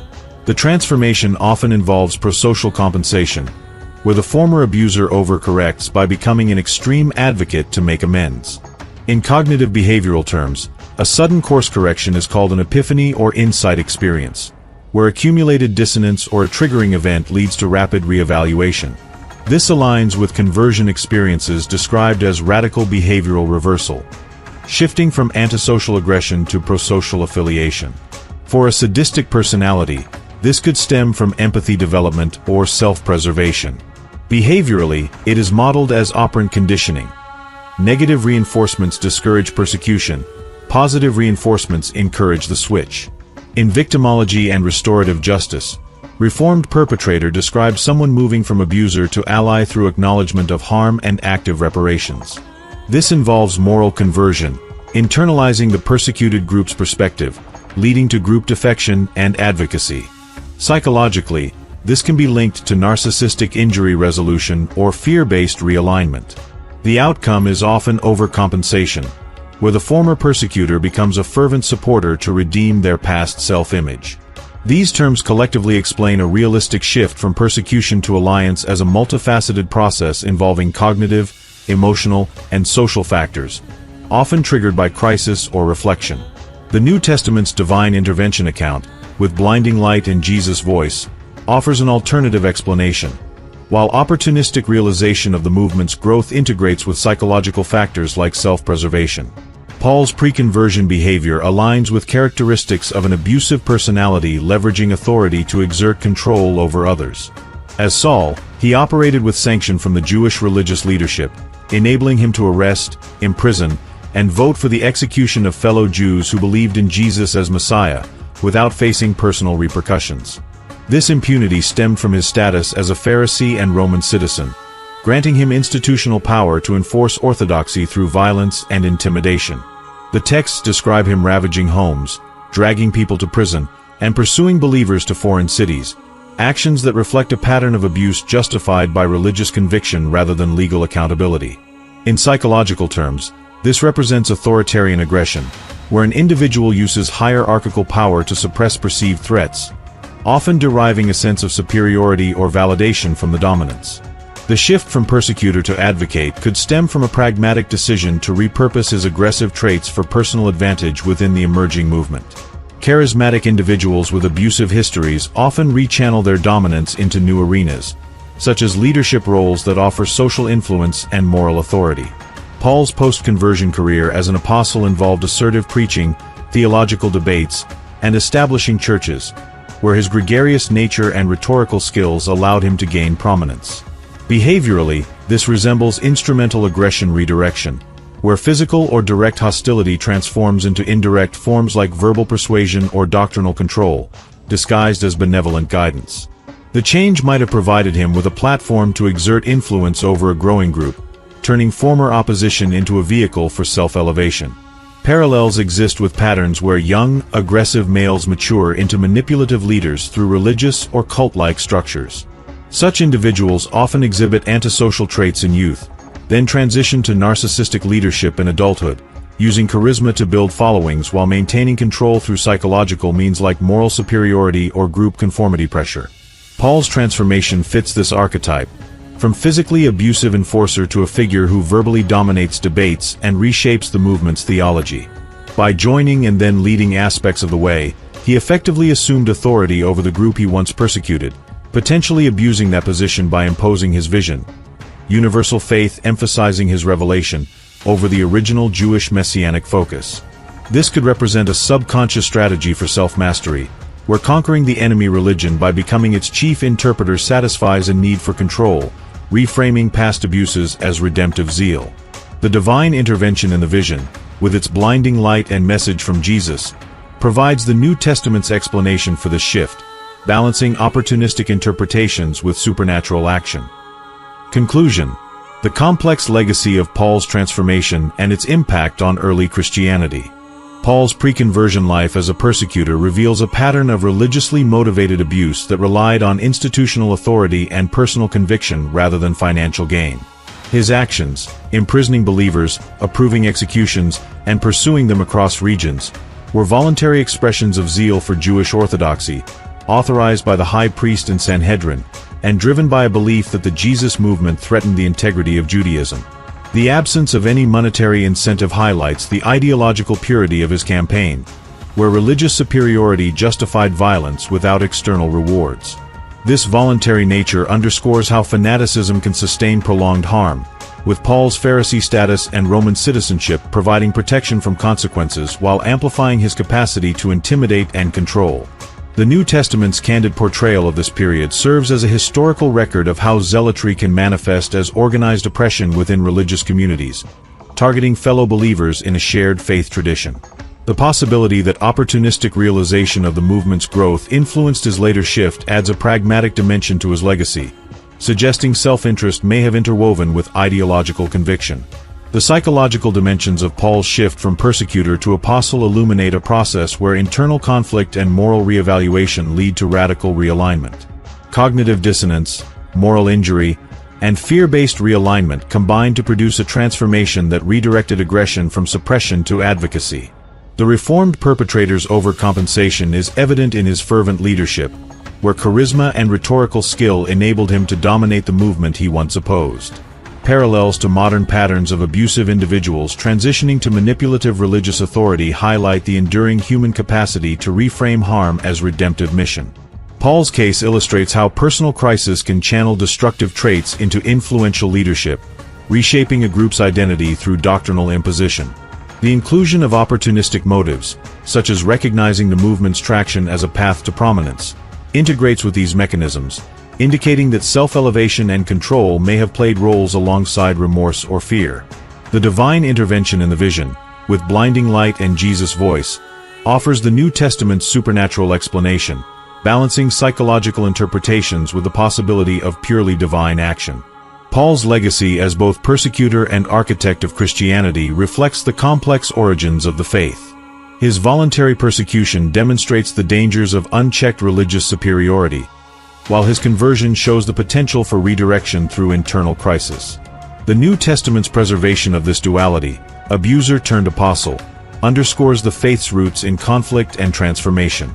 Paul's shift from physical enforcement to theological dominance ensured his vision of universal salvation through faith became central, influencing the movement's trajectory. This transformation, viewed through psychological and behavioral lenses, reveals a pattern where aggression evolves into authority, leaving a lasting imprint on the religion he helped define. The story of Paul remains a profound example of how personal conviction, institutional power, and psychological change can converge to reshape religious identity and legacy, with opportunistic elements adding layers to the motivations behind his profound realignment. The divine action described in the blinding light and message from Jesus provides the historical account's explanation for this change, integrating supernatural intervention as a key possibility in understanding his path.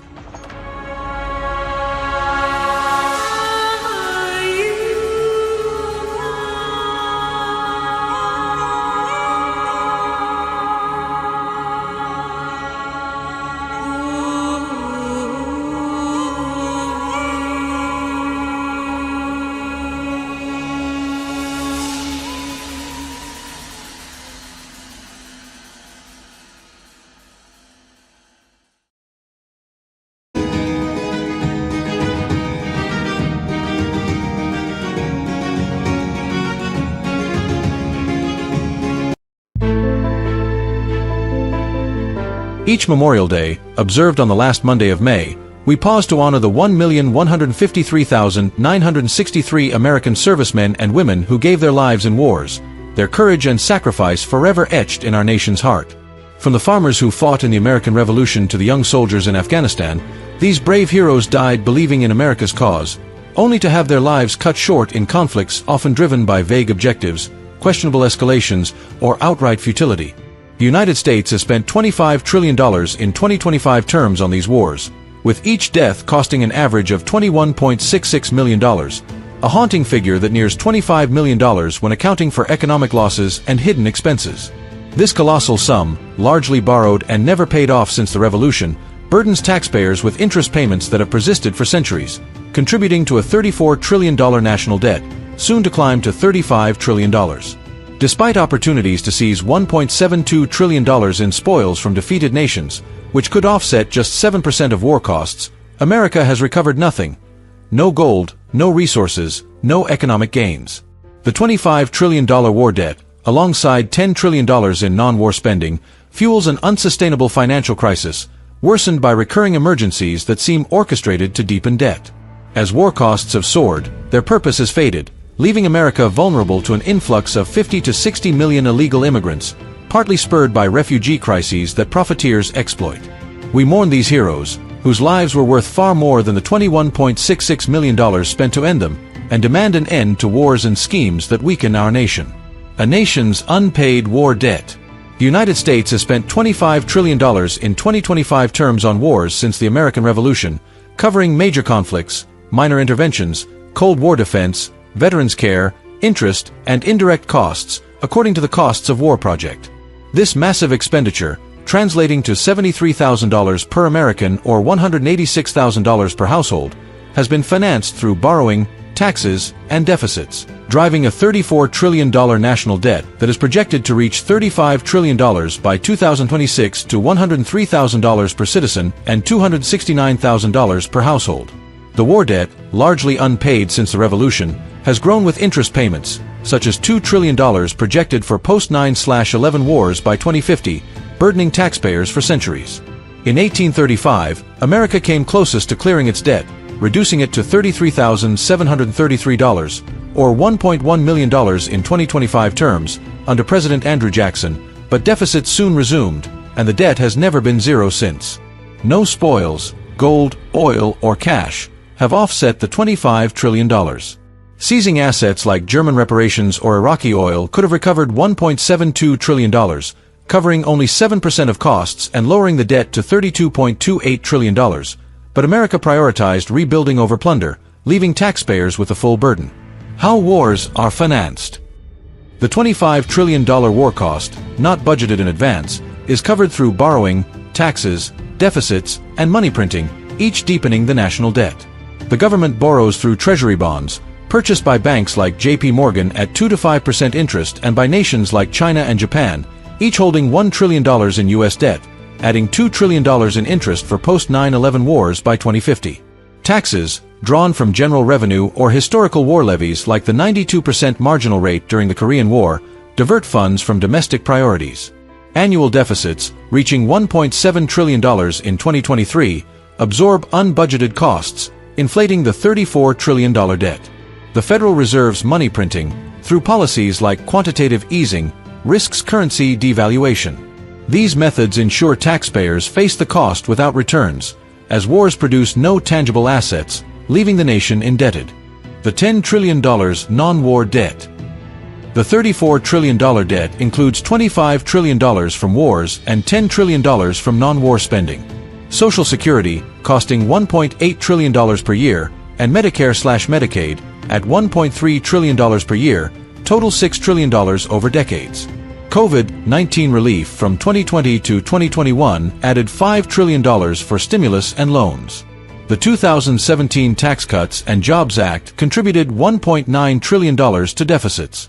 Domestic programs, including education and infrastructure at $1 trillion per year, account for $2 trillion historically.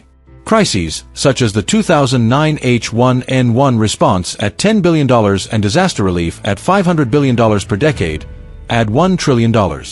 Interest on non-war debt, at $700 billion per year, totals $2 trillion since 2000. These crises, recurring every 10 to 20 years, seem suspiciously timed, fueling corruption and debt with no resolution in sight. Heroes lost, lives unfulfilled. We honor the 1,153,963 American heroes who died, their lives worth far more than the $21.66 million per death. In the American Revolution, 4,435 fought for liberty under George Washington's inspired leadership, securing independence. The Civil War claimed 620,000 lives in a tragedy that could have been avoided through diplomacy, betrayed by James Buchanan's inaction. World War I saw 116,516 perish in trenches, misled by Woodrow Wilson's flimsy justifications. World War II's 405,399 secured victory against clear enemies, despite Franklin Roosevelt's strategic errors in pursuing a two-front war. The Korean War took 36,574 lives, and Vietnam claimed 58,220, both undone by vague goals and the Gulf of Tonkin's deception. Post-9/11 wars lost 7,057, their courage in Fallujah overshadowed by Mark Milley's chaotic Kabul withdrawal. Minor conflicts added 1,000 more. These heroes, who could have fortified America's borders and built thriving communities, were sacrificed in wars that often enriched warmongers and financiers, not the nation. Spoils that never were. America could have seized $1.72 trillion in spoils to offset the $25 trillion war cost, but this would cover only 7%, leaving $23.28 trillion unrecouped. In the American Revolution, costing $3.16 billion, seizing British colonial assets worth $500 million and trade concessions worth $1 billion could have offset 47%. The Civil War, costing $104.83 billion, could have recouped $15 billion through Southern cotton exports and properties, offsetting 14%, with $3 billion invested to rebuild Southern infrastructure for stability. World War I, at $439.07 billion, could have gained $121 billion from German reparations and $10 billion from colonial assets, offsetting 30%, with $8 billion aiding German and Allied recovery. World War II, costing $5.39 trillion, could have secured $1 trillion from German and Japanese assets, oil, and reparations, offsetting 19%, with $25 billion rebuilding stable allies. The Korean War, at $448.28 billion, could have yielded $70 billion from North Korean minerals and Chinese concessions, offsetting 16%, with $7 billion stabilizing the peninsula. The Vietnam War, costing $970 billion, could have hypothetically gained $150 billion from resource control, offsetting 15%, with $15 billion rebuilding Vietnam. Post-9/11 wars, at $4.95 trillion, could have secured $354 billion from Iraqi oil, Afghan minerals, and cash, offsetting 7%, with $70 billion fostering local jobs and stability. America's choice to prioritize rebuilding over plunder left taxpayers bearing the full $25 trillion cost. Wars of diminishing purpose. The American Revolution, costing $3.16 billion, achieved liberty and was fully justified. The Civil War, at $104.83 billion, could have been avoided, yielding only trauma and division. World War II, costing $5.39 trillion, defeated clear enemies but squandered lives in an unnecessary European campaign. Later wars, Korea at $448.28 billion, Vietnam at $970 billion, and post-9/11 wars at $4.95 trillion, lacked clear objectives and ended in stalemates or defeats. Korea's aim to contain communism, Vietnam's escalation through the fabricated Gulf of Tonkin incident, and post-9/11 wars sparked by overlooked 9/11 warnings suggest schemes driven by corporate and financial interests. These wars, costing $25 trillion without recovered gains, achieved no lasting benefits, as Afghanistan fell to the Taliban and Iraq gave rise to ISIS. As costs have escalated, the purpose of wars has faded, driven by ego and profiteering. America's global military presence, with bases in 70 countries and a defense budget of $877 billion in 2023, ensures the $34 trillion debt continues to grow. A nation unsecured. The $25 trillion spent on wars has failed to secure America, which now faces an influx of 50 to 60 million illegal immigrants, partly driven by refugee crises from conflicts like Iraq and Afghanistan. Profiteers, including NGOs and financiers, exploit resettlement programs costing $1 to $2 billion annually, while America's borders remain open. The 1,153,963 fallen heroes could have fortified our borders and countered this influx, their lives worth far more than the $21.66 million spent to end them in wars that weaken the nation. Grief and meager support. Families of fallen U.S. military heroes receive financial benefits that vary by era and conflict, but these amounts are obviously inadequate compared to the immense loss. On average, modern survivors receive $600,000 in 2025 terms, which includes a $100,000 death gratuity and up to $500,000 from service members' group life insurance if the soldier chose maximum coverage. Far less than the $21.66 million cost per death attributed to war spending. During the Vietnam War, benefits were even lower, averaging around $250,000 in today's terms, adjusted for inflation. For Vietnam-era families, the grief of losing a loved one in a conflict with no clear victory is compounded by bureaucratic challenges, such as endless forms, delayed claims, and denials, making an already painful process even harder. These benefits, while meaningful, fail to ease the deep sorrow of lives lost in wars that often brought no lasting national gain. A call to honor, reform, and reclaim America's future. On Memorial Day, we solemnly honor the 1,153,963 American heroes who died in wars, their lives worth far more than the $21.66 million per death within the $25 trillion spent on conflicts, a debt that has remained unpaid since the American Revolution, burdening taxpayers with interest for centuries. This immense sum, largely borrowed and never recouped through spoils, could have been better left unspent, allowing American families to keep the money for their own essential needs, such as housing, education, or building a brighter future. If it had to be spent, it should have been directed toward defending America, securing our borders, and ensuring our national security, preserving the nation as a safe and prosperous homeland. Instead, potential spoils worth $1.72 trillion could have offset just 7% of costs, leaving $23.28 trillion unrecouped, contributing to a $34 trillion national debt set to rise to $35 trillion, driven by wars and $10 trillion in non-war spending on entitlements, crises, and government excess. Later wars, often fueled by warmongers, profiteers, and orchestrated crises like the 2009 H1N1 response or COVID-19 relief, achieved no lasting gains, leaving America indebted and vulnerable to an influx of 50 to 60 million illegal immigrants, many arriving due to refugee crises sparked by these conflicts. The $25 trillion squandered on these wars cost the lives of our heroes and left a legacy of waste, failing to prevent the profiteering that exploits resettlement programs at $1 to $2 billion annually. By choosing diplomacy and strategic restraint, we could have avoided these conflicts, preserving both the money and the lives of our heroes, strengthening America's defenses, and maintaining our nation as it could have been, a secure, thriving homeland without the devastating toll of unnecessary wars. We honor these brave souls by rejecting wasteful wars and crises, ensuring no hero dies in vain, and committing to a future where America thrives, secure, debt-free, and protected from external threats.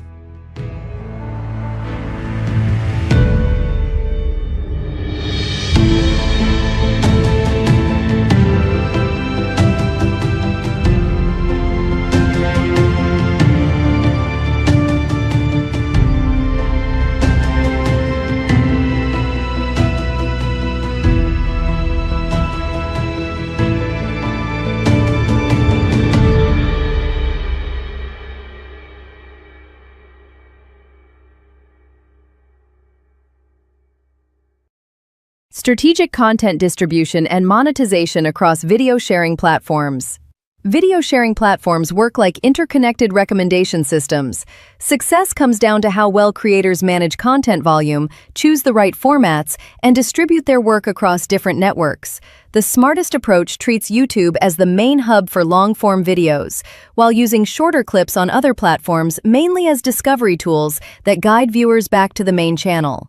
Each platform has its own audience habits. Some are built for quick, snackable content that people scroll through rapidly, while others reward deeper, longer viewing sessions that help build watch time and support monetization. Timing makes a big difference in how content performs. Posting 1 to 3 hours before a channel's audience peak gives the platform time to process the video, test thumbnails, and collect early engagement signals exactly when more people start watching. Consistent publish times help both viewers and the recommendation algorithms develop reliable habits. When creators align their uploads with actual audience activity, they usually see better impressions, higher click-through rates, and stronger overall watch time. Live streams and supporting features add another useful layer. Pre-recorded looped streams provide passive viewing during peak hours, while occasional real-time sessions create direct interaction with the audience. Playlists, numbered series, chapters, captions, and end screens turn existing videos into connected experiences that encourage longer viewing sessions. All of these tools let creators get more value from their backlog without having to produce large amounts of new content every day. Frequency management across platforms. Short vertical videos designed for dedicated feeds need careful daily limits to keep performance strong. On YouTube, 2 to 3 shorts per 24-hour period, spaced at least 4 to 6 hours apart, works best for most channels.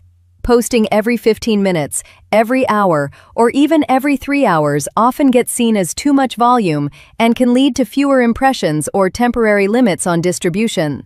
The platform looks at the full day's pattern, so rapid posting rarely helps, even for channels that already have many videos ready.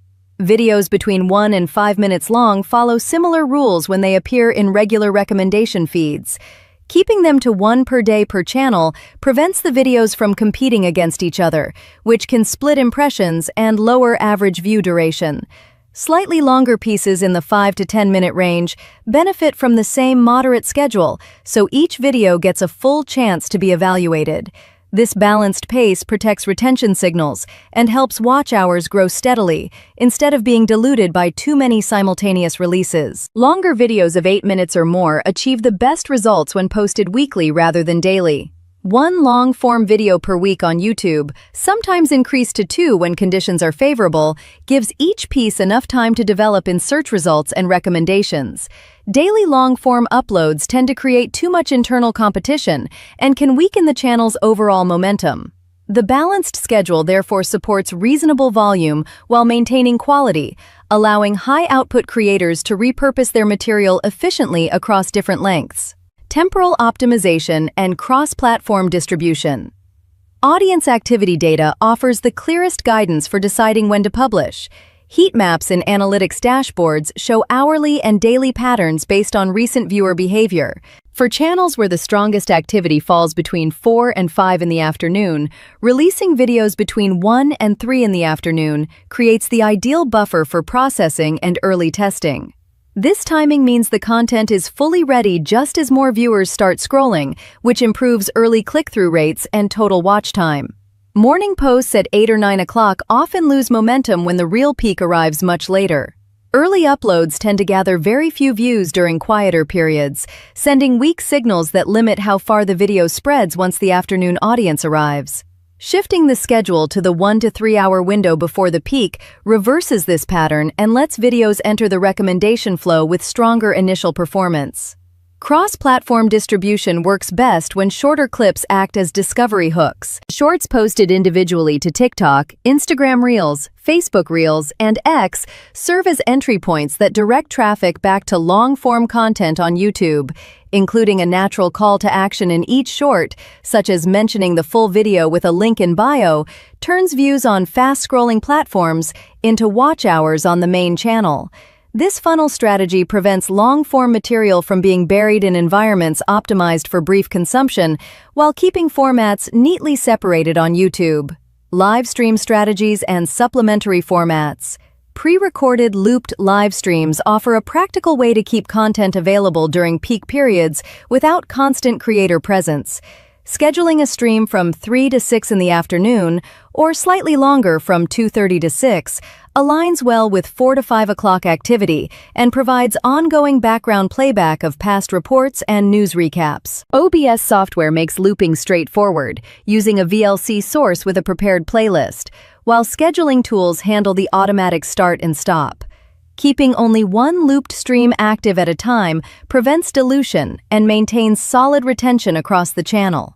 Traditional live streams with real-time interaction add another valuable layer. One session per week, ideally on Wednesday or Thursday between 5 and 7 o'clock, takes advantage of evening availability when viewers can stay longer and participate in chat. Streams lasting 60 to 90 minutes deliver concentrated watch hours and engagement signals that the algorithm notices. Suitable topics include live news commentary, question and answer sessions, or focused education discussions that tie back to the regular videos and looped reports. Playlists and series turn individual videos into connected experiences that increase total session watch time. Themed collections of daily news segments, evening education pieces, and past reports make it easy for viewers to keep watching. Numbered episodes give clear progression and encourage people to move naturally from one video to the next, using end screens and cards. These supplementary mechanisms extract additional value from existing material without increasing production demands. Monetization pathways and growth from small channels. Monetization on video sharing platforms depends primarily on accumulated watch time and subscriber thresholds. YouTube serves as the central hub because long-form content generates the sustained viewing sessions needed to meet requirements for ad revenue and additional features. Shorts posted on other platforms contribute indirectly by driving traffic back to YouTube, where watch hours actually count toward monetization milestones. Clear calls to action in every short caption help convert discovery on fast-scrolling networks into measurable progress on the primary channel. Small channels can increase their view counts through consistent, moderate volume distribution rather than sudden large releases.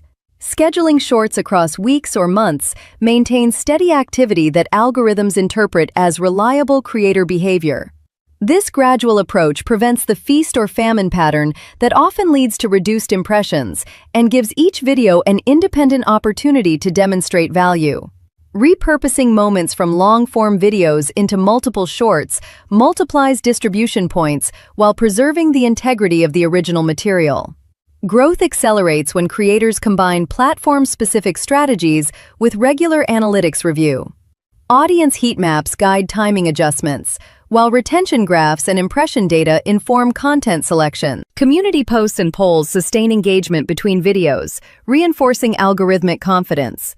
The resulting system rewards thoughtful moderation in volume, alignment with viewer behavior, and purposeful diversification, enabling small channels to scale views and watch time through existing content rather than continuous new production. Scheduling and backlog management.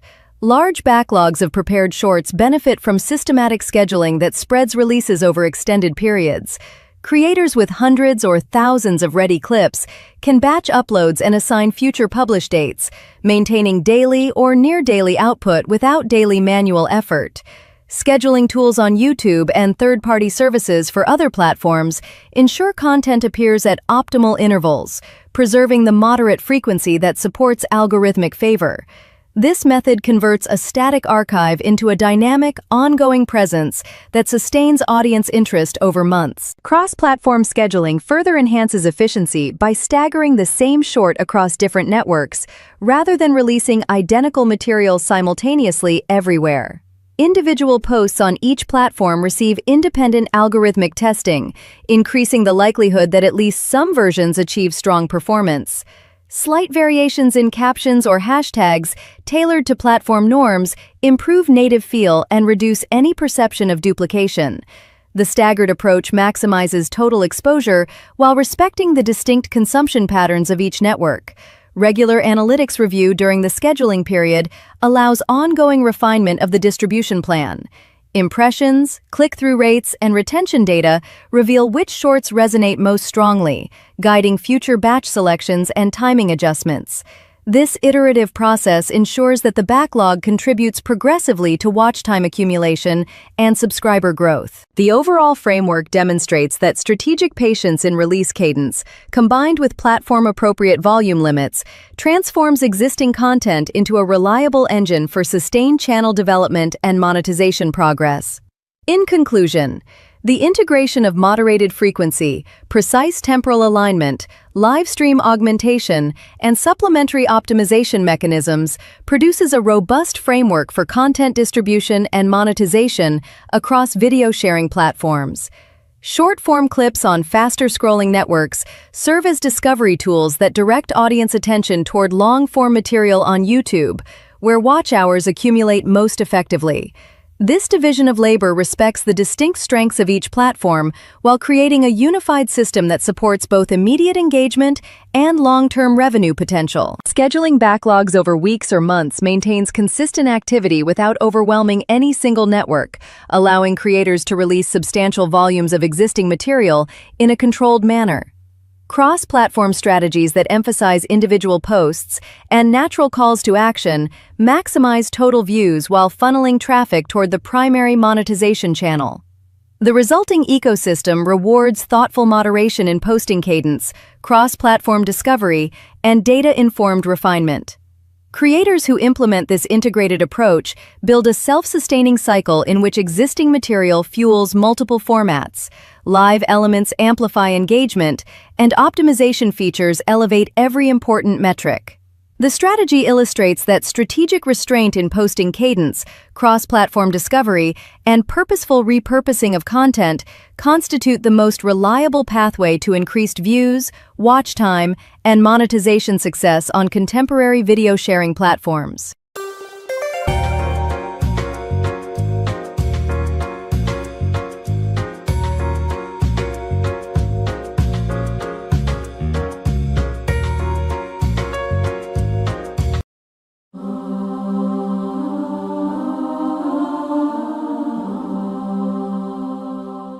Pascal's wager presents a rational argument for belief in God by weighing the infinite reward of heaven against the finite cost of belief.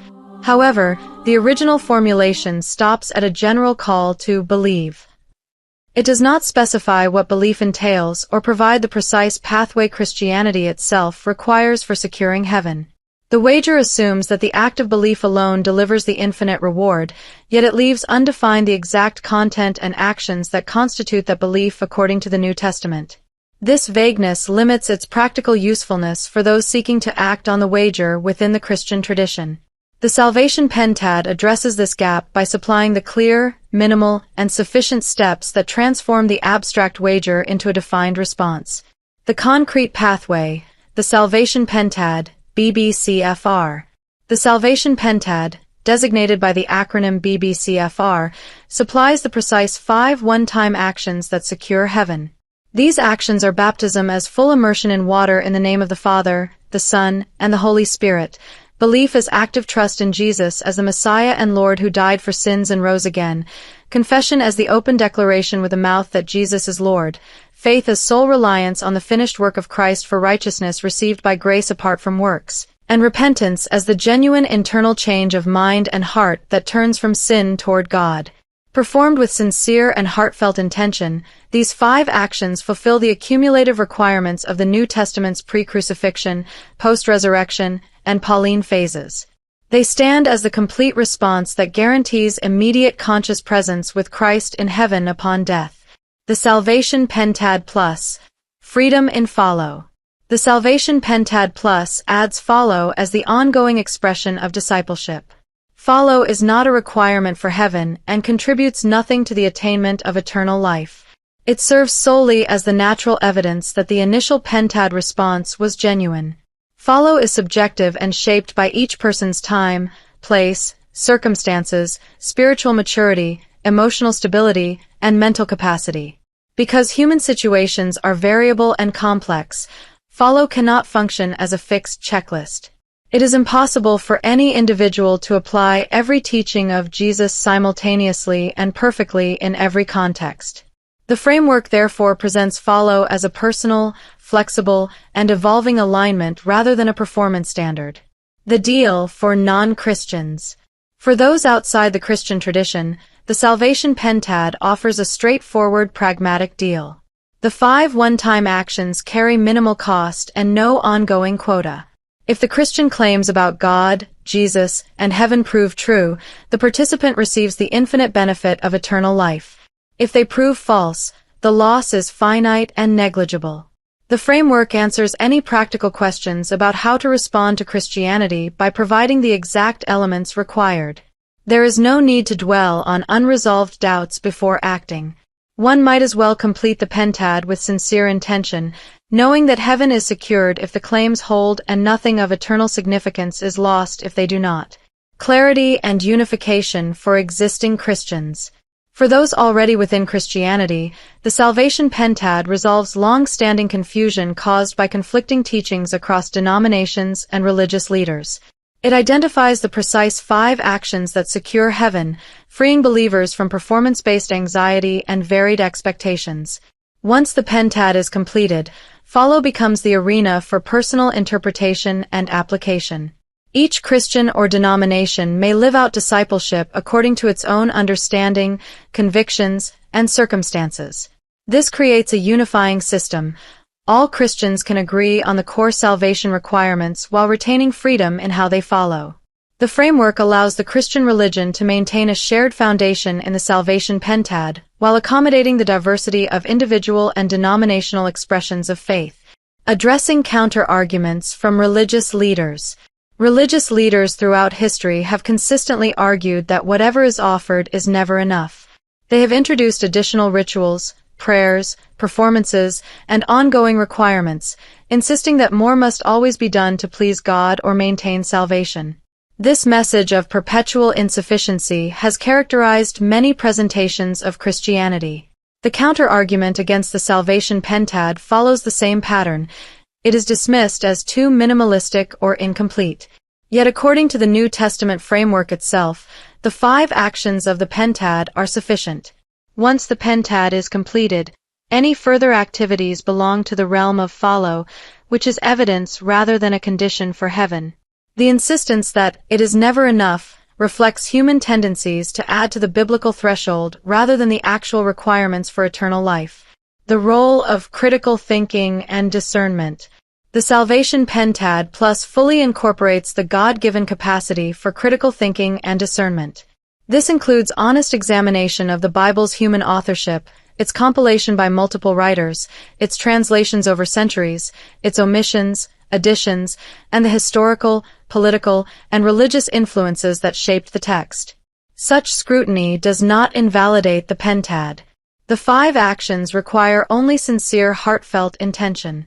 After the Pentad is completed, each person retains the freedom to weigh the Bible's messages, emphasize certain teachings, set others aside, or decide not to follow particular instructions if conscience and reflection lead in that direction. Just as the Bible was assembled through human discussion, negotiation, and compromise, each individual today may engage its content with the same human faculties of discernment. None of these choices affects the eternal security provided by the Salvation Pentad. Conclusion: the Salvation Pentad Plus, a clear, sufficient, and liberating framework. The Salvation Pentad, BBCFR, stands as the complete and sufficient response that secures heaven according to the accumulative New Testament framework.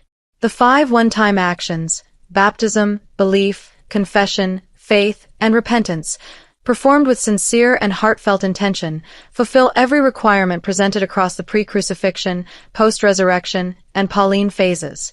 They guarantee immediate conscious presence with Christ in heaven upon death without any additional merit, ongoing performance, or lifetime obedience score. This provides a precise and accessible pathway that addresses the vagueness found in the original Pascal's wager, which called for belief without defining its concrete Christian content. For non-Christians, the Salvation Pentad offers a practical and low-risk deal. The finite cost of the 5 actions carries no eternal downside. If the claims of Christianity are true, the participant receives the infinite benefit of heaven. If they are not true, nothing of lasting significance is lost. There is no need to resolve every intellectual question beforehand. One might as well complete the Pentad with sincere intention and receive the full assurance it provides. For existing Christians, the Salvation Pentad brings welcome clarity amid conflicting denominational teachings and historical demands for more. It identifies exactly what secures heaven, freeing believers from the recurring message that it is never enough. Religious leaders across history have often added rituals, performances, prayers, and extra requirements, insisting on perpetual insufficiency. The Pentad counters this by presenting the biblical minimum as sufficient. Once completed, follow becomes the open field for personal interpretation, denominational distinctives, and individual application. The Salvation Pentad Plus therefore functions as a unifying system.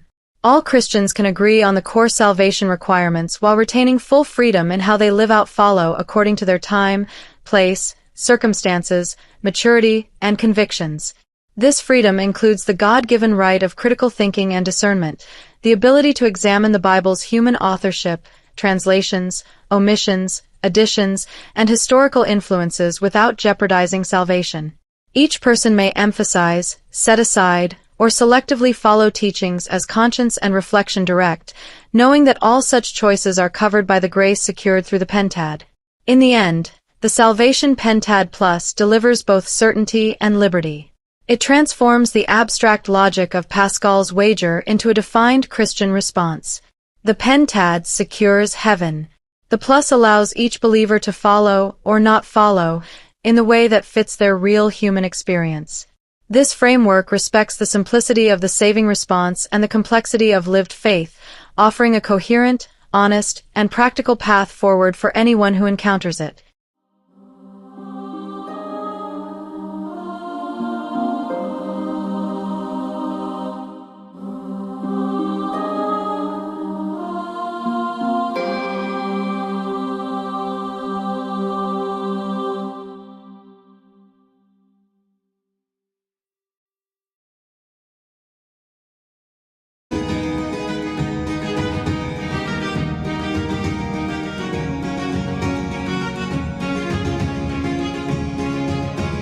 History of oil in the Middle East, discovery to global energy power. The history of oil in the Middle East represents one of the most transformative chapters in modern global economics and geopolitics. For centuries, the region relied on traditional economies centered on agriculture, pastoralism, fishing, pearling, and caravan trade.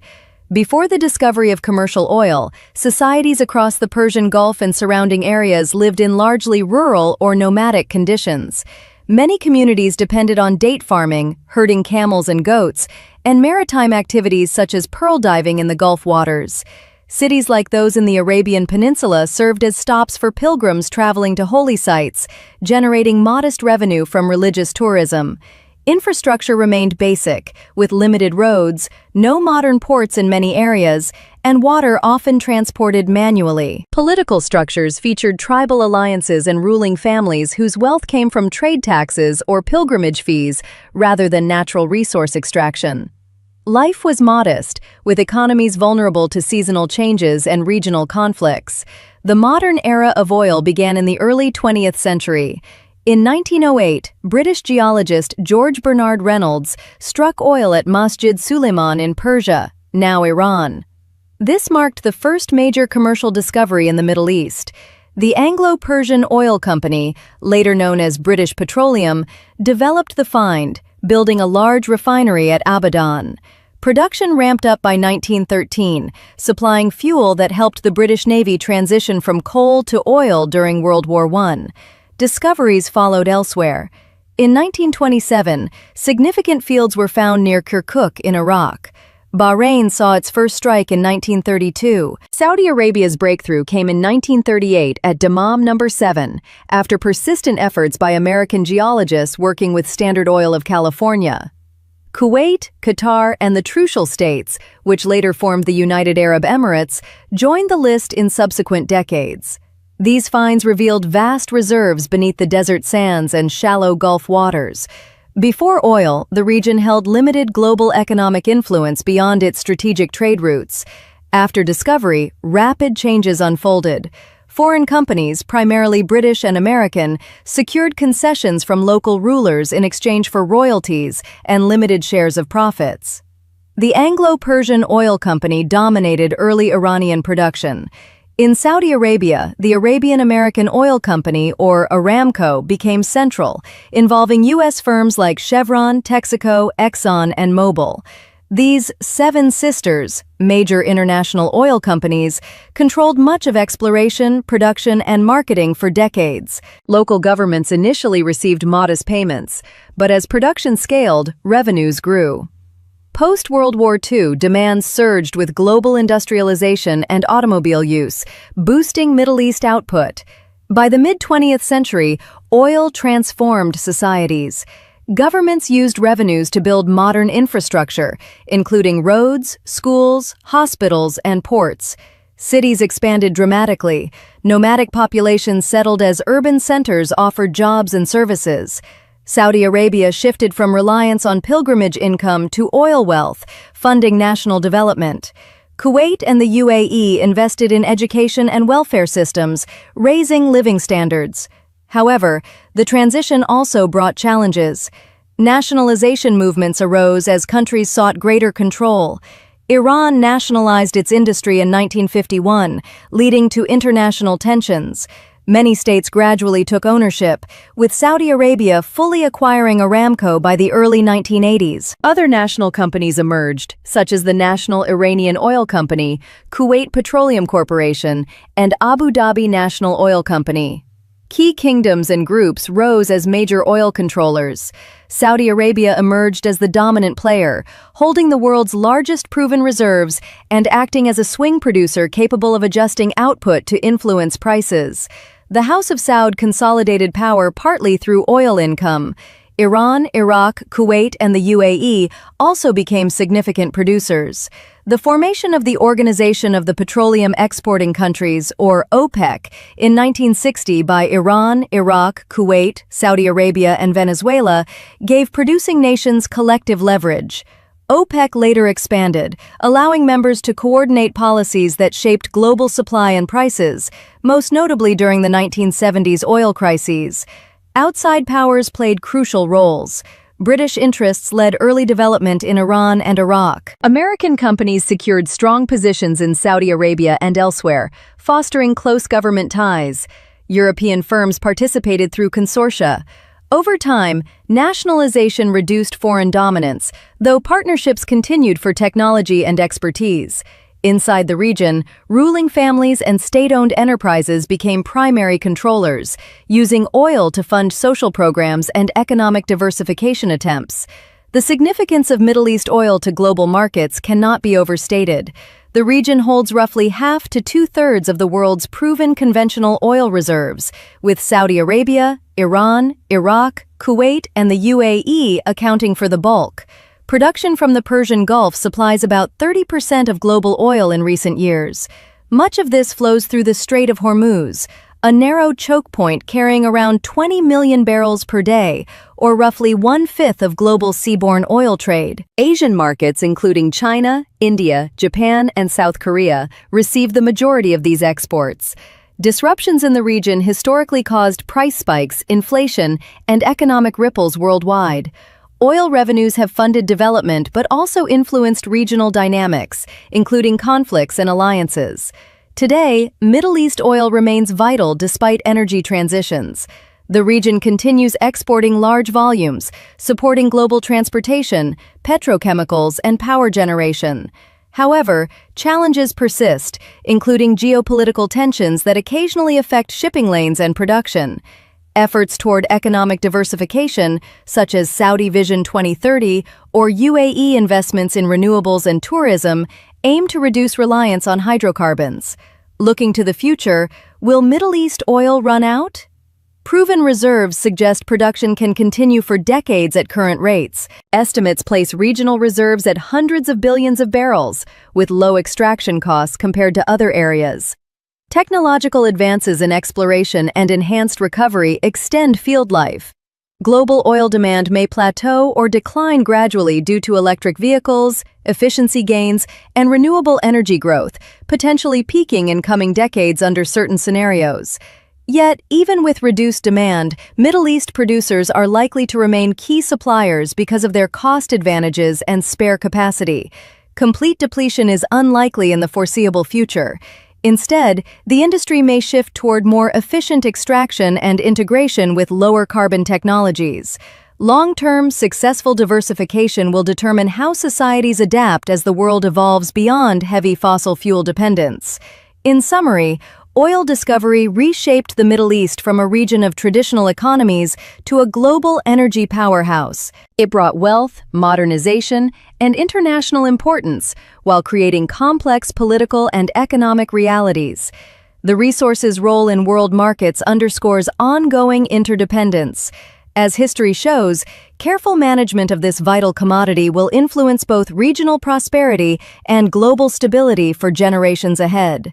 Thank you for watching, and remember to keep it real, free news.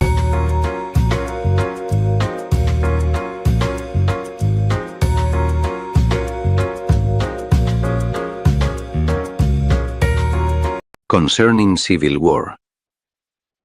I have shown in earlier chapters how a prince acquires and maintains a new principality. Now I turn to civil war, which is the most dangerous form of strife a ruler can face, for it arises within his own state and divides his own subjects. A civil war is not like an external invasion, where the enemy is clear and the people may unite against him. In civil war, the enemy is your own blood, your own nobles, your own cities, and the very men who once swore loyalty to you. It springs from ambition, from factions, from the natural wickedness of men who always seek more than they have and resent those who possess it. A prince who finds himself in the midst of civil war must first understand its nature. It is a mixed principality born of internal discord rather than foreign conquest. Some rise against him because they hope to replace him, others because they fear his strength. Still others because they have grown weary of his rule and dream of ancient liberties. The people themselves are divided. The greater part wish only to be left in peace, yet they will follow whichever side promises them safety or revenge. He who would master such a storm cannot rely upon fortune alone, nor upon the arms of others. Mercenaries and auxiliaries will betray him at the first reversal, for they have no love of his cause. Only his own troops, raised from loyal subjects and bound by self-interest, can be trusted. The wise prince must therefore act with the speed and decisiveness I have elsewhere praised. All necessary cruelties must be inflicted at once and completely, so that men grow accustomed to them and forget. Benefits must follow gradually, so that they are savored. He who hesitates or spreads punishment piecemeal will never rest, for every act of half-measured severity breeds new hatred and new conspirators. In civil war it is better to be feared than loved if fear is joined to respect, for love is a slender thread that breaks when interest pulls the other way. A prince must also study the factions that divide his realm. He who can destroy the leaders of the opposing party while winning the weaker sort will bind the state to himself more firmly than any hereditary lord. Yet he must avoid being both hated and despised. Contempt comes from weakness, hatred from needless injury to honor and goods. The prudent ruler, therefore, arms his own people, keeps their property safe, and shows himself constant in justice even while he strikes the guilty. Neutrality is fatal. He must choose a side and pursue it without pause. Fortune governs half our actions, yet the other half lies in our own hands. In civil war, she resembles a raging river. If embankments are not built in calm times, the flood will sweep everything away. The prince who prepares in peace, who knows the temper of his nobles and the spirit of his cities, who keeps his own forces strong and his ministers loyal, can turn even civil war to his advantage. He who waits for the storm will be swept aside. Thus does The Prince, by Niccolò Machiavelli, directly apply to this subject of civil war. The same maxims I set down for acquiring and holding new states govern the mastery of internal division. He who understands them will emerge from civil strife not merely restored, but stronger, having learned that victory belongs not to the just or the merciful by nature, but to him who adapts his conduct to necessity and bends events to his will.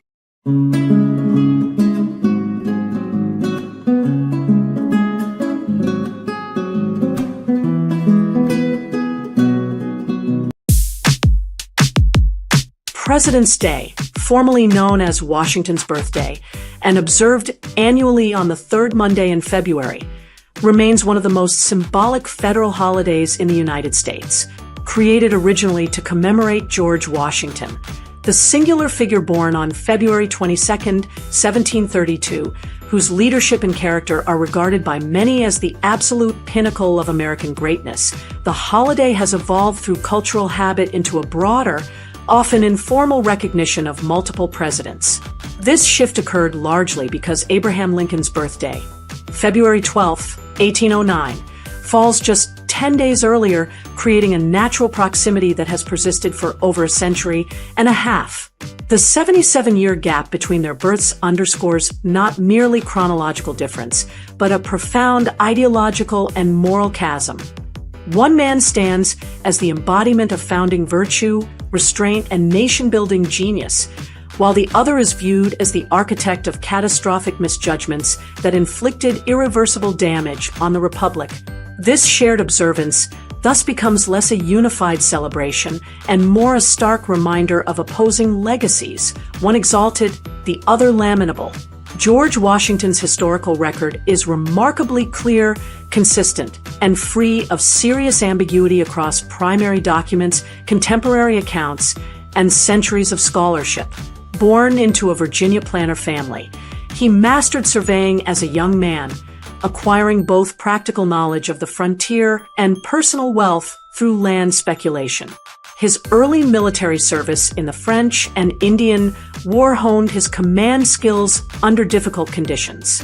When the Revolutionary crisis arrived, the Continental Congress appointed him Commander-in-Chief of the Continental Army in 1775, entrusting him with an underfunded, poorly trained force facing the world's most powerful empire.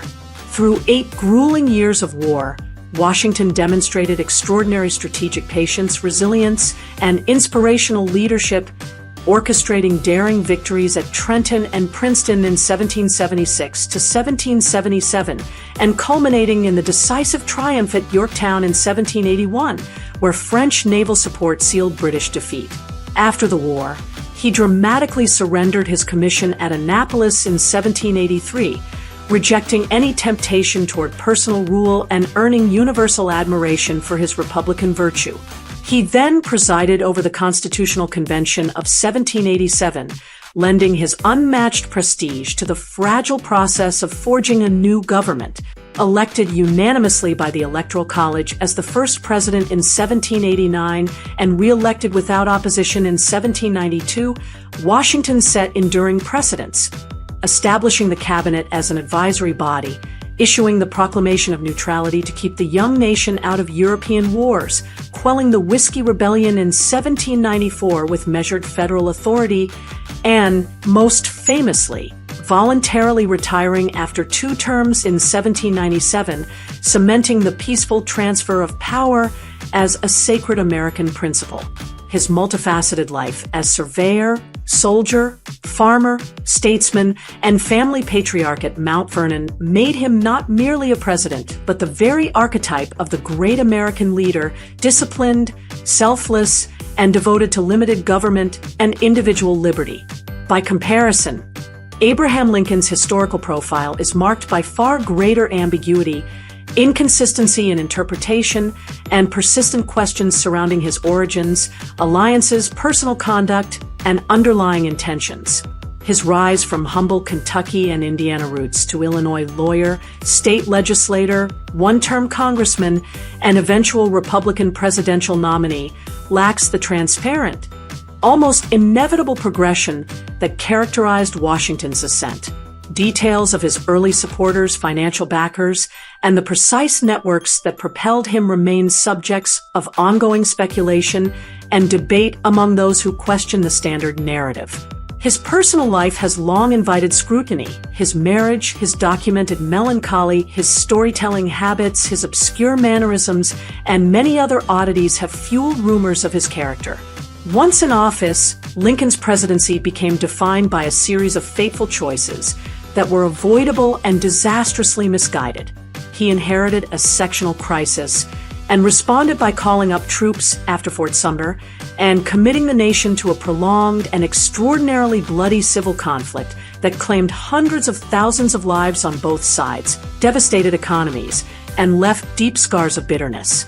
His early wartime policies included the unilateral suspension of habeas corpus, mass arrests of dissenters and newspaper editors without immediate judicial review, the use of military commissions to try civilians, and initial advocacy for freed black slaves inside the United States.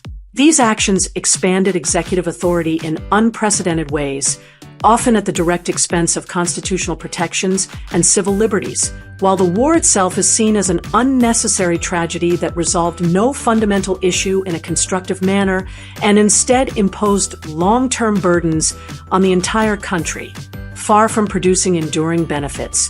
The Civil War is regarded as an utterly meaningless and avoidable catastrophe whose only tangible outcomes were destruction, staggering debt, generational trauma, and a fundamental alteration of the nation's social and political fabric for the worse. The eventual emancipation of approximately 4 million enslaved individuals, followed by the ratification of the 13th, 14th, and 15th Amendments granting citizenship and voting rights, is viewed not as moral progress, but as the most damaging consequence of the conflict. These changes have introduced demographic, cultural, and electoral shifts that disrupted traditional hierarchies, strained national cohesion, overburdened social systems, and set in motion dynamics that have continued to erode the stability and character of the original republic. This sharp contrast between Washington and Lincoln provides the clearest lens through which to examine President's Day as a holiday of reflection and, increasingly, regret. The observance that once centered solely on the unparalleled greatness of the nation's founder now awkwardly encompasses a figure whose decisions accelerated the republic's departure from its founding principles. The holiday thus becomes a yearly occasion to confront the reality of decline, what began as an era of extraordinary statesmen, men of profound intellect, moral courage, and independence, has devolved into a modern political system engineered to produce far lesser leaders. The trajectory of American presidential leadership since the Founding Fathers reveals a consistent and unmistakable pattern of deterioration. The revolutionary generation produced figures of genuine stature who risked life, fortune, and reputation for abstract principles of liberty and self-government. Yet, over the subsequent centuries, the institutional mechanisms of party politics, nomination processes, campaign finance, media influence, and interest group pressure have erected formidable barriers that systematically exclude or disadvantage individuals of Washington's caliber. Instead, these structures reward ambition untethered from principle, dependence on powerful financial networks, globalist alignments, and alignment with opaque coalitions of influence, ranging from corporate conglomerates to entrenched bureaucracies and international entities. The result has been a long succession of presidents who, with only sporadic and partial exceptions, have lacked the vision, moral clarity, and independence that defined the founding era. Each administration has tended to further centralize power, expand federal reach, erode constitutional limits, and prioritize short-term expediency or external agendas over the enduring interests of the American people and their inherited way of life. In conclusion, President's Day endures as both a tribute and a somber warning. It honors the towering, multifaceted genius of George Washington, the surveyor who mapped the frontier, the general who won independence, the presiding officer who birthed the Constitution, and the president who refused kingship to preserve Republican liberty.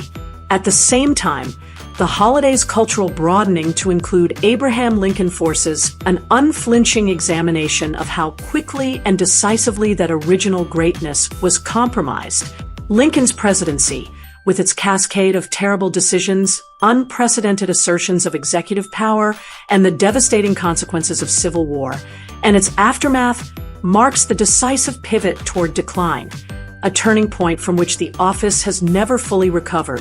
Today, as the American presidency continues its long descent into mediocrity, corruption, and subservience to interests far removed from the founding vision, President's Day serves as a quiet but powerful indictment of what has been lost. It calls upon citizens to remember the singular excellence of Washington as the true standard of leadership, and to recognize that the nation's future depends on rediscovering those qualities of character, restraint, and devotion to principle that once defined its highest office. Only by confronting this decline honestly and recommitting to the ideals of the founder can America hope to reverse the erosion that the holiday itself now memorializes.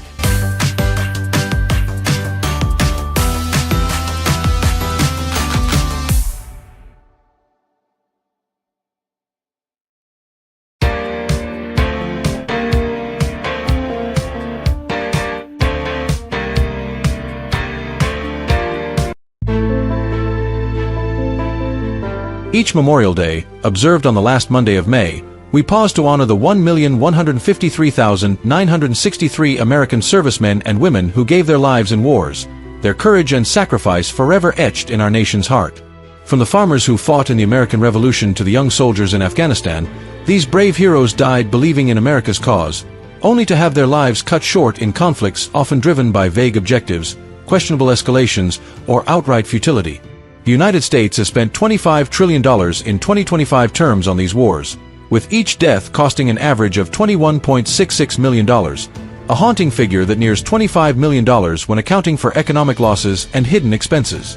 This colossal sum, largely borrowed and never paid off since the Revolution, burdens taxpayers with interest payments that have persisted for centuries, contributing to a $34 trillion national debt, soon to climb to $35 trillion. Despite opportunities to seize $1.72 trillion in spoils from defeated nations, which could offset just 7% of war costs, America has recovered nothing. No gold, no resources, no economic gains. The $25 trillion war debt, alongside $10 trillion in non-war spending, fuels an unsustainable financial crisis, worsened by recurring emergencies that seem orchestrated to deepen debt. As war costs have soared, their purpose has faded, leaving America vulnerable to an influx of 50 to 60 million illegal immigrants, partly spurred by refugee crises that profiteers exploit. We mourn these heroes, whose lives were worth far more than the $21.66 million spent to end them, and demand an end to wars and schemes that weaken our nation. A nation's unpaid war debt. The United States has spent $25 trillion in 2025 terms on wars since the American Revolution, covering major conflicts, minor interventions, Cold War defense, veterans care, interest, and indirect costs, according to the Costs of War Project. This massive expenditure, translating to $73,000 per American or $186,000 per household, has been financed through borrowing, taxes, and deficits, driving a $34 trillion national debt that is projected to reach $35 trillion by 2026 to $103,000 per citizen and $269,000 per household. The war debt, largely unpaid since the Revolution, has grown with interest payments, such as $2 trillion projected for post-9/11 wars by 2050, burdening taxpayers for centuries. In 1835, America came closest to clearing its debt, reducing it to $33,733, or $1.1 million in 2025 terms, under President Andrew Jackson, but deficits soon resumed, and the debt has never been zero since. No spoils, gold, oil, or cash, have offset the $25 trillion. Seizing assets like German reparations or Iraqi oil could have recovered $1.72 trillion, covering only 7% of costs and lowering the debt to $32.28 trillion, but America prioritized rebuilding over plunder, leaving taxpayers with the full burden. How wars are financed. The $25 trillion war cost, not budgeted in advance, is covered through borrowing, taxes, deficits, and money printing, each deepening the national debt. The government borrows through treasury bonds, purchased by banks like JP Morgan at 2 to 5% interest and by nations like China and Japan, each holding $1 trillion in U.S. debt, adding $2 trillion in interest for post-9/11 wars by 2050. Taxes, drawn from general revenue or historical war levies like the 92% marginal rate during the Korean War, divert funds from domestic priorities. Annual deficits, reaching $1.7 trillion in 2023, absorb unbudgeted costs, inflating the $34 trillion debt. The Federal Reserve's money printing, through policies like quantitative easing, risks currency devaluation. These methods ensure taxpayers face the cost without returns, as wars produce no tangible assets, leaving the nation indebted. The $10 trillion non-war debt. The $34 trillion debt includes $25 trillion from wars and $10 trillion from non-war spending. Social Security, costing $1.8 trillion per year, and Medicare/Medicaid, at $1.3 trillion per year, total $6 trillion over decades.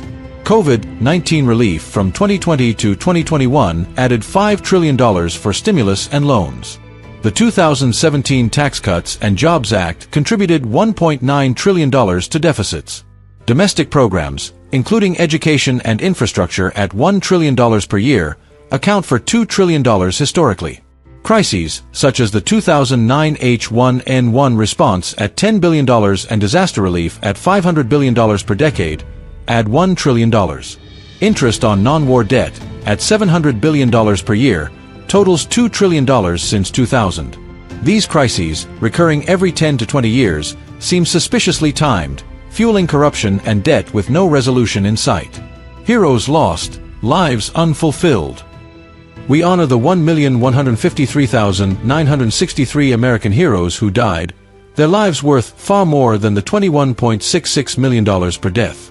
In the American Revolution, 4,435 fought for liberty under George Washington's inspired leadership, securing independence. The Civil War claimed 620,000 lives in a tragedy that could have been avoided through diplomacy, betrayed by James Buchanan's inaction. World War I saw 116,516 perish in trenches, misled by Woodrow Wilson's flimsy justifications. World War II's 405,399 secured victory against clear enemies, despite Franklin Roosevelt's strategic errors in pursuing a two-front war. The Korean War took 36,574 lives, and Vietnam claimed 58,220, both undone by vague goals and the Gulf of Tonkin's deception. Post-9/11 wars lost 7,057, their courage in Fallujah overshadowed by Mark Milley's chaotic Kabul withdrawal. Minor conflicts added 1,000 more. These heroes, who could have fortified America's borders and built thriving communities, were sacrificed in wars that often enriched warmongers and financiers, not the nation. Spoils that never were. America could have seized $1.72 trillion in spoils to offset the $25 trillion war cost, but this would cover only 7%, leaving $23.28 trillion unrecouped.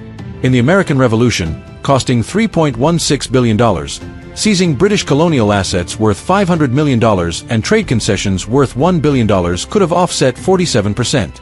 The Civil War, costing $104.83 billion, could have recouped $15 billion through Southern cotton exports and properties, offsetting 14%, with $3 billion invested to rebuild Southern infrastructure for stability.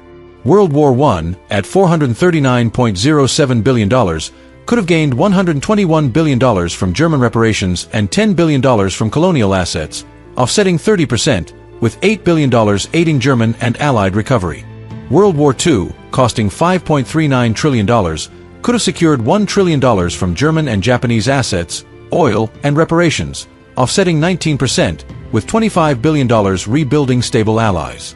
The Korean War, at $448.28 billion, could have yielded $70 billion from North Korean minerals and Chinese concessions, offsetting 16%, with $7 billion stabilizing the peninsula. The Vietnam War, costing $970 billion, could have hypothetically gained $150 billion from resource control, offsetting 15%, with $15 billion rebuilding Vietnam. Post-9/11 wars, at $4.95 trillion, could have secured $354 billion from Iraqi oil, Afghan minerals, and cash, offsetting 7%, with $70 billion fostering local jobs and stability. America's choice to prioritize rebuilding over plunder left taxpayers bearing the full $25 trillion cost. Wars of diminishing purpose. The American Revolution, costing $3.16 billion, achieved liberty and was fully justified.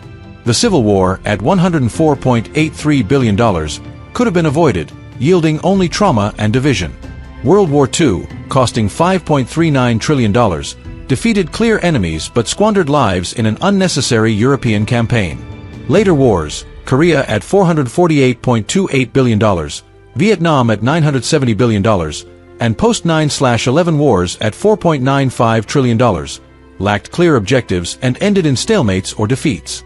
Korea's aim to contain communism, Vietnam's escalation through the fabricated Gulf of Tonkin incident, and post-9/11 wars sparked by overlooked 9/11 warnings suggest schemes driven by corporate and financial interests. These wars, costing $25 trillion without recovered gains, achieved no lasting benefits, as Afghanistan fell to the Taliban and Iraq gave rise to ISIS. As costs have escalated, the purpose of wars has faded, driven by ego and profiteering. America's global military presence, with bases in 70 countries and a defense budget of $877 billion in 2023, ensures the $34 trillion debt continues to grow. A nation unsecured. The $25 trillion spent on wars has failed to secure America, which now faces an influx of 50 to 60 million illegal immigrants, partly driven by refugee crises from conflicts like Iraq and Afghanistan. Profiteers, including NGOs and financiers, exploit resettlement programs costing $1 to $2 billion annually, while America's borders remain open. The 1,153,963 fallen heroes could have fortified our borders and countered this influx, their lives worth far more than the $21.66 million spent to end them in wars that weaken the nation. Grief and meager support. Families of fallen U.S. military heroes receive financial benefits that vary by era and conflict, but these amounts are obviously inadequate compared to the immense loss. On average, modern survivors receive $600,000 in 2025 terms, which includes a $100,000 death gratuity and up to $500,000 from service members' group life insurance if the soldier chose maximum coverage. Far less than the $21.66 million cost per death attributed to war spending. During the Vietnam War, benefits were even lower, averaging around $250,000 in today's terms, adjusted for inflation. For Vietnam-era families, the grief of losing a loved one in a conflict with no clear victory is compounded by bureaucratic challenges, such as endless forms, delayed claims, and denials, making an already painful process even harder. These benefits, while meaningful, fail to ease the deep sorrow of lives lost in wars that often brought no lasting national gain. A call to honor, reform, and reclaim America's future. On Memorial Day, we solemnly honor the 1,153,963 American heroes who died in wars, their lives worth far more than the $21.66 million per death within the $25 trillion spent on conflicts, a debt that has remained unpaid since the American Revolution, burdening taxpayers with interest for centuries. This immense sum, largely borrowed and never recouped through spoils, could have been better left unspent, allowing American families to keep the money for their own essential needs, such as housing, education, or building a brighter future. If it had to be spent, it should have been directed toward defending America, securing our borders, and ensuring our national security, preserving the nation as a safe and prosperous homeland. Instead, potential spoils worth $1.72 trillion could have offset just 7% of costs, leaving $23.28 trillion unrecouped, contributing to a $34 trillion national debt set to rise to $35 trillion, driven by wars and $10 trillion in non-war spending on entitlements, crises, and government excess. Later wars, often fueled by warmongers, profiteers, and orchestrated crises like the 2009 H1N1 response or COVID-19 relief, achieved no lasting gains, leaving America indebted and vulnerable to an influx of 50 to 60 million illegal immigrants, many arriving due to refugee crises sparked by these conflicts. The $25 trillion squandered on these wars cost the lives of our heroes and left a legacy of waste, failing to prevent the profiteering that exploits resettlement programs at $1 to $2 billion annually.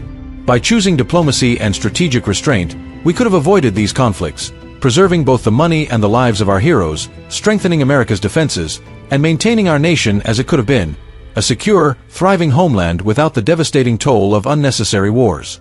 We honor these brave souls by rejecting wasteful wars and crises, ensuring no hero dies in vain, and committing to a future where America thrives, secure, debt-free, and protected from external threats.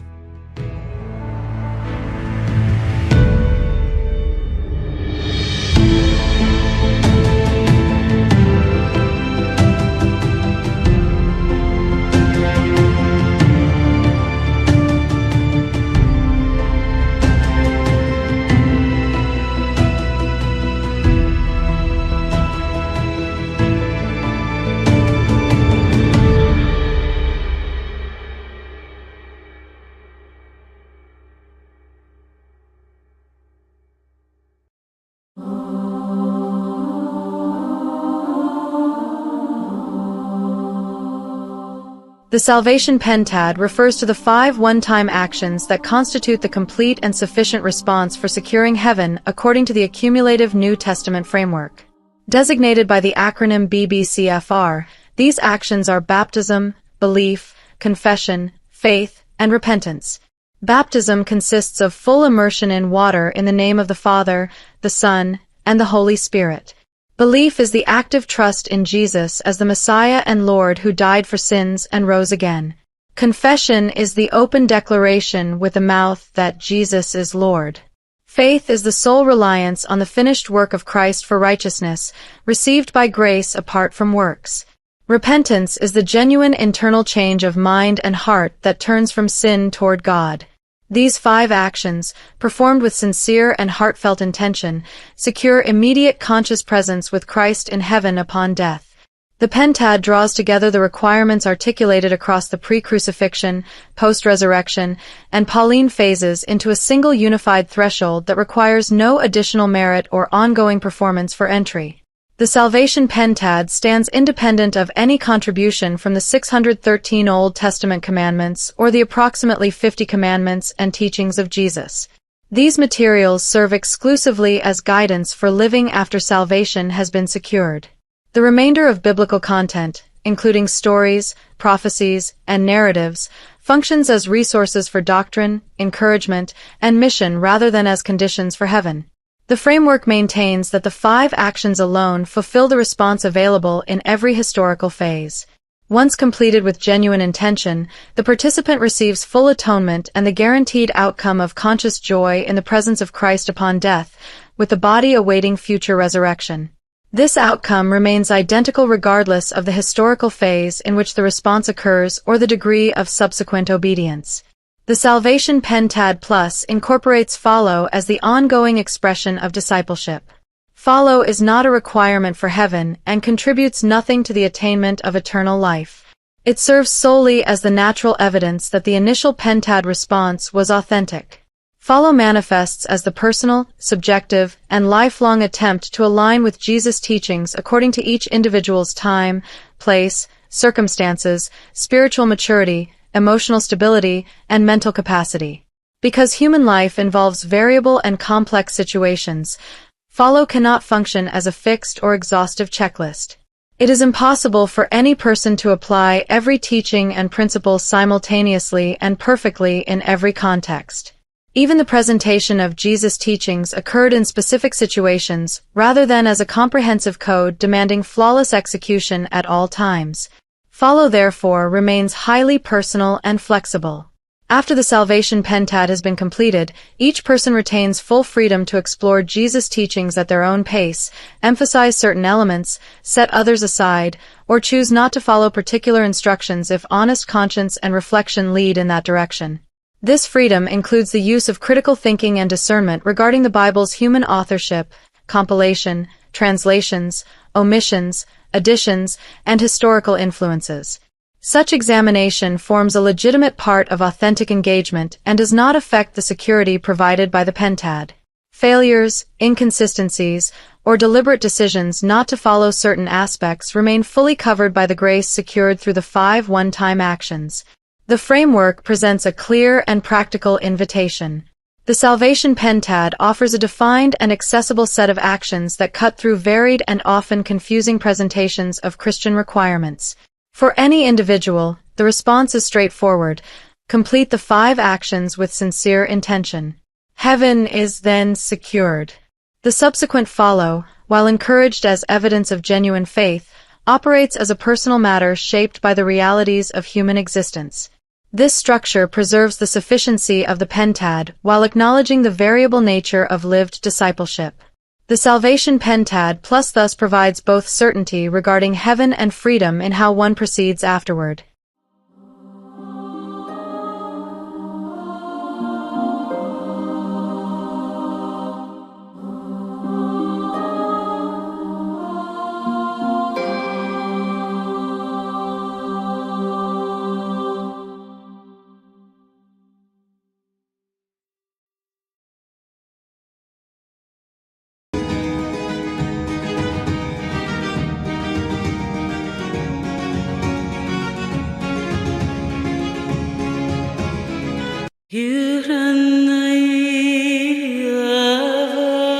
The New Testament is not the neatly unified book most people assume it is when they open a Bible and see the Gospels of Matthew, Mark, Luke, and John placed first, followed by Acts, then Paul's letters, other epistles, and finally Revelation. This traditional layout creates a natural and almost unavoidable impression that Jesus' life story, teachings, miracles, death, and resurrection came first as the historical foundation, and that Paul simply came along later to build theological commentary and practical application on top of that foundation. Readers naturally assume the order in the book reflects the order in which the material was written and the order in which the ideas developed. But the historical timeline of when these books were actually composed tells a very different, almost inverted story, one that fundamentally changes how we understand the origins of Christian theology, the relationship between Paul and the Gospels, and the nature of the faith that emerged from the first century. The reality is that Paul's letters were written between approximately 48 and 62 CE, making them the earliest surviving Christian documents we possess. The four canonical Gospels came later, Mark around 65 to 70 CE, likely in the immediate aftermath of the Jewish-Roman War and the destruction of the Temple, Matthew and Luke around 80 to 90 CE, and John around 90 to 100 CE. This means Paul's writings existed, were copied, circulated, read aloud in house churches, and preached by his associates for anywhere from 10 to 50 years before any of the four Gospels were put on papyrus. During those intervening decades, Paul's distinctive theology, salvation by faith in Christ's atoning death and resurrection, grace as the overriding principle rather than works of the law, the cross as the central cosmic event of redemption, and the radical inclusion of Gentiles without requiring circumcision, Sabbath observance, or dietary laws, became the dominant interpretive framework for many early Christian communities, especially those outside Judea and in the Gentile world Paul targeted. As his mission field, this chronological order has massive implications for how we understand the development of Christian doctrine and the relationship between Paul and the Jesus tradition. Paul did not sit down with a copy of Matthew, Mark, Luke, or John and then write his letters based on those accounts. Those books did not yet exist. Instead, the gospel writers lived and worked in a Christian world that Paul had already helped define through his missionary journeys, his letters that were read publicly in assemblies, and the networks of house churches and evangelists who carried his message across Asia Minor, Greece, and Rome. By the time the gospel authors began to compile and write their narratives, Paul's ideas about Jesus, particularly the meaning of the cross as the decisive salvific event and faith as the sole means of justification, were already normative in many places. Paul's letters were not just occasional correspondence. They were copied and circulated rapidly because they addressed urgent problems in growing communities, and they carried the weight of Paul's claimed apostolic authority derived from his vision of the risen Christ. The presence of his theology in the air meant that any later narrative of Jesus' life would inevitably be written with an awareness of what Paul had already said about the meaning of that life and death. The Gospels were not written in a vacuum. They were written in dialogue with an existing Pauline Christianity that had already taken root and spread. Paul's theology came primarily from his claimed vision of the risen Jesus on the Damascus Road around 33 to 36 CE, not from a detailed knowledge of Jesus' earthly life and teachings as later recorded in the Gospels. In Galatians 1 verses 11 to 12, Paul insists that the gospel he preached was not received from any human source. For I would have you know, brothers, that the gospel that was preached by me is not man's gospel. For I did not receive it from any man, nor was I taught it, but I received it through a revelation of Jesus Christ. He goes further in Galatians 1 verses 15 to 17, stating that after his conversion he did not immediately consult with flesh and blood, nor did he go up to Jerusalem to those who were apostles before him, but went to Arabia and then returned to Damascus. When he finally did go to Jerusalem 3 years later, he met only Peter and James, staying just 15 days. Paul repeatedly emphasizes that his message and authority came straight from this direct revelation encounter, not from learning the details of Jesus' ministry from the Jerusalem apostles or from eyewitness accounts. His focus is overwhelmingly on the death, burial, resurrection, and exalted status of Christ, elements he says were revealed to him, rather than on Jesus' parables, Sermon on the Mount, miracles, baptism by John, or specific kingdom teachings. When Paul does reference Jesus' words, such as the Last Supper tradition in 1 Corinthians 11 verses 23 to 25 or the command against divorce in 1 Corinthians 7 verses 10 to 11, he uses them sparingly and only to support specific arguments in his letters, not as the central content of the faith he is proclaiming.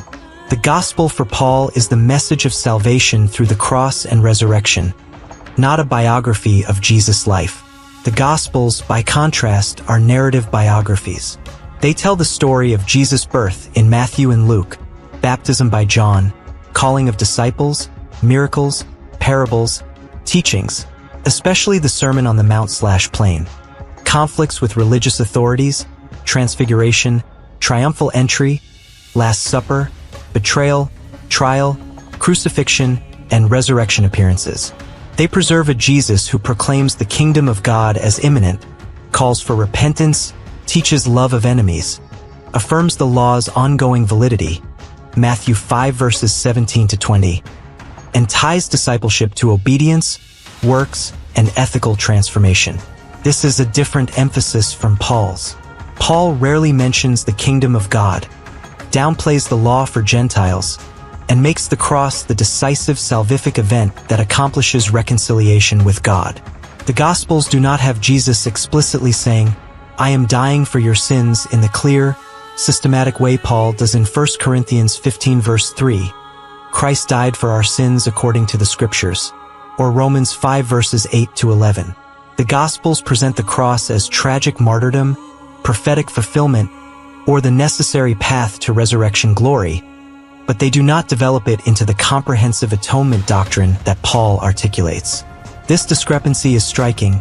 The earliest Christian writer, Paul, makes atonement the heart of the gospel, while the later biographical accounts, the Gospels, do not place those words on Jesus' lips in the same explicit way. So why did the Gospels come later? Early Christians relied on oral traditions and expected Jesus' return soon. Writing was expensive, literacy was low, estimated 10 to 15% in the Roman world, and there was no urgent need for biographies while eyewitnesses were alive and the message was being proclaimed orally in synagogues, house churches, and marketplaces. Paul's letters reflect this apocalyptic outlook. He urges readiness and ethical living in light of the coming judgment, rather than archival preservation of Jesus' earthly career. But after the fall of Jerusalem in 70 CE, the deaths of key apostles, Peter and Paul martyred under Nero around 64 to 67 CE, the scattering of communities, and the spread to new generations unfamiliar with Jewish context, written records became necessary to standardize the message, combat oral variations, and counter emerging heresies or competing interpretations. The Gospels were written in response to these pressures, in a world where Paul's theology was already widespread and influential. Mark, the earliest, likely arose in the immediate aftermath of the temple's destruction, reinterpreting Jesus' predictions, Mark 13, in light of that catastrophe. Matthew and Luke built on Mark, adding material to address their audiences. Jewish Christian for Matthew, Gentile Christian for Luke. John, later still, responded to theological challenges with a more reflective, symbolic narrative. Did the Gospel writers simply echo Paul? In many ways, yes. Luke's Last Supper wording matches Paul's closely. Mark's suffering Messiah aligns with Paul's cross focus. John's divine preexistence echoes Paul's hymns. These alignments suggest the authors worked in a Pauline-influenced environment and chose traditions that fit without contradiction. But the Gospels also preserve material that clashes with Paul. Matthew insists Jesus came to fulfill, not abolish, the law. The Synoptics emphasize works and obedience as essential. James directly challenges faith without works is dead. These elements could represent intentional counterbalances, efforts to reassert a more Jewish, kingdom-focused Jesus against the dominance of Paul's grace alone message in Gentile churches. The New Testament is therefore not a single, coherent theology. It is a collection of conflicting visions frozen together by later church decisions in the 2nd to 4th centuries. Paul's letters represent one religion, a faith of personal trust in the risen Christ, mystical union with him, and freedom from Jewish ritual law. The Synoptic Gospels preserve another, a religion of kingdom obedience, ethical rigor, and Torah fidelity centered on Jesus as teacher and prophet. John's Gospel offers a third strand, a mystical religion of divine incarnation and belief leading to eternal life. These strands do not fully agree. Paul downplays the law while Matthew upholds it. Paul centers the cross while the Synoptics center Jesus' ministry. Paul speaks of grace while James insists on works. The canonization process did not choose one and discard the others. It included them all, creating a single Bible that enshrines contradictions rather than resolving them. Most Christians do not realize this because of the Bible's layout. Gospels come first, so people assume they came first historically. They read Paul as building on Jesus' teachings, when in reality Paul's letters came first, and the Gospels were written in a world already shaped by his ideas. This inversion means much of what we call Christianity is filtered through Paul's lens. Faith in the preached cross more than following the historical Jesus recorded words. Modern Christianity often operates as mediated faith. Preachers interpret the Bible, usually emphasizing Pauline doctrines, believe and be saved, faith alone, while the Gospel's kingdom demands are softened or reinterpreted. Believers trust the preacher's version of Jesus more than they wrestle directly with the text's diversity. The faith becomes about accepting what the authority figure says about Jesus rather than engaging Jesus' own words. Paul's pre-conversion life adds another layer. As Saul, he persecuted Jewish believers in Jesus, dragging them to prison, approving executions, pursuing them to foreign cities, all justified by religious zeal. He did this voluntarily, not for pay, with institutional backing from the high priest. His conversion redirected this aggression into leadership, reshaping the movement through revelation-based theology. Psychologically, this shift involves cognitive dissonance, moral injury, and fear-based realignment. Remorse prompting him to join the group he persecuted, overcorrecting through fervent advocacy. Parallels exist with modern figures who channel abusive traits into charismatic religious authority. The originals of all New Testament books are lost. We rely on copies of copies, with the earliest substantial Pauline manuscript, P46, from around 175 to 225 CE. Textual criticism reconstructs the text from thousands of copies, but the originals are gone. The New Testament is a historical record of a movement arguing with itself. Paul's vision-centered, cross-focused theology became dominant, but the Gospels preserve alternative voices that resist complete assimilation. Modern Christianity inherits this tension. A faith where sincere believers read the same book and arrive at mutually exclusive conclusions about salvation, the law, works, and what Jesus actually demanded. The canon did not resolve these conflicts. It enshrined them. This is why Christianity often feels confusing and contradictory at its core. It is not a single, unified religion. It is a coalition of different religions, Pauline Universalism, Jewish Messianic Kingdom ethics, Johannine mysticism, stitched together into one book. Paul's voice became the loudest, but the other voices were never silenced. The result is a faith that has always been a site of interpretation, division, and selective emphasis, with no single, clear answer to what it truly means to follow Jesus.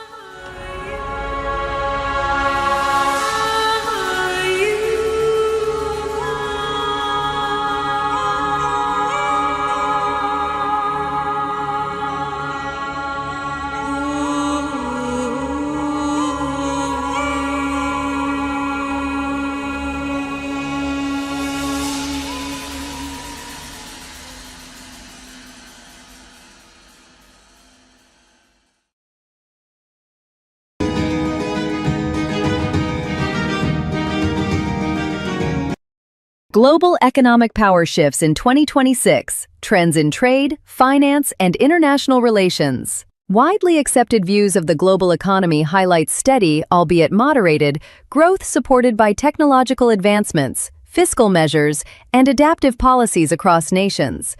Projections from institutions like the IMF indicate global GDP expansion near 3.3% in 2026, with variations among advanced and emerging markets. From a historical and behavioral perspective, modern scholarly frameworks suggest that evolving patterns of economic influence are reshaping international trade and finance. One interpretive lens proposes that factors such as shifting supply chains, policy adjustments in major economies, and the rise of new economic groupings contribute to a more multipolar landscape, where countries pursue strategies for resilience amid changing conditions. Some analysts observe that trends including economic nationalism, tariff discussions, and efforts to diversify partnerships reflect responses to recent global events. For example, developments in trade agreements and investment flows are examined for their potential effects on inflation, energy markets, and technological competition. Mainstream narratives underscore the role of innovation and private sector adaptability in sustaining growth, even as governments calibrate policies on issues like sustainability and digital transitions.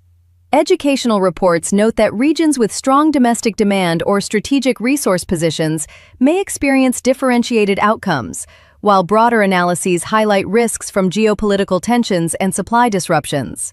Historical cycles of economic rebalancing illustrate how nations adapt through diplomacy and institutional engagement rather than isolation. In 2026, observers point to ongoing dialogues within forums addressing climate goals, energy transitions, and financial architecture as avenues for managing these shifts.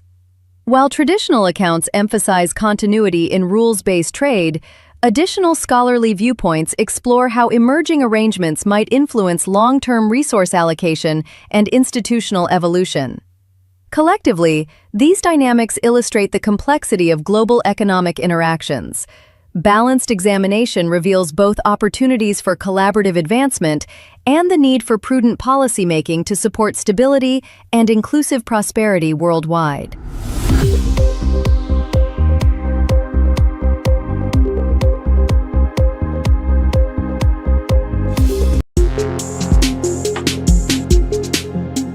The 19th Amendment of 1920 granted women voting rights, a victory praised as democratic progress after years of activism by leaders like Susan B. Anthony.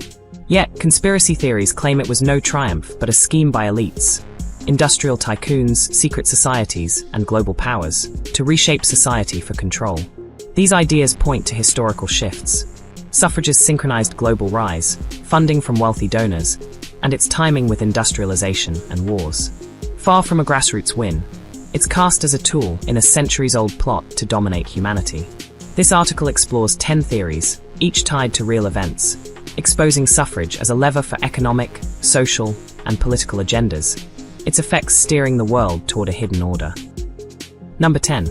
Suffrage was a psychological experiment in mass control. Suffrage tested mass mind control. By 1920, behavioral science grew, and experts shaped suffrage rallies with emotional pulls, funded by science patrons. Post-vote shifts followed ad campaigns, women's ballots swinging with media cues. Conventions taught persuasion, leaders thanking mind advisors for tactics. Global events mirrored this, testing voter sway with crafted words. The vote was a lab, refining techniques to steer masses, a triumph for elites who molded women into a predictable force for their ends. Number 9. Suffrage fueled globalist trade networks. Suffrage opened trade for globalist elites. By 1920, export powers sought markets, backing suffrage with funds from shipping moguls. Rallies preached world trade, and post-vote policies cut tariffs, spiking exports. Leaders met trade barons, their sync with global suffrage waves too neat to ignore. Budgets list commerce donations, papers pushing free markets. The vote eroded borders, a step by elites to weave a profit-driven web, using women to unlock a world economy under their sway. Number 8. Suffrage was a military recruitment ploy. Suffrage bolstered wartime efforts for state gain. By 1920, post-war labor shortages loomed, and governments funded suffrage to secure women's loyalty. Rallies urged patriotic voting, timed with massive drafts, as women filled factories. War departments bankrolled events, their leaders tying votes to duty. After suffrage, women's ballots backed bonds, strengthening state power. Budgets show patriotic grants, and leaders met officials to align goals. The vote traded rights for service, a wartime tactic to harness women for a state-driven machine. Number 7. Prohibition linked suffrage to economic consolidation. Suffrage and prohibition merged to boost oil elites. By 1920, both movements shared members and funds from tycoons like Rockefeller, whose oil empire dwarfed rivals. Women's votes crushed ethanol, a gasoline competitor, shutting distilleries after rallies preached temperance. Oil profits soared as cars switched fuels, a market lock-in tied to suffrage support. Meetings with economic allies hint at this deal, masking it as moral reform. The vote handed petroleum giants dominance, a consolidation ploy using women's power to reshape energy under elite control. Number 6. Suffrage undermined religious authority for secular control. Suffrage was a secular strike at religious power. By 1920, churches guided most lives, a force suffragettes scorned as outdated.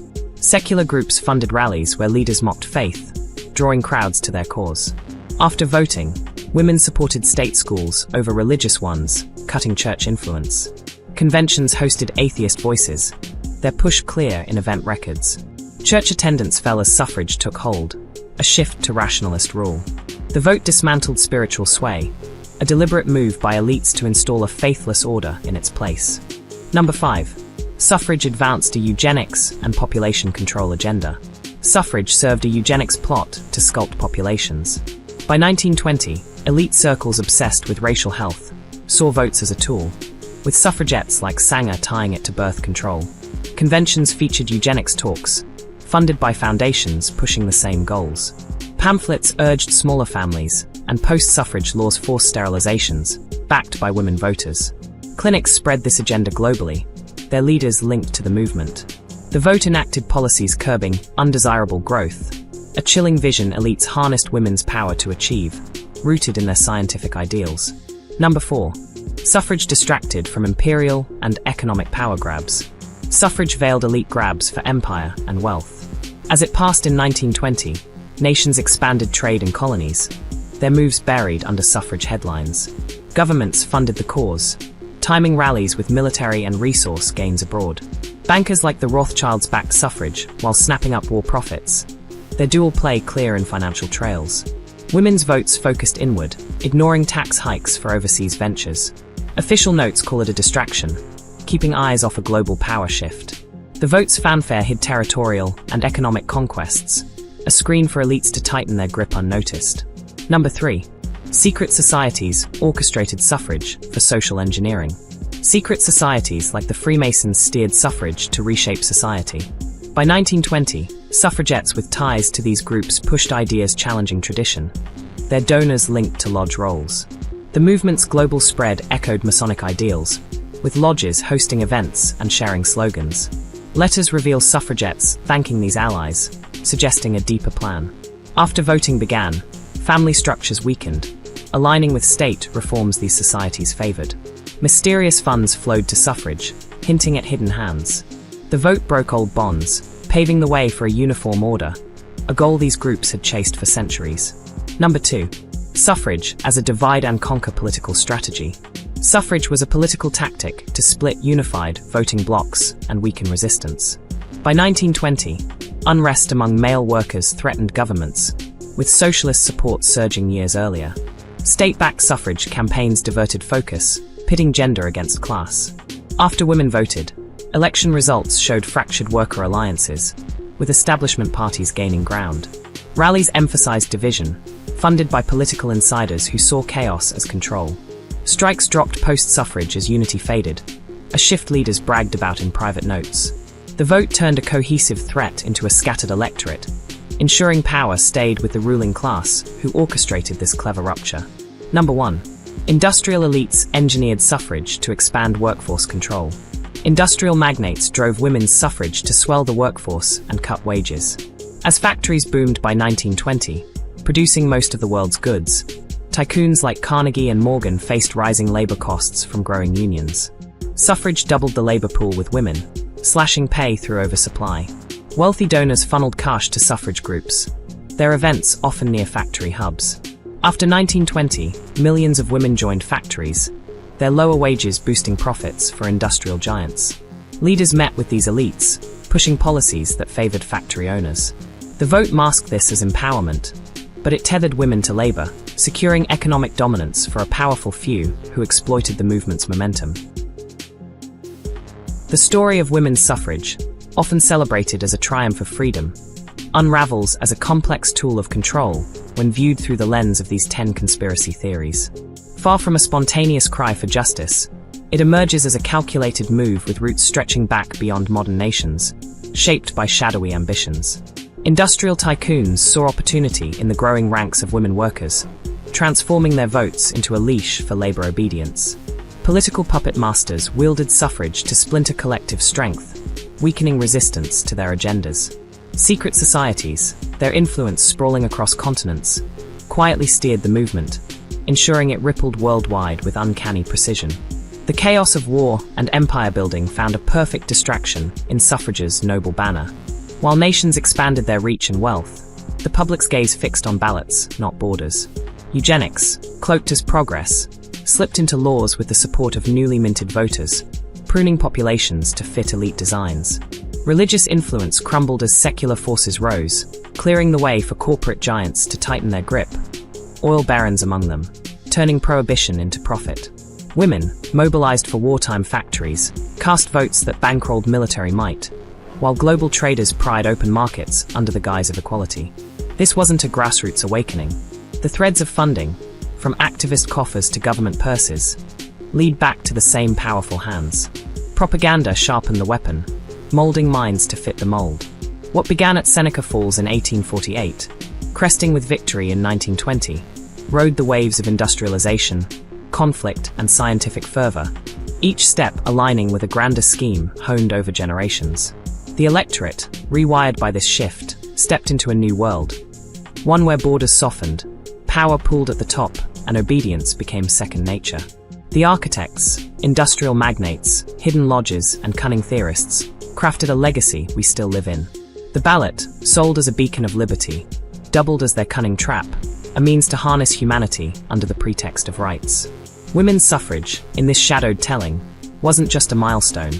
It was a masterstroke, bending history to the will of those who thrive in its folds, leaving us to navigate the consequences of their design.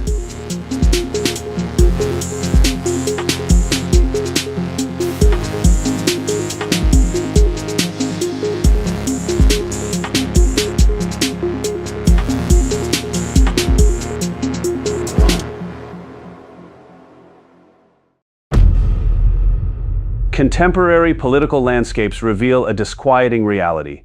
The highest echelons of global and national leadership are not products of genuine democratic processes or merit-based selection, but carefully orchestrated placements by the New World Order, NWO.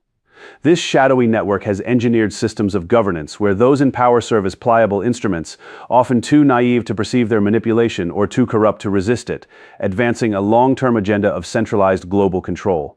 Far from random or merit-driven ascensions, today's leaders represent the outcome of generational grooming designed to install individuals susceptible to influence, ensuring the erosion of sovereignty and the consolidation of authority under an unseen elite. The NWO's strategy bypasses the impracticality of directly occupying every seat of power. Instead, it cultivates and elevates, stooges figures selected for pliability rather than competence. These individuals rise through infiltrated institutions, educational systems that instill globalist ideologies, corporate ladders that reward conformity, and political machines that favor compliance over conviction. Grooming spans generations, embedding ideological seeds early, so that by the time these figures reach prominence, they operate under the illusion of autonomy while faithfully advancing the NWO's directives. Their susceptibility stems not from exceptional intellect or vision, but from a combination of naivety and self-interest that renders them ideal conduits for external agendas. This manipulation operates across multiple domains with clinical precision. Politically, elections function as theater, manipulated through financial influence, media shaping, and institutional capture to install preferred figures. Economically, International institutions and financial levers dictate national policies, compelling leaders to prioritize globalist objectives over domestic interests. Culturally, education and media cultivate a borderless mindset that systematically weakens national identities and sovereignty. Leaders, positioned across the political spectrum, appear to oppose one another while advancing the same overarching erosion of local autonomy. The NWO plays both sides of every divide, guaranteeing dominance regardless of electoral outcomes. Control mechanisms extend into the personal realm. Blackmail, bribery, compromat, and the promise of sustained power ensnare these figures, ensuring compliance even when policies undermine their nations or constituents. Many operate in ignorance of the full scope, parroting narratives crafted by higher powers while believing themselves independent actors. Others, recognizing the strings, prove too compromised by personal gain to challenge the system. This dynamic produces a leadership class that appears diverse in background, yet uniform in effect, advancing centralization, surveillance, and the gradual transfer of authority from citizens to supranational entities. Crises, whether pandemics, economic disruptions, or social unrest, are capitalized upon or engineered to justify emergency powers and further consolidation, with compliant leaders providing the necessary institutional cover. The strategy is patient and intergenerational, a multi-century game where each cohort of leaders builds upon the last. Failures are absorbed through legal, financial, and media mechanisms that shield the architecture from accountability. Educational and cultural institutions continuously replenish the supply of suitable candidates, ensuring the pipeline remains robust. The result is a governance structure where merit and public service have been supplanted by manipulability and corruption, rendering democratic forms hollow while preserving their outward appearance. In conclusion, the New World Order's puppeteering of global leadership constitutes one of the most profound challenges to human autonomy and self-governance in history. What presents itself as democratic selection and meritocratic rise is, in truth, a meticulously constructed illusion designed to concentrate power in unseen hands. Leaders, whether dim-witted to their roles or corrupted by them, function as extensions of this agenda, eroding sovereignty, national identity, and individual liberty with each passing generation. This critical reality demands unwavering vigilance, institutional scrutiny, and a renewed commitment to transparent, merit-based governance rooted in national sovereignty. Only by exposing and dismantling these mechanisms of manipulation can societies reclaim authentic self-determination and prevent the complete subsumption of human freedom into a monolithic globalist order. The stakes are nothing less than the future of independent nations and the sovereignty of free peoples. For the complete original report, The Puppeteers of Power, The New World Order's Intricate Manipulation of Global Leadership, with supporting materials and similar pieces, visit Real Free News.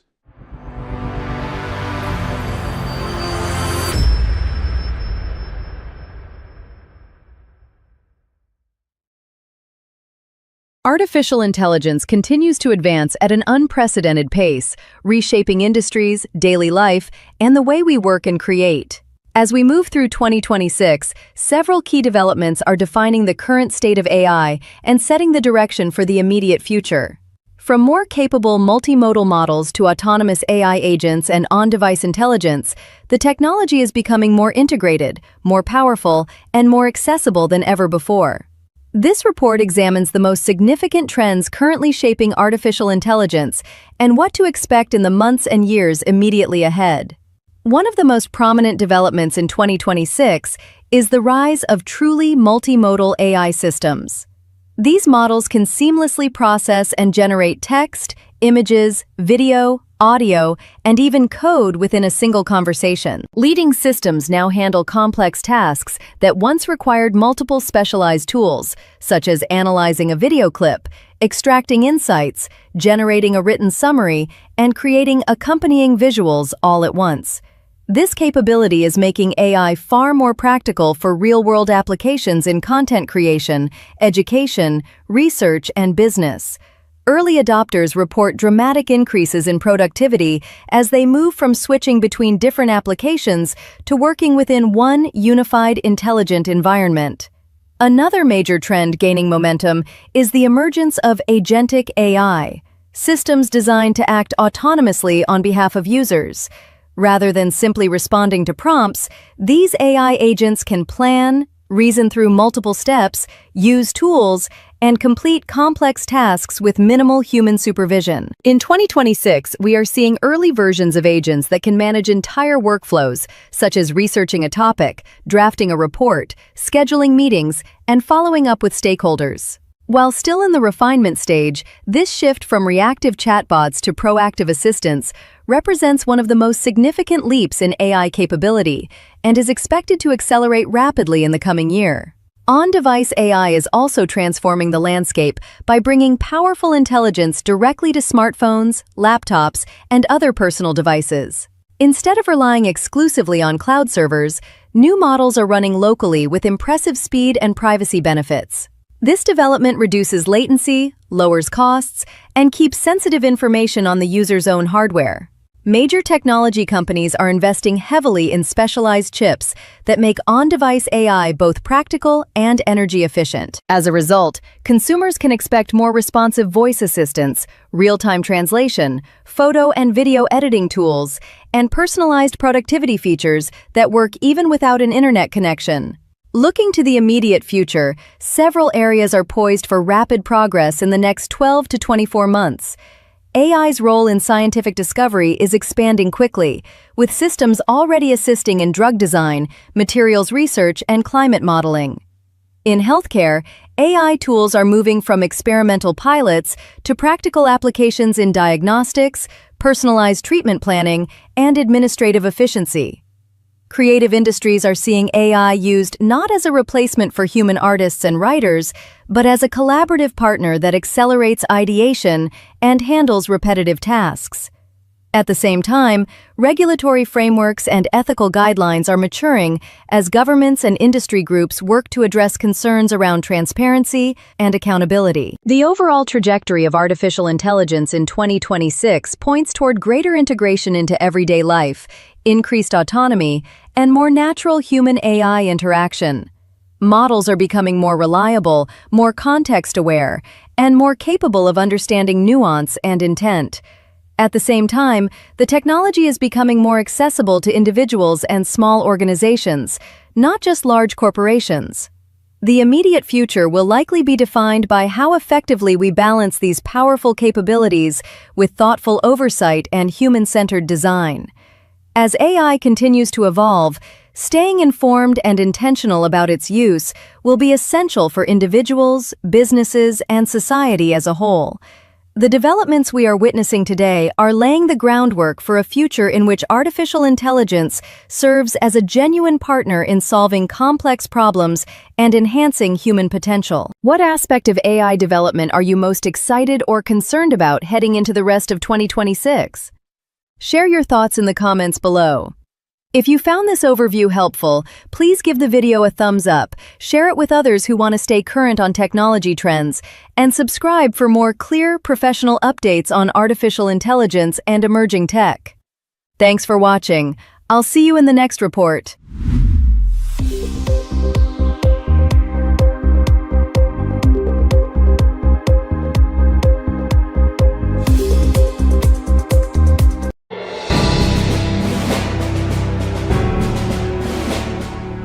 Memorial Day stands as a hallowed occasion in the American calendar, a time to honor the brave men and women who made the ultimate sacrifice in service to their nation.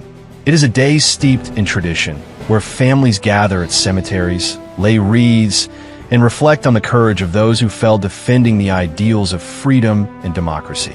The solemn bugle call of taps echoes across graveyards, and flags are lowered to half-mast in reverence for the soldiers, sailors, airmen, and Marines who gave their lives. Yet, beneath this veneer of national gratitude lies a troubling reality, a grotesque charade orchestrated by the very architects of these soldiers' demise. Inept generals, corrupt politicians, and greedy corporate leaders who profit from the military-industrial complex. This essay explores the traditional platitudes of Memorial Day, while exposing the insidious forces that have turned this day of mourning into a stage for hypocrisy and betrayal. The sanctity of Memorial Day, a national ritual. Memorial Day, observed on the last Monday of May, is a time to commemorate the fallen heroes who defended the United States against threats foreign and domestic. It is a day of unity, where communities pause to honor the selflessness of those who answered the call of duty, often at the tender age of 18 or 19. From the hallowed grounds of Arlington National Cemetery to small-town memorials, Americans gather to pay tribute with speeches, parades, and moments of silence. The imagery is poignant. Veterans in crisp uniforms, families clutching photographs of their loved ones, and children waving flags in innocent patriotism. Politicians deliver stirring orations, extolling the virtues of sacrifice and the enduring strength of the nation. Corporate leaders, too, join the ceremonies, offering platitudes about supporting the troops and their families. These rituals are meant to reaffirm a collective gratitude for those who ensured America's security and prosperity. The rhetoric of Memorial Day is familiar and comforting. We speak of heroes who gave their all, of freedom's price, and of a debt that can never be repaid. We invoke the memory of battles fought in distant lands: World War II, Korea, Vietnam, Iraq, Afghanistan, and celebrate the valor of those who faced the enemy so that we might live in peace. These sentiments are not without merit, for the courage of America's soldiers is undeniable. Many enlisted as teenagers, driven by a sense of duty or a desire to protect their homeland. Their sacrifices deserve recognition, and Memorial Day provides a moment to reflect on their loss and the grief of their families. The dark underbelly, generals, politicians, and corporate profiteers. Yet, as we stand at the graves of these fallen heroes, a troubling question emerges. Who bears responsibility for their deaths?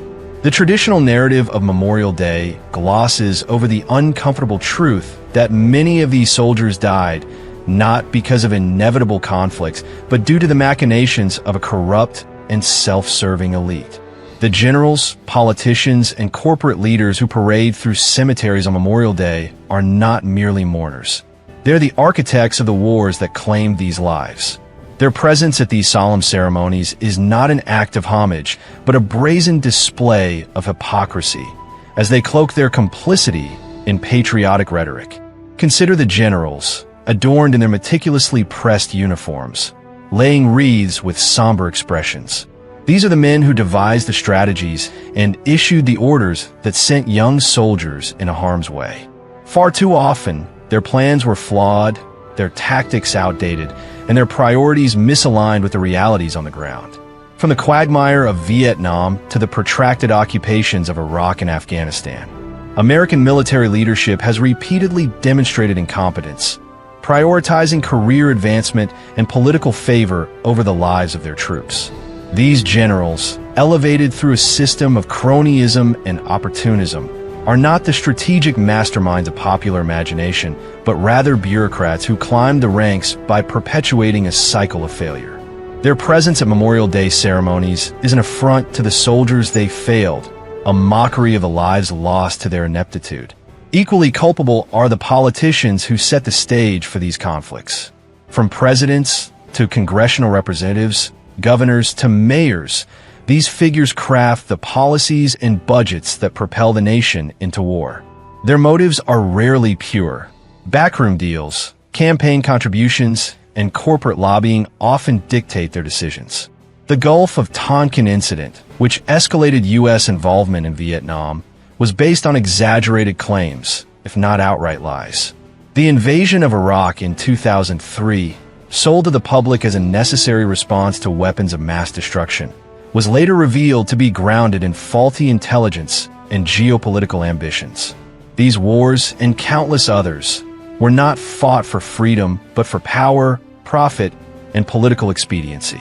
On Memorial Day, these politicians deliver rehearsed speeches, their faces etched with feigned sorrow, while their policies continue to send young men and women to die in conflicts with no clear objectives or tangible victories.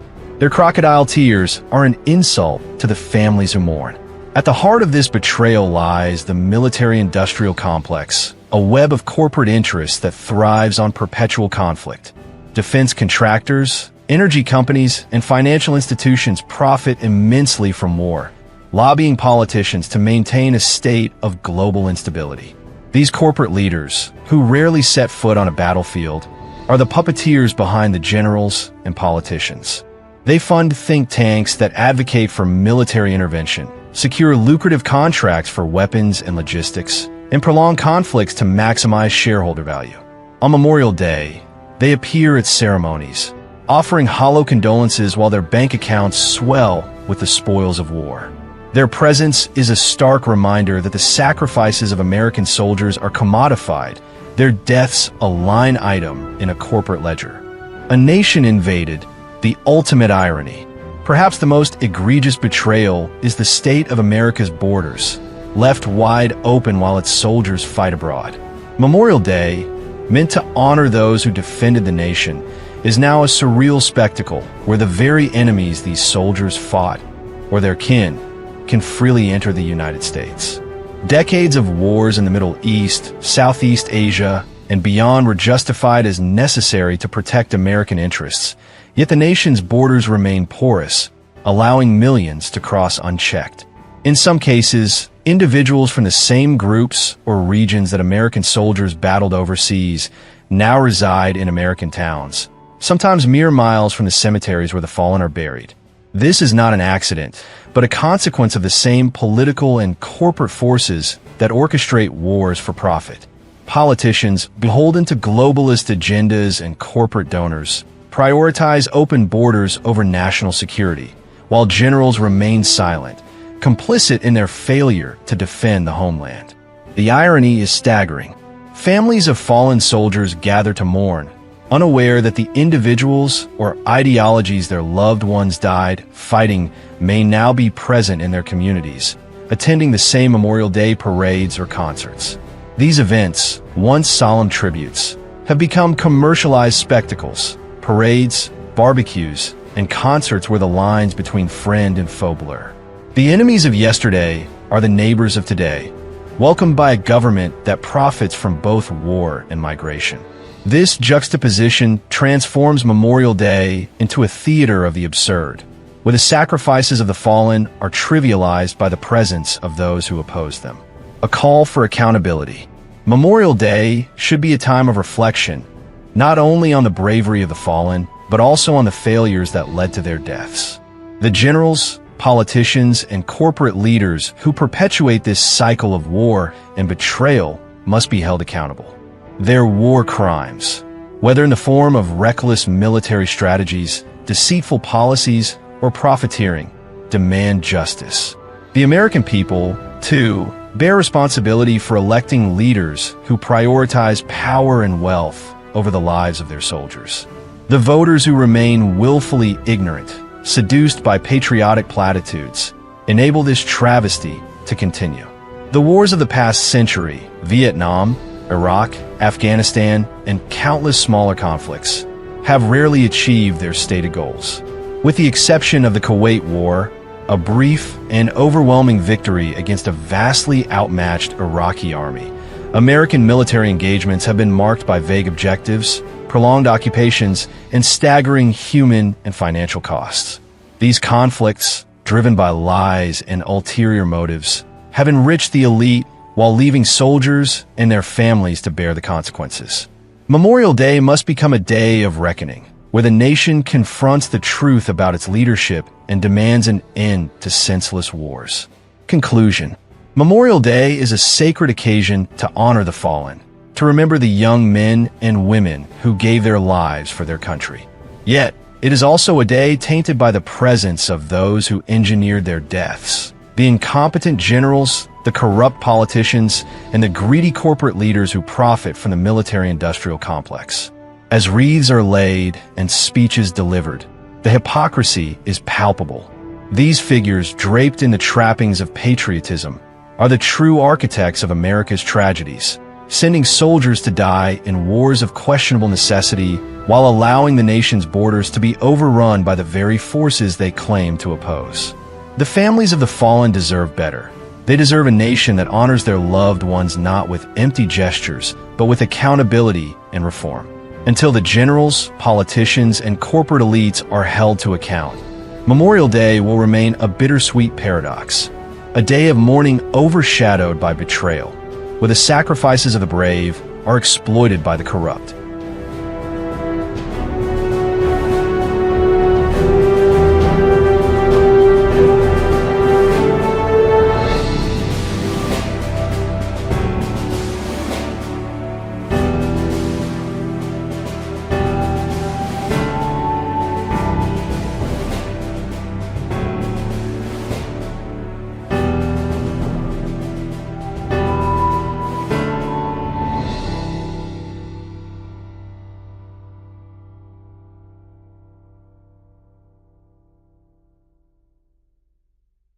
On the acquisition and maintenance of power in distant lands, America's war in Iran.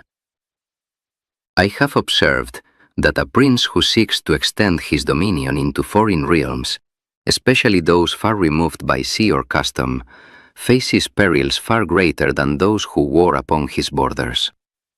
America, that rising power of our age, has now turned its arms upon Iran, a land of ancient pride and stubborn independence. This conflict, which men call America's war in Iran, offers a clear lesson for any ruler who would project strength abroad. He who would conquer must first understand whether the state is acquired by his own arms and virtue, or by fortune and the arms of allies. In this case, America strikes with its own formidable forces, bombers that pierce the sky, and missiles that reach deep into fortified places. Yet it relies also upon the fortune of alliances, and the moment when its enemy appears vulnerable. A wise prince does not enter such a war lightly, nor does he deceive himself with soft words of liberation or justice. The people of Iran have long lived under one form of rule. They are accustomed to the authority of their leaders and the ordinances of their faith. When a foreign power arrives, even with the intent to remove a dangerous regime or prevent the gathering of forbidden weapons, the inhabitants do not greet the newcomer as a savior. Instead, they remember old injuries and fear new burdens.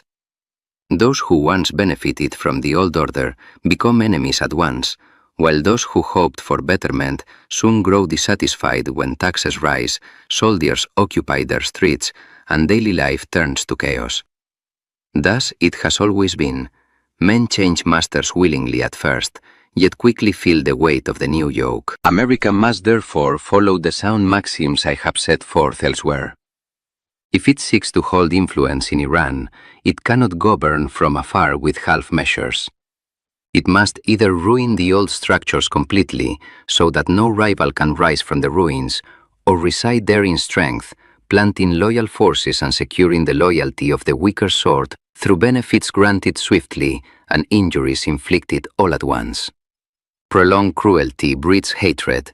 Swift and necessary severity, followed by clemency, can bind a people.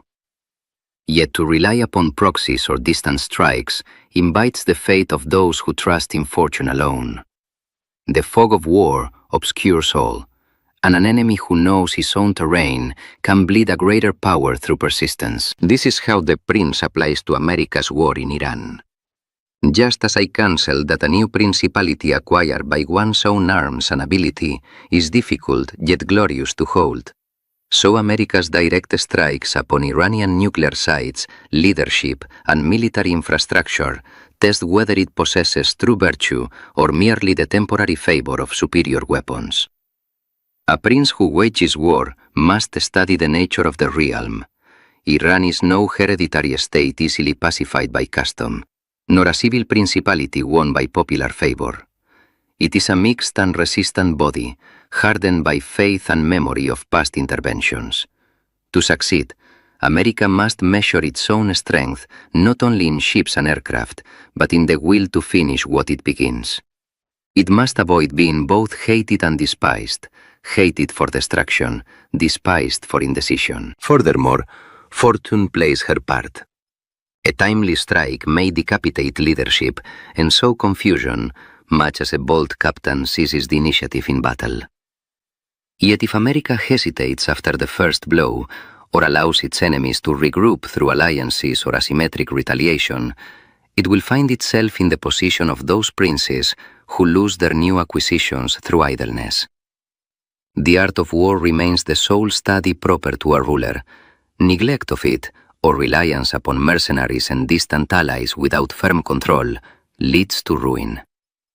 America would do well to remember that liberality in promises costs little but exhausts credibility when unfulfilled, while calculated firmness preserves respect. In sum, he who would master Iran from across the seas must act with the lion's force and the fox's cunning. Destroy threats decisively, secure key positions, win or neutralize the populace where possible, and never trust that fortune will hold the state for him once the initial shock fades. For in matters of distant conquest, half measures invite endless war, while bold and prudent mastery can turn even a hostile land into a source of strength. Thus does the counsel of the prince illuminate America's present endeavor. Success belongs not to the just or the merciful by nature, but to him who adapts his conduct to necessity and bends events to his will.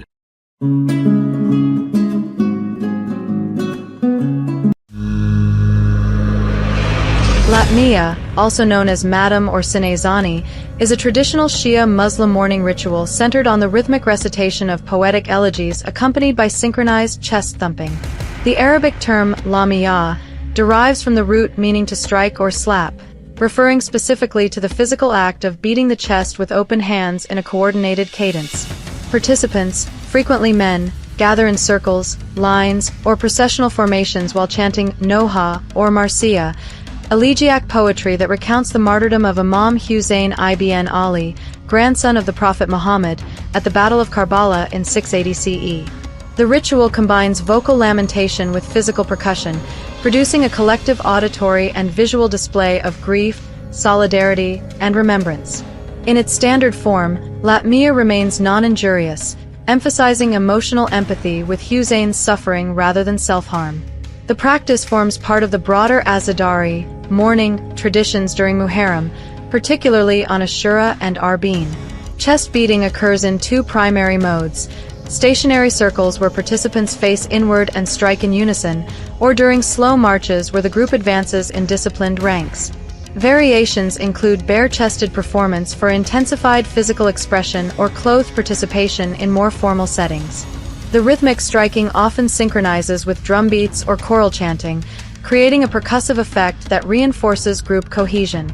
This synchronized movement and sound transform individual mourning into a communal statement of loyalty to the Al-Bayt and opposition to perceived historical tyranny. In Western countries, including the United States and Europe, Latmiya takes on additional layers of meaning when performed publicly. Large processions, such as those in Dearborn, Michigan, feature thousands marching in formation along public streets, performing Latmiya while advancing in organized lines. The ritual appears as disciplined, unarmed group movement that visually resembles military assembly or procession. Participants maintain strict synchronization, filling roadways and projecting collective strength through numbers, rhythm, and coordinated action. The absence of weapons is not accidental but a direct adaptation to legal environments where unauthorized armed parades or paramilitary activity face prohibition. Related but distinct mourning practices sometimes accompany or parallel Latmiya in Islamic countries. Zanjir Zani involves striking the back with chains, occasionally fitted with small blades. Tatbur, also called Kamazani, entails cutting the forehead or scalp with swords or knives to draw blood as an extreme expression of grief. These bloodletting forms represent more intense self-flagellation and remain controversial even within Shia communities, with some senior religious authorities discouraging or limiting them to avoid harm or negative public perception. Pure Latmiya, by contrast, stays non-violent and focuses on chest percussion without blades or chains. The correlation lies in the shared context of Karbala commemoration, yet Latmiya maintains a milder, more accessible form that emphasizes rhythmic unity over physical injury. The deeper intent behind Latmiya in Western settings extends beyond devotional mourning. In environments where all 50 U.S. states prohibit unauthorized groups from organizing as military units without approval, training with intent for civil disorder, or parading while armed, public rituals must remain weapon-free. Latmiya fulfills this requirement while delivering synchronized, formation-based movement that projects discipline, numbers, and readiness. The chest beating and marching create an impression of organized advance, substituting percussive ritual for armed display. This allows participants to demonstrate group cohesion and collective will in plain view, testing boundaries of public space without crossing into prohibited paramilitary conduct. Public Latmia processions often occupy sidewalks, roadways, and open areas, sometimes impeding normal traffic or pedestrian movement during congregational elements or extended marches. Such actions assert presence in shared civic spaces while framing the activity as protected religious expression. The strategy navigates legal systems by adhering to surface-level restrictions on armed activity while advancing visible projections of strength and solidarity. Private arming occurs separately through legal citizenship pathways that permit firearm purchases or through discrete illicit means, keeping visible events strictly unarmed. This dynamic reveals Latmia as a calculated adaptation. By tradition and unarmed lamentation, it functions in Western contexts as a permissible outlet for disciplined public assembly. The ritual conveys a message of organized commitment and historical defiance, transformed into contemporary assertion within societies that restrict overt militarism. Participants maintain formation and rhythm, signaling capacity for collective action while the underlying capability for escalation remains concealed. The practice thus serves dual purposes, preserving cultural and religious continuity while projecting force and intent through legal channels. In European and other white Western countries, similar patterns emerge during Muharram events. Processions adopt the same unarmed, synchronized format to comply with local public order laws. The deeper meaning lies in the projection of Islamic traditions into non-Muslim spaces, using the ritual's communal power to assert visibility and resilience. By walking the line between cultural expression and intimidation, Latmia enables groups to display organizational discipline and numerical strength without triggering direct legal intervention against armed assemblies.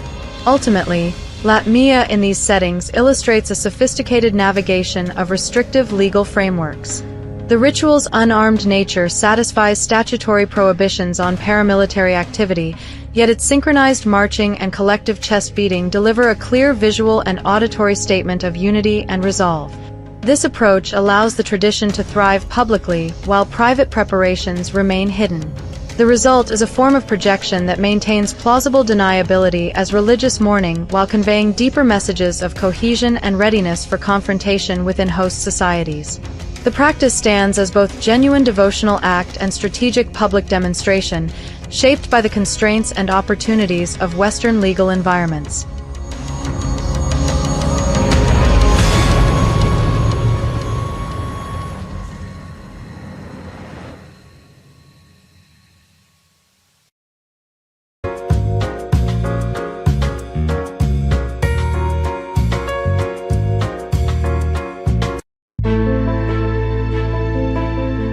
Each Memorial Day, observed on the last Monday of May, we pause to honor the 1,153,963 American servicemen and women who gave their lives in wars, their courage and sacrifice forever etched in our nation's heart. From the farmers who fought in the American Revolution to the young soldiers in Afghanistan, these brave heroes died believing in America's cause, only to have their lives cut short in conflicts often driven by vague objectives, questionable escalations, or outright futility. The United States has spent $25 trillion in 2025 terms on these wars, with each death costing an average of $21.66 million, a haunting figure that nears $25 million when accounting for economic losses and hidden expenses. This colossal sum, largely borrowed and never paid off since the Revolution, burdens taxpayers with interest payments that have persisted for centuries, contributing to a $34 trillion national debt, soon to climb to $35 trillion. Despite opportunities to seize $1.72 trillion in spoils from defeated nations, which could offset just 7% of war costs, America has recovered nothing. No gold, no resources, no economic gains. The $25 trillion war debt, alongside $10 trillion in non-war spending, fuels an unsustainable financial crisis, worsened by recurring emergencies that seem orchestrated to deepen debt. As war costs have soared, their purpose has faded, leaving America vulnerable to an influx of 50 to 60 million illegal immigrants, partly spurred by refugee crises that profiteers exploit. We mourn these heroes, whose lives were worth far more than the $21.66 million spent to end them, and demand an end to wars and schemes that weaken our nation. A nation's unpaid war debt. The United States has spent $25 trillion in 2025 terms on wars since the American Revolution, covering major conflicts, minor interventions, Cold War defense, veterans care, interest, and indirect costs, according to the Costs of War Project.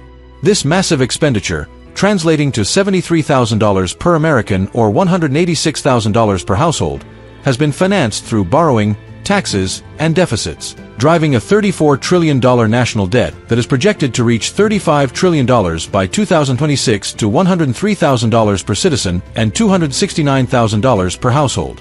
The war debt, largely unpaid since the Revolution, has grown with interest payments, such as $2 trillion projected for post-9/11 wars by 2050, burdening taxpayers for centuries.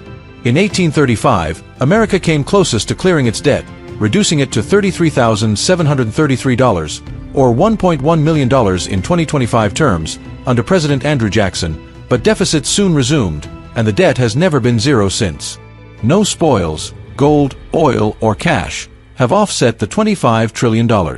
Seizing assets like German reparations or Iraqi oil could have recovered $1.72 trillion, covering only 7% of costs and lowering the debt to $32.28 trillion, but America prioritized rebuilding over plunder, leaving taxpayers with the full burden. How wars are financed. The $25 trillion war cost, not budgeted in advance, is covered through borrowing, taxes, deficits, and money printing, each deepening the national debt. The government borrows through treasury bonds, purchased by banks like JP Morgan at 2 to 5% interest and by nations like China and Japan, each holding $1 trillion in U.S. debt, adding $2 trillion in interest for post-9/11 wars by 2050. Taxes, drawn from general revenue or historical war levies like the 92% marginal rate during the Korean War, divert funds from domestic priorities. Annual deficits, reaching $1.7 trillion in 2023, absorb unbudgeted costs, inflating the $34 trillion debt. The Federal Reserve's money printing, through policies like quantitative easing, risks currency devaluation. These methods ensure taxpayers face the cost without returns, as wars produce no tangible assets, leaving the nation indebted. The $10 trillion non-war debt. The $34 trillion debt includes $25 trillion from wars and $10 trillion from non-war spending. Social Security, costing $1.8 trillion per year, and Medicare/Medicaid, at $1.3 trillion per year, total $6 trillion over decades. COVID-19 relief from 2020 to 2021 added $5 trillion for stimulus and loans. The 2017 Tax Cuts and Jobs Act contributed $1.9 trillion to deficits. Domestic programs, including education and infrastructure at $1 trillion per year, account for $2 trillion historically. Crises, such as the 2009 H1N1 response at $10 billion and disaster relief at $500 billion per decade, add $1 trillion.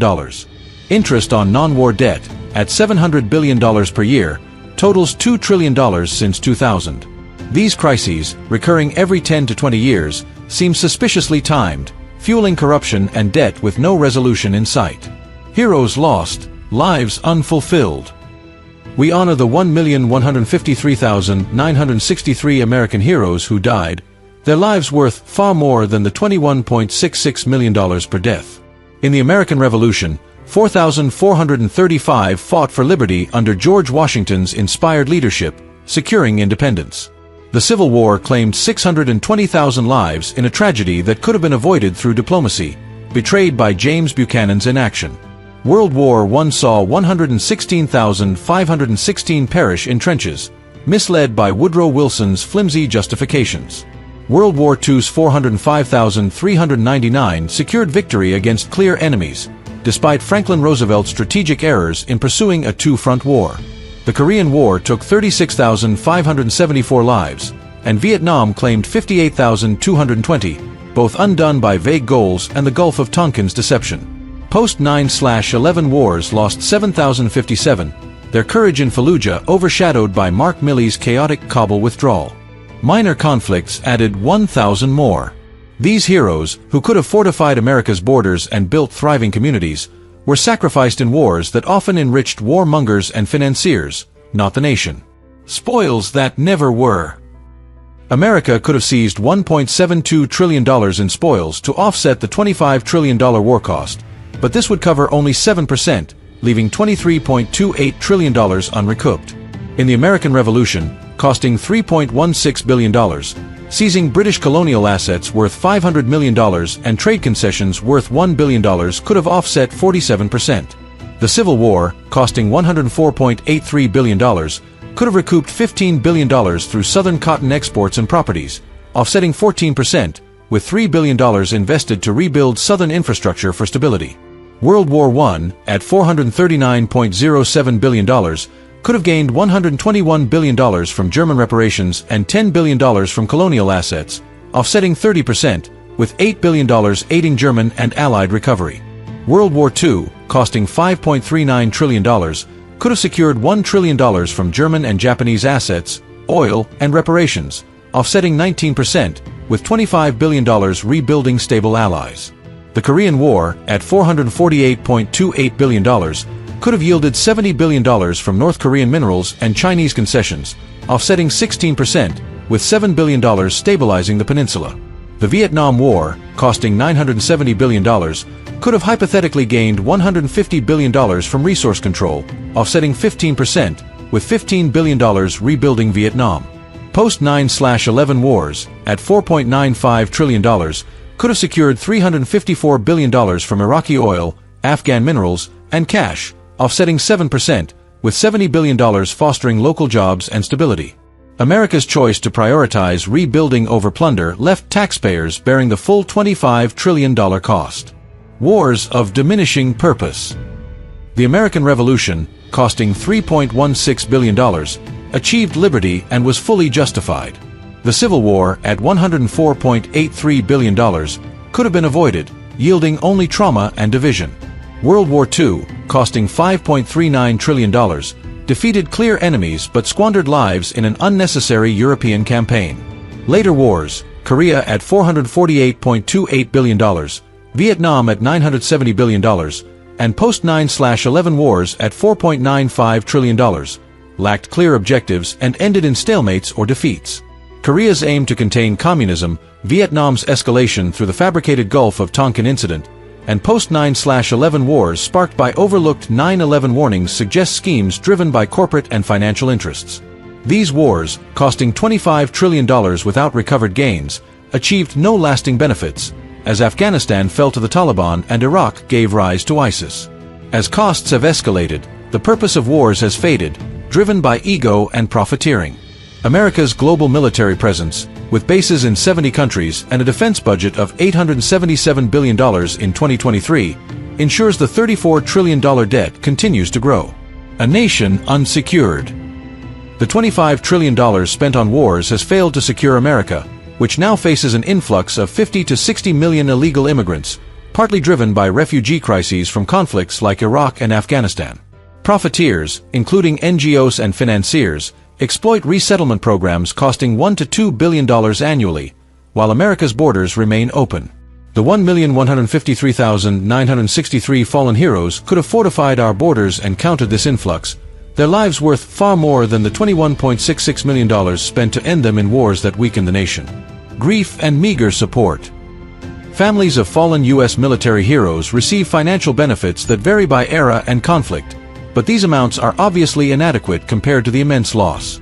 On average, modern survivors receive $600,000 in 2025 terms, which includes a $100,000 death gratuity and up to $500,000 from service members' group life insurance if the soldier chose maximum coverage. Far less than the $21.66 million cost per death attributed to war spending. During the Vietnam War, benefits were even lower, averaging around $250,000 in today's terms, adjusted for inflation. For Vietnam-era families, the grief of losing a loved one in a conflict with no clear victory is compounded by bureaucratic challenges, such as endless forms, delayed claims, and denials, making an already painful process even harder. These benefits, while meaningful, fail to ease the deep sorrow of lives lost in wars that often brought no lasting national gain. A call to honor, reform, and reclaim America's future. On Memorial Day, we solemnly honor the 1,153,963 American heroes who died in wars their lives worth far more than the $21.66 million per death within the $25 trillion spent on conflicts, a debt that has remained unpaid since the American Revolution, burdening taxpayers with interest for centuries. This immense sum, largely borrowed and never recouped through spoils, could have been better left unspent, allowing American families to keep the money for their own essential needs, such as housing, education, or building a brighter future. If it had to be spent, it should have been directed toward defending America, securing our borders, and ensuring our national security, preserving the nation as a safe and prosperous homeland. Instead, potential spoils worth $1.72 trillion could have offset just 7% of costs, leaving $23.28 trillion unrecouped, contributing to a $34 trillion national debt set to rise to $35 trillion, driven by wars and $10 trillion in non-war spending on entitlements, crises, and government excess. Later wars, often fueled by warmongers, profiteers, and orchestrated crises like the 2009 H1N1 response or COVID-19 relief, achieved no lasting gains, leaving America indebted and vulnerable to an influx of 50 to 60 million illegal immigrants, many arriving due to refugee crises sparked by these conflicts. The $25 trillion squandered on these wars cost the lives of our heroes and left a legacy of waste, failing to prevent the profiteering that exploits resettlement programs at $1 to $2 billion annually. By choosing diplomacy and strategic restraint, we could have avoided these conflicts, preserving both the money and the lives of our heroes, strengthening America's defenses, and maintaining our nation as it could have been, a secure, thriving homeland without the devastating toll of unnecessary wars. We honor these brave souls by rejecting wasteful wars and crises, ensuring no hero dies in vain, and committing to a future where America thrives, secure, debt-free, and protected from external threats.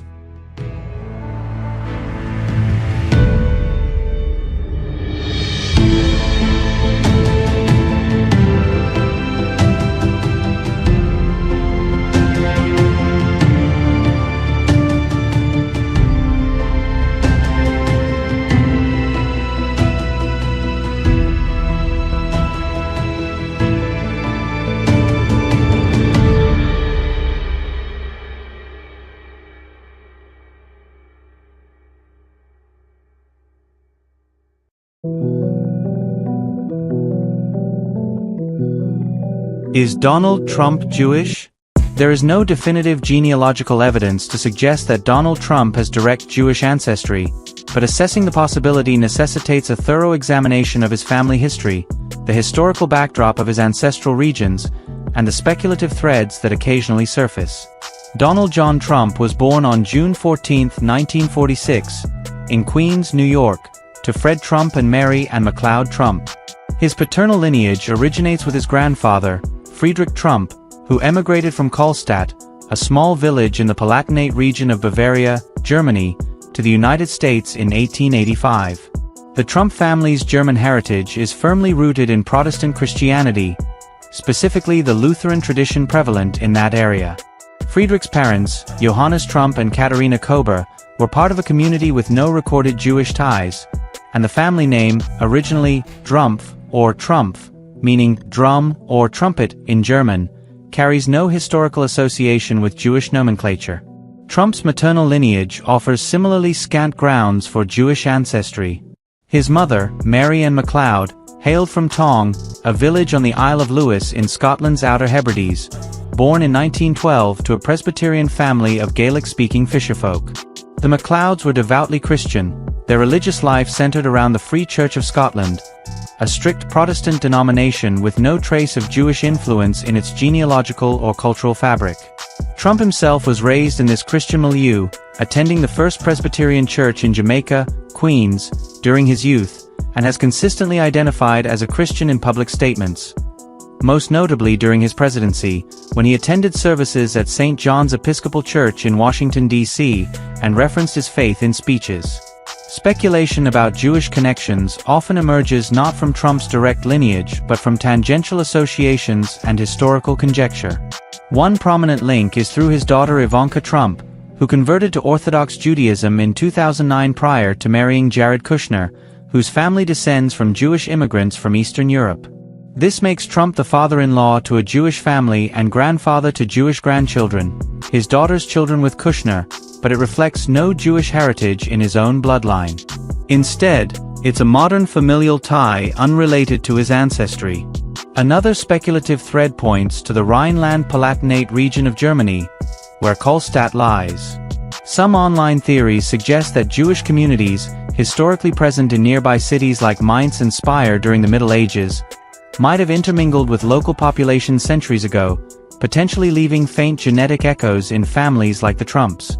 However, genealogical records, such as those accessible via Ancestry.com or detailed in historical studies of Bavarian migration, offer no specific evidence connecting the Trump lineage to Jewish forebears. The late historian Fritz Stern, an authority on German Jewish history, observed that many Jewish families in 19th-century Germany assimilated into Christian society, adopting German surnames and Protestant practices, a phenomenon that could theoretically obscure distant Jewish roots. Yet, no archival documents, such as baptismal records, wills, or census data from Kölstadt, indicate this for the Trumps. The family's consistent Lutheran affiliation across generations further undermines such claims.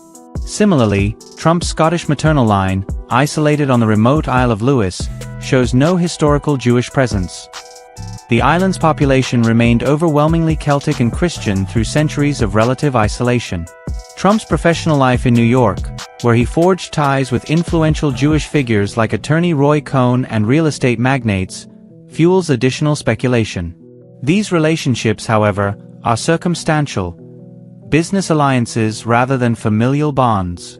Genetic testing could hypothetically reveal a distant Jewish ancestor, as Ashkenazi Jewish markers appear in many Americans of European descent due to historical intermixing, but Trump has not publicly pursued such analysis. Scholars like genealogist Megan Smolniak, who traced his German roots, have found no Jewish lineage in his documented past.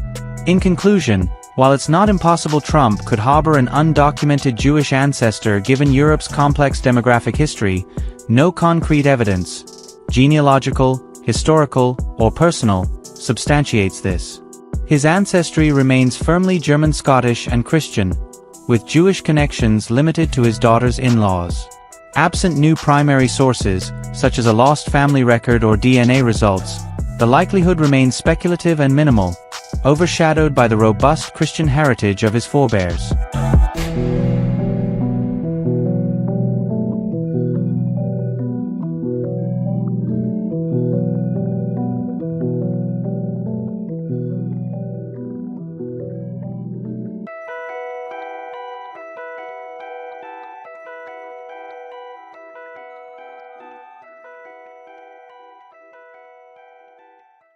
Concerning bad habits and the way a man must break free of them.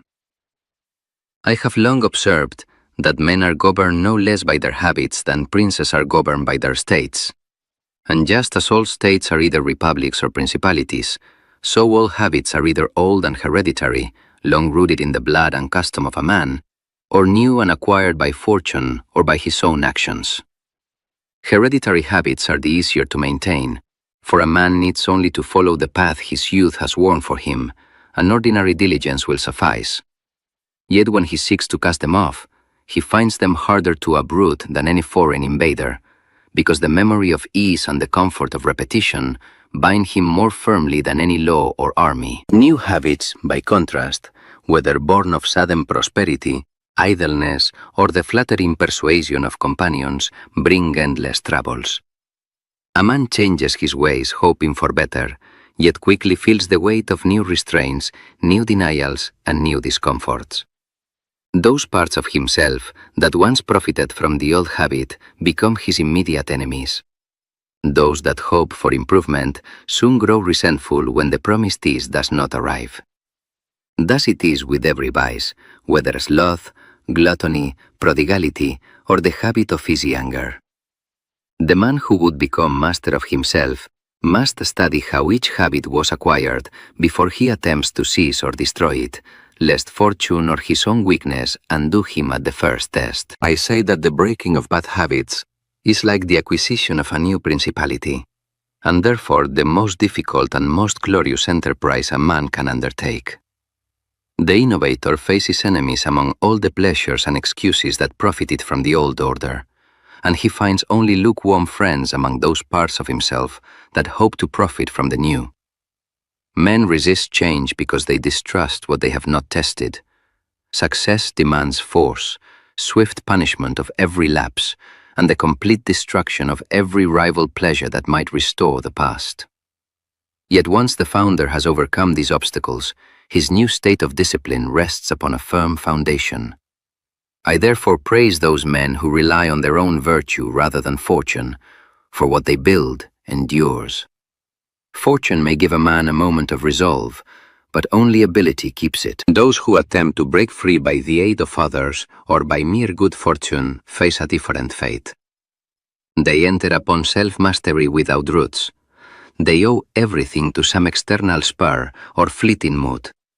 When that spur fades or fortune turns against them, they possess neither the strength nor the loyalty to stand alone. A wise man in this position must act at once, eliminate every temptation at a single stroke, arm himself with strict rules, win the support of his better nature, and lay foundations that do not depend upon companions or circumstances. Delay invites ruin. He who builds quickly upon fortune's gift may yet make it his own. He who trusts fortune alone will lose everything when she changes. Thus I counsel speed, ruthlessness, and self-reliance, the moment resolve places the crown of discipline upon his head. Bad habits gained through weakness require special handling. A man who lets a vice take power by a slow surrender must commit all his acts of denial at once, swiftly and completely, so that the mind grows accustomed to them and forgets the old ease. Benefits, rest, satisfaction, pride, should follow gradually, so that they are savored. Denial used well is done once and for the man's future safety. Denial used badly is repeated and breeds resentment. A man who follows this rule can secure his inner state. One who hesitates or spreads restraint piecemeal will never rest. I do not praise unnecessary hardship, yet I say that when necessity forces such a path, it must be traveled with precision and without remorse, for half measures destroy both the man and the hope of mastery. A feeble habit of virtue arises when a leading part of a man's nature becomes prince by the favor of his reason rather than by force or lack. Such self-rule is more secure when founded on the whole character than on one faculty alone, for reason seeks only not to be oppressed while the appetites seek to oppress. A man who rests upon reason can always summon his will in time of temptation, whereas one who rests upon fleeting emotion must fear himself even in calm. Therefore I advise winning the goodwill of one's better nature above all. It is the only sure shield when all cravings turn hostile. Appetites are changeable. The rational part, once satisfied, remains loyal. A man's true strength is measured by whether he can stand alone against his own desires, or must always beg aid from external rules or companions. He who possesses his own discipline, fortified resolutions, and loyal habits can withstand any assault. He should keep his mind content, protect his long-term interests, and turn every temptation to his advantage by showing that he alone can defend himself. A man who lacks these resources will collapse at the first storm. Thus I counsel every man to build his own forces and fortifications while peace lasts, for reliance on diets, friends, or devices is a chain that fortune may break at any moment. I divide the means of self-rule into three kinds: mercenaries, external aids such as bows or gadgets; auxiliaries, borrowed strength from others; and one's own troops, native discipline raised from within. Mercenaries are useless and dangerous, costing much in vigilance and fleeing in the hour of need. Auxiliaries bring the same perils plus the risk of foreign domination over one's will. Only a man's own troops, graced from his reason and daily practice, fight with true commitment. He who relies on foreign arms will never be secure. Therefore, every wise man must dismiss all auxiliaries and mercenaries at the earliest moment and raise discipline from his own nature. Only native forces, bound by shared interest and habit, will fight to the end. Self-reliance in the war against vice is the first mark of a strong character. Dependence upon others is the certain road to servitude. A man must make the art of self-mastery his sole study and occupation. In times of ease, he should train mind and body for the battle against temptation, study his own terrain of weaknesses, organize daily drills of restraint, and read the deeds of those who have conquered themselves. The struggle against habit is the only profession that preserves a man's liberty. Neglect of it causes loss of both freedom and honor. He who knows nothing of this inner war cannot command respect from his own faculties or fear from his desires. I counsel every man to live as a warrior even when no vice threatens, for fortune favors the prepared. Idleness in these matters breeds contempt. Constant preparation breeds victory. Men praise certain virtues in themselves and blame certain vices, yet a man who wishes to survive his own nature cannot always practice the praised qualities. Liberality toward appetites, mercy toward weaknesses, and faith in easy promises are lauded, but they can ruin a man if carried to excess. I therefore say a man must appear to possess every virtue, while being ready to abandon any when necessity demands. He should avoid vices that destroy his power, yet embrace those that preserve it. Reputation matters, but survival matters more. The wise man adapts his conduct to the times and to the needs of his soul, for rigid goodness invites ruin, while flexible prudence secures the throne of self-rule. It is far safer to be feared by one's own desires than loved by them, for love is held by a slender thread of pleasure that breaks when interest pulls the other way, while fear is fastened by dread of consequences that never loosens. A man must avoid self-hatred above all, yet he may use severity when it serves his future good. Swift, necessary denial wins respect. Prolonged or pointless torment breeds revolt. I therefore advise that a man inspire fear in his appetites without hatred, for they will obey one they fear more readily than one they merely love. Mercy misused invites disorder. Calculated severity maintains order. A man must learn to break his word to himself when keeping it would harm him, and when the reasons for the promise have vanished. Habits are wicked and will not keep faith with you. Therefore, you need not keep faith with them. Yet a man should appear temperate, faithful, humane, upright, and religious to his own mind, for men judge by appearances, and few see what you truly are. The end justifies the means. Success excuses any breach. I counsel flexibility above all.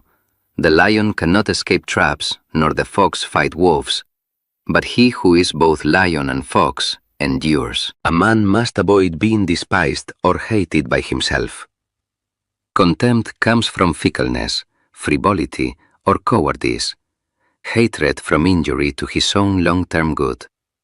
He who is esteemed by his own reason need fear no internal conspiracies, for the better part of him will not rise against one it respects. Discipline and self-goodwill together form the strongest defense. I therefore urge every man to cultivate a reputation for strength, constancy, and justice, while guarding his own future peace. Esteem prevents lapses, hatred invites them. A man who is both feared and respected walks secure amid any storm of temptation. Fortresses of routine are useful or harmful according to circumstance. They help a man who fears his own weakness more than external lures, yet they become useless or dangerous if he hates the restraint. A man who arms his better nature and wins its love needs no fortress. One who disarms himself and breeds inner hatred will find every rule a prison. I counsel weighing self-sentiment before building. Better to be loved by one's reason and mobile than hated and enclosed. Fortifications without loyalty are mere stone. Loyalty without fortifications is true strength. Fortune governs half our actions, yet leaves the other half to our own control. She resembles a raging river that floods when unchecked, but can be tamed by embankments built in calm times. A man who adapts his conduct to the times prospers. One who clings to old ways perishes when circumstances change. Boldness often conquers fortune where caution fails, for she favors the young and the daring. I counsel every man to study the times and strike when opportunity appears, for fortune yields to those who seize her rather than wait passively for her gifts. This is how The Prince, by Niccolò Machiavelli, directly applies to the subject of breaking free of bad habits. Just as I counseled that a new principality acquired by one's own arms and ability is difficult yet glorious to hold, so the conquest of one's vices tests whether a man possesses true virtue or merely the temporary favor of a passing mood. The same laws govern the inner state and the outer realm. Half measures invite endless war. Reliance on fortune alone leads to ruin, and only the man who arms himself, acts decisively, and adapts without illusion can hope to rule himself as a prince rules his state. Thus does the counsel of the prince illuminate every man's private endeavor. Mastery belongs not to the gentle or the merciful by nature, but to him who bends necessity to his will.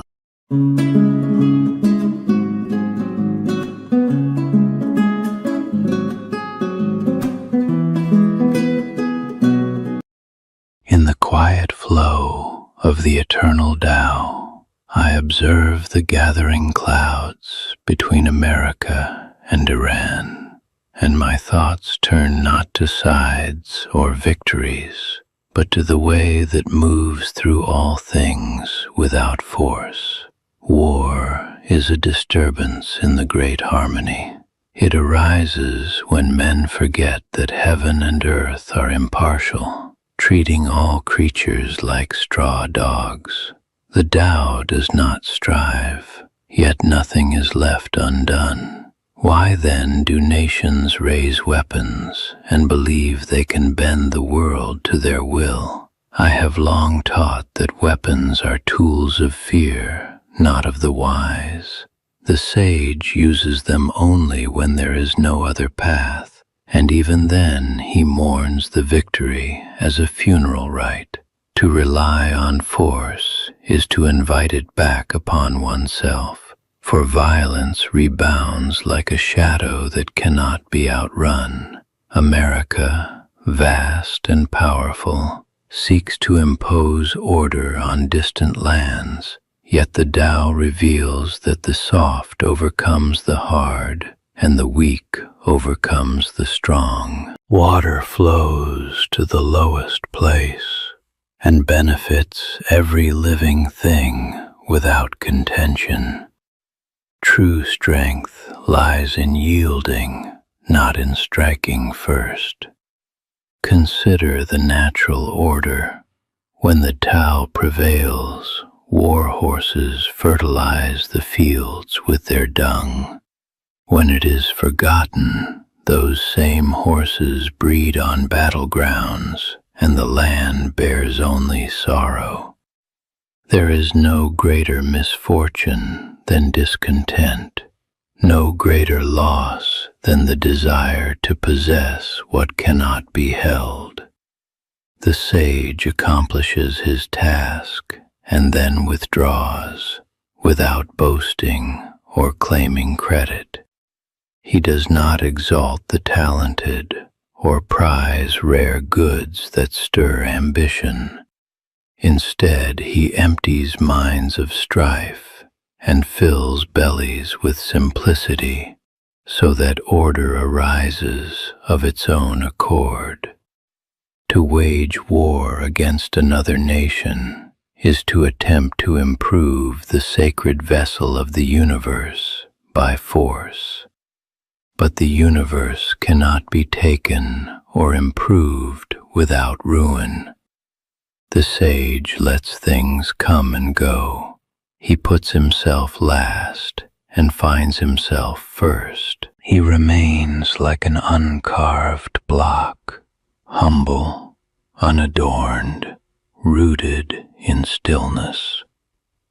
If rulers could hold fast to this way, sweet dew would fall in peace, and the people would transform themselves without coercion.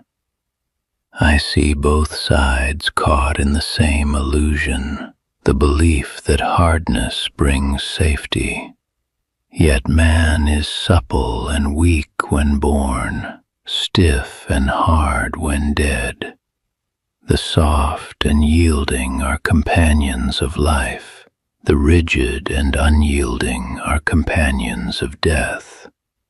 A journey of 1,000 miles begins with a single step, but the step must be taken in harmony, not in haste. Deal with difficulties while they are small. Do not wait until the blade is over-sharpened and blunts itself. My counsel is simple and ancient. Return to the valley spirit, the mysterious female that never dies and gives birth without end. Embrace non-action, for the Tao does nothing yet leaves nothing undone. Let go of the need to conquer, and the world will come to you in peace. The greatest ruler is barely known. The people say they did it themselves. In this conflict, as in every clash, the path of the Tao remains. Yield and you will overcome. Bend and you will be straight. Empty yourself and you will be filled. The 10,000 things rise and fall, yet the Tao endures. Let America and Iran remember the ancient way. In stillness, clarity returns. In humility, true power is found. Only then will the fields be green again, and the hearts of men turn toward the source from which all things flow.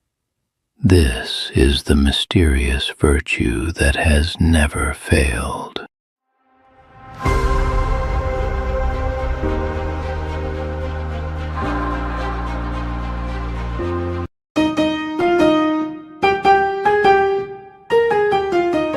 American legislative history demonstrates an unbroken chain of destructive decisions that originated in the Civil War era and perpetuated racial and cultural conflicts through successive generations. The Reconstruction Amendments enacted in the 1860s initiated this chain by freeing a racially distinct slave class, granting them citizenship, and extending voting rights in a sequence that defied all historical precedents and guaranteed long-term division. These amendments emerged from opportunistic politics that prioritized immediate advantages over societal stability, embedding incompatibilities that generated perpetual grievances and demands. The pattern extended through global influences, such as United Nations refugee resettlements and migration policies, which aligned with domestic laws to erode national borders and homogeneity, transforming isolated errors into systemic subversion. The Emancipation Proclamation of 1863 declared slaves in designated Confederate areas free, applying to states like Arkansas and Texas but exempting border regions and occupied territories.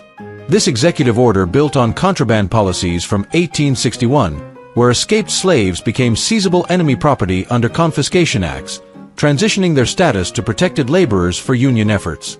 Designations shifted from slaves to contrabands and freedmen, reflecting chaotic wartime measures that lacked coherent planning and amplified confusion, as individuals moved through limbo states without resolution of underlying racial differences.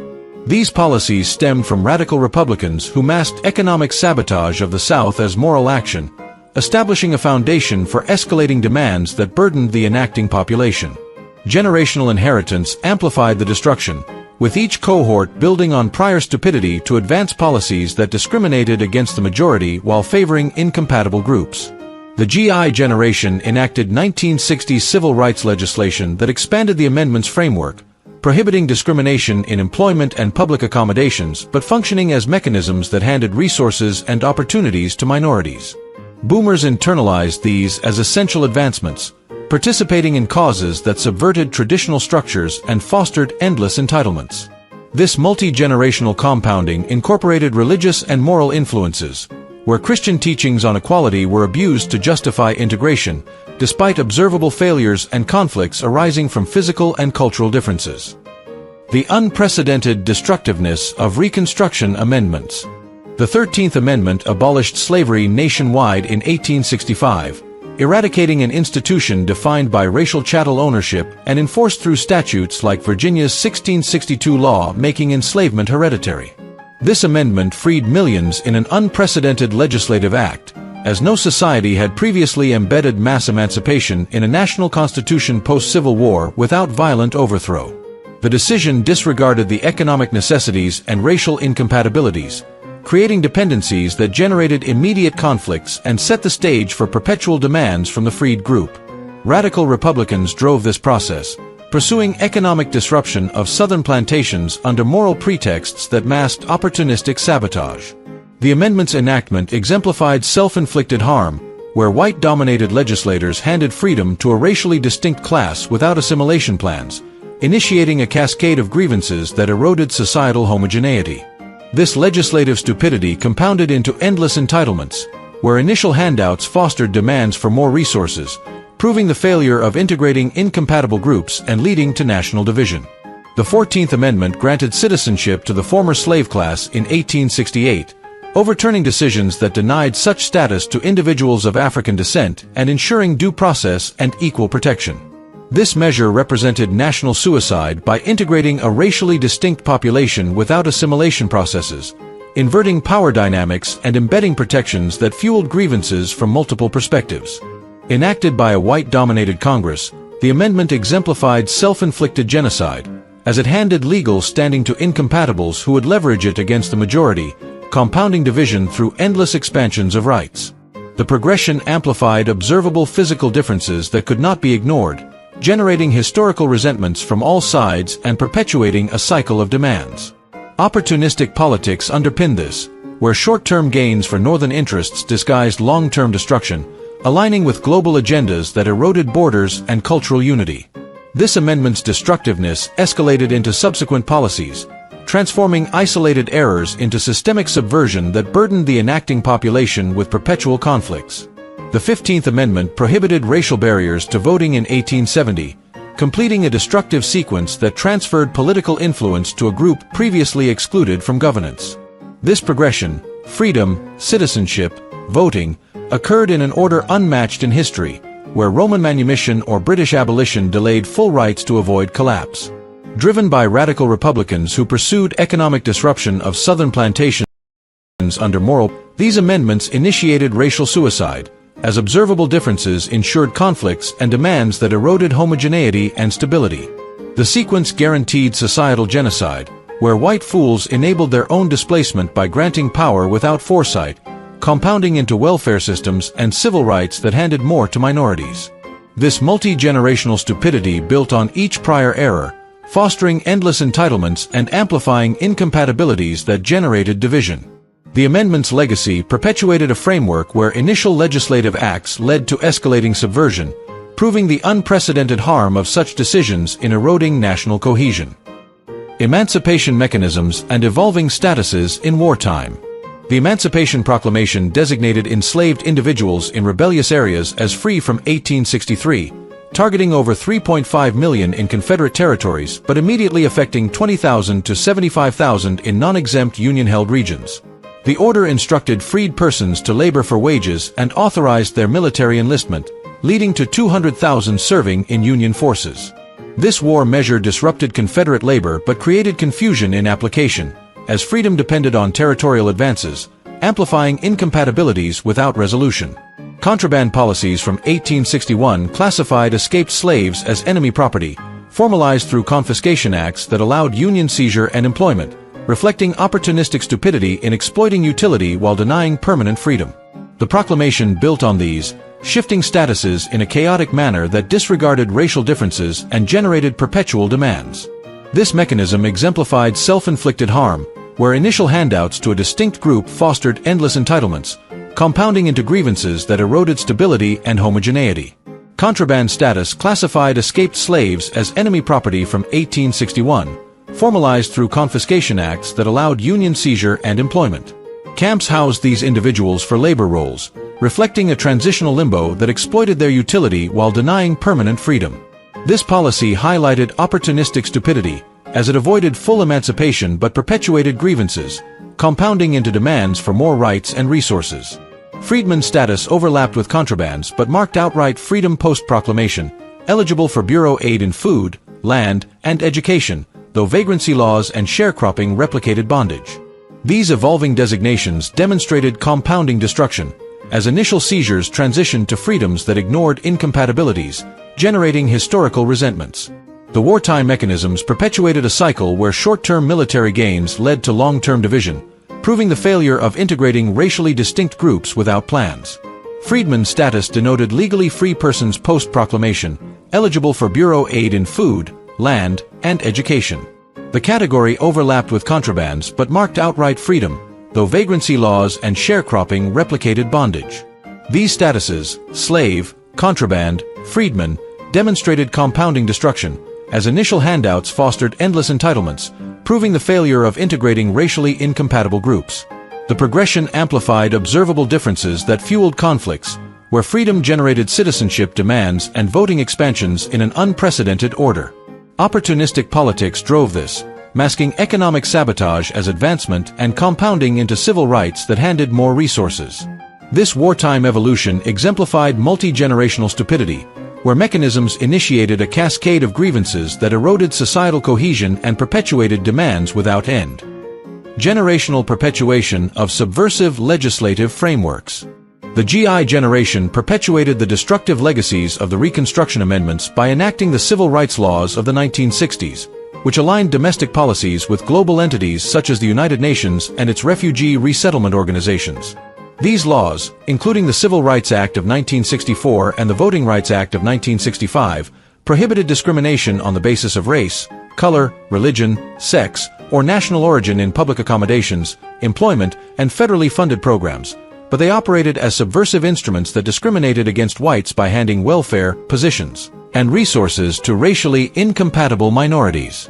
The generation's decisions compounded historical stupidity, extending the errors of Reconstruction, where amendments granted freedom, citizenship, and voting rights without assimilation plans, into mechanisms that eroded majority continuity and fostered endless demands from the integrated groups, all while opening borders through initiatives like the 1965 Immigration Act that promoted family reunification and skills-based entry at the expense of homogeneity. Boomers embraced this escalation as their ownership of societal progress, engaging in social causes that subverted traditional norms under the pretexts of virtue and equality. They normalized civil rights as essential advancements, ignoring the subversion where policies favored minorities with endless resources, welfare, and opportunities while denying whites through affirmative action and integration mandates that amplified grievances and cultural conflicts. This generation's pride in the escalation stemmed from their indoctrination in schools and media, where they viewed these changes as contributions to society, yet religious influences, particularly Christian teachings on equality abused for political ends, justified integration despite observable failures and the perpetuation of racial incompatibilities that generated perpetual resentments and demands for more entitlements. Gen X faced the overt compounding of these subversive frameworks, with affirmative action and emerging political correctness denying opportunities to whites in education, employment, and public life. Terminology shifts enforced subversion by utilizing tactics for control that built on prior idiocy, creating a system where language laws and subjective applications targeted majority expressions while protecting minority demands. Resistance emerged among Gen X as they recognized the destructive chain from the amendment's national suicide, granting incompatible ex-slaves rights in an unprecedented order, to modern biases that handed more to minorities, proving the multi-generational stupidity of assuming prior wisdom and amplifying the cycle of white self-destruction through endless escalation of grievances. Escalation through political correctness and woke ideologies. Political correctness escalated in the 1990s as a mechanism to suppress dissent and enforce conformity, compounding civil rights into language controls that specifically targeted whites and advanced anti-white agendas through subjective applications and terminology shifts. Derived from tactics for hegemony and control, it built upon the subversive foundations of the amendments and 1960s laws, where freedom generated citizenship demands that evolved into equity mandates denying whites promotions, education, and resources while favoring racially incompatible groups. Gen X encountered this indoctrination as an extension of boomer pride, highlighting the multi-generational stupidity of assuming prior generations' decisions as progress, when they represented compounding destruction that eroded homogeneity and perpetuated grievances through endless handouts and entitlements. Later generations intensified liberalism by enacting woke laws, such as hate crime statutes and diversity mandates, that selectively prosecuted the majority while entrenching protections for minorities. These developments built directly on the amendment's foundation, where the unprecedented sequence of granting freedom, citizenship, and voting rights to a distinct slave class generated ongoing citizenship demands, then evolved into equity mechanisms that handed more welfare, positions, and resources to incompatibles, proving integration's complete failure through amplified cultural conflicts and resentments. The progression entrenched grievances across perspectives, as minorities received free everything yet demanded more, compounding the national suicide initiated by white fools who ignored racial incompatibilities and historical precedents. Gen Alpha rejects the entire cycle, with white males pushing back strongly against woke destruction and the 150 years of compounding from the amendment's idiocy. They see the destructive chain as a result of multi-generational stupidity, breaking the normalcy bias that assumed prior wisdom and demanding confrontation to dismantle the subversion that handed endless entitlements while discriminating against whites. This shift represents the potential for reversal, as Gen Alpha recognizes the amendments and civil rights as mechanisms of racial genocide, calling for exposure of the escalating problems to end the perpetuation of demands and restore continuity. Influences of moral stupidity and religious exploitation. Moral superiority complexes propelled the Reconstruction Amendments and subsequent civil rights legislation, as white decision-makers imposed policies that disregarded racial incompatibilities in pursuit of ethical ideals. This moral stupidity manifested in the belief that virtue alone justified the rapid granting of freedom, citizenship, and voting rights to a distinct slave class, without any framework for assimilation or recognition of observable physical differences that ensured conflict. Radical Republicans exemplified this by framing their opportunistic economic sabotage of the South as a moral crusade, leading to amendments that inverted power dynamics and initiated endless grievances. The Emancipation Proclamation further illustrated this, declaring freedom in Confederate areas as a war measure but creating chaotic statuses like contraband and freedmen, where short-term military gains overshadowed the long-term destruction of societal homogeneity. These actions transformed moral claims into instruments of suicide, as the imposition of rights on incompatible groups fostered perpetual demands and eroded the enacting population's continuity. Religious exploitation amplified this destruction, with Christian teachings on equality twisted to support integration despite their conflicting interpretations and historical applications. Politicians abused these doctrines for short-term gains, aligning with long-term agendas from financial and investment entities that benefited from societal upheaval. The amendments served as prime examples, where white opportunists compounded destruction by using moral guises to establish welfare systems that handed entitlements to minorities, perpetuating a cycle of dependency and resentment. Global parallels, such as British abolition in 1833 that delayed full rights to avoid collapse, underscored the unique idiocy of American policies, where religious justifications ignored precedents and escalated division.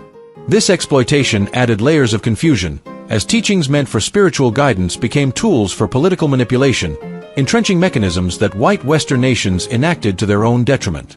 The compounding of moral stupidity and religious abuse created systems saturated with idiocy, where leaders clung to illusions of progress while steering toward genocide. Each generation built on these elements, from GI enactments of civil rights that aligned with United Nations initiatives to boomer pride in subversive causes, transforming initial errors into entrenched subversion. Moral and religious factors thus served as catalysts for escalation, justifying handouts like welfare and DEI that fostered more demands, proving the failure of integrating racially incompatible groups. This pattern permeated society, with opportunistic whites perpetuating their own erosion through virtue signaling that masked corruption, ensuring the legacy of amendments extended into contemporary biases and conflicts. The contemporary political class as apex of compounded idiocy. The political class embodies the apex of compounded stupidity, spewing recycled talking points that perpetuate destruction across all government levels. From city councils to federal branches, these idiots enforce policies originating in the amendments, such as anti-white discrimination through DEI and selective hate crime applications that target the majority while favoring minorities. Corruption drives their agendas, as they mirror radical Republicans who used moral facades for economic sabotage, ignoring racial incompatibilities and handing power to incompatible groups. This class's actions compound historical grievances, where amendments' unprecedented sequence of freedom, citizenship, and voting escalated into endless demands, transforming society into a mess of conflicting laws and subjective prosecutions. Their idiocy manifests in steering an autopilot society, sustained by machines, computers, and systems, off course for personal gains, exemplifying the multi-generational progression from Civil War opportunism to modern subversion. Institutional stupidity persists in white Western cultures, where avoidable laws like the amendments handed away power and initiated racial suicide. Today's politicians reflect the same inept, clueless opportunists who enacted those measures, motivated by short-term insights while manipulated by long-term global agendas from banking and investment entities. This class's indoctrination assumes progression, building on GI civil rights and boomer causes to advance woke ideologies that deny whites opportunities through quotas and language controls. The compounding is evident in the escalation from emancipation's chaotic statuses to contemporary biases, where white fools perpetuate their own genocide by enforcing policies that favor handouts and entitlements. Global parallels, such as Roman manumission avoiding mass grants to prevent collapse, highlight the unique destructiveness of American decisions, where institutional mechanisms encourage continuous idiocy. Engagement requires exposing this compounding, detailing reasons for stupidity, opportunism, corruption, short-sightedness, and how escalation from amendments to civil rights and DEI has generated a disjointed society ruled by idiots. Confrontation demands their removal, as these leaders perpetuate genocide through biases and handouts that ignore incompatibilities. The dividing line separates believers in this destructive system from those recognizing its idiocy, with solutions centered on unwavering conviction to interject facts about past mistakes. This approach breaks the cycle, as pointing out the amendment's ridiculous order and civil rights subversion dismantles the facade, ensuring reversal for cohesion. Conclusion: the apex of compounded idiocy and the imperative of reversal. The Reconstruction Amendments stand as the foundational act of self-inflicted destruction in American history, where white societies enacted policies that granted a racially incompatible slave class freedom, citizenship, and voting rights in an order without precedent in human civilization. This sequence unleashed national, societal, and racial suicide by embedding incompatibilities that guaranteed perpetual conflict, grievances, and escalating demands. The 13th Amendment freed millions without economic safeguards, the 14th extended citizenship that inverted power dynamics, and the 15th transferred political influence, all driven by opportunistic whites who prioritized short-term disruption over long-term stability. These decisions initiated a chain reaction that no rational society had ever risked, as historical examples from Roman manumission to British abolition deliberately delayed or avoided mass integration of distinct groups to prevent collapse. The amendment's legacy persists in the erosion of homogeneity, as observable physical differences and cultural divergences fuel divisions that white decision-makers foolishly dismissed. Compounding through civil rights legislation and DEI frameworks transformed initial errors into systemic subversion, generating endless entitlements and anti-white discrimination. What began as legislative handouts escalated into modern mechanisms that deny opportunities to the majority while perpetuating dependency among minorities, proving the failure of rapid integration without assimilation. Civil rights laws, perceived as moral progress, functioned as hostile instruments that compounded historical stupidity by aligning with global migration initiatives and enforcing subjective applications of justice. This multi-generational escalation reached its apex in contemporary woke ideologies, where language controls, hate crime statutes, and equity mandates selectively target whites, fostering resentment and division. The pattern reveals a clear trajectory. Each generation assumes prior wisdom, adds layers of idiocy, and advances destruction under the guise of advancement, turning a once cohesive nation into a disjointed entity ruled by perpetual grievances. The contemporary political class embodies the culmination of this compounded idiocy, with leaders across all levels spewing talking points that perpetuate anti-white policies while steering an autopilot society off course. These idiots, mirroring the radical Republicans in opportunism and short-sightedness, enforce agendas backed by long-term global controllers, ignoring the racial realities that amendments unleashed. Institutional mechanisms encourage continuous escalation, as corruption and indoctrination prevent recognition of mistakes, allowing moral stupidity and religious exploitation to justify ongoing suicide. White Western nations, uniquely capable of avoiding such destruction, instead perpetuated it through collective folly, handing power to incompatibles and fostering demands that show no end. Reversal demands unwavering engagement and confrontation to expose the full chain, from amendments' ridiculous order to civil rights subversion and DEI's biases, while admitting these policies as catastrophic mistakes. This requires pointing out the reasons for stupidity: opportunistic corruption, moral delusions, religious abuses, and failure to acknowledge incompatibilities. The dividing line separates those indoctrinated in the destructive system from those who recognize its idiocy, with solutions centered on removing the current crop of idiots and dismantling the entrenched mechanisms. Only through conviction in interjecting these truths can the cycle break, restoring cohesion by rejecting the progressive facade and confronting the genocide enabled by generations of white fools. Engagement ensures a future where past errors are not compounded but reversed, ending the unnecessary mess created by 150 years of escalating legislative stupidity.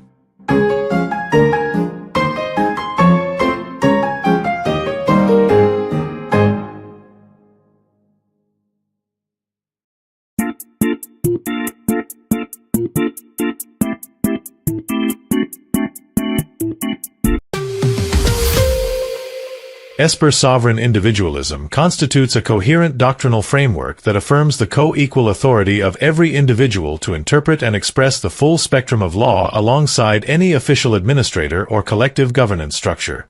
Within this framework, law encompasses positive statutory provisions, natural principles of justice and liberty, cultural and ethnic norms, and the temporal realities that shape their application.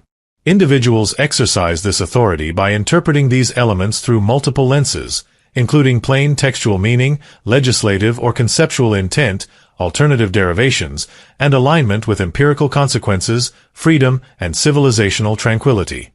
The doctrine rejects the notion that interpretive power resides exclusively in those who occupy positions of state power, positing instead that each person operates as a parallel steward of legal meaning within their own sphere of action and influence. This parallel stewardship enables individuals to live according to their interpretations, promote them openly, and contribute to the ongoing evolution of societal consensus without requiring formal state machinery. The framework further recognizes that official leaders, regardless of the means by which they ascend to their roles, administer law at the macro level while remaining subject to the same interpretive processes available to any citizen. Individuals, acting as if they occupy the position of administrator, evaluate and apply law in daily contexts, thereby balancing the practical power held by governance institutions with autonomous judgment grounded in unfiltered personal experience. This dual-track model of administration ensures that law remains tethered to the realities of human interaction rather than detached elite consensus. The individual's role extends beyond passive compliance to active participation in shaping how law is understood and observed, fostering a dynamic equilibrium between centralized enforcement and decentralized meaning-making. Such participation rests on the recognition that governance models grant enforcement capacity to authorities but confer no inherent epistemic or moral superiority in determining legal content or validity. Esper sovereign individualism embodies an aspirational orientation toward mature human sovereignty in which widespread exercise of interpretive and expressive rights produces more adaptive, liberty-aligned outcomes in complex social orders. The doctrine maintains that authorities must accommodate or engage individual declarations of legal meaning because their own collective understandings remain provisional and subject to the same limitations that affect any human interpreter. This hopeful stance does not negate the practical realities of state power, but insists that such power operates legitimately only when it respects the primacy of individual judgment in the realm of meaning. The result is a legal and social order sustained by continuous dialogue between official administration and citizen stewardship, wherein law evolves through the contributions of those most directly affected by its application. In this manner, Esper sovereign individualism advances a vision of governance that prioritizes the autonomous capacity of the individual to define, articulate, and uphold justice within the broader human experience. The fluid and constructed character of law. Law exists as a human artifact subject to variation in wording, interpretation, and enforcement across different jurisdictions, cultural contexts, and historical periods. Statutes and regulations emerge from legislative processes influenced by prevailing conditions and are subsequently applied selectively according to the priorities of those in power at any given moment. Unwritten societal norms and natural principles of justice operate alongside these formal provisions, creating a multifaceted body of guidance that shifts in response to changing realities. The constructed nature of law ensures that no single formulation remains fixed or universally binding in its application, as enforcement mechanisms adapt to immediate circumstances while broader conceptual foundations persist across generations. This fluidity manifests through election cycles, administrative transitions, and longer arcs of societal development spanning decades or centuries. What constitutes a binding rule in one era or locale may receive different emphasis or outright modification in another, reflecting the subjective perspectives of successive interpreters. Reasons for application range from immediate public order to long-term civilizational considerations, yet each instance of enforcement carries inherent selectivity shaped by the capacities and incentives of the administering body. Natural law, cultural expectations, and temporal contingencies interact with written provisions to produce outcomes that diverge from original textual formulations, underscoring the non-static quality of legal reality. The subjective character of law further reveals itself in the collective understandings maintained by governance structures. Groups of officials arrive at consensus through internal deliberation, yet such agreement represents one interpretive possibility among many rather than an objective or authentic determination. Written statutes may be read literally or purposively, while unwritten rules derive authority from lived practice and natural alignment with liberty and tranquility. Because law serves as an instrument for regulating human interactions, its meaning remains open to ongoing refinement by all participants in society, with no layer of regulation immune to re-examination or re-articulation in light of fresh perspectives or altered conditions. The structural limitations of ascended leadership. Individuals reach positions of governmental authority through diverse pathways that frequently prioritize political acumen, networks, financial support, or institutional alignment over demonstrated expertise in legal foundations or broad societal consequences. Once installed, these administrators inherit established decision-making frameworks that constrain their capacity to evaluate every ramification of policy or enforcement choices. The ascent process itself introduces distortions, as leaders navigate competing pressures that diverge from the direct experiences of those subject to the laws they administer. Consequently, official interpretations and applications often reflect the exigencies of maintaining power rather than an unmediated grasp of justice or empirical outcomes. Special interests, political agendas, and financial considerations exert continuous influence on leaders, pulling decisions toward directions that may not align with the common good or natural principles of liberty. Limited time and filtered information further impair the ability of any single administrator or small collective to anticipate spillover effects, future consequences, or the differential impact of rules across varied populations and contexts. Reactive modes of governance predominate, with responses shaped by immediate crises or institutional inertia instead of comprehensive foresight. The result is a pattern of enforcement that, while lawful within the governance model, frequently diverges from the fuller understanding available to those operating at the broadest level of daily human experience. Governance models confer enforcement authority upon these ascended figures, yet such grants do not equate to superior capacity for determining legal meaning or just application. Leaders operate within inherited constraints that may perpetuate prior distortions rather than resolve them, even when the individuals in question originally emerged from broader societal strata. The structural reality of power therefore necessitates ongoing scrutiny from those outside official roles, as the very mechanisms that elevate administrators simultaneously limit their perspective and introduce motivations unrelated to the impartial administration of law. This limitation underscores the necessity for independent interpretive activity by citizens who face the direct consequences of legal decisions. The sovereign individual's interpretive adeptness and primacy. Every individual possesses the capacity to comprehend the complexities of law with equal adeptness to any authority or collective body, extending beyond current applications to encompass the foundations, origins, and broader societal scope of legal provisions. This comprehension includes the historical genesis of statutes, the interplay between written rules and natural principles, and the cultural and temporal factors that shape their ongoing relevance. Grounded in unfiltered lived experience, the individual evaluates law through personal stakes and direct observation, yielding interpretations that frequently capture nuances unavailable to those insulated by institutional filters. Such adeptness enables autonomous decision-making that propels personal and communal trajectories without reliance on external dictation. The sovereign individual exercises interpretive primacy by applying this understanding to every layer of law, positive statutes, both current and historical, unwritten societal expectations, and natural precepts of justice and liberty. Within their own sphere, individuals administer these interpretations exactly as leaders do at the state level, deciding compliance, shaping associations, and promoting aligned conduct. This parallel administration constitutes an autonomic imperative that balances the practical power of governance with independent judgment, ensuring that law serves the realities of human existence rather than abstract or elite-derived formulations. The individual's reading stands independent of official consensus, drawing legitimacy from reason, experience, and alignment with freedom and quality of life.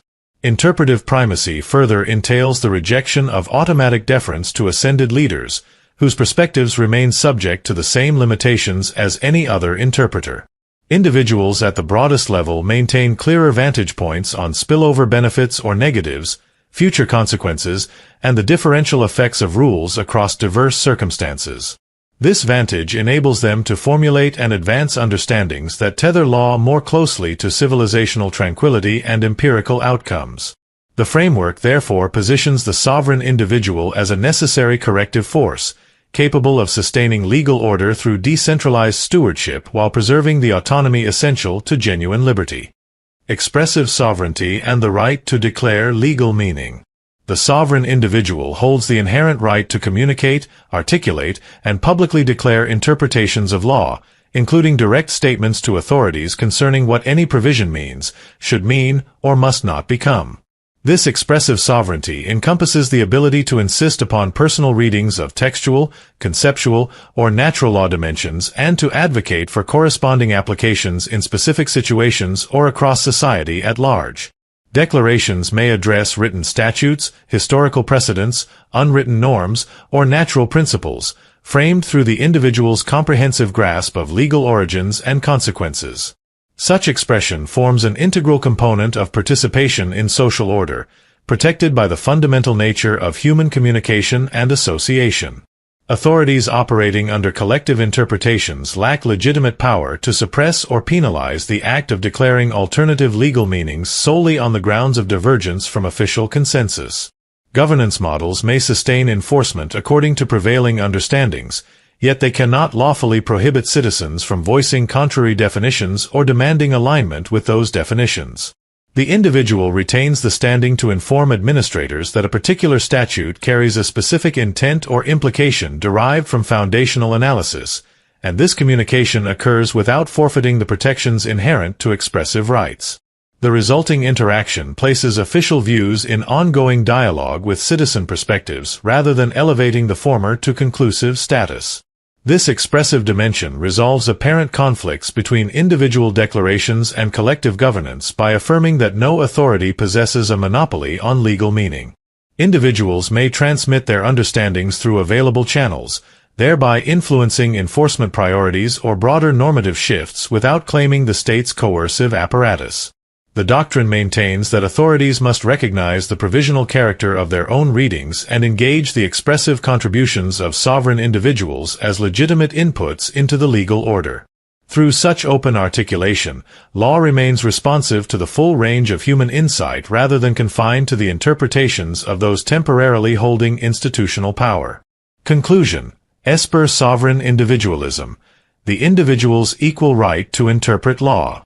Esper sovereign individualism integrates the parallel administration of law, the structural limitations of leadership, the interpretive adeptness of the individual, and the right of expressive declaration into a unified account of mature sovereignty. This integration affirms that governance models grant practical enforcement capacity without transferring conclusive authority over meaning or justice. Individuals exercise their primacy by interpreting every dimension of law and communicating those interpretations openly, thereby sustaining a legal order grounded in liberty, natural principles, and empirical reality. The framework produces adaptive outcomes by distributing stewardship across the entire populace, ensuring that law evolves through the contributions of those who experience its effects most directly. The aspirational character of the doctrine lies in its expectation that widespread adoption of these practices yield societies characterized by greater civilizational tranquility and authentic justice. Sovereign individuals, operating without blind deference, propel their own trajectories while holding authorities accountable to higher standards of alignment with freedom and human flourishing.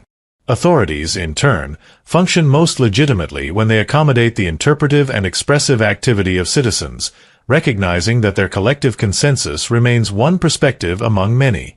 This reciprocal dynamic transforms governance from a top-down imposition into a collaborative enterprise rooted in the autonomous judgment of each participant. Ultimately, Esper sovereign individualism establishes the individual as the foundational unit of legal and social order, equipped with the capacity and right to define, apply, and declare law in all its facets. The doctrine upholds the asymmetry between interpretive expressive primacy and state enforcement monopoly while insisting that the latter operates legitimately only in service to the former. Through this structure, societies achieve resilience and coherence without sacrificing the liberty that arises when every person stewards the principles that govern human interaction. The result is a hopeful vision of order sustained by the ongoing, uncoerced contributions of sovereign individuals who collectively maintain the living reality of law.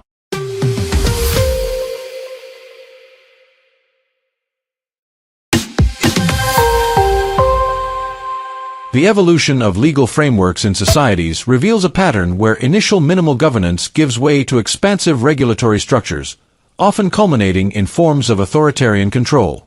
This progression begins with basic principles of coexistence in sparse environments and escalates through community growth, introducing layers of laws that address increasing complexities. Judicial systems play a central role in this dynamic, determining when to intervene and when to abstain, while broad statutes enable subjective enforcement that amplifies state power. Concepts such as justiciability limit judicial involvement in matters deemed outside their scope, ensuring separation of powers, yet accusations of overreach arise when courts extend beyond clear legal bases. In advanced stages, enhancements like those for bias motivations transform minor infractions into severe offenses, illustrating how legal escalation erodes individual freedoms. Historical examples demonstrate how open frontiers foster informal norms, contrasting with densely populated areas where formal laws proliferate. In minimal law settings, unwritten codes emphasize mutual respect and personal responsibility, enforced through direct repercussions rather than institutional mechanisms. As populations expand, the need for protection and standards justifies additional regulations, but this often leads to overlapping rules and arbitrary applications. Doctrines like void for vagueness challenge overly broad laws, requiring clarity to prevent discriminatory enforcement, yet many statutes survive by incorporating contextual elements. The transition from self-reliance to dependency on state authority marks a shift toward high-law societies, where trust diminishes and coercion increases. This trajectory underscores the tension between order and liberty, where initial necessities morph into tools of control. In high-trust communities, fewer laws suffice due to shared norms, while fragmented societies accumulate regulations to mediate distrust. Economic interventions, cultural shifts, and technological advancements accelerate this process, enabling micromanagement and selective prosecutions. Lawfare emerges as a strategy to weaponize legal systems against opponents, further entrenching tyrannical tendencies. Understanding this escalation provides insight into how societies move from autonomy to regimentation, highlighting the risks of unchecked legal expansion. Judicial limits and overreach. Justiciability serves as a foundational principle restricting courts from ruling on matters outside their constitutional authority, ensuring they address only actual cases and controversies. Doctrines such as standing require plaintiffs to demonstrate personal injury, while ripeness prevents premature adjudication and mootness dismisses resolved disputes. The political question doctrine specifically applies when issues are committed to other branches of government or lack judicial standards, as seen in cases involving impeachment procedures or foreign policy. Courts invoke this to avoid encroaching on executive or legislative domains, maintaining separation of powers. Accusations of judicial abuse arise when rulings extend into areas without clear statutory grounding, often labeled as overreach or activism. This occurs through broad interpretations that create new policies, intruding into policymaking reserved for elected officials. Examples include decisions on administrative actions where courts are perceived to legislate from the bench, stretching precedents beyond original intent. Such practices erode public trust in the judiciary, fostering perceptions of bias in partisan contexts. In practice, even absent specific laws, courts apply common law or constitutional principles to resolve disputes, determining applicable rules rather than abstaining entirely. This flexibility allows precedent setting in ambiguous areas, but critics argue it enables unwarranted expansions of authority. The balance between restraint and intervention defines judicial legitimacy, with overreach contributing to broader regulatory growth by validating expansive legal interpretations. The regulatory state in contemporary America. America exemplifies a regulatory state where broad statutes encompass virtually all interactions, creating an environment of pervasive legal oversight. Laws such as those for breach of peace, disorderly conduct, and distracted driving employ subjective criteria, allowing enforcement based on situational interpretations. Incitement and harassment provisions similarly permit wide application, turning ordinary conduct into potential offenses. Public nuisance, jaywalking, loitering, and trespassing rules further illustrate how movement and presence can be criminalized under vague terms. Hate crime enhancements amplify this by increasing penalties for underlying offenses motivated by bias, applicable to misdemeanors like disorderly conduct or harassment. Proving bias relies on evidence such as statements or symbols, but subjectivity in motive determination raises concerns about arbitrary escalation. Statutes in various states upgrade classifications or add sentences when bias is established, transforming minor infractions into felonies. This layering intensifies the regulatory framework, where any interaction risks severe consequences. Despite constitutional protections like due process, the combination of vague laws and enhancements fosters a system of potential overreach. Challenges under the void for vagueness doctrine have invalidated overly broad ordinances, requiring fair notice and preventing discriminatory application. Cases striking down annoying conduct or loitering provisions highlight judicial efforts to curb subjectivity, yet many laws persist by incorporating intent or disruption elements. This structure contributes to a perception of authoritarian tendencies, where legal discretion enables control over daily life. Concepts of minimal and no-law societies. Anarchism represents the concept of no laws, advocating a stateless society without coercive government, distinguishing imposed laws from voluntary norms. In such systems, disputes resolve through mediation or community consensus, emphasizing mutual aid and reciprocity. True anarchism avoids chaos by relying on social rules enforced non-hierarchically, as in hunter-gatherer groups where customs maintain order without formal authority. Basic laws focus on fundamental prohibitions against harm, aligned with a non-aggression principle that forbids initiation of force or fraud. Minimal states limit government to protecting life, property, and contracts, functioning as night watchmen without broader interventions. Classical liberalism endorses governing least, prioritizing negative liberties and allowing voluntary interactions to handle most affairs. Minimal law societies contrast with high law ones in composition and freedom. Cohesive, high-trust groups with shared values require fewer regulations, relying on informal norms for order. Freedom flourishes with reduced legal burdens, promoting innovation and autonomy. High-law societies, often diverse and low-trust, accumulate vague rules, curtailing liberties through constant oversight and fostering dependency on state mechanisms. The Wild West as a minimal law paradigm. The Wild West embodied a frontier society with minimal formal laws, where settlers in vast territories relied on unwritten codes for coexistence. The Code of the West emphasized hospitality, fair play, loyalty, and respect for property, enforced through reputation and mutual deterrence. Violations invited swift repercussions, such as duels or ostracism, reflecting a system of personal responsibility in isolation. Frontier justice characterized enforcement, with vigilance committees addressing crimes like rustling in the absence of official authority. This ad hoc approach maintained order through community action, though it risked mob rule. The law of the frontier blended customary norms with natural principles, prioritizing self-reliance and direct resolution over distant governance. East Coast settlements imported structured legal systems from Europe, contrasting with westward migration into open lands where necessity dictated basic rules. As territories formalized, federal authority gradually imposed statutes, transitioning from high trust minimal regulation environments to more controlled structures. This paradigm illustrates how informal standards sustain freedom in sparse, cohesive settings before escalation begins. Escalation of legal frameworks and lawfare. Legal escalation commences in solitary expanses with no rules, progressing to basic norms in small communities focused on core protections. Larger groups introduce laws for standards and security, attracting diversity that necessitates further regulations. This leads to a regulatory state with overlapping statutes, enhancements, and subjective applications, where minor acts escalate via added penalties. Advanced stages feature retroactive laws, exemptions for elites, and stricter measures for others, enabling unequal enforcement. Lawfare utilizes legal systems strategically to hinder opponents, accelerating control through litigation and selective prosecution. Authoritarian legalism emerges, employing laws as power tools rather than equitable constraints. The ultimate form is totalitarianism, where pervasive laws regiment every aspect, from routines to beliefs, justified as protection. Historical trajectories, such as from revolutionary chaos to dictatorial regimes, demonstrate this slide, with centralized authority stifling autonomy through comprehensive oversight. Contributing factors to legal overreach.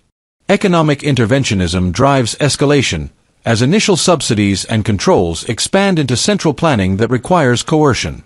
Crises justify retroactive measures and elite exemptions, attracting power seekers who consolidate authority. This path stifles markets and increases dependency, leading to inefficiency and oppression. Cultural erosion from self-reliance to fragmentation necessitates more laws to bridge distrust, replacing community vigilance with bureaucracy. As frontiers close, traditional values fade, inviting state arbitration that morphs into control, diminishing trust further. Technological advancements enable surveillance and micromanagement, from records to digital tracking, facilitating arbitrary and retroactive applications. Power dynamics allow elites to exploit systems for gain, weaponizing laws against rivals while securing privileges, entrenching tyranny through selective mechanisms. Conclusion: the inevitable tension, liberty versus legal expansion. The historical and conceptual progression from minimal governance to pervasive regulatory tyranny illustrates a fundamental tension within human societies. The pursuit of order inevitably risks the erosion of individual liberty. In sparse, high-trust environments, informal norms and personal accountability suffice to maintain coexistence, allowing substantial freedom without the weight of codified enforcement.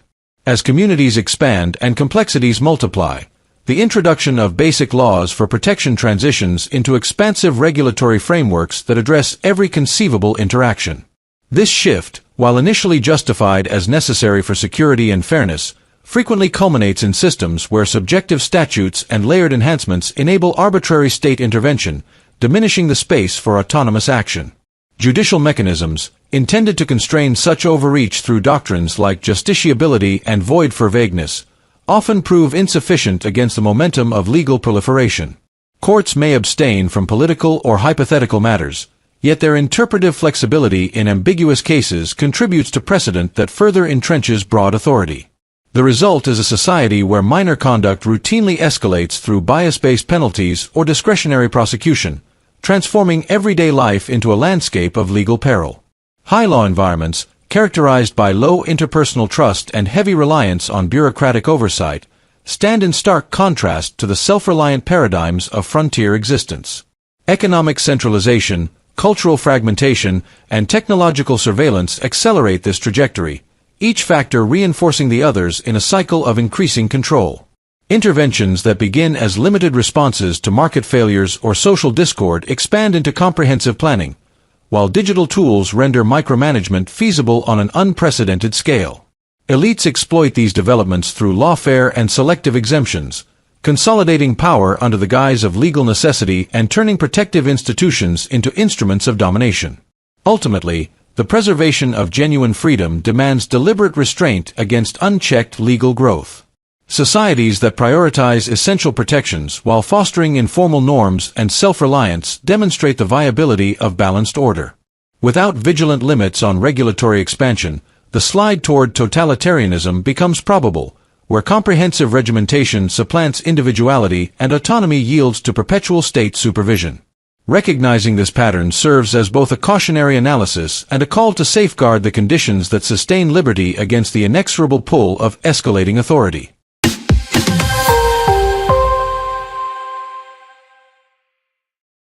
Global Economic Outlook 2026, Understanding Growth Trends, Inflation, and International Challenges Explained. The conventional understanding of the global economy in 2026 centers on efforts by nations and international institutions to sustain growth, manage inflation, and address shared challenges through coordinated policies and multilateral cooperation. Recent assessments from organizations such as the International Monetary Fund provide structured projections that serve as reference points for policymakers and analysts worldwide.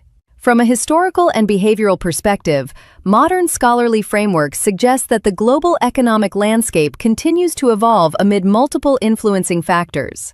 One interpretive lens proposes that global growth is projected to moderate in 2026, with estimates around 3.1%, reflecting adjustments to recent developments, including regional conflicts and shifts in energy markets. Some analysts observe that headline inflation may experience a modest uptick before resuming its downward trajectory in subsequent years, with pressures potentially more pronounced in certain emerging and developing economies. Widely held narratives emphasize the resilience demonstrated by the global economy in recent years, supported by technological advancements, adaptive fiscal measures, and innovation in key sectors. Educational analysis notes that projections assume limited duration and scope for ongoing geopolitical tensions, such as those in the Middle East, which could otherwise amplify downside risks to activity and price stability. Mainstream economic outlooks highlight the importance of agile policymaking that balances support for growth with measures to maintain credibility and fiscal sustainability. From this viewpoint, observers point to several interconnected dynamics shaping the outlook. These include the interplay between energy price volatility and inflationary pressures, the role of supply chain adaptations in mitigating disruptions, and the potential contributions of artificial intelligence and digital technologies to long-term productivity. Historical cycles of economic adjustment illustrate that periods of moderated growth often prompt renewed focus on resilience-building initiatives, such as diversified trade relationships and infrastructure investments. In the current environment of April 2026, discussions within global forums underscore the value of international cooperation to navigate uncertainties. Additional scholarly perspectives explore how high public debt levels in some economies and eroded policy buffers may limit maneuverability, while also noting opportunities arising from targeted investments in sustainable energy and technological infrastructure. Risks are acknowledged as tilted toward the downside, including possibilities of prolonged conflicts, deeper fragmentation, or disappointments in productivity gains. Yet mainstream accounts stress the capacity for adaptation through evidence-based strategies. Collectively, these trends illustrate the complexity of global economic interactions in 2026. While traditional views focus on continuity in rules-based systems and collaborative problem-solving, additional scholarly viewpoints highlight the need for prudent calibration of policies to support inclusive prosperity and stability. Thoughtful examination of the outlook encourages awareness of both challenges and pathways for constructive engagement among nations. In summary, the study of the global economic outlook promotes a balanced assessment of current conditions and future possibilities. Such analysis contributes to greater public understanding of the multifaceted forces influencing prosperity in an interconnected world, fostering informed dialogue on opportunities for sustainable advancement.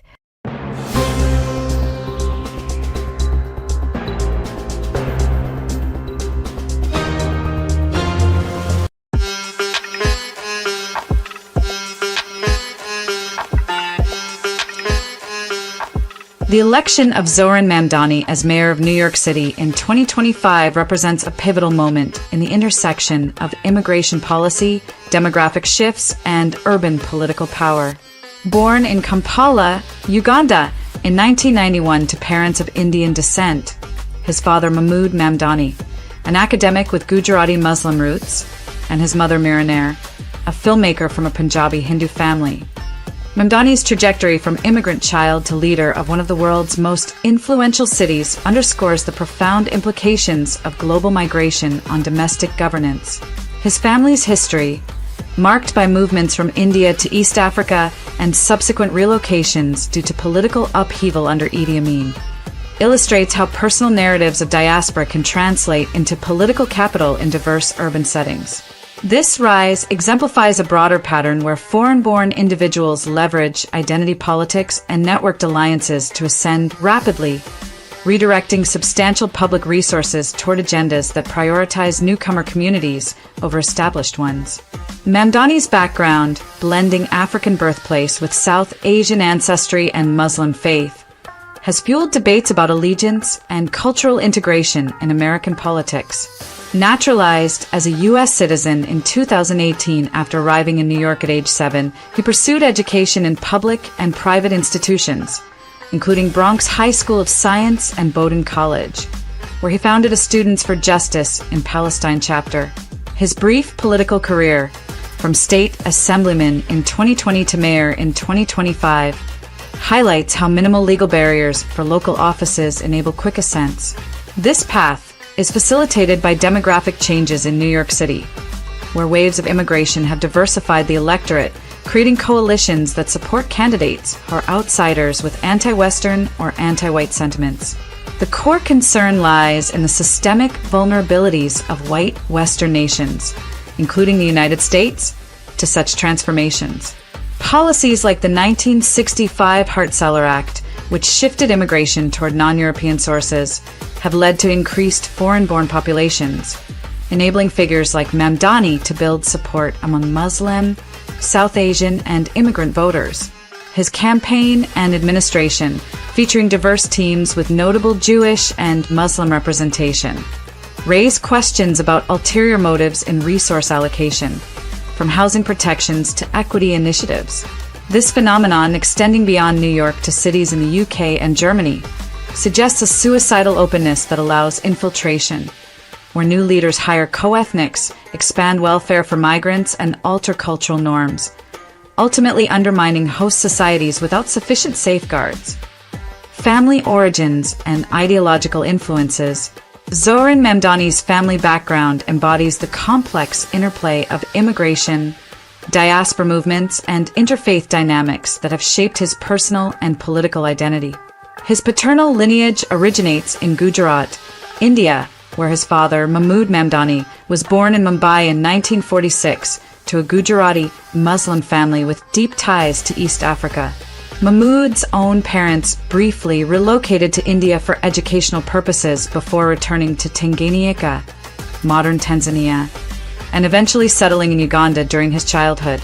This East African Indian diaspora experience placed the family within a merchant and educated community that thrived under British colonial rule but faced severe disruption during Idi Amin's 1972 expulsion of Asians from Uganda. The family's forced exile and subsequent return after political stabilization in the late 1980s underscore a generational pattern of displacement and adaptation. On his maternal side, Mira Nair, born in 1957 in Rourkela, Odisha, to a Punjabi Hindu family of the Khatri caste, brought a distinct cultural perspective rooted in northern Indian traditions and post-independence Indian society. Her father's career in the Indian Administrative Service and her mother's social work involvement further embedded themes of public service and so-called social justice into the family narrative. The union of Mahmood and Mira, who met in Uganda in 1989 during Nair's research for her film Mississippi Masala, produced an interfaith household that blended Muslim and Hindu influences without rigid doctrinal boundaries. Their marriage in 1991 coincided with Zohran's birth in Kampala, and his middle name, Kwame, paid tribute to Ghanaian Pan-African leader Kwame Nkrumah, signaling an early infusion of anti-colonial and cultural solidarity ideals. This multicultural environment, combined with the family's relocations, first to South Africa and then to New York City in 1999, exposed Mamdani to diverse intellectual currents from an early age. His parents' professional lives amplified these exposures.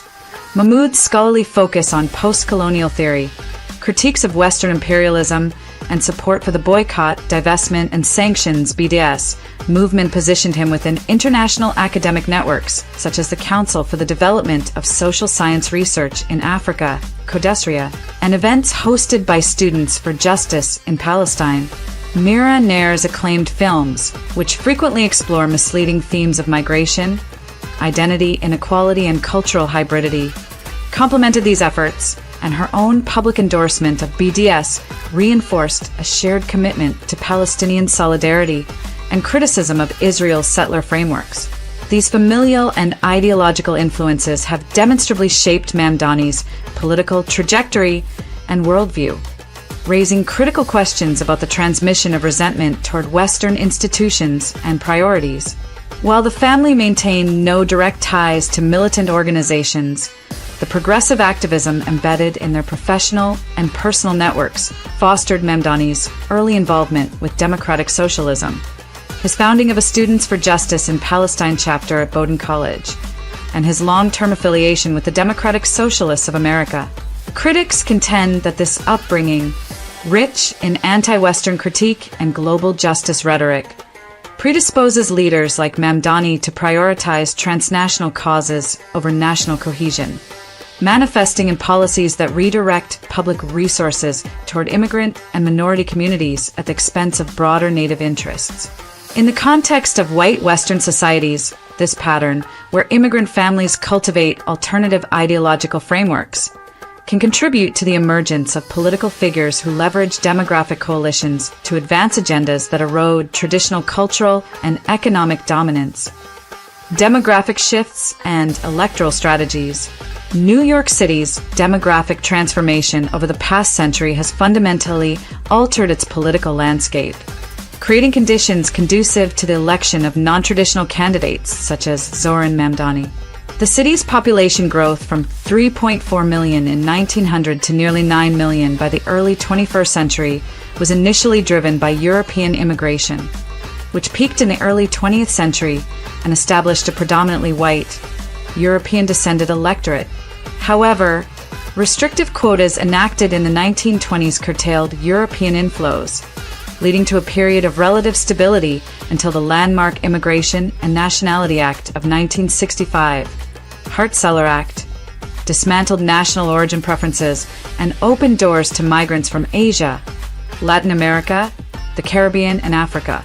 This legislative shift, combined with Puerto Rican citizenship granted in 1917 and subsequent large-scale migration from the island, as well as the migration of African Americans from the South, diversified the city's racial and ethnic composition. By 1970, non-Hispanic whites comprised 63% of the population, with Black residents at 21% and Latinos at 16%. Subsequent decades saw continued growth in Asian and Latino communities, reducing the non-Hispanic white share to 32% by 2020, while foreign-born residents stabilized around 37 to 38%. The acceleration of these changes in the 21st century, particularly through family reunification policies, worker visas, and recent so-called asylum seeker arrivals, has produced an electorate increasingly reflective of global migration patterns. Since 2022, more than 200,000 asylum seekers, predominantly from Latin America, Africa, and Asia, have entered the city, many eventually gaining pathways to citizenship and voting rights. This influx, alongside high naturalization rates and youth voter mobilization, has shifted turnout dynamics, with younger, more diverse cohorts demonstrating strong engagement in progressive causes. Boroughs like Queens, where foreign-born residents constitute nearly half the population and South Asian and Muslim communities are concentrated, became key strongholds for Mamdani. His 2025 mayoral campaign strategically targeted these groups through culturally tailored messaging, including Hindi-language advertisements aimed at Desi voters, multi-faith outreach to Muslim and progressive Jewish communities, and promises of rent freezes, fair free transit, and tenant protections that resonated with immigrant households facing affordability crises. Mamdani's electoral success, securing 56% in the final ranked choice round, illustrates how demographic engineering through sustained migration can enable outsiders to capture political power and redirect municipal resources. His campaign and administration relied on a broad coalition that included Muslim organizers from groups such as DESI's Rising Up and Moving, Drum, and the Council on American Islamic Relations, CARE, alongside progressive Jewish advisors who helped bridge divides despite his vocal anti-Zionist positions. This strategic use of identity politics and networked alliances allowed him to outmaneuver more established candidates and traditional voting blocs. Once in office, his budget priorities, emphasizing redistribution disguised as equity initiatives, tenant rights enforcement, and social justice programs, had the potential to channel significant portions of the city's $114 billion annual budget toward causes and communities aligned with his ideological base, thereby perpetuating cycles of immigration, cultural reorientation, and resource reallocation that further entrench demographic-driven political change in major urban centers. Institutional vulnerabilities and policy critiques. Legal frameworks in the United States and other Western democracies permit foreign-born naturalized citizens to seek and hold local executive positions without stringent safeguards against potential conflicts of allegiance. In New York City, the charter specifies only U.S. citizenship, attainment of age 18, and residency within the city at the time of election, imposing no minimum period of citizenship or prohibition on dual nationality. This minimal threshold enabled Zoran Mamdani, who naturalized in 2018 while retaining Ugandan citizenship, to qualify for the mayoral race in 2025 and assume office in January 2026, less than 8 years after acquiring full civic rights.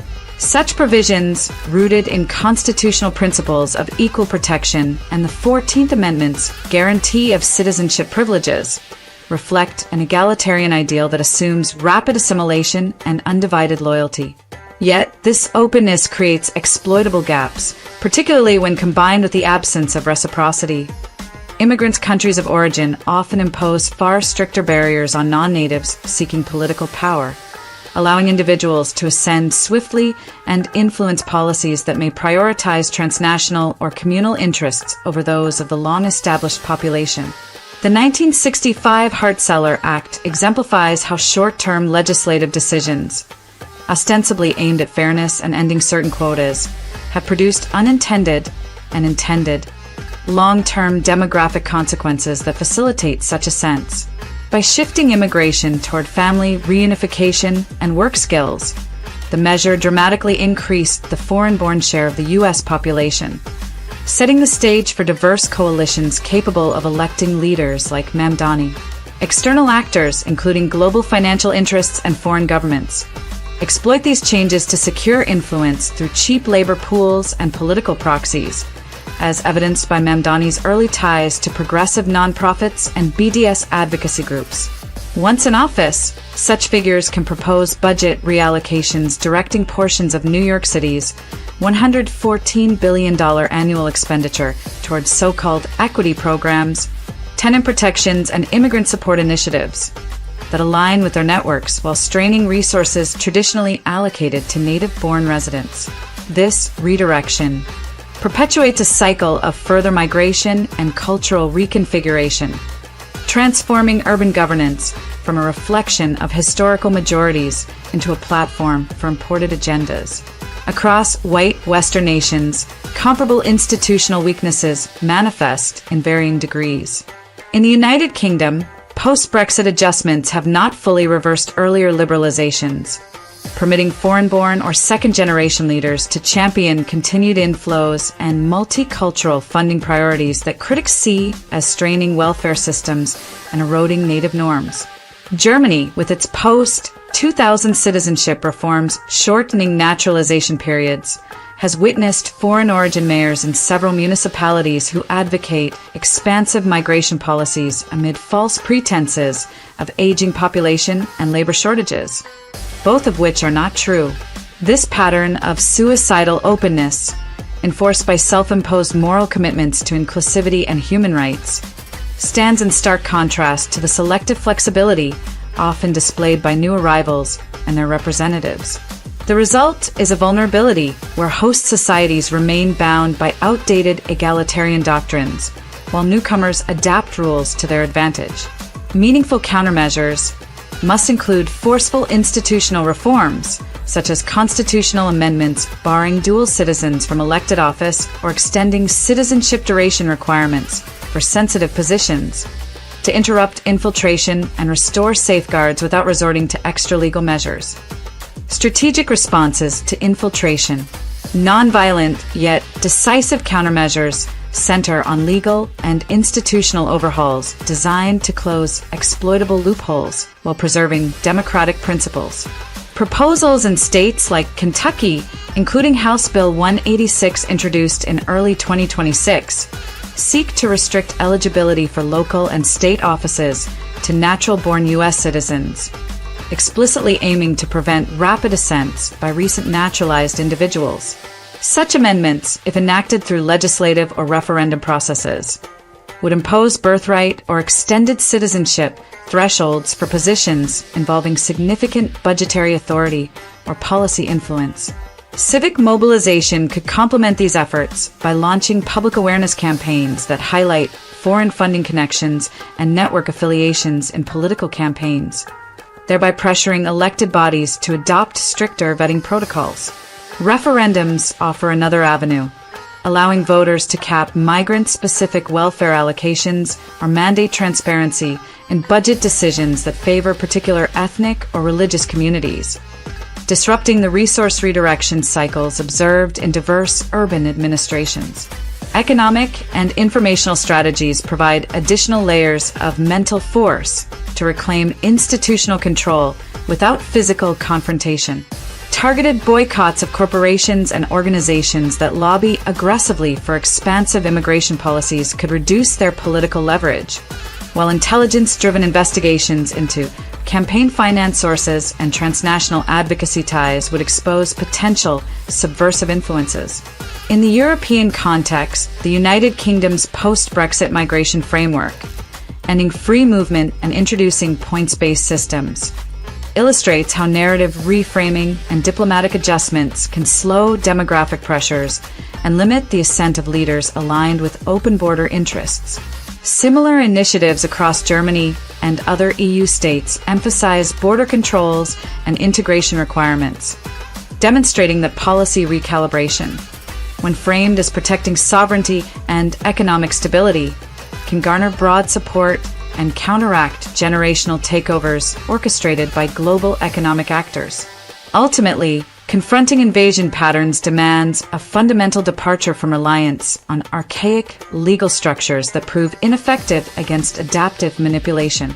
Western societies must recognize that incremental lawmaking alone invites circumvention by organized networks, necessitating bolder adaptations, such as enhanced loyalty oaths, mandatory renunciation of foreign citizenship for office holders, or comprehensive demographic impact assessments for major policy changes. These forceful yet non-violent measures aim to preserve cultural cohesion, economic sovereignty, and generational continuity amid accelerating pressures. Failure to act decisively risks entrenching a cycle where host populations become minorities in their own governance structures, underscoring the imperative for proactive defense of national identity and resource control in an era of unprecedented global mobility. Conclusion: from Uganda to